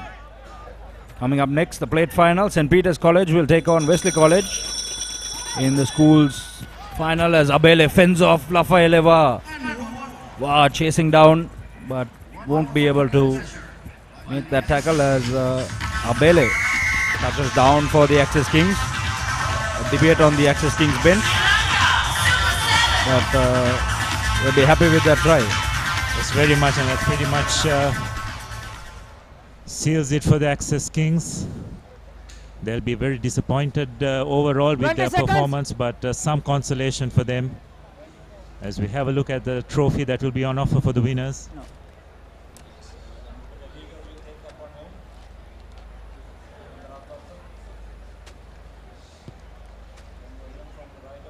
No, match done.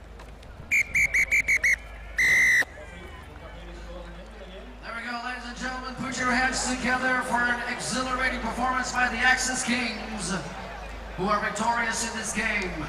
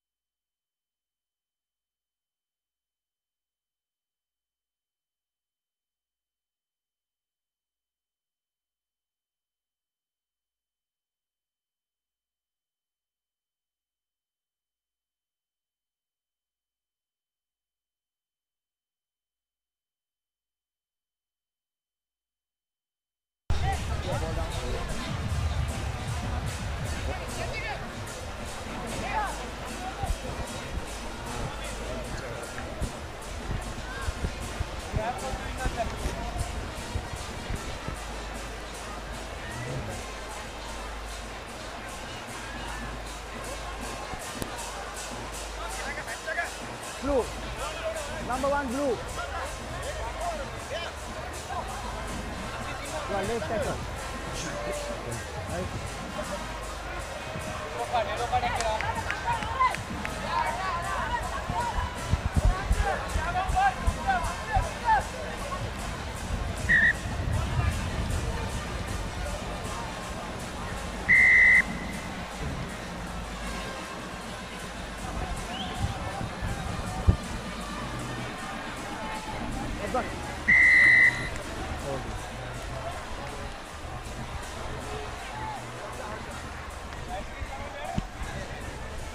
Welcome back to the Sri Lanka Super 7's live from the racecourse, powered by Dialogue, of course. Apologies for that interruption. There's a lot going on with the demands on electricity here, so we just had a bit of a power outage, but we're back with the plate final. Wesley in the blue, playing St. Peter's in the yellow. Center mark here. Mark here, 1 meter. Paul, Here, come. should be an interesting game. Both teams have flattered but not really performed as well as they would have expected to this weekend. Well, look, they've both played well. They came up against some very good teams in the semi-finals, and that's why they're playing in this competition. You see Wesley taking the ball in there now, and Peter's have been competing at the breakdown all weekend. Wesley, of course, before we came back on air, they lost a player, so they're one man down. They've got 6 instead of 7. Yellow card that happened just over 45 seconds ago.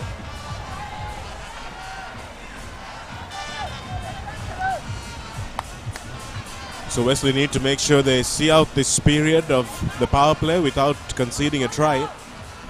And St. Peter's desperate to make sure that they use this ball now that they have. Madhusanka in midfield for St. Peter's has been one of their most influential players.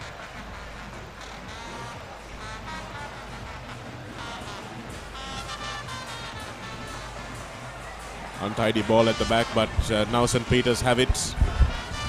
Madhusanka cutting back on the inside. Release, no hands, roll away. Quite a few players committed to that ruck now. And St. Peter's breaking away on the blind. Looks like they might have it to go all the way, and yes they do. So the extra man telling the blindside defense completely not there for the Wesleyites, and the extra man proving to be their downfall. Yeah, look, I think that, and also the breakdown as well. They put in so many numbers of that breakdown. I think they had 3 or 4 players in there, and once that happens, it leaves you really short. And as far as the back line's concerned, there's a Wesley player still down, as we see the young man at under. He was the man who was yellow carded. He trots back onto the field. Wesley College 7 points down. St. Peter's prepared to kick off and resume, but there's still a Wesley man down, and the referee's going over to check him out. Looks like a right knee problem. Still trying to recover fully from that power outage. Will be back at full strength in just a few moments. So looks like the camera crew has been yellow carded as well. Seen quite a few injuries, Paul. Been involved in the coaching of some of these players, and is it very tough conditions out there? Look, it is tough conditions, but also we see schoolboy rugby where players will be covering or be coming back to make some sort of tackle. They attempt to tackle, they're embarrassed by their attempt, and they stay down. That happens a lot in schoolboy rugby, not just in this game, and lots of games in that I've been watching where players have been coming back covering, and then it looks like they've been shot or something, or they've run into a barbed wire, and then they just fall on the ground, and then they lie there. Physio comes out, he's got some magic sponge or maybe a spray, and then he's up and running around again. You know, that's a mental thing. You give your all, and then you can keep on going. There's no embarrassment about giving and not making the tackle. Yeah, it looks like the footballer's curse is blighting rugby as well. It should be nipped in the bud.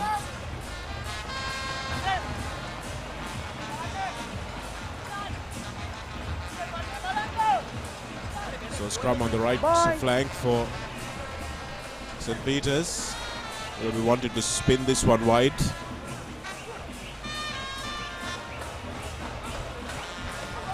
Nice contact in the scrum, and well, in great competition. Tackle. I thought it was from the back of the jersey. Maybe just came around, and look, the Wesley players are very emotional about this, and it looks like they're going to get another card. So 2 cards in the first half. That's 4 minutes with 6 players. It's going to take a lot out of all teams, and especially under 16 teams. You know, they don't get to play competitions much.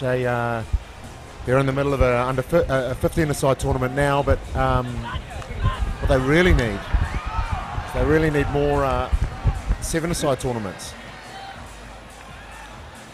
Nice hands on the floor there, but there's just been a slight knock-on. Thought he picked it up cleanly, but the referee was right on the spot. Lots of assistant referee interventions as well, Paul. Maybe a few too many, perhaps. Well, look, if the referee goes across and wants a word with his assistant, it means instead of 2 eyes looking at what happened, there's 4 eyes happening, checking it out, and I don't mind it. Sometimes I know a lot of New Zealanders don't really like, especially French assistant referees coming in and giving their 2 cents worth, but that's another point. Wesley on the try line need to clear their lines now, but don't manage to get the ball away from that scrum, and St. Peter's have a man over. And that's going to be an easy try for the Peterites. Scoring under the posts, and because of the 2 extra men that they've had to play without, Wesley are facing a 2-try deficit at the moment.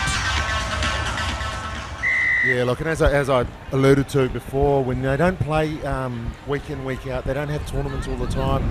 Playing three games in one day, and this is the third game or sixth game they've played in 2 days. Physically, it's really difficult for these young men, and they're doing extremely well. Their coaches obviously wound Wesley up really tightly, and that's why they're giving away these yellow card offences. They're very passionate about their rugby, but they're just letting that get away with them here. Got to roll away that tackler. He's not rolling away. The penalty is coming for not rolling away there. The kick collected by Wesley well before the 10-meter line, but that's okay. If the receiving team chooses to play it, it doesn't need to go the 10 meters. Angles not working too well for the Wesleyites that time, but a dive into the breakdown from one of the St. Peter's players may have given away a penalty. Again, Wesley choosing the wrong options, running away from their support. Now they've got a little bit of space. But another yellow card. And the referee seems to be pretty card happy. Looks like he's in a game of poker at the moment. Playing the old 3-card trick. Good run, good offload as well. Nice little in-out step from the Wesley winger. Brought down inside the 22. And now they've got space. Even numbers now, and looks like Wesley may have just let that one go a little bit. Here's the pass coming out now when it should have come out a little earlier. St. Peter's College, Wesley putting on a spectacle. Still alive though for Wesley. They're all very much in the same area of the ground. You can put a tablecloth over all those players. And now it's given away. It is given away, Shanaka, but there was penalty advantage, and there was no penalty advantage there, and the referee should pull that back and give a penalty.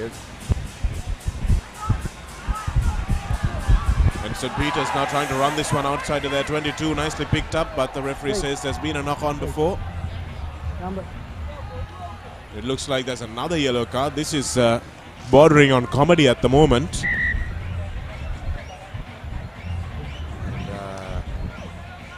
They recognise that man is having a second yellow card, then they'll understand that 2 yellow cards equal a red card.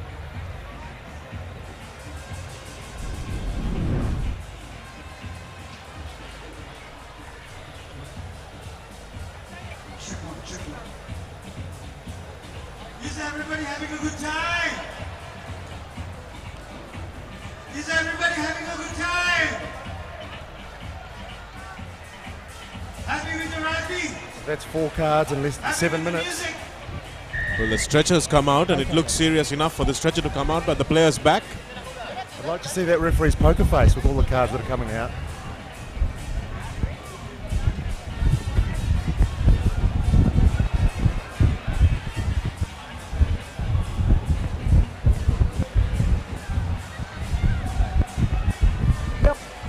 St. Peter's still inside their 22, trying to play a lot of rugby in their own territory.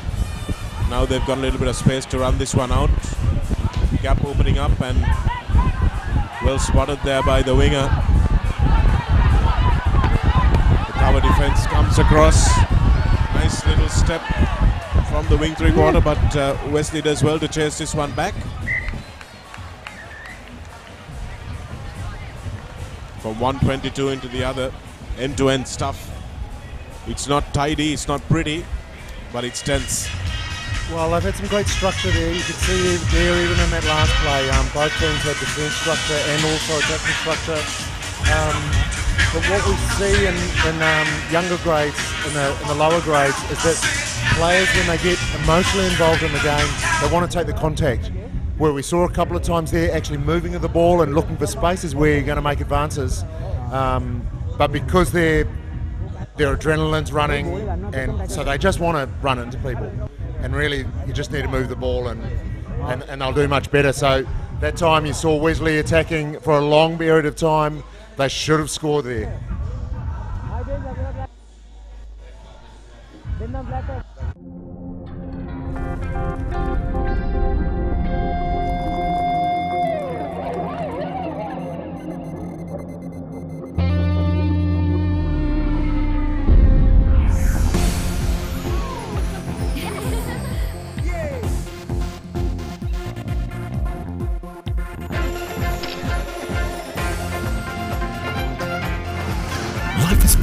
with Mobitel 4G Internet. Mobitel, we care always.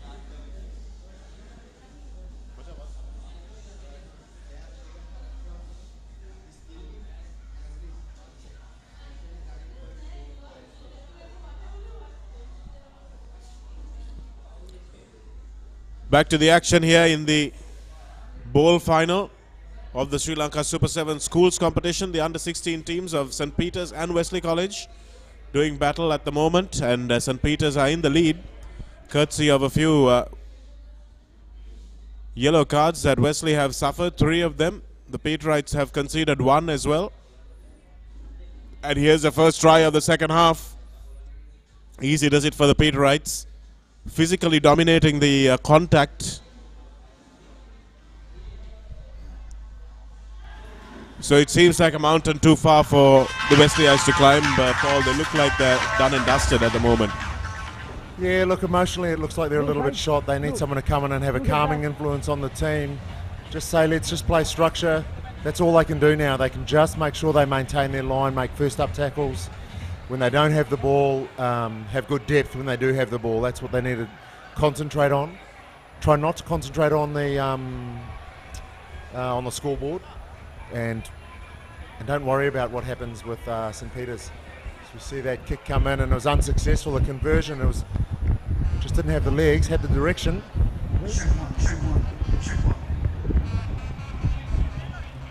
St. Peter's losing to Kingswood in that semi-final, a hotly contested one as well. Kingswood will be one of the favourites for this title.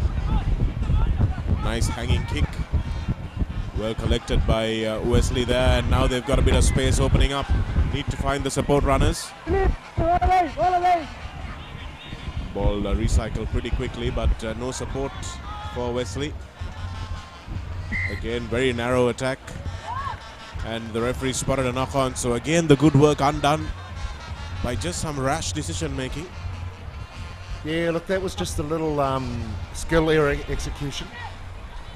Skill execution error where just the ball placement wasn't correct. There's really simple things in rugby that sounds like it's easy to do and you don't need to train all the time, but if you practice going to ground, putting the ball back, well, it makes the ball so much easier and more presentable for your halfback, or the man who's coming into play halfback, and so Wesley weren't quite able to do that then.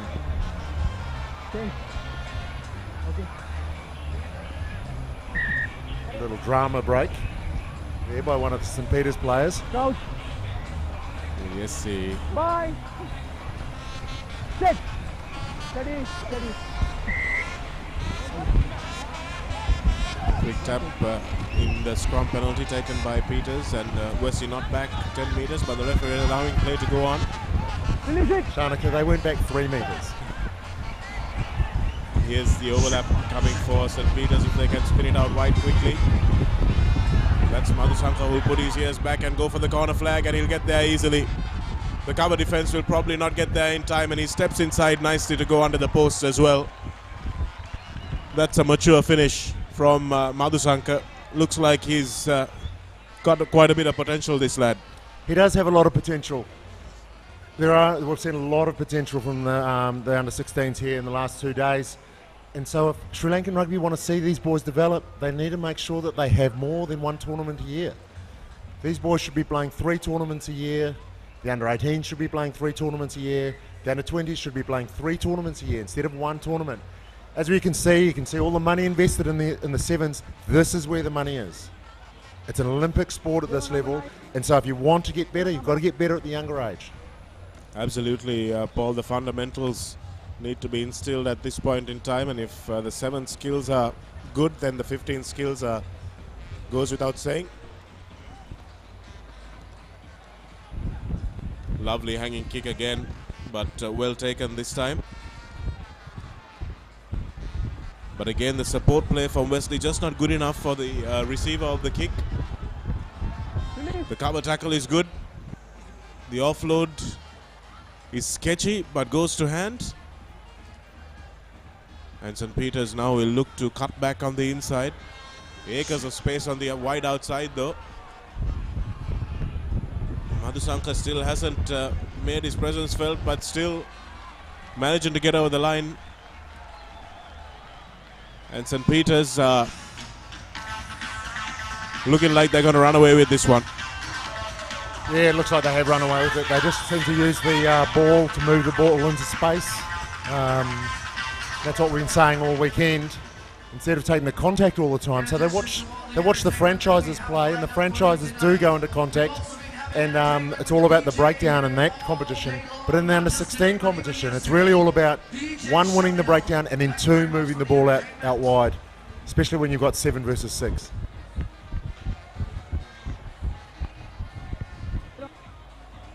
Physicality is also a difference between some of these sides. Paul, you've seen some teams obviously physically better conditioned than others, say Isipatana and Science, so probably some of the teams that were not physically as adept as these semi-finalists. Yeah, that's right. And at this age, the under-16s, under-15s, under-18s, they're growing really fast. The work they do in the gym, their bodies change a lot. So in the next 3 years, these boys will be much bigger and much stronger and much faster, but they're still growing. Trying to keep the ball alive there, Wesley, on their 40-meter mark. They need to play most of their rugby at the other end of the pitch. Nice long ball. See here, they look to try and beat the man, and he does well there. He's just got one man to beat. He's got a step. He doesn't, but he has support players. They're going to register their first points. Streaking away, he's going to get over in the corner. That's a little bit of consolation there for the six men of Wesley that played with a lot of emotion, and they've played some good structure. They just haven't had the numbers here today. Yes, they've had one man off the field due to 2 yellow cards in the first half, so they played the entire second half with a man down, and that's never easy at the best of times. Not even in the 15-man game, but in the 7-man game, that's pretty much a death blow, isn't it? Yeah, so they had 3 yellow cards in the first half. One of those players had 2 yellows, so that led to a red, so they've been down the whole time. But they've played courageously, and to score the last try shows how much heart they've got. They're playing with a lot of personal pride, because the St. Peter's team's not going to be a walkover. They're a really good team. They pushed Kingswood in the semi-final. They're good physically. They've got great structure. They move the ball into space. They win the breakdown. You've seen the kickoffs that they have. They've got a great set piece as well. So, it was never going to be easy for Wesley, but it's never going to be easy when there's 6 versus 7.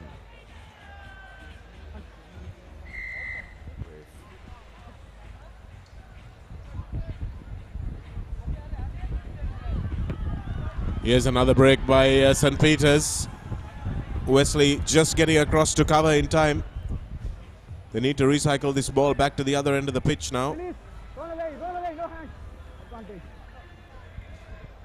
like that might have been a little knock on. Good defense by Wesley on the big man of Peters. And once again, the extra man proving to be the downfall of Wesley. There are just too many gaps for them to plug in the field, and that time the blindside gap was taken. You can see these Wesley boys, Paul, there finding it difficult to get back up off the floor. They've been doing so much work.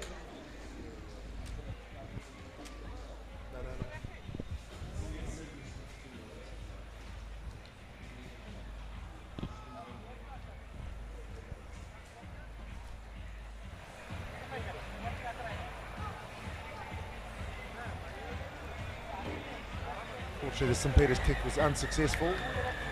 The dinner bell's gone, so the game's over. The referee calls full time. St. Peter's are the Shield champions. Shield champions indeed. They lost to Kingswood, and they would have liked to be the Cup champions, of course, but unfortunately for them, they had to contend with being in the Shield competition, and it's been a good competition as well. Wesley unfortunately couldn't compete as much as they would have liked to because of the numbers disadvantage. There were quite a few yellow cards in that first stanza of play, and 2 of them to the same player, which meant that Wesley played with a man down for most of that game. And St. Peter's can count themselves a little lucky for that as well, but I think they would have been the champions nevertheless because they played pretty well. Well, we'll never know that, but I did like what I just saw there, where they were all walking off together, and there were some players consoling each other, and some real camaraderie there, and that sets them in good stead for the coming years, because those players will play each other again and again and again in the next 4 years. Yeah, that's great to see, isn't it, Paul? Because tournaments like this are not just about winning and losing, it's about fostering the camaraderie between these players, especially at this age as well. Under 16s is where you need to make sure that they understand the spirit of the game.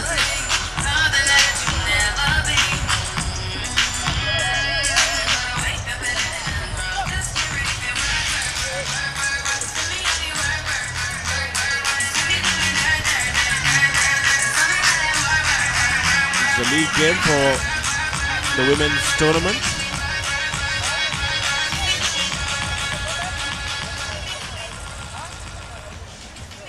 Sierra FC in the red.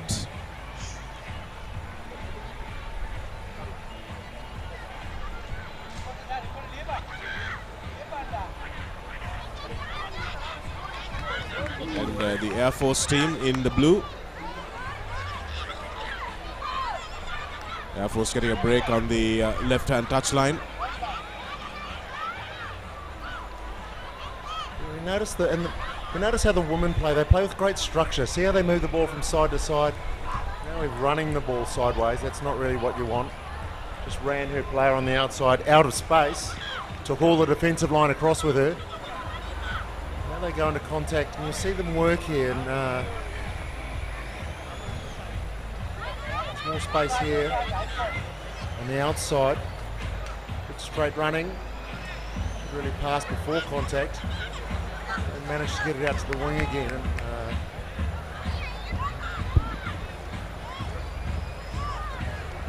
Still running across is the Air Force player. And now they've got it to their speedster on the outside. Shepherded into touch by 3 CR players, but she manages to get the offload back in field. And it looks like the Air Force team has plenty of numbers on offer. And that should be an easy try. The run in here. Well, that's a good cover tackle. Excellent cover tackle. And eventually, Sierra FC get their defense breached. Great work from Air Force. They should have probably finished it off a couple of phases earlier. Yeah, look, it's their structure that are doing it for them. They did that with 6 players because in the first little tackle, there was a huge injury just down in front of us. On the near side of the ground, and the first contact, and she's in real trouble, that one, which is a shame. Kick's unsuccessful. It's 5-0 to the Air Force team.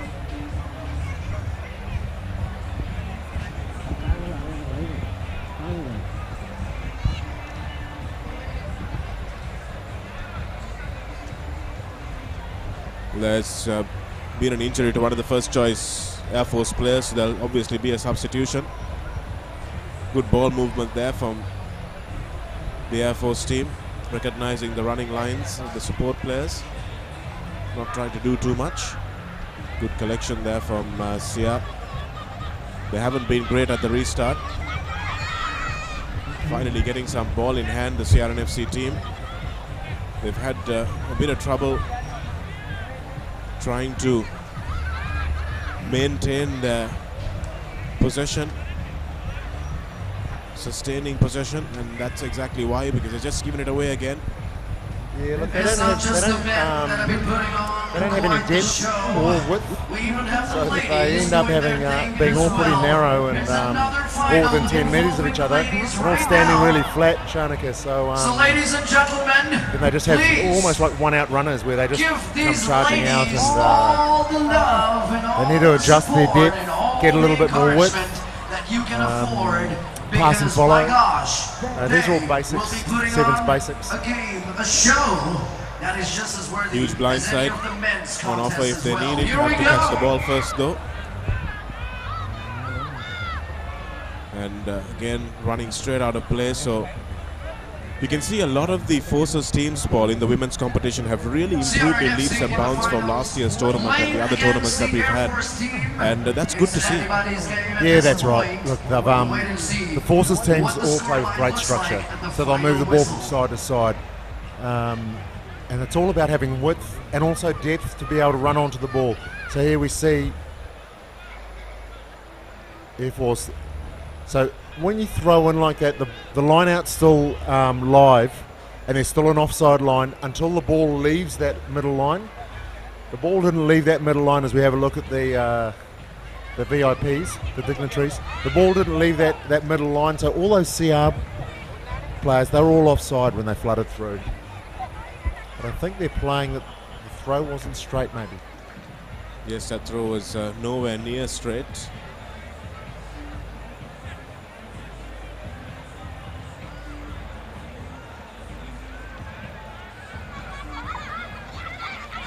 CRNFC again, just ball handling, letting them down terribly.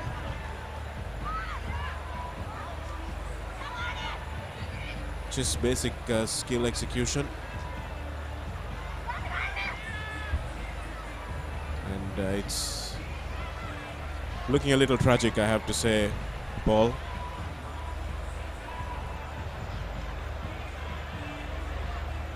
Air Force will be surprised that they're only 5-0 up after nearly 6 minutes. Well, look, Air Force just need to hold on to the ball and they're going to run in some points here. CRNFC, they are managing to get the ball somehow, but they can't string 3 passes together, so that's a problem for them.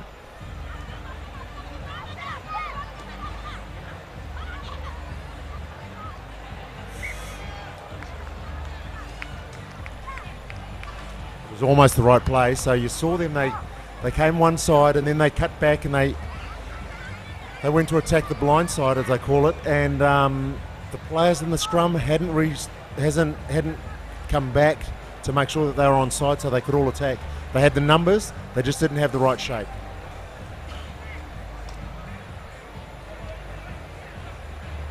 Again, options on both sides of the field for CR. Untidy scrum. Referee giving the signal that they were hinging. Don't know if the players would know what hinging is at this level.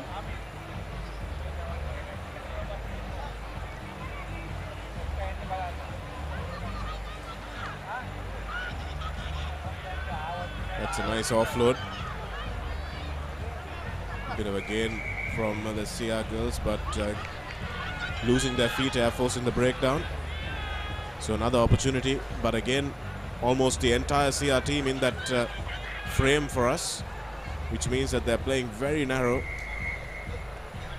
Not 10 meters, so they'll get another crack.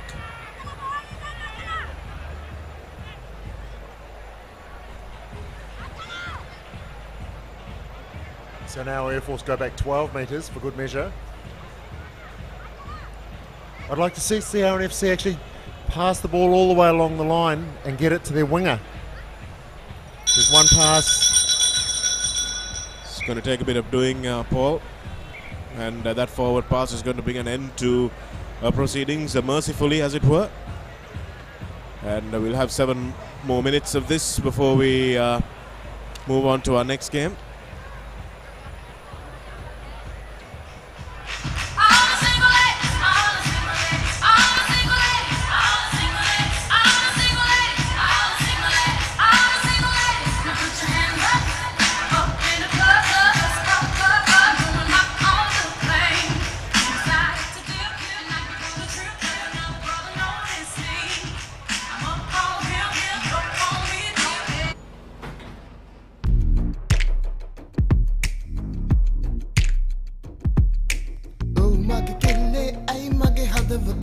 වලින් සිහියෙන් පාරේ යන්නත් මට දැන් බැහැ වගේ තුන් හිඳ ඇල්ලෙන් හැලෙනවා මට කියන්න ආසයි ආදරේ බක් මගේ අකුණක් ඇවිත් වැදුනා වගේ Hear it, sing it, share it. Dialogue music හඳුන්වා දෙන Yonder Music.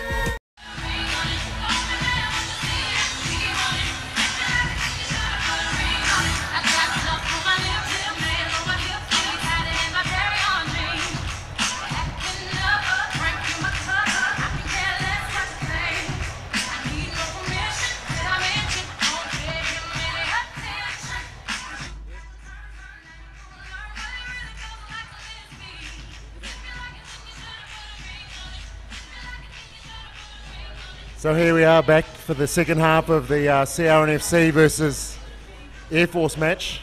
For the women, it's 5-0 to Air Force. So we see our CRNFC, great kick-off. Just goes the 10 metres. Little fly hack from Air Force. Joining us in the commentary box at the moment, Sri Lanka's strength and conditioning coach, Nick Grube, with us and watching the tournament quite intently. He and Peter Woods are looking at all the Sri Lankan players, checking to see which ones are good, which ones have been a little bit naughty with their diets and their nutrition and stuff. Nick, overall, what has been your impression from this tournament in terms of the SNC?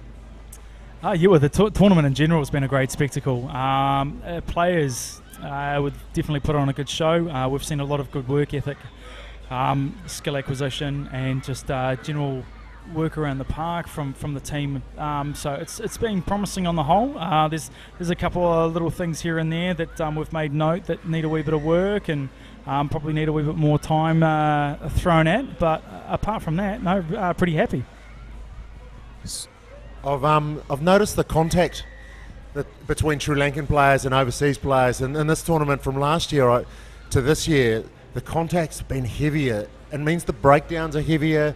I've seen the teams play a little bit more narrow because of that contact, just trying to make sure that they win the breakdown. Are you happy with the amount of contact as we see CR getting closer to the try line than they have all game so far? Just looking at the live action, Nick. They might be able to get over here. They move the ball out wide. All their players there. We've got 6 players, 7 players. You could throw a blanket over all of the CRNFC players. Just need a little bit more width, and maybe pass. Well, they're all within 5 meters of each other, and they go on their own. So that's not the smartest tactic.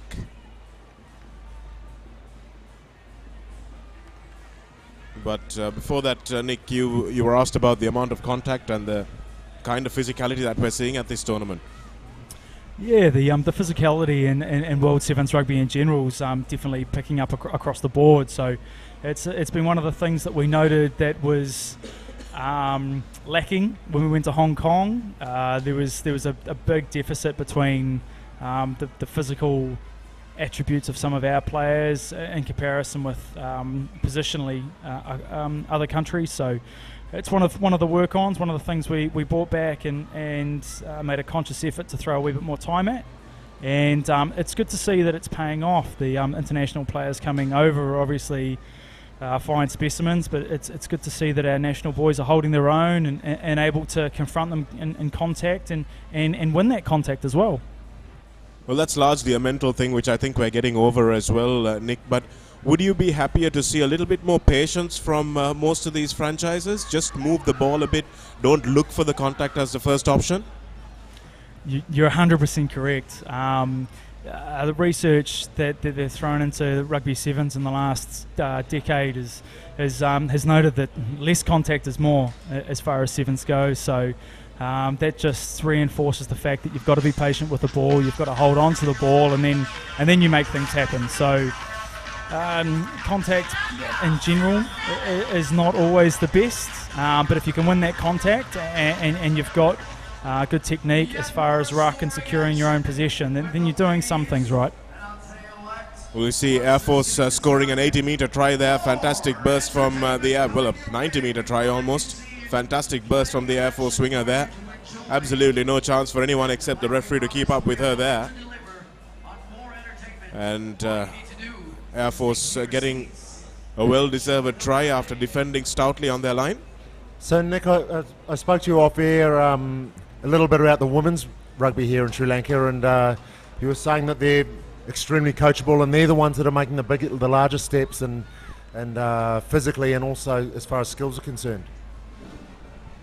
Yeah, you're 100% correct. As far as coachability goes, the women have been great listers. They do as they're told, and when they get to training, they just put in a lot of hard work. Not to say that the men don't, but we've seen the greatest advances in skill and some of the physical development with the women's game.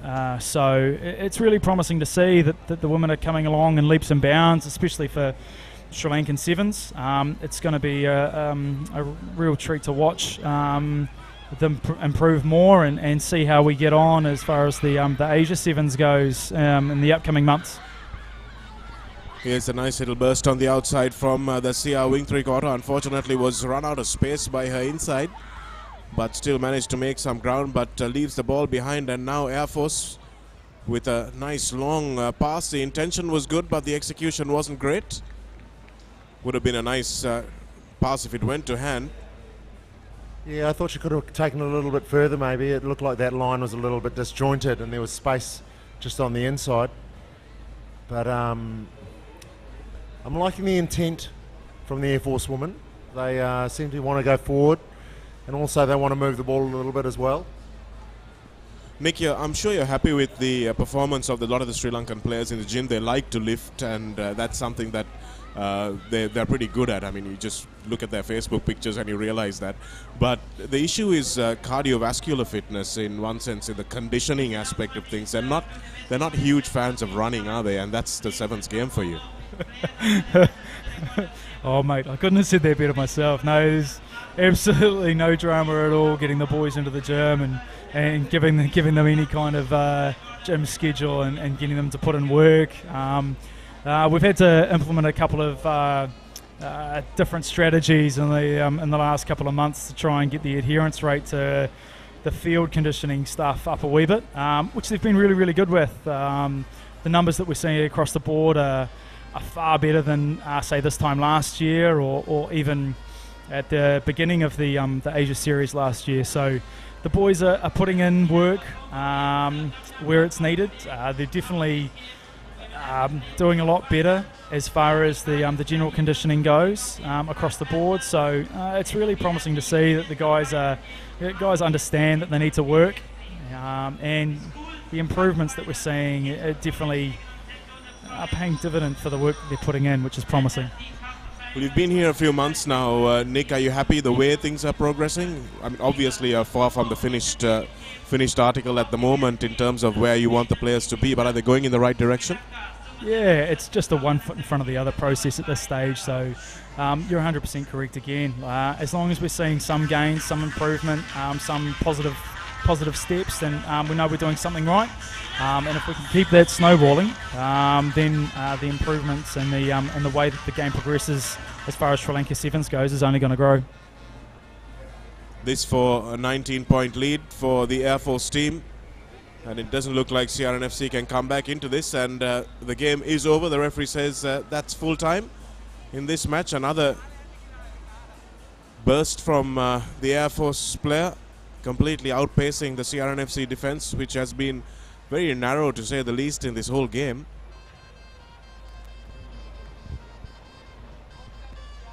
We'll be back with the next match after this commercial break.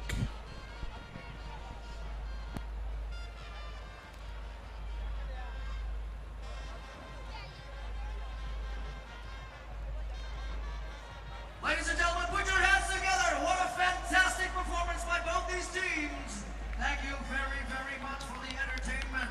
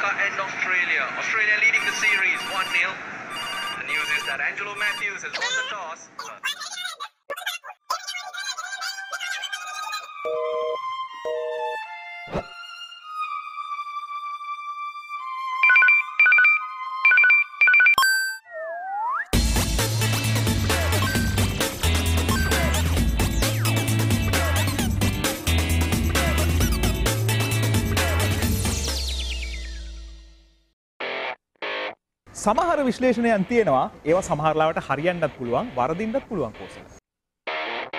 Cricket කියන්නේ අවිනිශ්චිත ක්‍රීඩාවක් ධනුෂ්කයා. අපි දන්නේ නැහැ මොනවද සිදුවන්නේ කියලා. ගොඩක් දේ කතා කරන්න පුළුවන් පිටියෙන් පිටත. නමුත් සියල්ල සිදුවන්නේ පිටිය තුලදී. පිටියේ ඈත මෑත කතා වෙන්න පුළුවන් පිටියේ ඇතුලේ කතා වෙන්න පුළුවන් ඒ ක්‍රිකට් විශ්ලේෂණාත්මකව ඔබට සම කරන්නට අපි සූදානම්ින් ඉන්නවා පිටියේ කතා තුලින් රැඳෙන්න අපිත් එක්ක ThePapare.com ශ්‍රී ලංකාවේ ප්‍රමුඛතම ක්‍රීඩා වෙබ් අඩවිය සමග.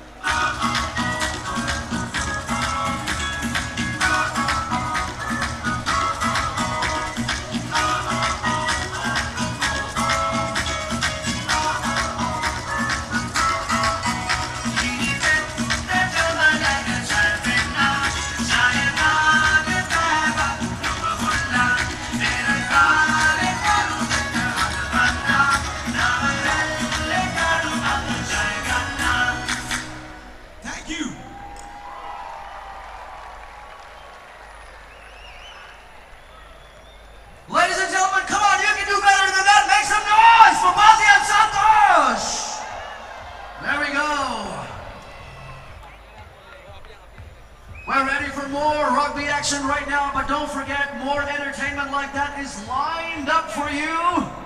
Right now, we're ready for the next game. Franchise 7's action coming up for you right now. Here we go with the Cargill's Gladiators, the Etisalat Panthers. Can we give them a big round of applause? Welcome back after the break. It's the big game, the third place game. The plate final between Etisalat Panthers taking on the Cargill's Gladiators. And this is where both these teams will finish their third and fourth. Yes, the two teams that ended up in the Shield final last weekend will be happy with the improvement. They would like to be in the big final, but they find themselves in the plate final, the third place playoff.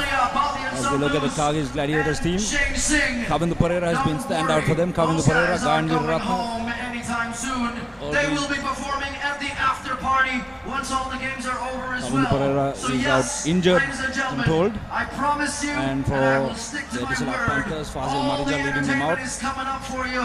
Like I mentioned, all those big names, Sharif they're on the still park. going to be here and keep performing along with the band, Doctor, and the Nadro Drone Fusion. They're all here. We're all just going to have a good time at the after party of the Sri Lanka Marija. Super 7's, powered by Dialogue. Surya Bandara now looking to dance his way through. Fends off one. Held down, brought down by the arm. Mohammad Sharif swings it out wide now. Off to Anurag Herat sprinting down the flank. He's got Marija on the inside, needed to use him. Uses him now. Fazil Marija will go over for the opening try for the Etisalat Panthers. So good work there by Anurag Herat. He sucked in the last defender and offloaded to Fazil Marija. Yeah, very good start. It all started when Gayan Veeraratne shot up that defensive line, opened that gap for the Etisalat Panthers on the far side. Anurag Herat had enough space and support of Fazil Marija coming back in. So, yes, the perfect start for the Panthers with the kick to come. Muliburu taking it out wide from the 22 on the corner flag. Versus the Panthers, right here at the Racecourse Grounds, Colombo, on the final day of the Mosi Muliburu. Conversion goes across the face of the uprights. 5 points to nil lead for the Etisalat Panthers. The Panthers and Gladiators are... Here's the replay once again. Anurag Herat sprinting on the outside. That gap opened up, as I said before, because Gayan Veeraratne shot up. He came back chasing Fazil Marija, but was a bit too late. Head to head, the Panthers have won one game. The Gladiators won in this over the last week. Both games taking place up in interval the last weekend. Gladiators winning on day one, Panthers on day two. Vyom Jayasinghe out wide now. Gayan Veeraratne on the wing. Takes it into contact. Mohammad Sharif. Those two have gone up against each other in the past, haven't they, Dinuk? Candy and Sia. While Sharif was down at Havelocks. Both men have played at number 12. Naveen Henakankanamge on the wing. Gets fended off there by Randita Varnapura. Fends and goes. Lutu coming around, makes the tackle. Etisalat Panthers now with ball. Srinath Surya Bandara puts the foot down. And Surya Bandara is away. Beautifully done there by the little number 5, Srinath Surya Bandara. And that's why he's such a fearsome player across the Asian 7 circuit. This is what we were waiting for the past 4 days of this tournament. Srinath Surya Bandara finally coming back in this plate final, putting the foot on the accelerator, what is good for stepping in midfield and breaking through for the Etisalat Panthers to score the second try. And hopefully this will be the start of many for Srinath Surya Bandara, as there's a huge season coming up for Sri Lanka.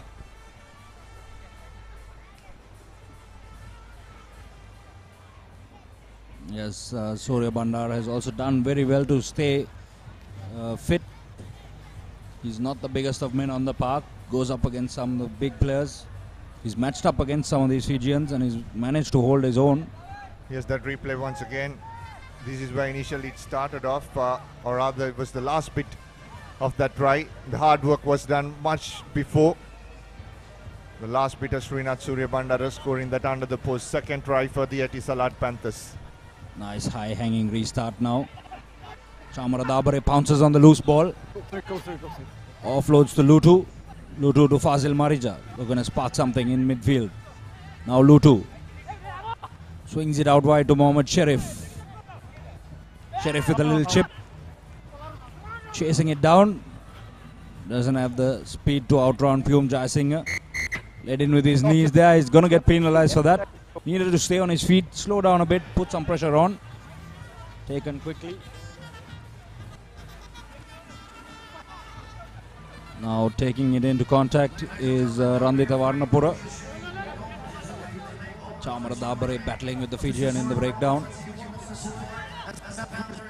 Pyum Jaisingh takes a big hit, gets the offload. Out on the wing is Shamal Veerasekara.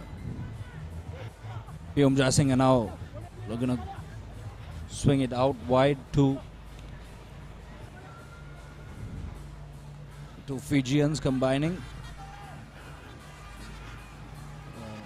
Leo Nemani. Got two number 4s on the field, so a bit of confusion up here in the commentary box. The ball has squirted out the back of the ruck. Surya Bandara not allowed to play it though. And the referee is going to give him a card. Just hold. Hands off. Very surprising there. I thought the ball was out of the ruck. Perhaps referee Charlie Brown thought it was still in play. The Gladiators take it quickly. Out wide. This is Gayan Veeraratna.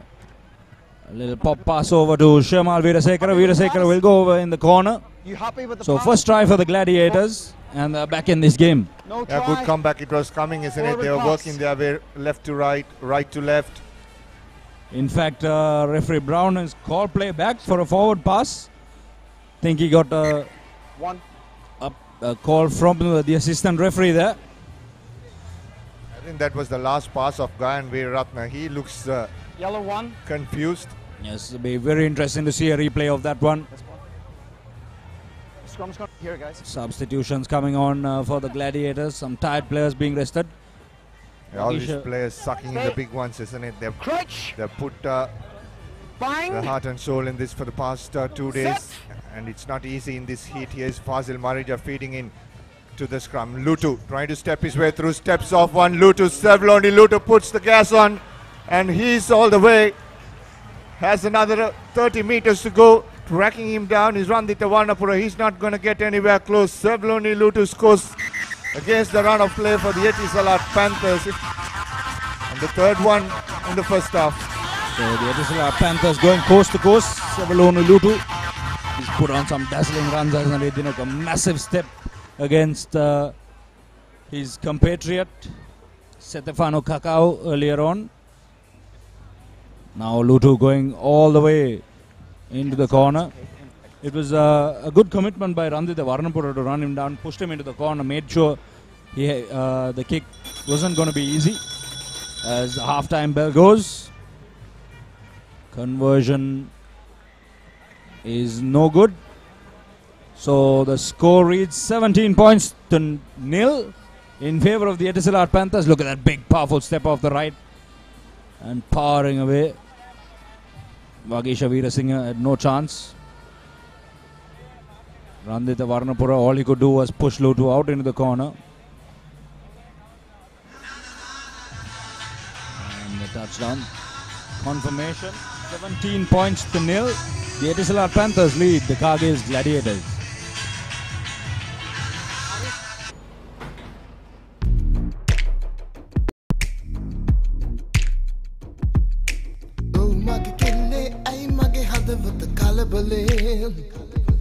Siyan pare yannat mata den beha wage tumhila allen halenawa mata kiyanna aasai adane bak mahe akunak agit vaduna wage. Here is Sing It Shari dialogue music handunwa dena Yonder Music.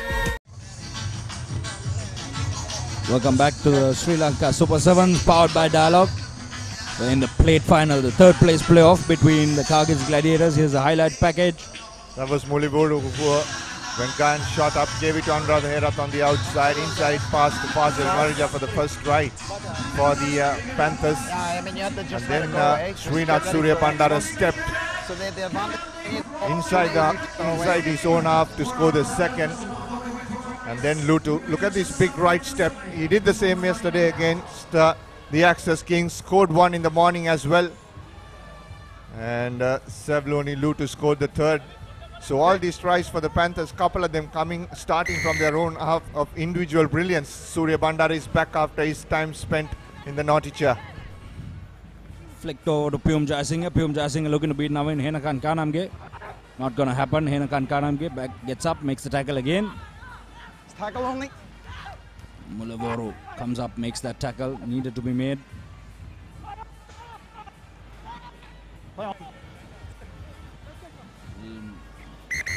Now Surya Bandara trotting back. But the referee has called play back.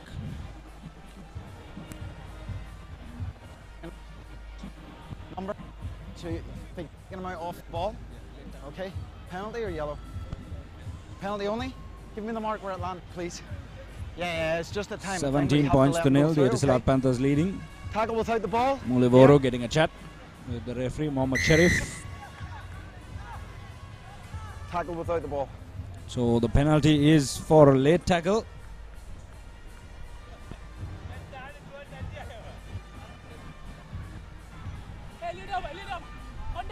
Vagisha Veerasinghe now. Out wide. This is Gayan Veeraratne. Steps on the inside. Gayan Veeraratne puts on the fin. Turns on the afterburners. Has support on the inside. Decides not to use him. Veerasinghe begging for the ball. Gayan Veeraratne dummies his good mate Fazil Marija and goes over under the posts. Beautiful work there by Gayan Veeraratne. He has been improving day by day, isn't it, in this tournament. Gayan Veeraratne has been given a lot of confidence by naming him the candy captain. Both knees heavily strapped. Had Vagisha inside. Didn't want to use him as support. Gayan Veeraratne started off and finished it off. Here's the replay once again. Stepped off his right. Went inside Srinath Surya Bandara. Wrong-footed Fazil Marija. Inside out he went. Srinath Surya Bandara chasing his club teammate right to the try line, but it was too late for him. Gayan Veeraratne has been a star in this tournament so far. Yes, definitely one of the top players in the tournament. Fazil Marija, his good mate, unable to track him down. Sure, they'll have a good chat over that. Nice contest in there. Won by the Kargil's Gladiators. Taken into contact. Vagisha Veerasinghe fighting the Fijian in the breakdown. Good, powerful pressure coming on. Knock forward. Excellent work there by Muliveru. Scrum black. Yes, entertainment, the key word, because there's plenty of... Kingswood College taking on St. Joseph's in the school's final coming up next. And that was very powerful, isn't it, on that breakdown. He went for the turnover ball, pounced on that loose ball. Referee said him to release, went back and came back strong and wins him a scrum for the Panthers. Here's Surya Bandara under a lot of pressure this time. Srinath Surya Bandara. Vagisha Veerasinghe doing well to win a turnover there for the Kargil's Gladiators, but he loses it forward in the process. Another young player coming through the ranks, Veerasinghe. Not the biggest of men on the park. Survive it. But don't let go. A lot of heart, a lot of fight in him. But he's got a bit bigger than what we saw him at Isipakuna College a couple of years ago. Sit. He's put on a bit. There.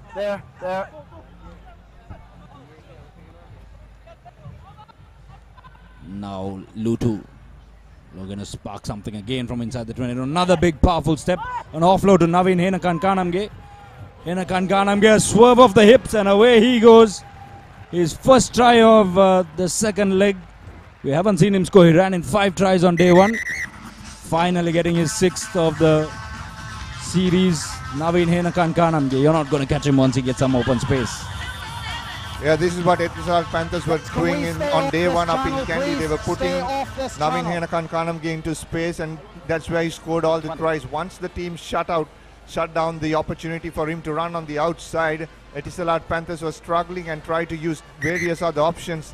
Again, Lutu stepped inside, put Naveen on the outside this time, and he showed what he has, the pace to run around any player. He's a youngster. Look at this replay once again. Lutu stepping in once again, creating that try. He runs straight, puts off that big left foot step, and just ran around, pinned his ears back, went past the try line. Naveen Henakan Kanamge in his debut season in the Sri Lanka Super 7s has scored 6 tries now. Nice high hanging kick. Collected here by Tarindu Chaturanga. Tarindu Chaturanga still going. Takes it 5 meters away. The Gladiators. 3 men committed in that breakdown. Nemani goes into contact. Now the big Fijian Sevu goes over for another try for the Cargill's Gladiators. So they run in a second try. Once again a misjudgment in that restart. Tarindu Chaturanga getting the ball, and then from there on he just ran on the outside, put the foot down, went into the 10-meter mark, didn't have support. 2, 3. Didn't have the support. Here's that replay once again. This is Tarindu Chaturanga initially off that kickoff, but in the end it's Seu who finished it off. Gladiators looking to get the restart going. Need to contest this. Naveen Henakan Kanamge knocks it back. Mulavero with a little boot backfield. Fazil Marija going in after it. They're going to step and go on the outside. Not as quick as he used to be, but he's got plenty of experience. Fazil Marija released, got back to his feet. Excellent work there in the breakdown by Anurad Herat. Now Lutu stepping off the left, off the right, into Mohammad Sharif. Sharif swings it out to Mulavero. Mulavero off to Naveen Henakan Kanamge. A little head fake there, and he goes into contact. 2 men taken to bring him down. Now Mulavero picks up on the base, sprinting down the blind side. Pyum Jaisingh coming in. Not going to make the tackle. Mulavero around Pyum Jaisingh and over in the corner, and it's knocked out of play there.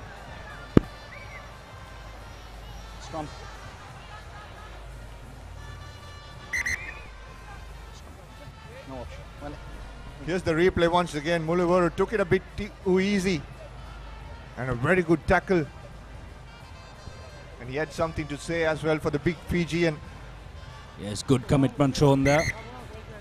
Unfortunately, don't have the jersey number, the name of the player on our team card.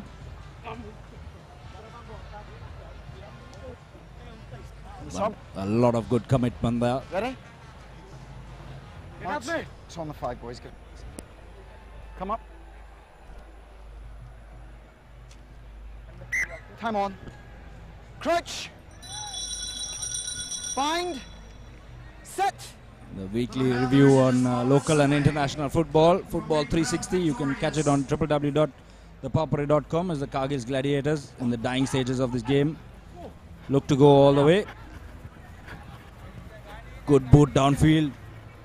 Being chased now by Randita Varnapura. He's shown a good clean pair of heels. Tries to fend off Surya Bandara. He does that. Fends off Henakan Kanamge as well. And Randita Varnapura will go over in the corner for another try for the Cargill's Gladiators. They take it to 19 points to 22. The conversion yet to come. The won't be enough for the Gladiators. The option would be to in fact not take the conversion and go back and take the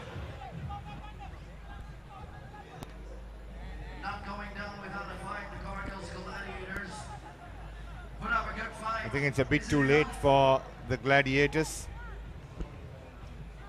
The referee Charlie Brown signaling that'll be the end of play. Yes, the bell went off before the last phase inside their in goal. So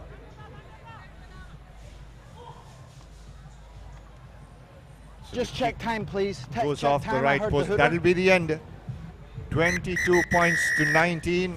The Etisalat Panthers will take third place, and the plate is Varnapura once again. Final touches of the game. Just 3 points in the plate final. Third place will go to the Etisalat Panthers after they won the Shield. And now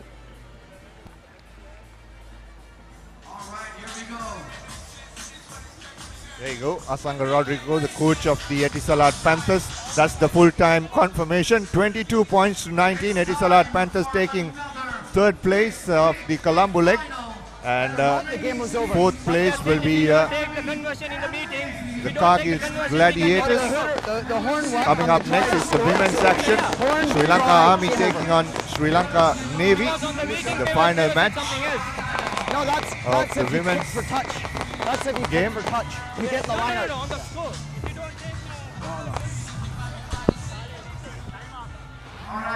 Time was up before the try. And for the introduction, I'd like to invite the following dignitaries to come forward and meet the teams. Ladies and gentlemen, Mr. Priyanta Ekanaika, CEO, Sri Lanka Rugby. Mr. Alien Gunawardena, the Managing Director, Chat Holdings PLC. And last but not least, Mrs. Joyce Gunawardena, Director, Promotions and Marketing, Chat Holdings PLC. There you go, the team introduction. Priyanta Ekanaika, CEO of Sri Lanka Rugby, who is instrumental in the development of women's rugby here in Sri Lanka. This is the Sri Lanka Navy team.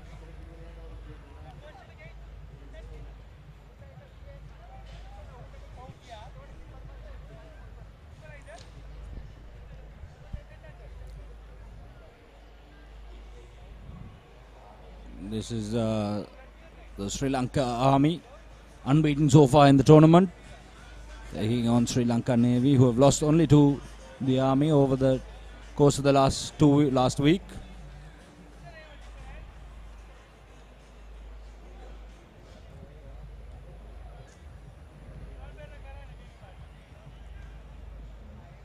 Both teams have put on an excellent display over the last 2 weeks.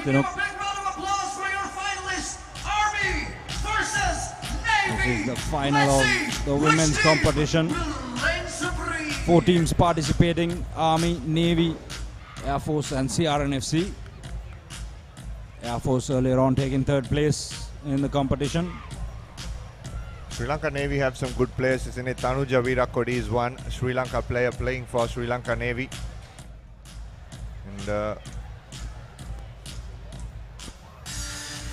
And also Sri Lanka Army have some Sri Lanka players as well. So it'll be a good contest.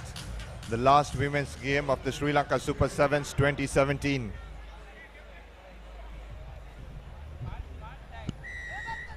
Ready to get us underway now.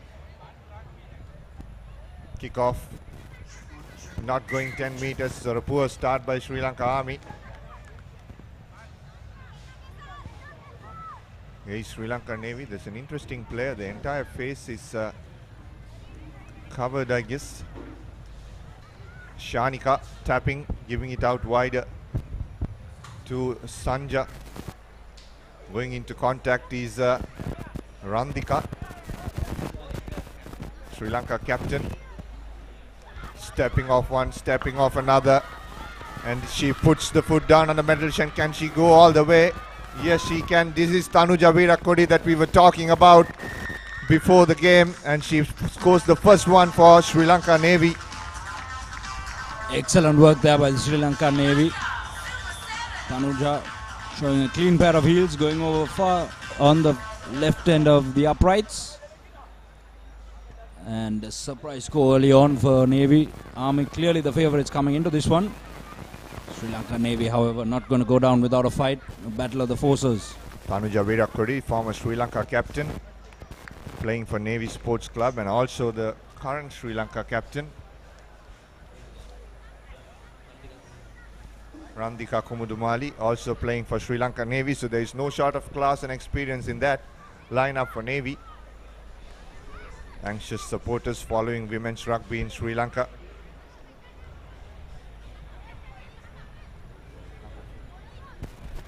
Here's Tanuja Virakodi.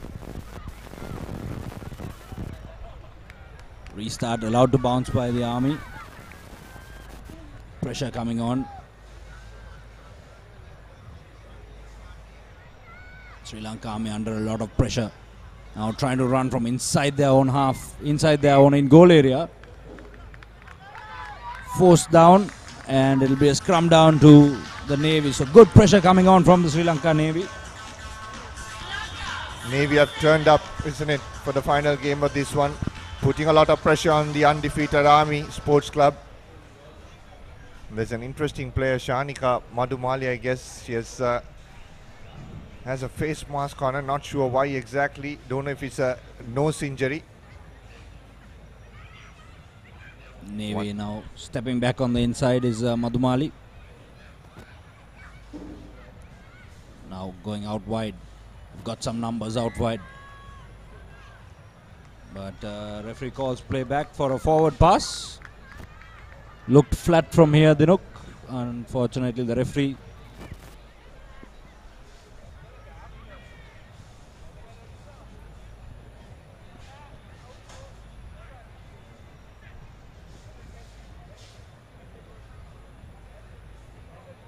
Army now inside their own 22. They'll look to run it from here.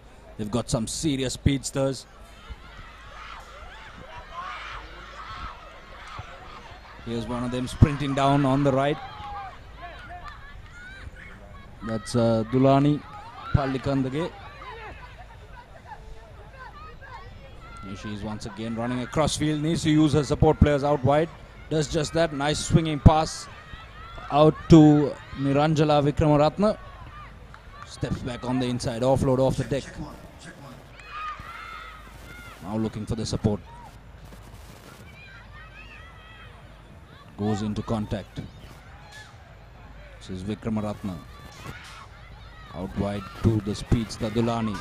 She looks to go on the outside. Uses the extra man on the Aisha Pereira now trying to put the foot down. Chamari Lianage taking it into contact. Navy have forced the turnover. Now Navy with an opportunity. Steps on the inside, swings it out wide. Does she have the pace to go all the way? That's Sandika Hemakumari. Puts the foot down and all the way she goes.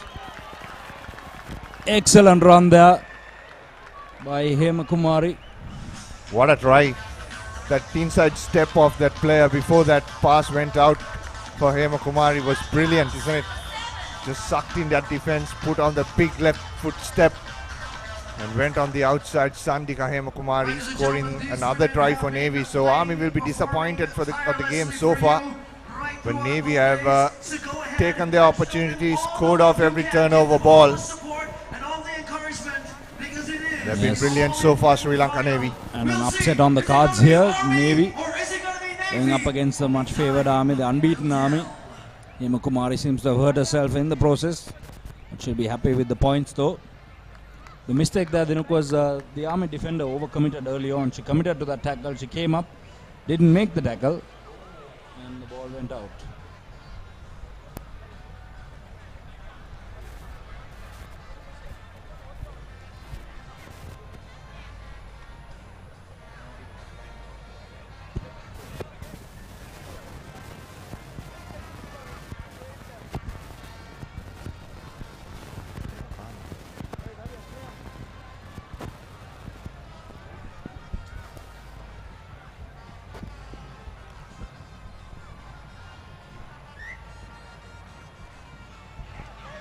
Come back, the first real mistake made by Navy, messing up that kickoff. It's been a big problem over the course of the last week. You know, we've talked about it in the men's competition, in the boys' competition. It's been an issue for the franchises and the schools, obviously now infecting into the women's competition as well. Looking to go on the blind side now. That's Aisha Pereira putting the foot down, looking to score the first try for Army, and she will go over. Beautifully done there. Saw a little space on the blind side. Good heads up rugby. She saw the space, took it, went on the blind side and over in the corner. Yeah, she has been looking for that opportunity even in the near side couple of times. Just put her head up and saw if there is any player on the outside to just burn on that space that she has, because she's very quick. Aisha Pereira, this time there was the opportunity presented and she took it with both hands, sprinted on the far corner. And the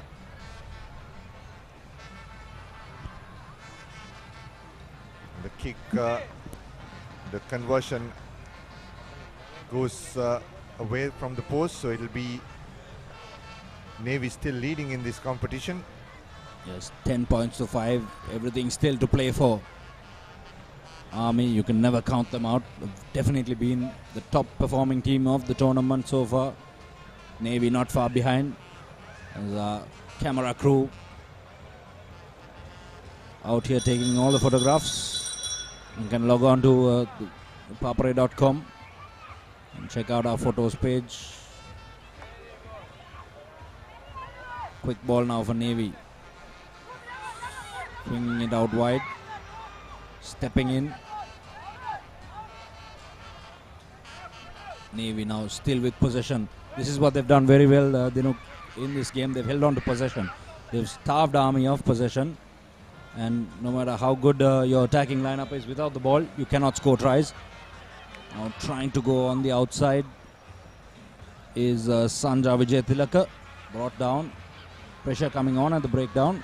But Navy will retain possession. The difference in this game is just one try away. Now some numbers on the outside. They need to use it. Steps back on the inside. A little spin. This is the former Sri Lanka skipper, Veera Kodi. Offload off the deck. Good play by the Navy girls here. Holding on to possession. Trying to go on the outside now. Turnover ball. Tackle made, needs to release now. Stolen again by Navy. Beautifully done there.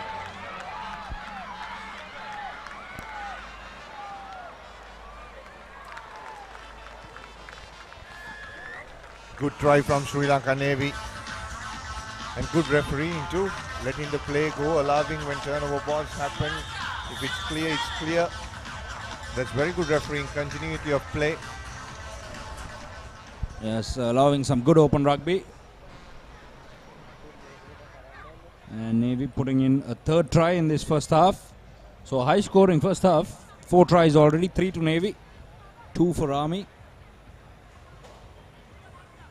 Beg your pardon, 1 for Army. Tanuja Veera Kodi. Conversion goes astray. And the half-time score will be 15 points to 5 in favor of Navy. The Sri Lanka player riddled Army team chasing down this game in the second half.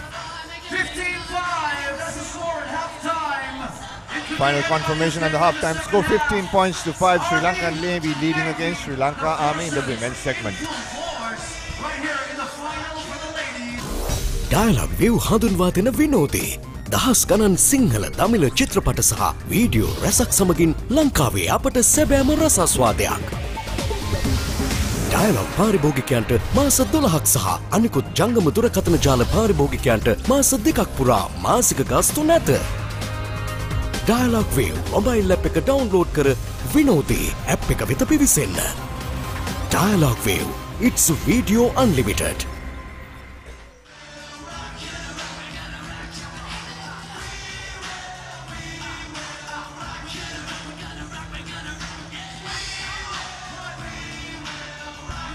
Welcome back, 15 points to 5. Motilal Jayatilaka having his final words with the Sri Lanka Navy team. And the crowd is enjoying themselves. They're just here on a Sunday evening, putting their hands up. They can see themselves on the big screen and they're showing their dance moves.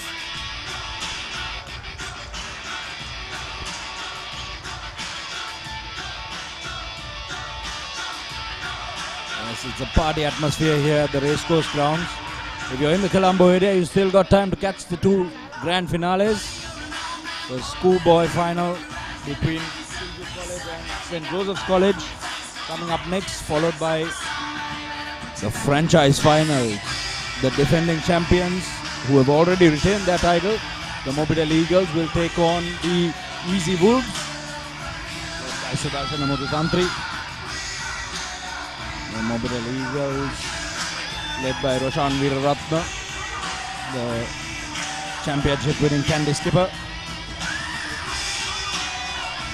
This is another silverware for Niloufar Ibrahim. He has been one of the most successful coaches in the last 5 years or so.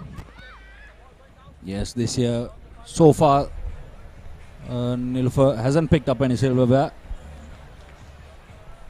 In fact, he has, I'm corrected, picked up the knockout trophy with St. Joseph's College.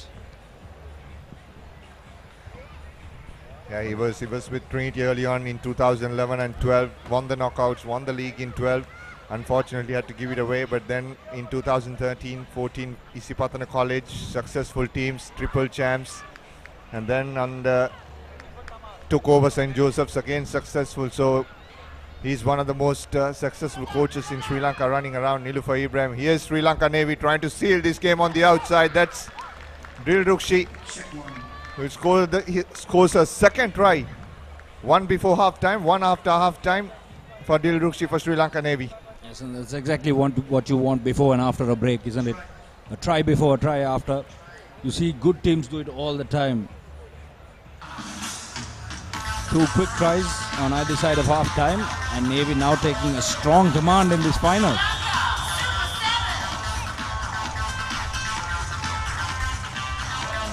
Substitution for Navy. Sandika Hemakumari, who made that breathtaking run on the far corner, back on the field, taken off. She's got the magic spray on, recovered from that injury, heavily strapped knees. Nice deep kickoff. Navy now need to play a territorial game. They want to pin Army back inside their own half. 22 points to 5. Nice big hit. Now taken up by Kumudumali. Out to Hema Kumari, stepping in, fends off one. Unable to get over the line, does well to recycle possession. Trying to go on her own is De Silva. Now Hema Kumari back up on her feet. Army players all piling in there to hold that one up. Hema Kumari drags them all to the ground. Need to roll away now. And Sri Lanka Navy going over for another try. Brilliant stuff there. That is Madhumali, Shanika Madhumali scoring for the Sri Lanka Navy. And slowly but surely running away with this one, Dinuk. So a big upset on the cards. Yeah, it all started when Tanuja Virakodi put that huge hit on. And that's where the ball turned over. And then they had a couple of opportunities to score easily, but they took the hard way. And in the end, scoring the try. Here's Tanuja Virakodi, who started everything of this last try for the Navy. The kick goes off as ThePapare.com logo appears around the ground. Here's that replay once again. Look at that power to drag them all onto the ground there. Excellent work. A lot of these players were part of the Sri Lanka team that lifted the cup in the Borneo Invitational Sevens. So some good looking. I'll tell you what, you should not leave these premises because looking good for Sri Lanka. To be tonight in all Got some of Colombo. players coming through the ranks.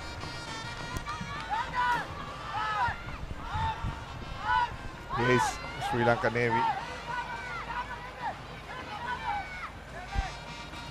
Trying to switch through once again. Sri Lanka Navy, this is the big runner.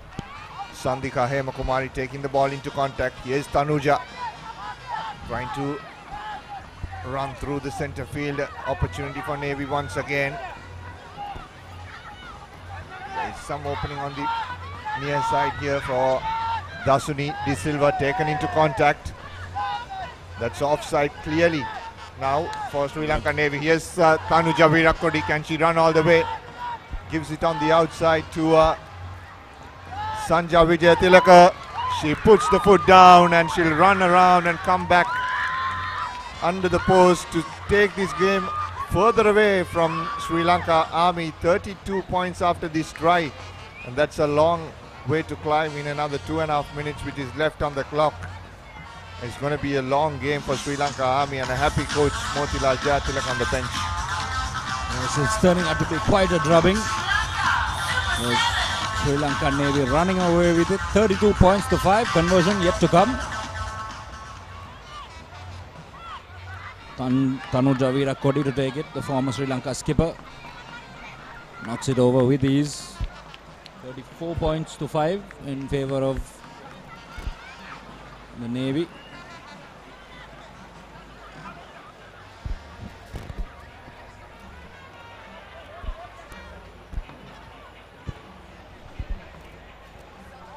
News coming from World Rugby. Augustine Fischer, former Argentine scrum half, has called on Japan to be included in the Super Rugby, in the Rugby Championship. It's very interesting if the Southern Hemisphere Rugby Union takes that on. Sri Lanka will have another opportunity then. Yes, Augustine Pichot was played a crucial role, I think, in as we get back to the live action. Dilrukshi Jayanti running over another try. Coach Motilal Jatilaga jumping up. Not often you see that type of elation from him. Very excited about the Navy players' win. Going back to Augustine Bishop, he played a massive role in getting Argentina in the Rugby Championship as well, and you've seen the level that they have grown to now. They're competing in the top 4. They pushed the All Blacks to the limit. They beaten Australia. And they drew with South Africa, in fact. 100% sure if they beat South Africa as well. But they have certainly improved in the rankings. Which means he has a say, and you might see Japan in the Rugby Championship. Yes, Japan do now have a Super Rugby team. We've got the Japan Sun Wolves who beat the Blues yesterday. So up and coming in Asia Rugby is Japan. Ball lost forward by Army. And the full-time bell goes. Referee signals we'll have one more play. It's Navy possession. All they need to do is boot this one into touch. Quite a drubbing here. 41 points to 5 for Navy Sports Club. Army won't be too happy with their performance, but it's been all about Navy. They've held on to possession, they've held on to territory, they've kept them under pressure as it's booted into touch, and that will be the final. Navy Sports Club taking the Women's Championship, beating Army in the finale. Excellent work there. A good all-round performance by Navy. They've only lost one game so far. They lost to Army last weekend. And today coming up the good, putting some good pressure on. They held on to possession.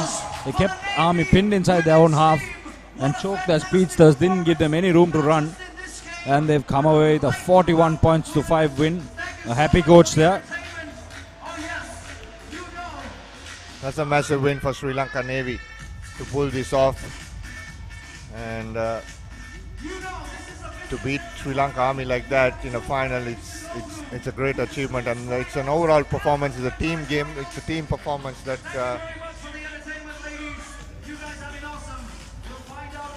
Sri Lanka Navy.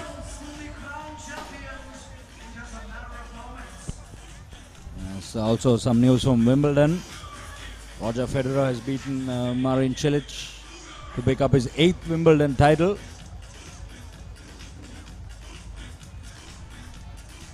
So 41 points to 5. That's the full-time score here at the Racecourse. Big finals coming up. Kingswood taking on St. Joseph's. Easy Wolves taking on the Mobitel Eagles. That's coming up after a break.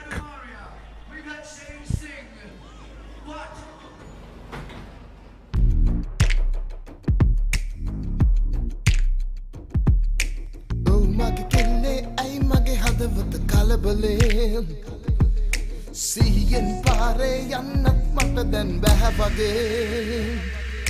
තුන්හිල ඇල්ලෙන් හැලෙනවා මට කියන්න ආසයි ආදරේ බක් මහේ අකුණක් ඇවිත් වැදුනා වගේ. Hear it, sing it, share it. Dialogue music හඳුන්වා දෙන Yonder Music.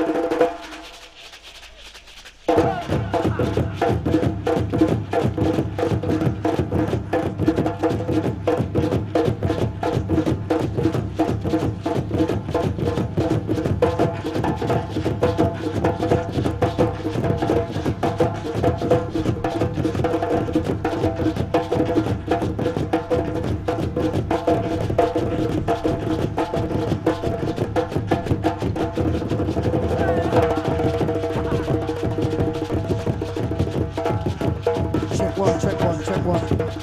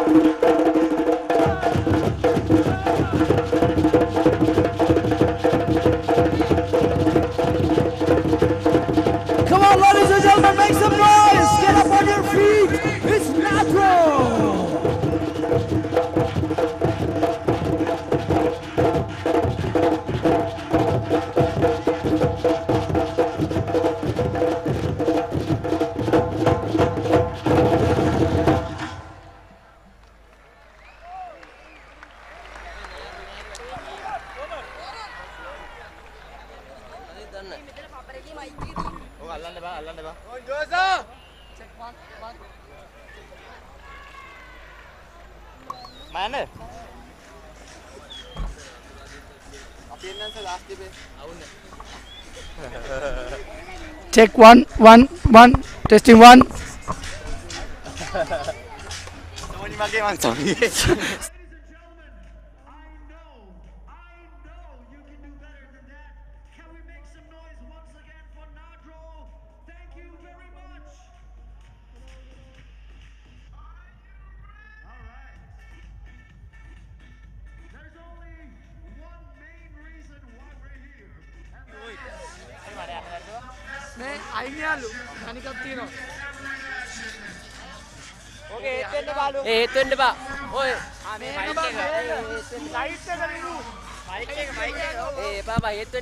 Welcome back to live coverage here at the Sri Lanka Super 7's 2017, powered by Dialogue. A wonderful picturesque ground here at the racecourse. The lights are on and the adrenaline is pumping as we await the big finals, the cup finals coming up of the schools and the franchise championships. And we've got Kingswood taking on St. Joseph's in what has built to be a really anticipated match, Paul, because Kingswood have really dazzled on the first day and they've come through a couple of tough asks before in today's play as well, but St. Joseph's looking like the team to beat. Well, actually, I think it's the other way around. I think Kingswood are the team to beat, and St. Joseph's are here to try and pull off some sort of surprise. Kingswood, what they've got is that they've got a really direct style of playing sevens. They all run straight. They try and challenge the defender firstly, and then physically they try and dominate that contact as well. So that means that it's easier for them at the breakdown. They're going forward, the ball comes out cleaner. But they also work off the ball really hard as well. So that's where they've done well. St Joseph's have got a team that just runs and runs and runs. They've got some fast players and they keep on recycling the ball as well.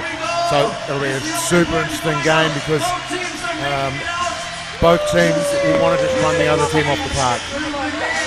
Kingswood's defence also has been excellent in this tournament so far. They've made a habit of tackling really low, Paul, and that's something that I've noticed about their campaign this time. They're not going to try and wrap ball and all, as we see the fireworks going off. Leading these teams in Kingswood College to Seniratna Mohammed, Veligampala Gunasekara, Kure Ekanayaka, Sandeepa Hettiarachi, Ainun, Atakorala Bandara and Seniratna. And looking good for the future of Kingswood College rugby, that's for sure, after they've suffered a few seasons in the woods. Kure's really impressed. He scored, I saw him score 4 tries earlier. St Joseph's College, Ruisuru Veligama, Karna Nayaka, Pereira, Gunawardana, Sabra Nayaka, Fernando, Devapriya, Pereira, Sanjeeva, Jayawardana, Amarasekara and Jayaratna. Look out for Rasha and Gunawardana. He's been the linchpin of the St Joseph's College side. And coached by Amulya Chaturanga. Nilfa Ibrahim also playing a prominent part in the coaching of this team. And he's got 2 teams in the finals. He's got the Mobitel Eagles and the St Joseph's College team. So he's going to have a stressful evening. I've never seen him stressed. He takes it all in his stride as young Nilfa Ibrahim.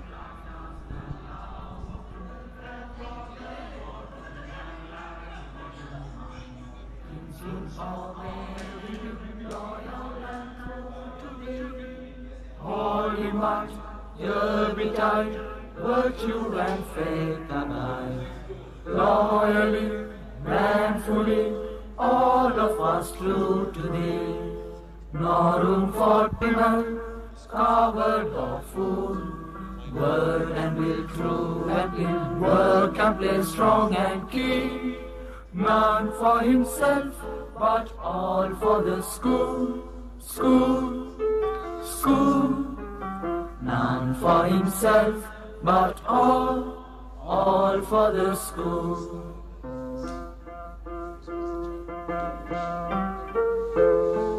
Nor shall the world destroy our love and pride, for both we know other stronger shall grow, and whatever thy fortunes we stand at thy side. Present and past shall be one in heart, all for thee. All in one, here betide, virtue and faith abide. Loyally, manfully, all of us true to thee. No room for trimmer, coward or fool. Word and will true and clean, work and play strong and keen. None for himself, but all for the school, school, school. None for himself, but all for the school. Beneath hoardings wherever he used his voice may call, ready we follow and spring to our work. Country or school may call, play the game forward on shoulder to shoulder, this steady to shirk. Duty without a fit, heavy the cost may be. Holy part, here betide, virtue and faith abide.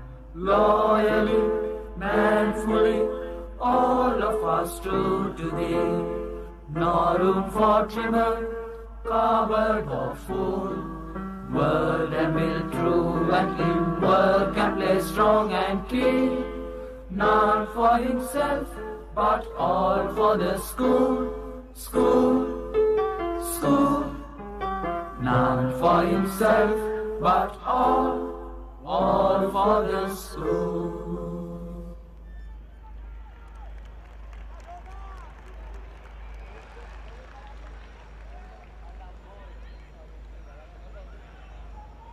All right, ladies and gentlemen, big round of applause one more time for Kingswood College making it all the way to the final. But now, if I could ask you to remain standing, because we're going to play the St. Joseph's school anthem.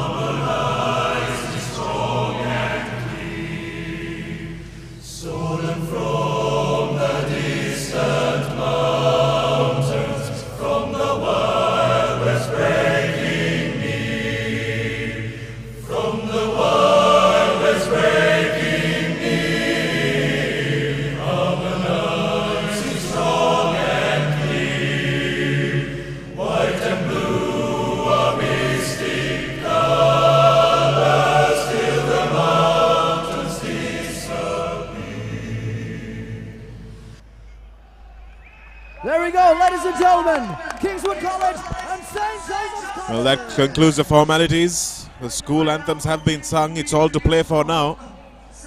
Kingswood College taking on St. Joseph's in the big final. As the heads of the schools look on. Well, that doesn't conclude the formalities. There's got to be an introduction to the chief guest as well. And there's a lot going on, Paul, and these players come out all wound up. They come out with the adrenaline pumping. They're nicely warmed up, and standing in one place for so long sometimes can just get a little bit to you. Yeah, that's right. Well, look, you have to reset the boys, really. So after these formalities, normally, sometimes what some coaches do is they have a couple of tackle bags on one side, and as soon as this finishes, run over to the side, go into some contact, reset the brain, make sure they're focused on what needs to happen, and just get the body ready for contact again. After that emotional singing of the song and meeting dignitaries and trying to be pleasant and have some sort of conversation if they want to stop and talk. Really what you want to do is focus on the game right now and going over and doing a little bit of contact or some sort of ball work after having the all the formalities is a necessary part of the game for these boys. All that's left is for the chief guests, the sponsors, everyone meeting the teams. And that's another moment of Sri Lanka rugby. And this is where the teams will go into their final huddle. Kings would know that they have been the star team of this tournament. They've played an excellent brand of rugby.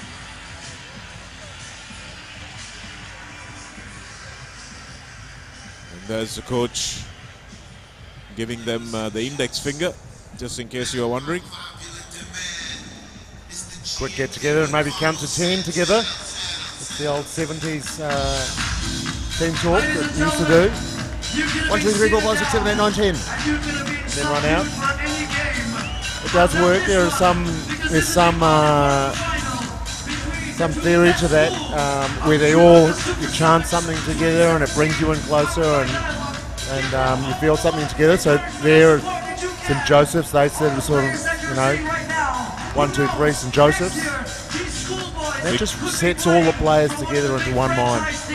Big task also for referee Jamaldeen in his first full season as a referee, and entrusted with a big task in a big tournament, big stage. And so are these players, under 16 players. And they'll be loving playing under these lights in this atmosphere. Nice for them to get used to it at this point in their careers. Plenty of Sri Lankan potential from these players. But the first mistake made by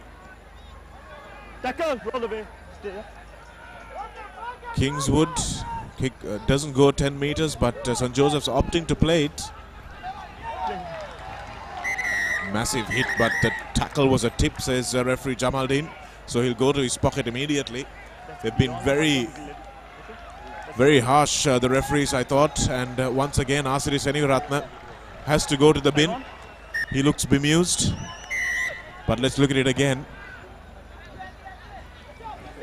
Yes, it was lifted above the waist level. Paul, you look like you didn't quite agree with that, but on second viewing, think the referee may just have got that right. Well, the legs went above 90, so that's the correct decision, but gee, it's pretty tough on a young player when he tackles low. He targeted the shorts, he made the right contact, he sort of drove with the shoulder, but it was a mistake. Now they have to defend here, they have to make sure that they don't stay too narrow, so they have a drift defence. Nice ball out the back by Rashan Gunawardena. He's been the star of this Josephian team, and going over for the first try of the game is Sudhara Kapiris. Rashan Gunawardena, the first 15 scrum half. Once again, just with that little wraparound offload with the left hand. And ThePapare was running a great line, and he went over for the try in the early doors. Yeah, look, and that's where you've got 6 versus 7, where you have an extra player on the outside, and you just got to make sure that you work on the inside and the outside as a defensive team, because you're trying to push yourselves out. Obviously, you've got to have your 6 players in nearest the ball, and then as the ball moves out, you've got to keep pushing out. And you see the conversion's unsuccessful there, but St Joseph's now take a lead, and they'll want to continue to play this game as fast as they can. Here we see the replay. Just goes on the outside and sets that man on the outside, gives him enough space to get around the defence, the cover defence that's coming across.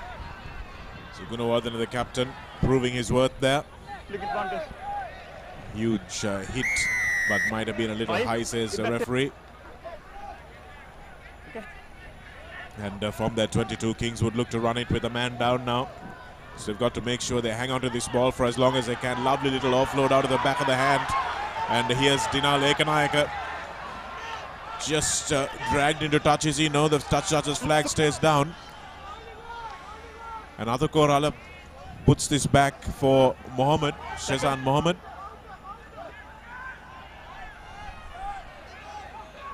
It seemed that there was a ruck form there, but the referee allowing play to go on. And it's knocked forward by St Joseph's. And now the penalty comes. Strange one.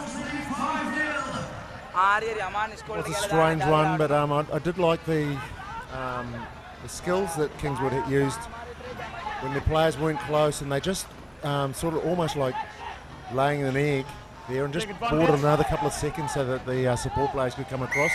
That's got to be holding on. That's not holding on. I don't know what is. The man looked like he was on his feet. Let's have another look at that as Rashan Gunawardena stands over the mark. And the referee insists that gets taken off for a blood injury, is it, or a head injury? That's it. He's insisting on the substitution, making sure that player safety is paramount here. If you can have a look at that penalty again.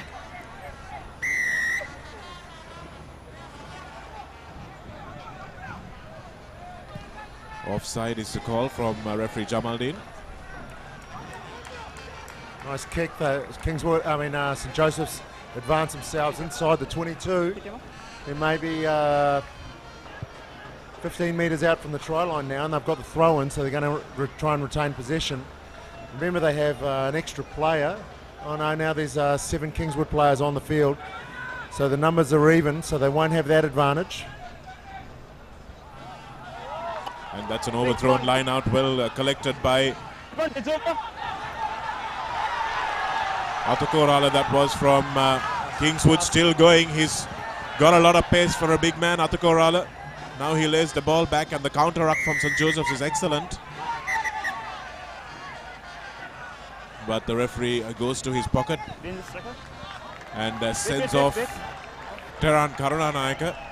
We'll see what that was for in a moment. And that's a high tackle that Karunanayaka made on Athukorala that resulted in him getting sent off. So now a chance for Kingswood to even things on the scoreboard. And a rare error there from Kingswood, Paul. They've been so good moving the ball. That time a little bit of selfish play coming in. Well, it wasn't so much selfish. They just pushed the ball straight to the side, so they just needed to draw and pass. They had the extra man. It was a 3-on-2. Each man that had the ball needed to make sure that that defender came to him and he was committed, and then he could have made the pass. And instead they pushed it straight to the side, and the cover defence could come across, or the drifting defence could come across. St Joseph's have another opportunity now. Two man. So got to get this line out right. And they don't. It's knocked back, says the referee. From the side. And again, going straight in at the side. The ball wasn't out of the ruck. So Kingswood not doing themselves any favours. Rasha and Gunawardena puts a little kick in, but it's not far enough. And here it is being run back by Ishara Kure, who's been one of the best ball carriers in this team. And again, it's a hold, it's a choke hold almost. And the assistant referee intervenes once again. We've seen a lot of this over the course of this tournament. Well, you see a little bit of rugby being played as well, though. It seems we're just going from penalty to penalty, and in the game of sevens, generally you can find something that's going wrong, but just try and let the game flow a little bit would be good to be seen. There was a complaint regarding a punch. Another yellow. Number 13 goes to the bin. We'll see what that was for. Tumila Velikampala doesn't. Well, it looks like it was for a not 10, and they've gone 20 meters back that time, just to make sure. Rasha and Gunawardena with the long ball out. And here's a fend from Sudaraka. Again, the try scorer. Four Kingswood players surrounding him. And that's a good kick ahead, but the Josephian cover has got across. They read it nicely. Picked up that time by Johan Samaranayaka. Tackle release.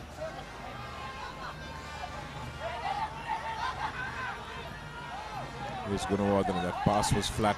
Playing advantage, back forward. And it was kicked ahead. Kingswood will chase. Advantage but over. it looks like Samaranayaka will get back in time and manages to clear the ball into touch. He's heard the bell already. So that will be the half-time break by the looks of things. Not so, says the referee. They've got a chance to play the line out. St. Joseph's are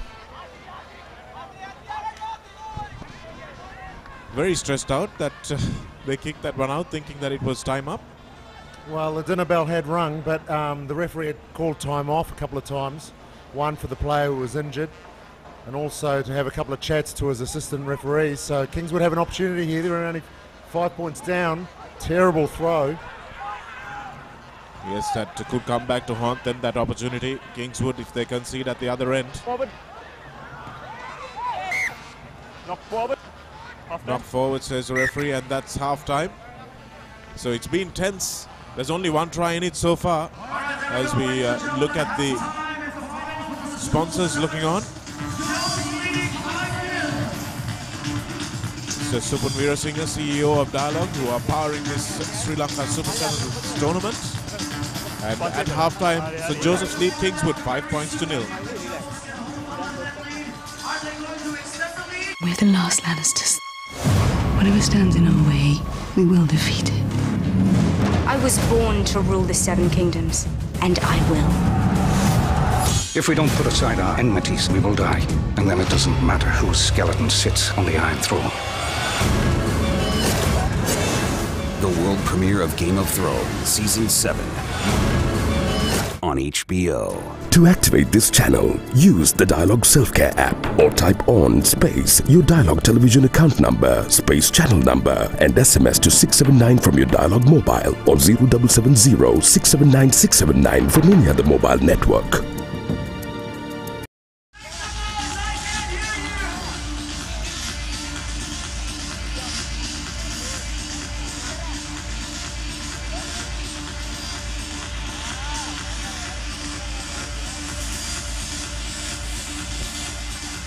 The highlights of the first and only try we've seen so far in this cup final between Kingswood and St. Joseph's. This is the big game that both these teams have been waiting for. They're just youngsters. And this is the big stage, and you can see the pressure is getting to them, Paul. The fluency that Kingswood had shown, not largely to their own fault, but still they haven't been able to get that rhythm going. Well, they almost haven't been allowed to get any rhythm going, and we haven't seen any rhythm in the game because, as you see there, the referee, he seems to have had a lot to say in how the game's going at the moment. There's been 3 yellow cards in the first 7 minutes. So the emotion and the occasion is not just had an effect on the players, but also on the referee, I feel, as well. And he just needs to let the game flow a little bit more. Maybe just play a little bit more advantage. Make sure he plays the right advantage and pulls it back when a penalty advantage isn't taken advantage of. And let the boys play rugby. Gunawardena gets the second half underway, so Kingswood will need to make sure that they try and get parity on the scoreboard without conceding anything more. So I don't see this being a very high-scoring half. Holding on, says the referee. And St. Joseph's don't make a tackle, so the referee allows that to go on. And shepherded into touch, so Kingswood once again running themselves out of options there. Yeah, but they ran that direction because there were two players in front of them that weren't 10. We saw in the first half that Kingswood got a player who got a yellow card for not being 10. There are two St. Joseph's players there that there's no way they were more than 5 metres away. And the referee doesn't penalise them. I just don't understand. You've got to get consistency. Teran Karunanayake is back from the bin and wins the line out. Here's Gunawardena trying to work some magic.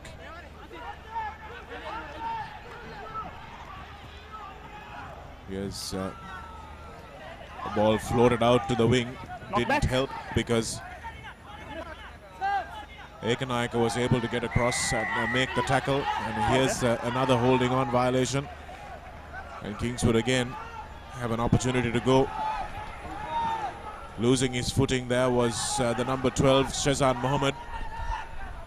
Here's Asiri Seniuratna. Kingswood have numbers on the outside, going straight through the middle, and a great tackle cutting down the attack. Seems like they may have just butchered an overlap there, Kingswood. But keeping the ball alive still. This is Asiri Seniuratna again. That ball went backwards, says the referee. That was good work on the deck by Nehan Pereira. And that's another good tip tackle on Karunanayake. Stops the move. Side again. Straight in at the side, says referee Jamaldeen. I think Kingswood butchered 3 tries there in that little movement. All they needed to do was continue to pass the ball out into space, but that's what happens to these young players when they get to the big stage and they just try and do a little bit too much. Instead of shifting the ball into space, they try and take the contact and be the star.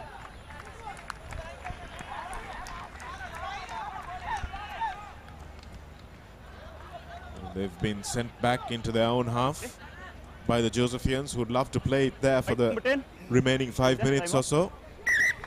It's a wigwam and a teepee at the moment, isn't it? 2 tenths. 5 points in it. Oh no, that's horrible, Paul. That's horrible. Absolutely horrible.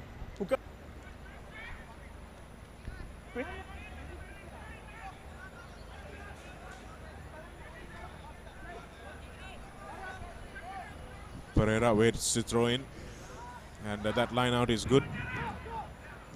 Manages to get this cross, and Gunawardena loops around. That's a nice, well-worked first phase move. But covering nicely is Dinal Ekanayake. Good quick ball for St. Joseph's now, and they've got something on here, especially because they've got a penalty coming for offside. Not behind the breakdown, says the referee.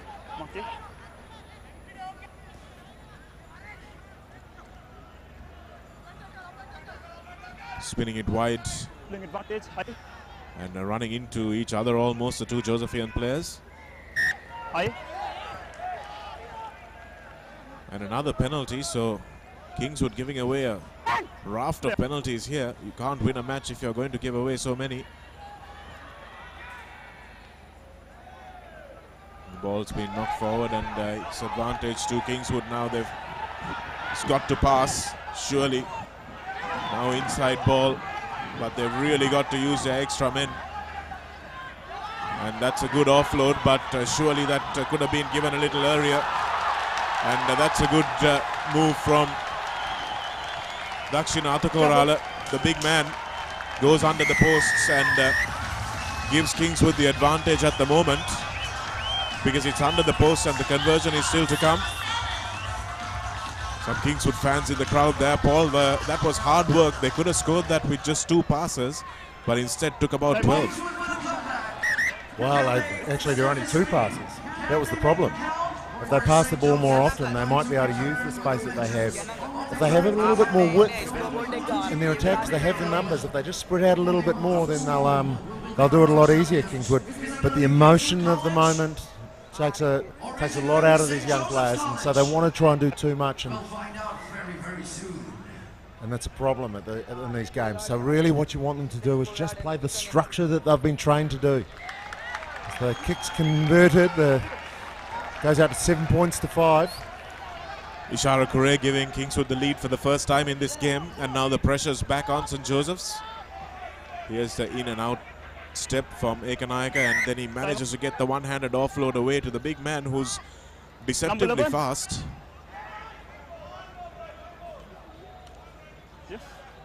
Pulling all types of faces on the way to the line. Reminds me of a former Kingswood College captain, Navin Vichetunga, who's a number 8. He's a big lad, but could move. Rashan Gunawardena inside to Ashok Pereira.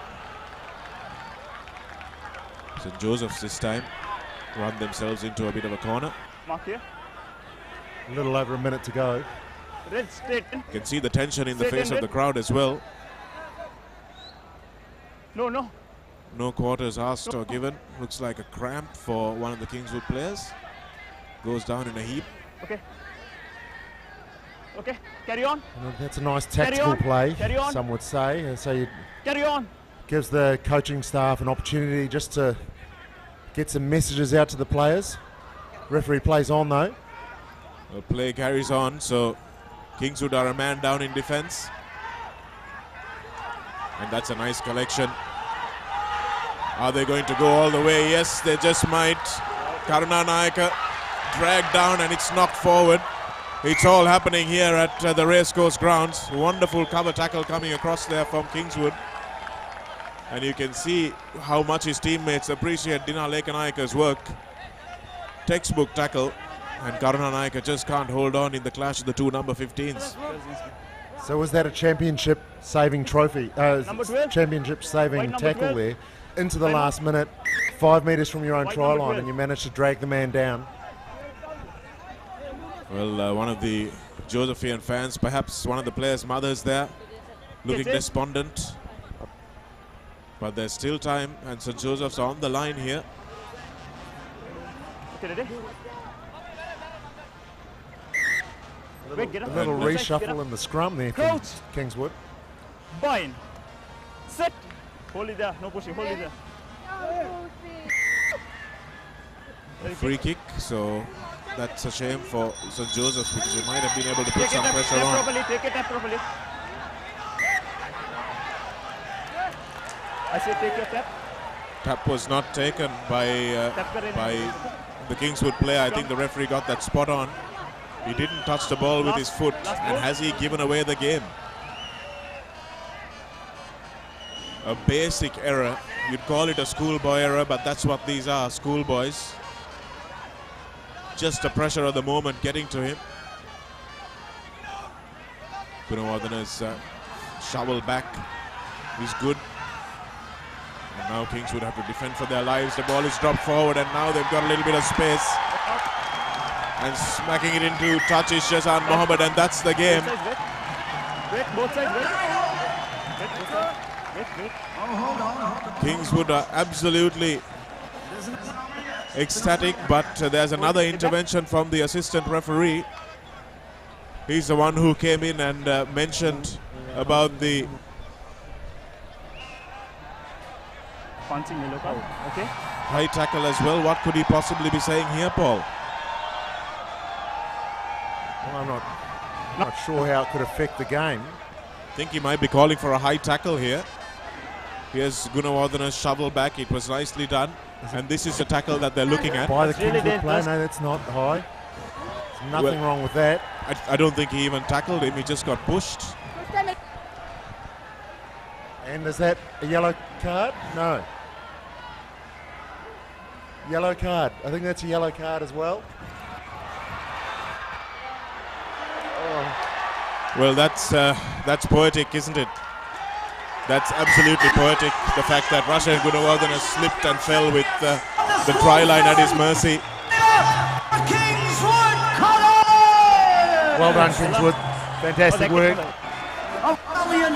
Well, so many men down as well for most of that game, and Kingswood pulling it off in the end. So Kingswood played for the first half with 2 yellow cards. St Joseph 1 yellow card, so that's 4 minutes with 6 men. They managed to hold St Joseph to only 5 points in that first half, and then they came back and scored in the second half. Scored under the post, so there was a conversion, so that was where they had their advantage. But then there was a fantastic try-saving tackle, championship-saving tackle in the last minute of the game. Then the referee gave them another opportunity, 2 more opportunities. One where the kick wasn't taken properly, and so they reset a scrum. St Joseph's had another opportunity. The ball came out wide. There was another intervention by the referee's assistant. There was so much drama in that game. It had everything. But congratulations to Kingswood. They did really, really well. And it looks like they might be doing a haka. Well, we got a couple of New Zealanders in the commentary box and a couple of them outside on the field, as well as the Easy Wolves team comes up on your screen. These are the finalists: Chandimal Muditantri, Surya Rachi, Mohammad Dikkumara Chaturanga, Banugananakara, Piris Korituaku, Patirage, Rehan Silva, Supun Dilshan, and the Kenyan contingent of Amonde Oyoo and Dennis Olich, coached by Surat Sampak. Ladies and gentlemen, we had the first leg up in Kandy. 2 days ago. And the Mobitel Eagles, the other finalists, they're defending their crown here. Leek Eagle, Veeraratna Villavara, Vijay Singha, Falil, Absal, Padmasanka, Fernando, Jayatunga, Bura Fernando, and Seniviratne are the under-23 players. And the 2 Samoans, Nasalo and Bilo, and Martin Yosefo, the American, will make up the foreign contingent for the Mobitel Eagles, who are looking to do a number for the 2nd consecutive week. Nilfa Ibrahim will try and set off the emotion he must be feeling with that St. Joseph's loss, and hope for a win in this one. But what a final, what a tense final that was between Joseph's and Kingswood, Paul, and a lot of talking points that will definitely come from it. Yeah, a lot of talking points. One of them will be, and unfortunately you didn't get to see this, viewers, but while the team sheet T cards were up, the Kingswood team, they did a haka to the crowd. There was a lot of emotion in it. They came together afterwards and there was lots of cheering. But congratulations to the rugby setup at Kingswood. They've done really well. The boys' skills, their skill execution was excellent. The way they present the ball when they're tackled, their low tackles was excellent. We see the dignitaries come out.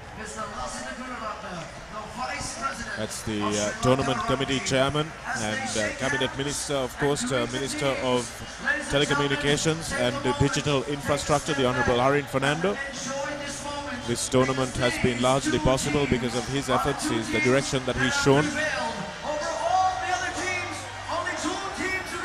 Nilfa Ibrahim, you know him well from St. Joseph's, of course, and these are the officials. Roshan Veeraratna, the captain of the Mobitel Eagles. Charlie Brown, who will be the man tasked with doing the honours.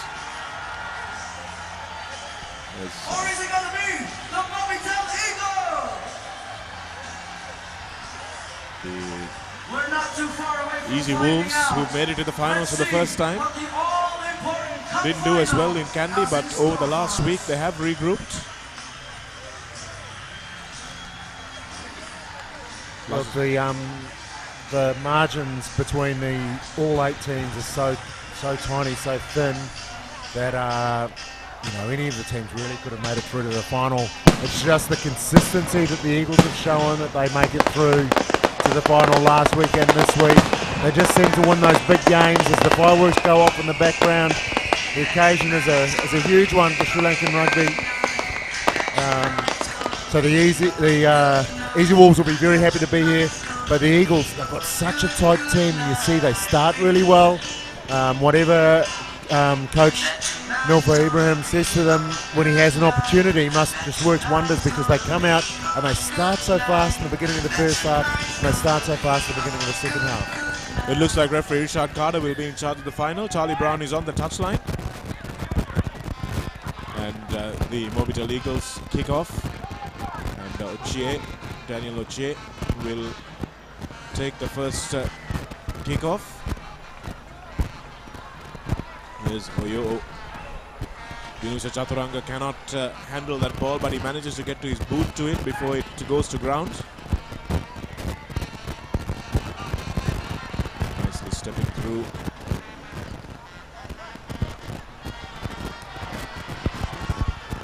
And that's a great chase coming in from Oyo.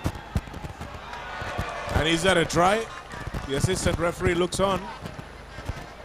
I'm not sure if he got his hand to it to get it down. It looked like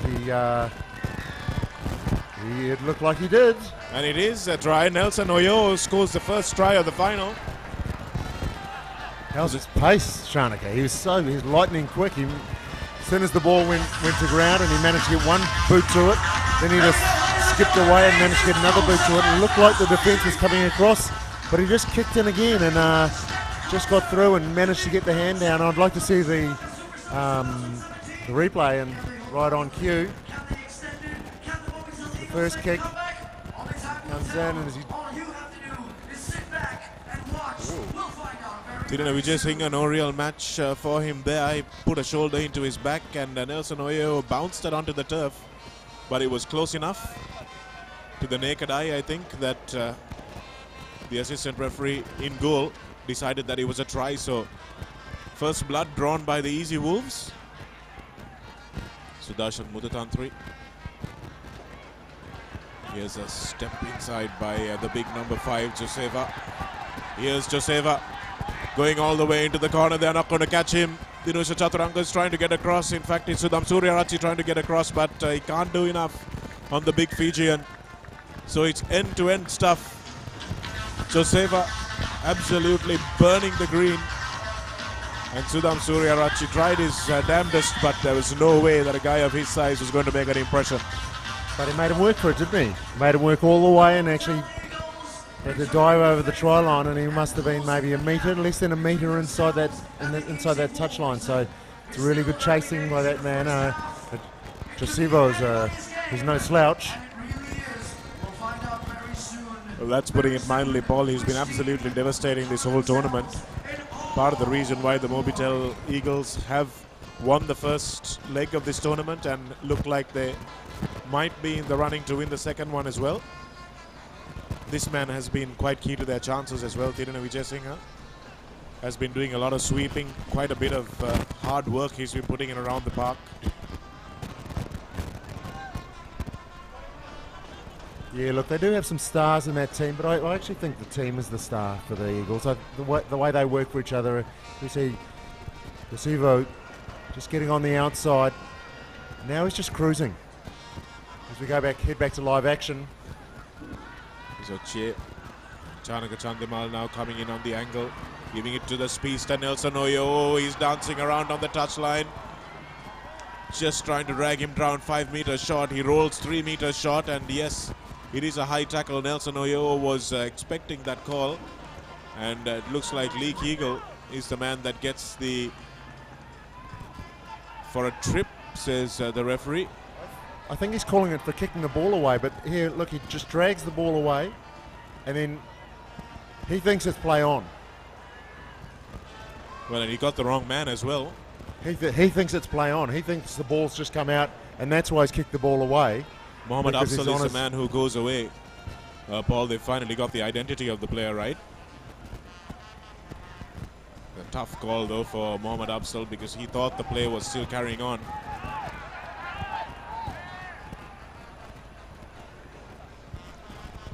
Robin Van Persie will be remembering something like that from a long way back. And that's terrible, Shanaka. But anyway, so now the Eagles have to let that go. They need to concentrate their efforts now. They've got 6 players on 7. So they've got to work extra hard. Well collected there by Dinusha Chaturanga in the line out. And giving it to Dennis Ambachi. Smashed in the tackle by Villavara, but the referee's arm stays down. Now it goes up. And they've got an extra man. Dinusha Chaturanga surely will try and finish from here. And yes, he's got the pace to do it. Enough pace to go around his teammate Roshan Veeraratne. And Dinusha Chaturanga never short of a word. Finished with a plum there. Look, he's a little bit too quick and had a little bit too much space, but they had 7 against 6, so that's where the space comes from. There's lots of water on the field and assistance coming in as the kick comes in. Successful. Sudham Suryarachi adds the extras. It's hard going. These players will raise themselves to the occasion, but it's been a grueling couple of weekends. It's a nice pass out to Dinusha Chaturanga, and he manages to skip past Roshan Veeraratne, who realized he was beaten.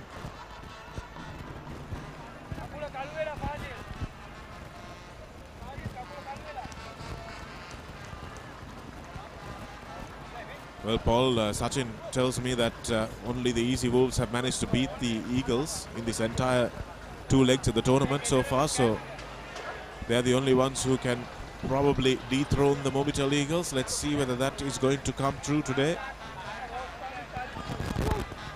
Well, they're doing it at the moment. They're 9 points ahead.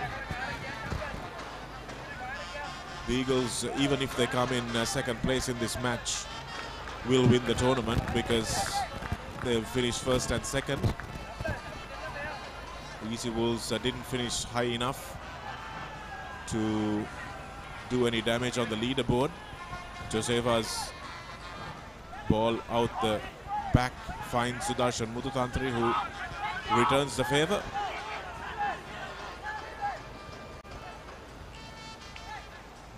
Almost a stop and play, and Sashan Mohammed gets hammered by Anuruddha Villavara. And so he should have moved that ball before the contact. Sudarshan Mututantri gets it back and gets smashed again by... Balls out, play on. That's nicely done there.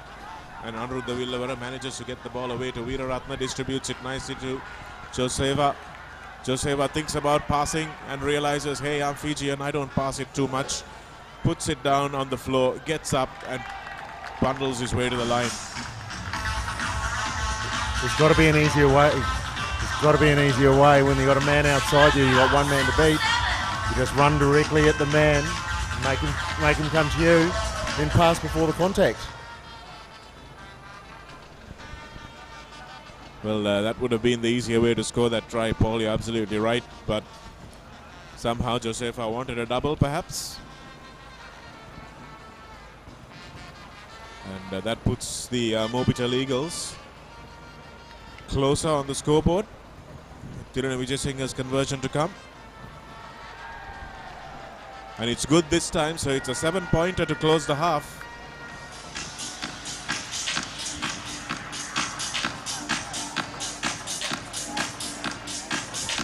It's 14-12 at half-time. Can't get much closer than this, Paul. We've got it all to play for in the next few minutes, so don't go anywhere. The Mobitel Eagles are trailing by 2 points against the Easy Wolves, the defending champions, against the challengers. And can we have a new champion here for this edition of the tournament? Although the Mobitel Eagles will win the entire thing, the Easy Wolves will want to spoil their party.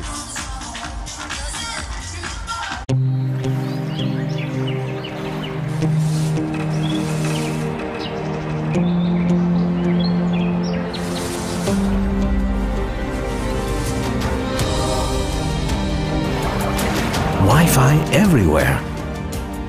Well, almost everywhere. Get seamless connectivity with SLT Mobitel Wi-Fi hotspots in cafes, food courts, shopping malls, restaurants, and more across the island. SLT Mobitel. We care always.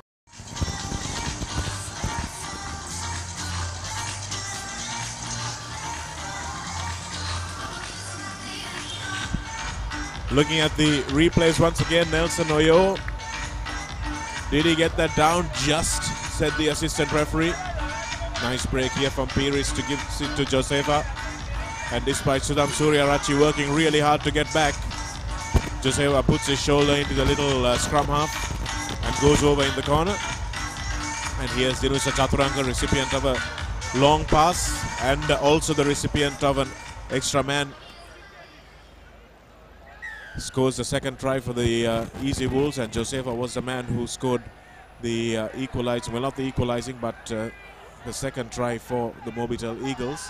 And here's Chaturanga, smashed in the tackle by Lee Kegel. Former teammates at Navy, the two of them. Martin Yosefo is on for the Mobitel Eagles, has been a real physical presence, but the penalty coming for the Eagles, and Kegel will look for Veeraratna now. Mohammad Absul doesn't go to hand. Beautifully picked up by Sudarshan Muthutantri, and the hand from Martin Yosefo was a crucial one, but Sashan Mohammed looks like he'll go in for the corner, and he does. Mohammed doesn't back himself to go under the post, but it was a brilliant try nevertheless. Martin Yosefo's intervention may have resulted in a yellow card for him, but it bounced into the hands of Mohammed.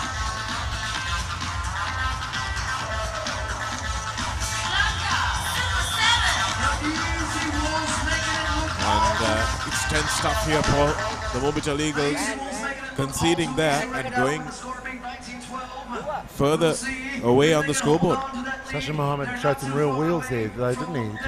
To get away, it looked like he might be closed down. There was some pace coming from behind, but the ball just got turned over. It's a funny thing, Sevens. Like, it looked like the Eagles were on their way to a try. They had the numbers there. They had lots of support players there.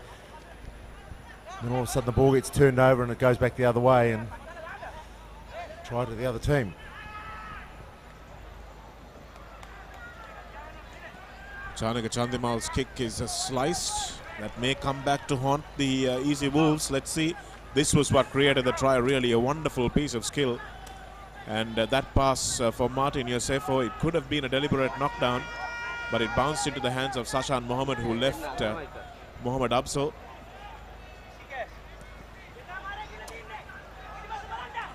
Yosefo goes up in the challenge of Umbechi. And Dennis Umbachi here, it was knocked forward, says the referee, by Umbachi. Yosefo knocked it backwards and Dennis knocked it forwards. Yeah, he probably could have pulled that up a little bit earlier instead of letting it go on, because it didn't look like the Eagles were going to get much advantage out of that.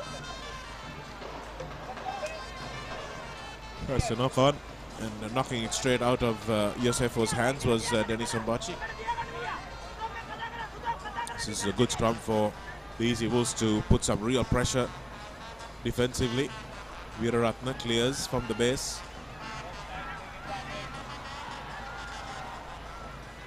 Again, looking for the contact in the first phase. Not 5 meters, says the referee.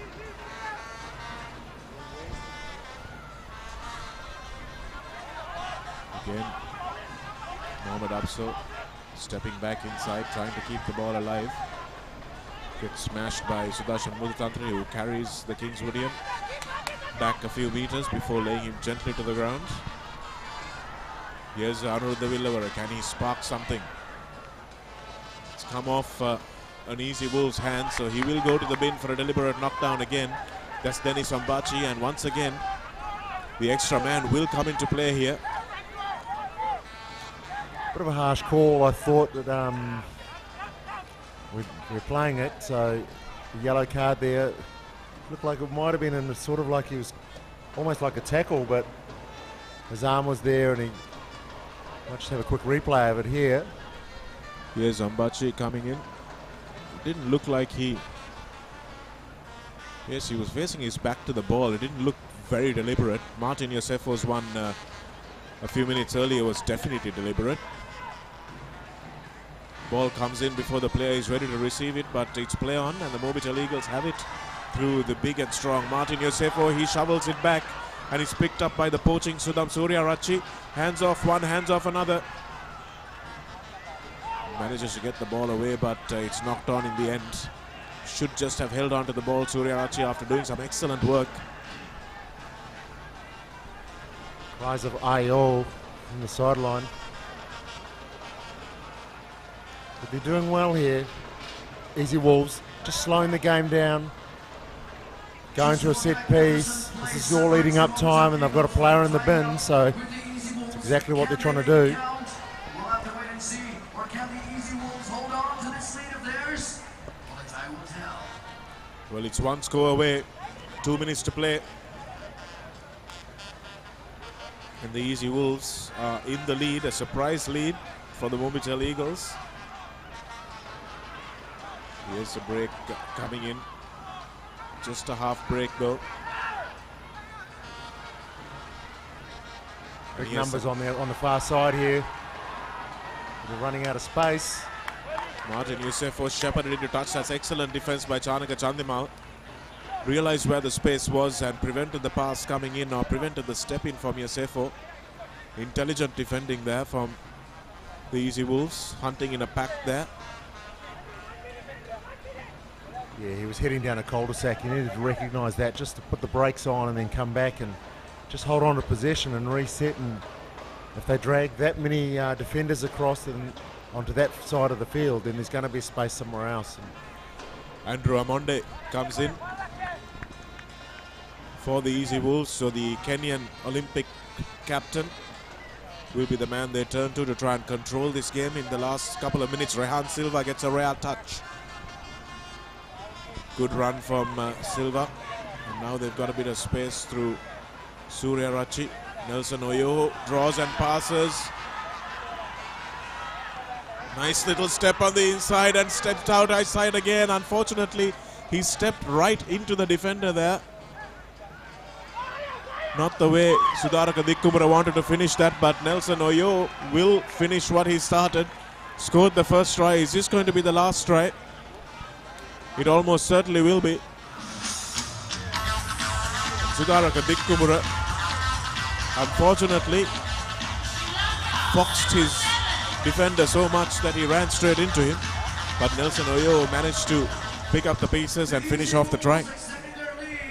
He did finish off the try, and he's finished off a great game for the Easy Wolves. They're going to take out this this final, but it's all come about because of their great defence in the middle of the park.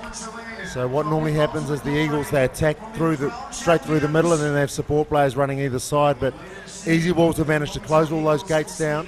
They make first up tackles very low. They chop the player straight to the ground, and their players then have an opportunity to get in on the breakdown. So Martin Oyoyo, it's just a little bit too quick for everyone, and he goes behind the posts, scores easily. There's a bit of time left in this game yet. Martin Yosefo goes up but knocks it backwards.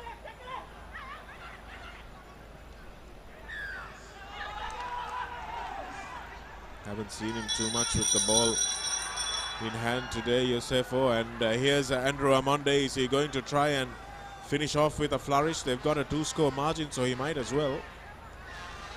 Aniruddha Villavara. Straight in at the side, says the referee, and the Easy Wolves have a bit of something to say to him. And Villavara doesn't, he's so incensed he can't even see the yellow card. That his former teammate Sudarshan Mututantri is elated by that.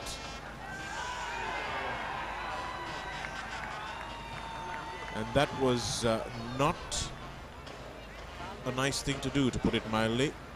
Joseva, obviously frustrated by the fact that he's not winning, smashed and blindsided the Easy Wolves player. He's lucky not to get a yellow even after the whistle. He does now, and tells the referee what he thinks of him as well. And the Easy Wolves have won the game. I don't think the game's finished, Chanaka. Well, the penalty is still there to be played.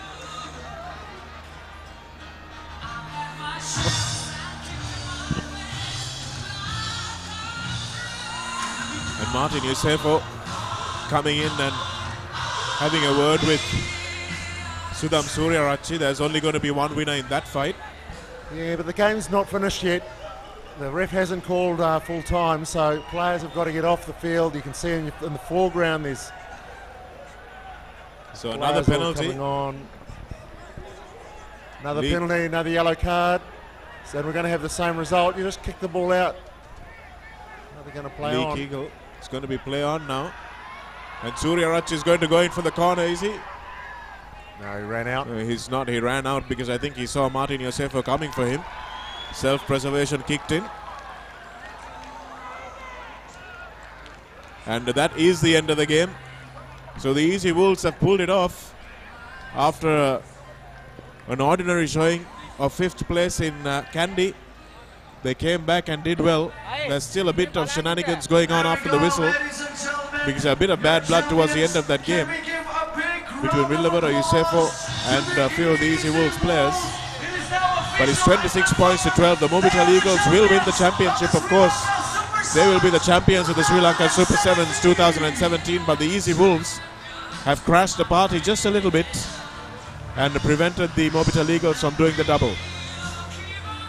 Yeah, so congratulations to both sets of players for the Mobitel Eagles taking out the whole championship and being successful over 2 legs. But the Easy Wolves here coming in, as we spoke about earlier, Shanika, really their whole win today was set up by that defence in the middle of the paddock, which meant that the Eagles weren't able to make the meters straight up the middle that they were making earlier in the day. But that just shows you how close the whole competition is, and how in any one game that any team could have won this competition. I think we saw the 2 teams with the 2 best foreign contingents actually coming into play in the finals. These 3 Kenyans have been outstanding for the Easy Wolves. Oyo with that lightning pace, and Amonde with the kind of experience and control he brings to the end to close out games. So I think that's what we saw here again, as the SLT Mobitel Eagles will finish off in top position by coming second in the To Colombo, to the Racecourse Grounds, we started off yesterday. in the second leg, and then the Soft Logic Warriors finished 6th in the second leg, and they finished 3rd overall or 2nd overall. The Access Kings also finishing in a joint 2nd place. I'm sorry, the Easy Wolves finished in 2nd place because of their win here, and in joint 3rd place the Soft Logic Warriors and the Access Kings. In 5th we have the Etisalat Panthers. In 6th, the Cargill's Gladiators. And in 7th place, we have the KBSL Dragons. To the grounds right now. We saw Naldro, Drum Fusion, earlier tonight. If you thought they were tired, if you thought they were done, you are wrong. Because they are back for another performance. The Easy Wolves Naldro, are you ready? thanking the divine intervention that they didn't really need too much. You can see the delighted Easy Wolves contingent. Shafraz Hamzadin in the middle there will be delighted with the lift in form. Here are the highlights. That kick ahead for Nelson Oyoho, who controlled it beautifully with the side of his foot and just managed to get that one down, Paul. Just.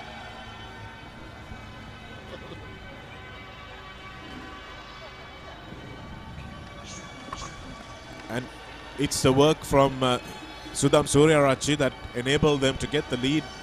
Because, he, as you said, Paul, he made him work all the way, and Minusa Chaturanga finished off nicely. This was when the Mobitel Eagles were a man down. It was a bit of a harsh yellow card, we have to say, for Mohammad Absal.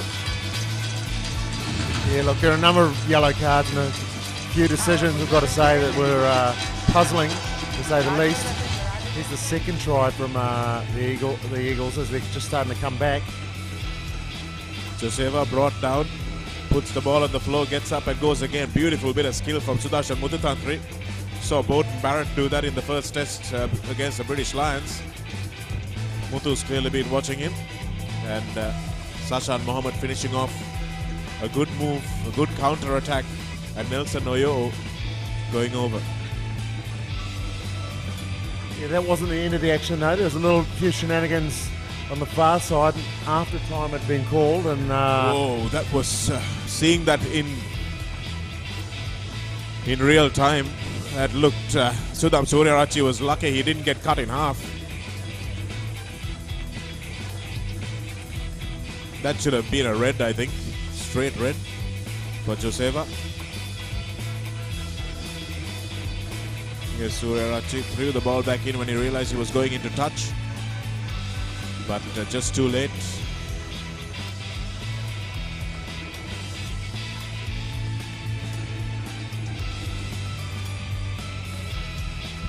And that's the end of the tournament. There's lots of awards to be given away. We'll be back with the award ceremony after this commercial break.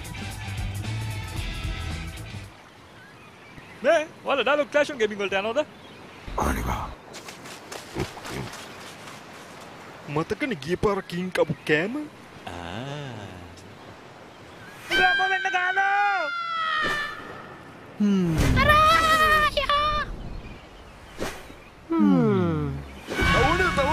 තව අපේ trace සිටි එකට යන්නේ කොහමද?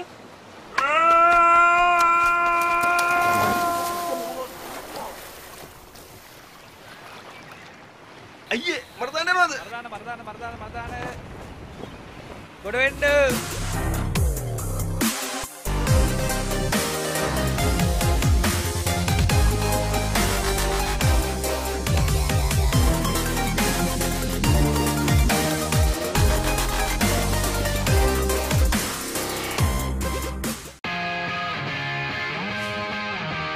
The Recap, your daily sports update. Wherever you are, tune into ThePapare.com at 6:30 p.m. on the dot and be updated on what happened around you.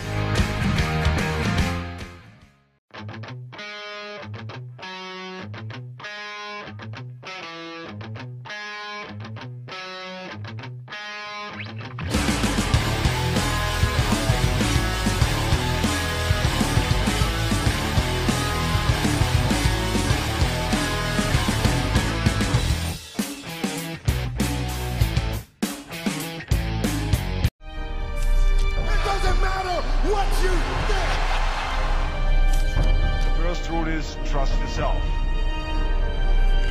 Fitness Diaries, in a mission to uplift the fitness arena in Sri Lanka.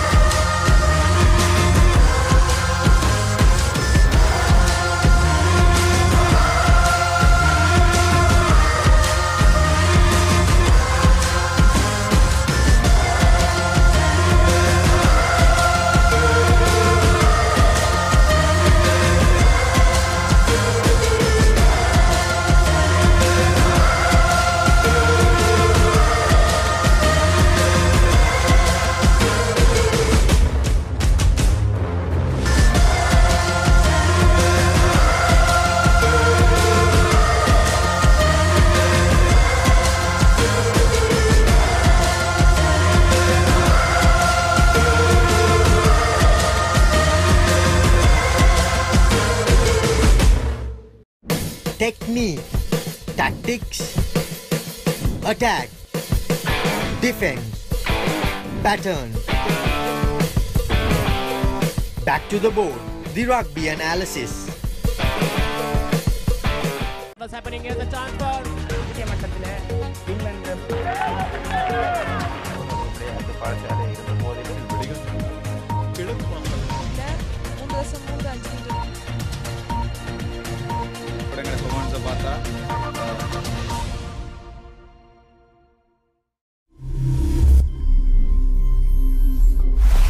You follow Sri Lankan sports, obviously, even while you're traveling.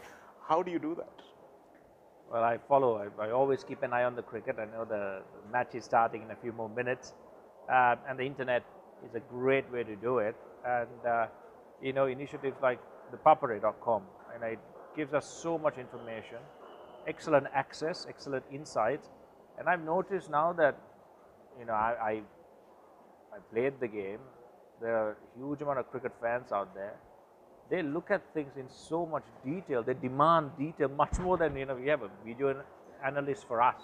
Incredible. These guys want even more detail when it comes to, you know, reading about the game and understanding. So I think the ThePapare.com provides all of that beautifully. So, you know, congratulations and well done to the ThePapare.com, because for people like me and for millions of other cricket fans around the world to have a deep insight, an intricate look into sports, and also follow live scores, results and news, that's an ideal way. Well, you're at the right place, sharing the passion here with Kumar Sangakkara. Kumar, thanks very much for joining us here.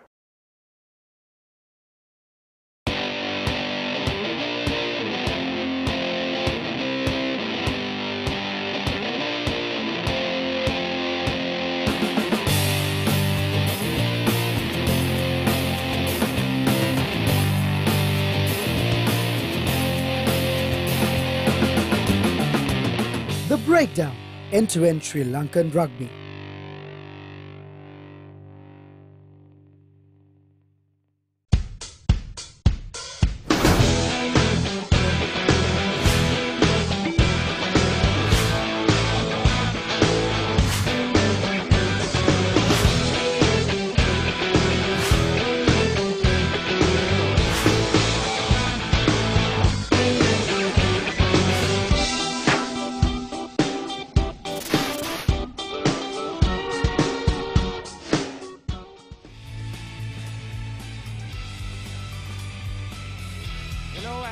Good evening, ladies and gentlemen. Thank you very much for your patience. We have had the privilege of having 4 days of Super 7's rugby. The second annual Sri Lanka Super 7's Rugby Championship 2017 has been successfully concluded. A concept and a project launched and conducted so handsomely by the Sri Lanka Rugby Football Union with the assistance of the Sri Lanka Schools Rugby Football Association. The concept idea being that of rugby enthusiast, rugby player and rugby promoter, Honourable Minister Harin Fernando. It has been his brainchild, his story, and what a success it has been. Thank you very much, sir, for being involved in promotion of rugby. After the successful completion, we are ready for the first segment of the presentations. Cordial inviting Mr. Nazim Mohammed, Secretary of the Sri Lanka Rugby Football Union, Mr. Lasitha Gunaratna, Vice President, Mr. Priyantha Ekanayaka, Chief Executive Officer, Sri Lanka Rugby, together with Mrs. Joyce Gunawardana, Director Promotions, Jet Holdings, and Mr. Alex Lowell, Director, CIMB. Lady and gentlemen, we would please come on stage being the presentation party. For all the right reasons at this wonderful venue, we have been blessed with some good rugby, especially today. Opportunities for everybody, especially for the young ones. The schools tournament producing some outstanding young talent.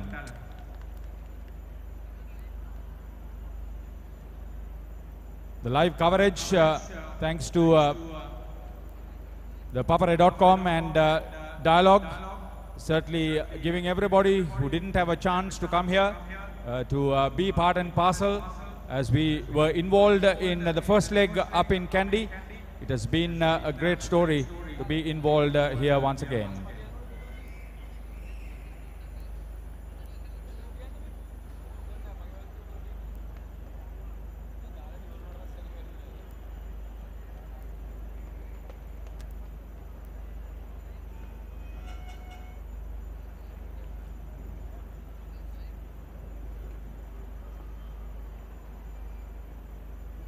Okay, we are happy with the presentation party, and the tokens of appreciation for the match officials will start off proceedings. We cordially invite Mr. Lasitha Gunaratna, Vice President of Sri Lanka Rugby, to make the presentation to the match referee, Charlie Brown.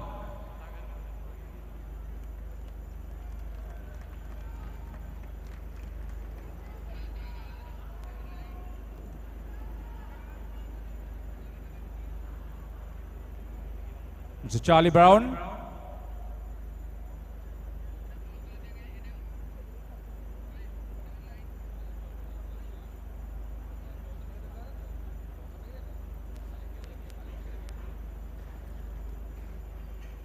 We would also, in the absence of Mr. Charlie Brown, cordially invite match referee Fahmi Mohammad Hossain.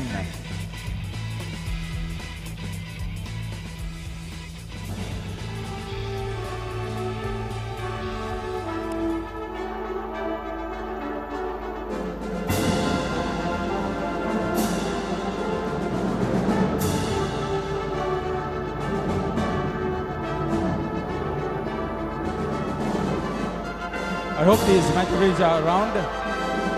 Just Wang.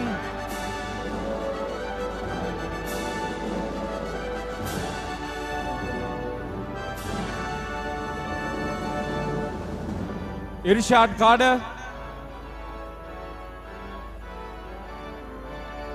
Dinka Piris.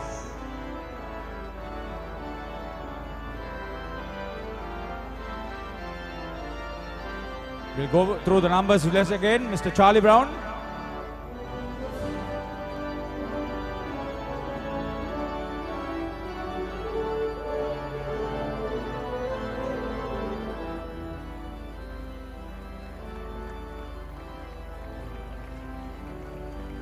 Yeah, Dinka Piris.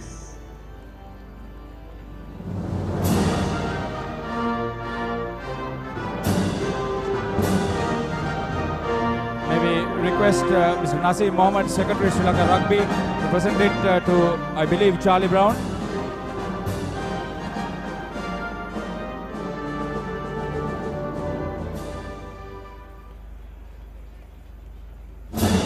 Fahmi Mohammad Hossain.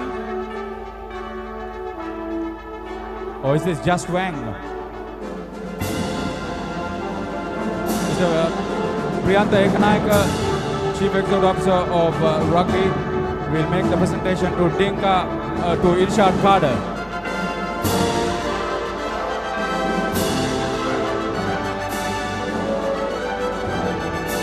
Thank you very much, officials, for your participation, and thank you very much, gentlemen, for being present here. Here's hold on. We will make sure that we've been involved. Cordial inviting Mr. Alex Lowell, Director CIMB, to please join us. Yes, he's there. The Sri Lanka Super 7's women's 4th place to be presented to CRNFC. We would come and receive 4 teams participated. Thank you very much.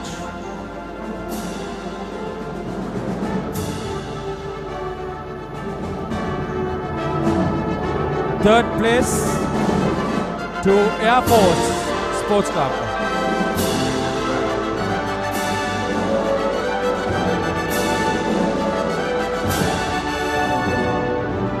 Thank you very much, Mr. Alex Lowell. Cordially inviting Mrs. Joyce Gunawardena, Director Promotions, Jet Holdings, to make the next couple of presentations to the Sri Lanka Super 7's women's runners-up or second place to Army Sports Club.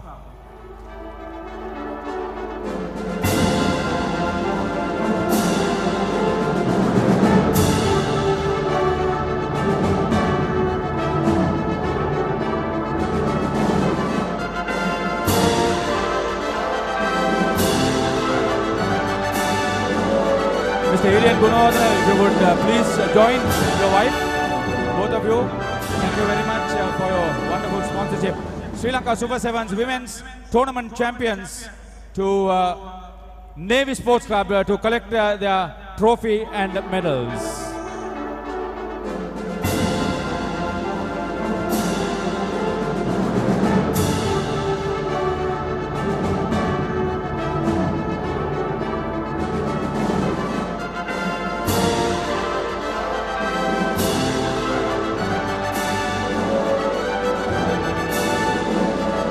It was heartwarming to see that the ladies were prepared to give it all. So it's been a nice story for the women sailors to be involved with this championship winning story in the second Sri Lanka Super 7's Rugby Championship 2017.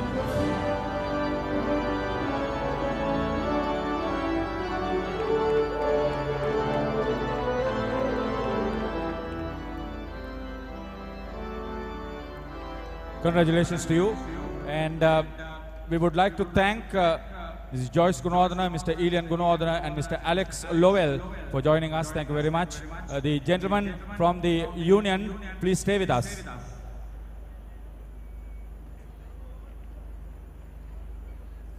Cordially inviting the power and the strength behind Sri Lanka Super 7's Honorable Harin Fernando, Chairman of Sri Lanka Super 7's, the Honorable Minister of Telecommunications and Digital Infrastructure. Please join us, sir, in the company of Mr. Supun Veerasinghe, Group Chief Executive Dialogue Asiata, and who powered this tournament, together with Mr. Harsh Samarnayaka, the General Manager, Brand and Media, Dialogue Asiata.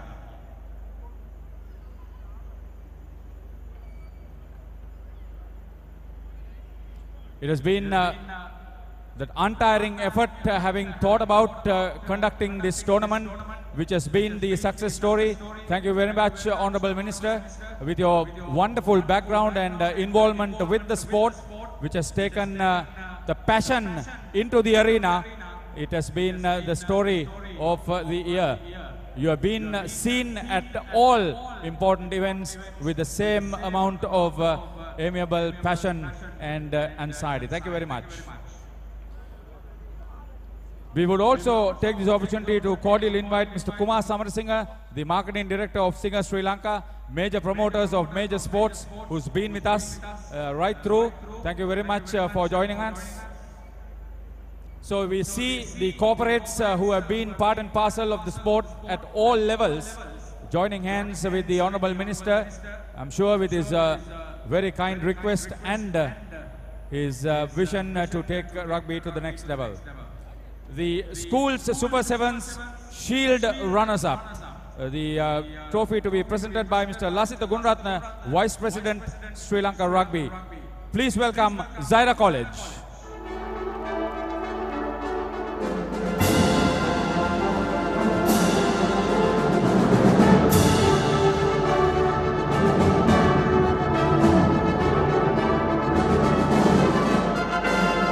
Lasitha, please stay in line as we make the presentation to the Shield winners in School Super 7's, St. Anthony's College, Kadugastota.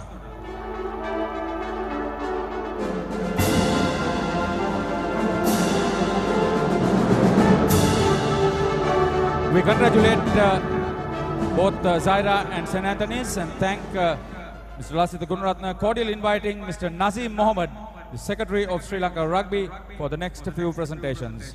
Schools Super 7's Bowl runners-up, Isipatana College.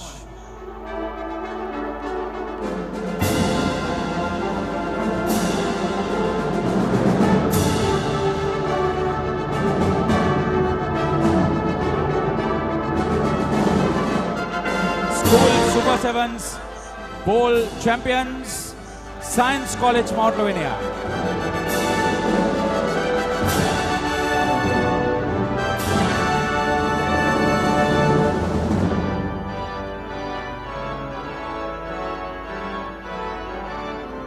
We would also like to congratulate Isipatana and Science, and thank Mr. Nasir Mohammed. Cordial inviting the General Manager, Brand and Media, Dialog Asiata, the power behind the 7's here, Mr. Harsha Samarnaika, for the next set of presentations. Schools Super 7's plate runners-up, Wesley College, Colombo.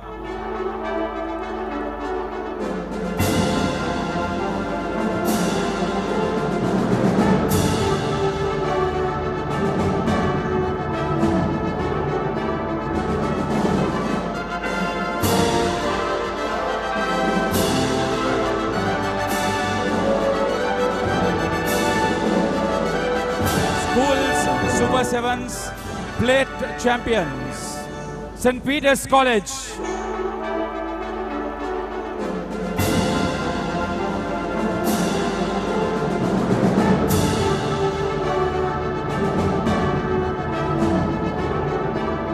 We congratulate Wesley and St. Peter's. Thank Mr. Harsha Samarnaika.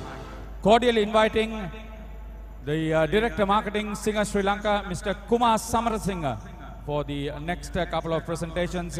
Individual awards to be presented. First, it would be for the School Super 7's highest points scorer. 3 tries and 4 conversions. That's 23 points for Ishara Kure of Kingswood College, Kandy.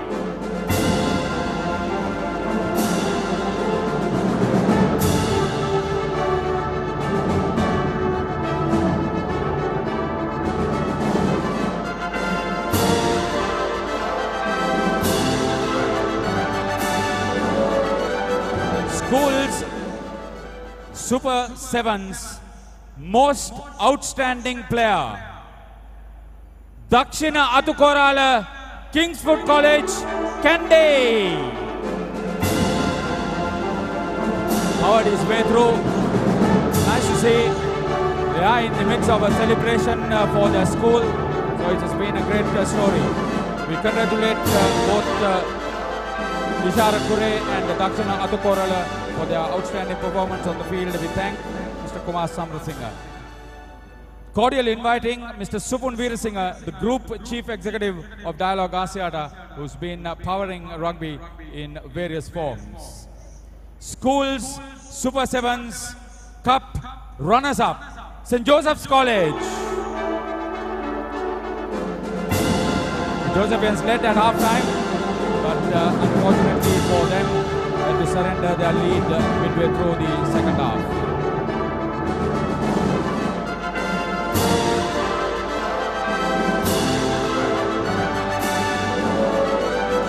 We invite Honorable Harin Fernando, Chairman of Sri Lanka Super 7's, the Minister of Telecommunications and Digital Infrastructure, together with Mr. Supun Veerasinghe, the Group Chief Executive, Dialog Asiata, to make the last presentation for the Schools Super 7's Cup champions.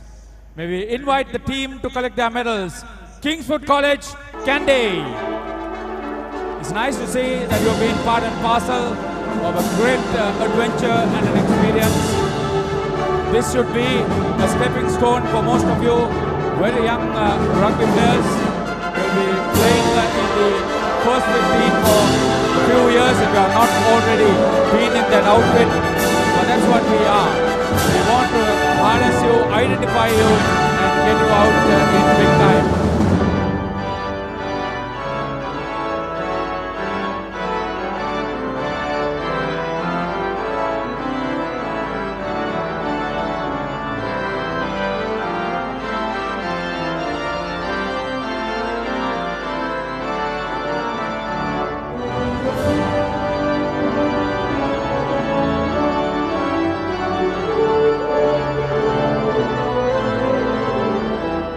Okay, may we welcome the captain of Kingswood College to come and collect the Champions Trophy from our distinguished invitees. Kingswood College, Kandy.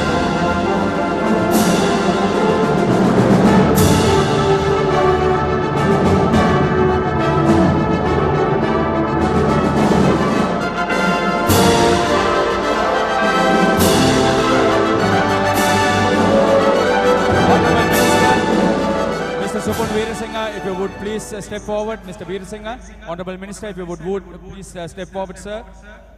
We welcome the captain of Sri Lankan Navy women's team to come and collect the Champions Trophy, the women's champions of Sri Lanka Super 7's 2017. Sri Lankan Navy.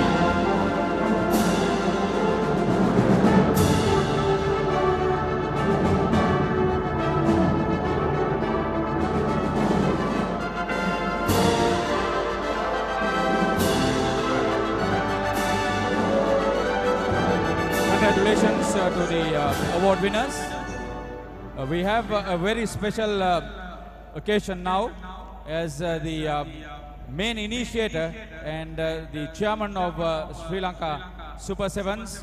We cordially invite the Honorable Minister Harin Fernando, the chairman of Sri Lanka Super 7's and Minister of Telecommunication and Digital Infrastructure, say a very special thank you to the Super 7's teams and the team sponsors in particular. May we have the representative of Access Kings coming up first to collect their token of appreciation from the Honorable Minister. Any representative from Access Kings?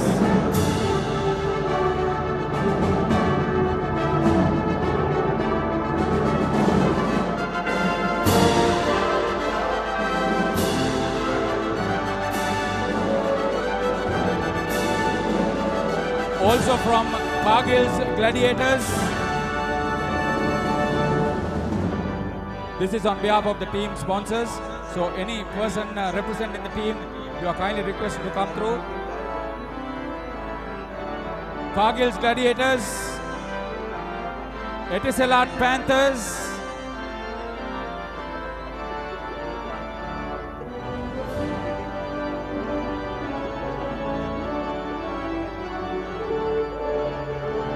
Easy Wolves,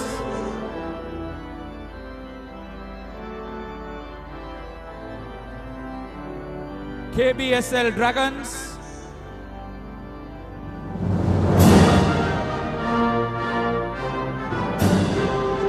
Mobitel Eagles,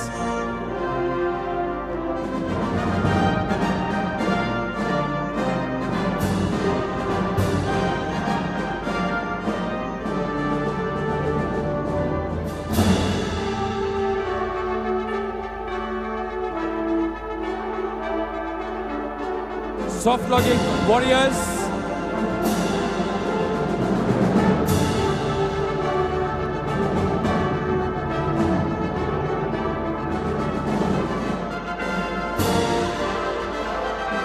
Walker's CML Vipers. We would like to thank all team sponsors in the franchise competition for coming forward to sponsor the teams and make it all worthwhile.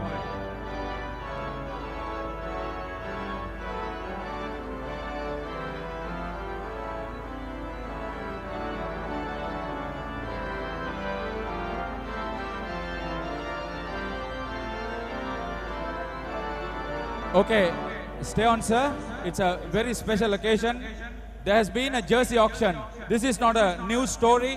Last time around, the All Blacks jersey for the rugby enthusiast and passionate rugby promoter, the Honourable Minister, was auctioned, and that money was presented to Isipatana College. The criteria was, as mentioned last year, because they had produced the most number of national players, and we all know that they have won a whole lot of awards at schools level. This time too, it was the same story. The jersey here was the Hurricanes rugby team's jersey, signed by the 2016 Super 15 champions and purchased by Walker's CML Group. Mr. Hari Mahadevan will be called upon to collect the jersey on behalf of Walker's CML Group. The monies to be presented to Science College, a team that has produced some outstanding players. They want to further their cause and make sure that they will be part and parcel. But here we invite Mr. Hari Mahadevan to please collect the jersey which he has purchased for a handsome amount on behalf of Walker's CML Group.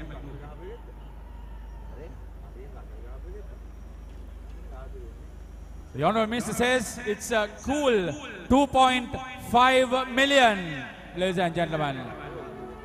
So thank you very much. The thought itself is mind-boggling. We want to make it all happen. Thank you very much, sir, for coming forward to make it all a success story. Okay, it's now on to the big forum and the franchise tournament amongst the teams that also included some foreign players. Cordial inviting Mr. Lasitha Gunaratne, Vice President of Sri Lanka Rugby, to make the presentation for the Sri Lanka Super 7's 2017 8th place KBSL Dragons.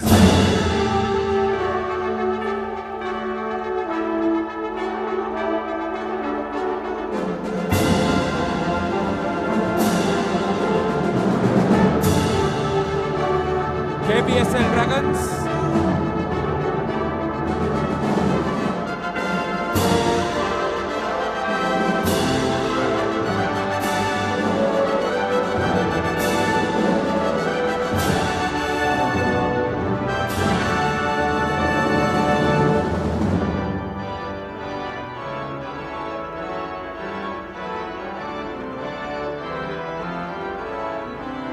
Sri Lanka Super 7's 2017 7th place. Cargill's Gladiators. The trophy to be presented by Mr. Lasitha Gunaratne, Vice President, Sri Lanka Rugby. I know amongst the 8 teams, when you get some outstanding talent, but we appreciate your participation. Something for you to remember for all you have given. Not only on the field, but off the field. Are you there? Cargill's Gladiators.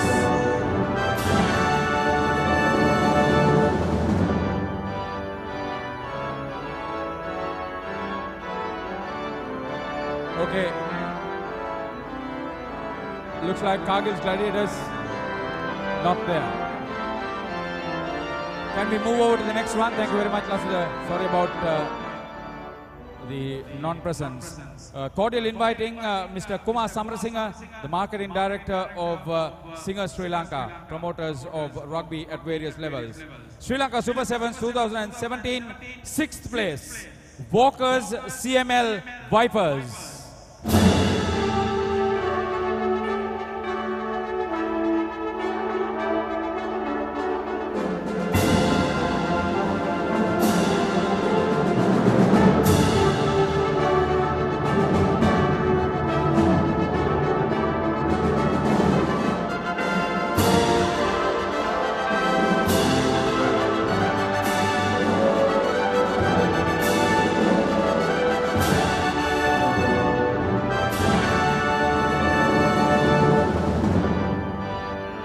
Sri Lanka Super 7's 2017 5th place, Etisalat Panthers.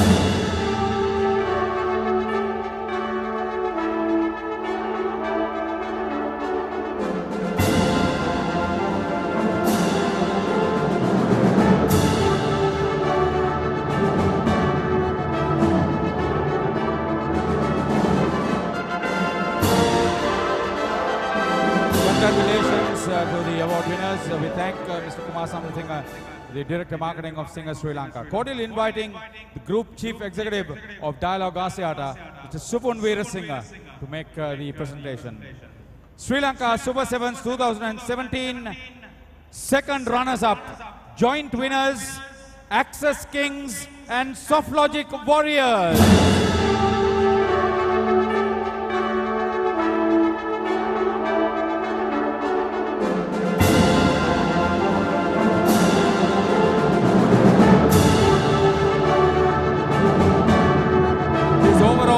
Having considered the performance in the first leg up in 22, so you can just imagine the amount of effort you got to make to the overall placements. These are excellent indications of the commitment.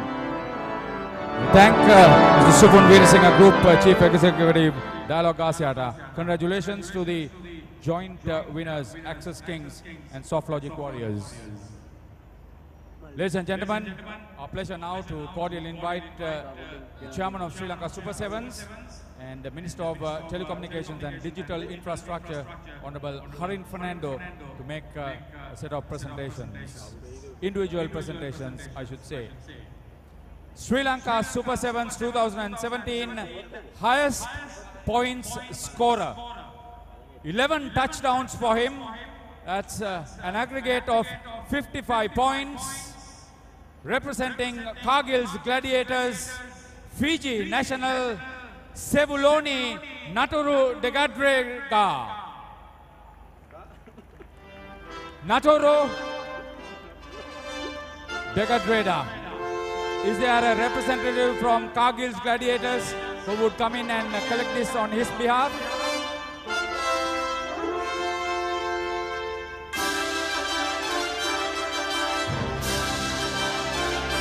Okay, looks like it's not going to happen.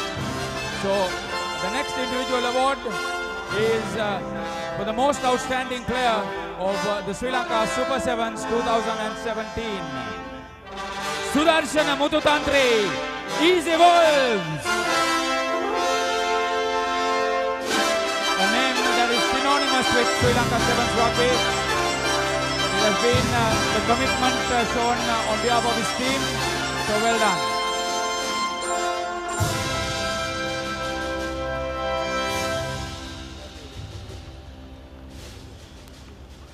Stay on, sir.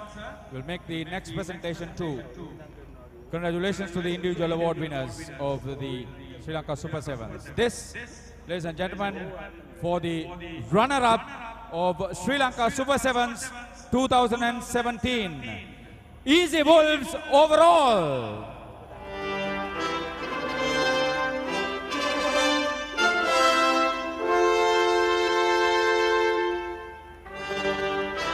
Skipper Sudarshana receiving it on his behalf, the team.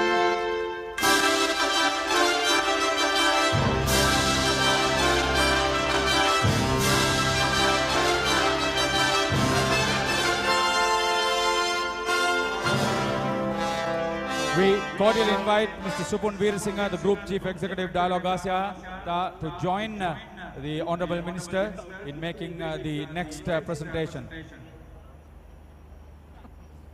Ladies and gentlemen, it's the big one.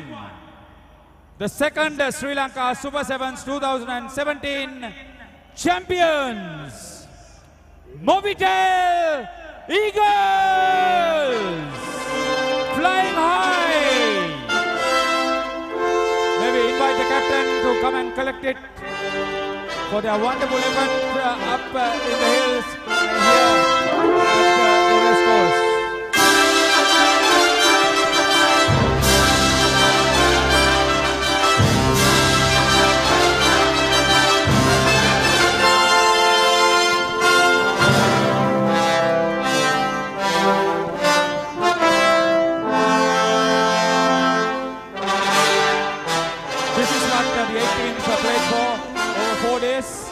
And it has been a great story. We invite the championship winning team to join the distinguished invitees on stage for their champions official photograph. Well done, Mobitel Eagles. I've made a few. I've had my shadows and kicked in my face, but I've come through. I need to go home.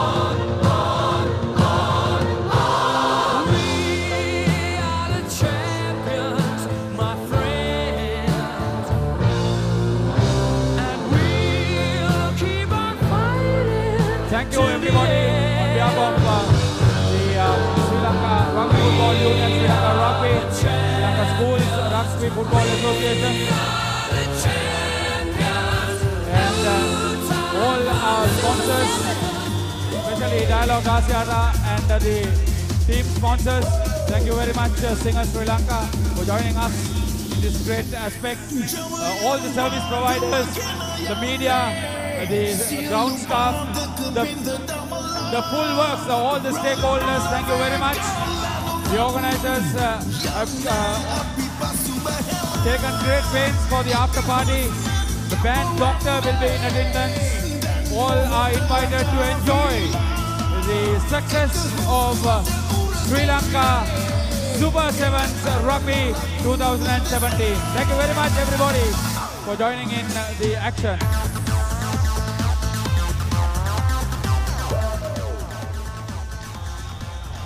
And that's it from the Racecourse Grounds. The Mobitel Eagles taking the overall championship. Until next time, I'm Sachin David signing off on behalf of Dinuk Bhaskaran, Hisham Hamid, Romario De Silva, Paul Toya, Abdullah Yusuf, and Chanaka Amarasinghe, Harshan Joseph from the commentary box and the technical team. We'll see you again next time with all the action from across the country, sharing the passion.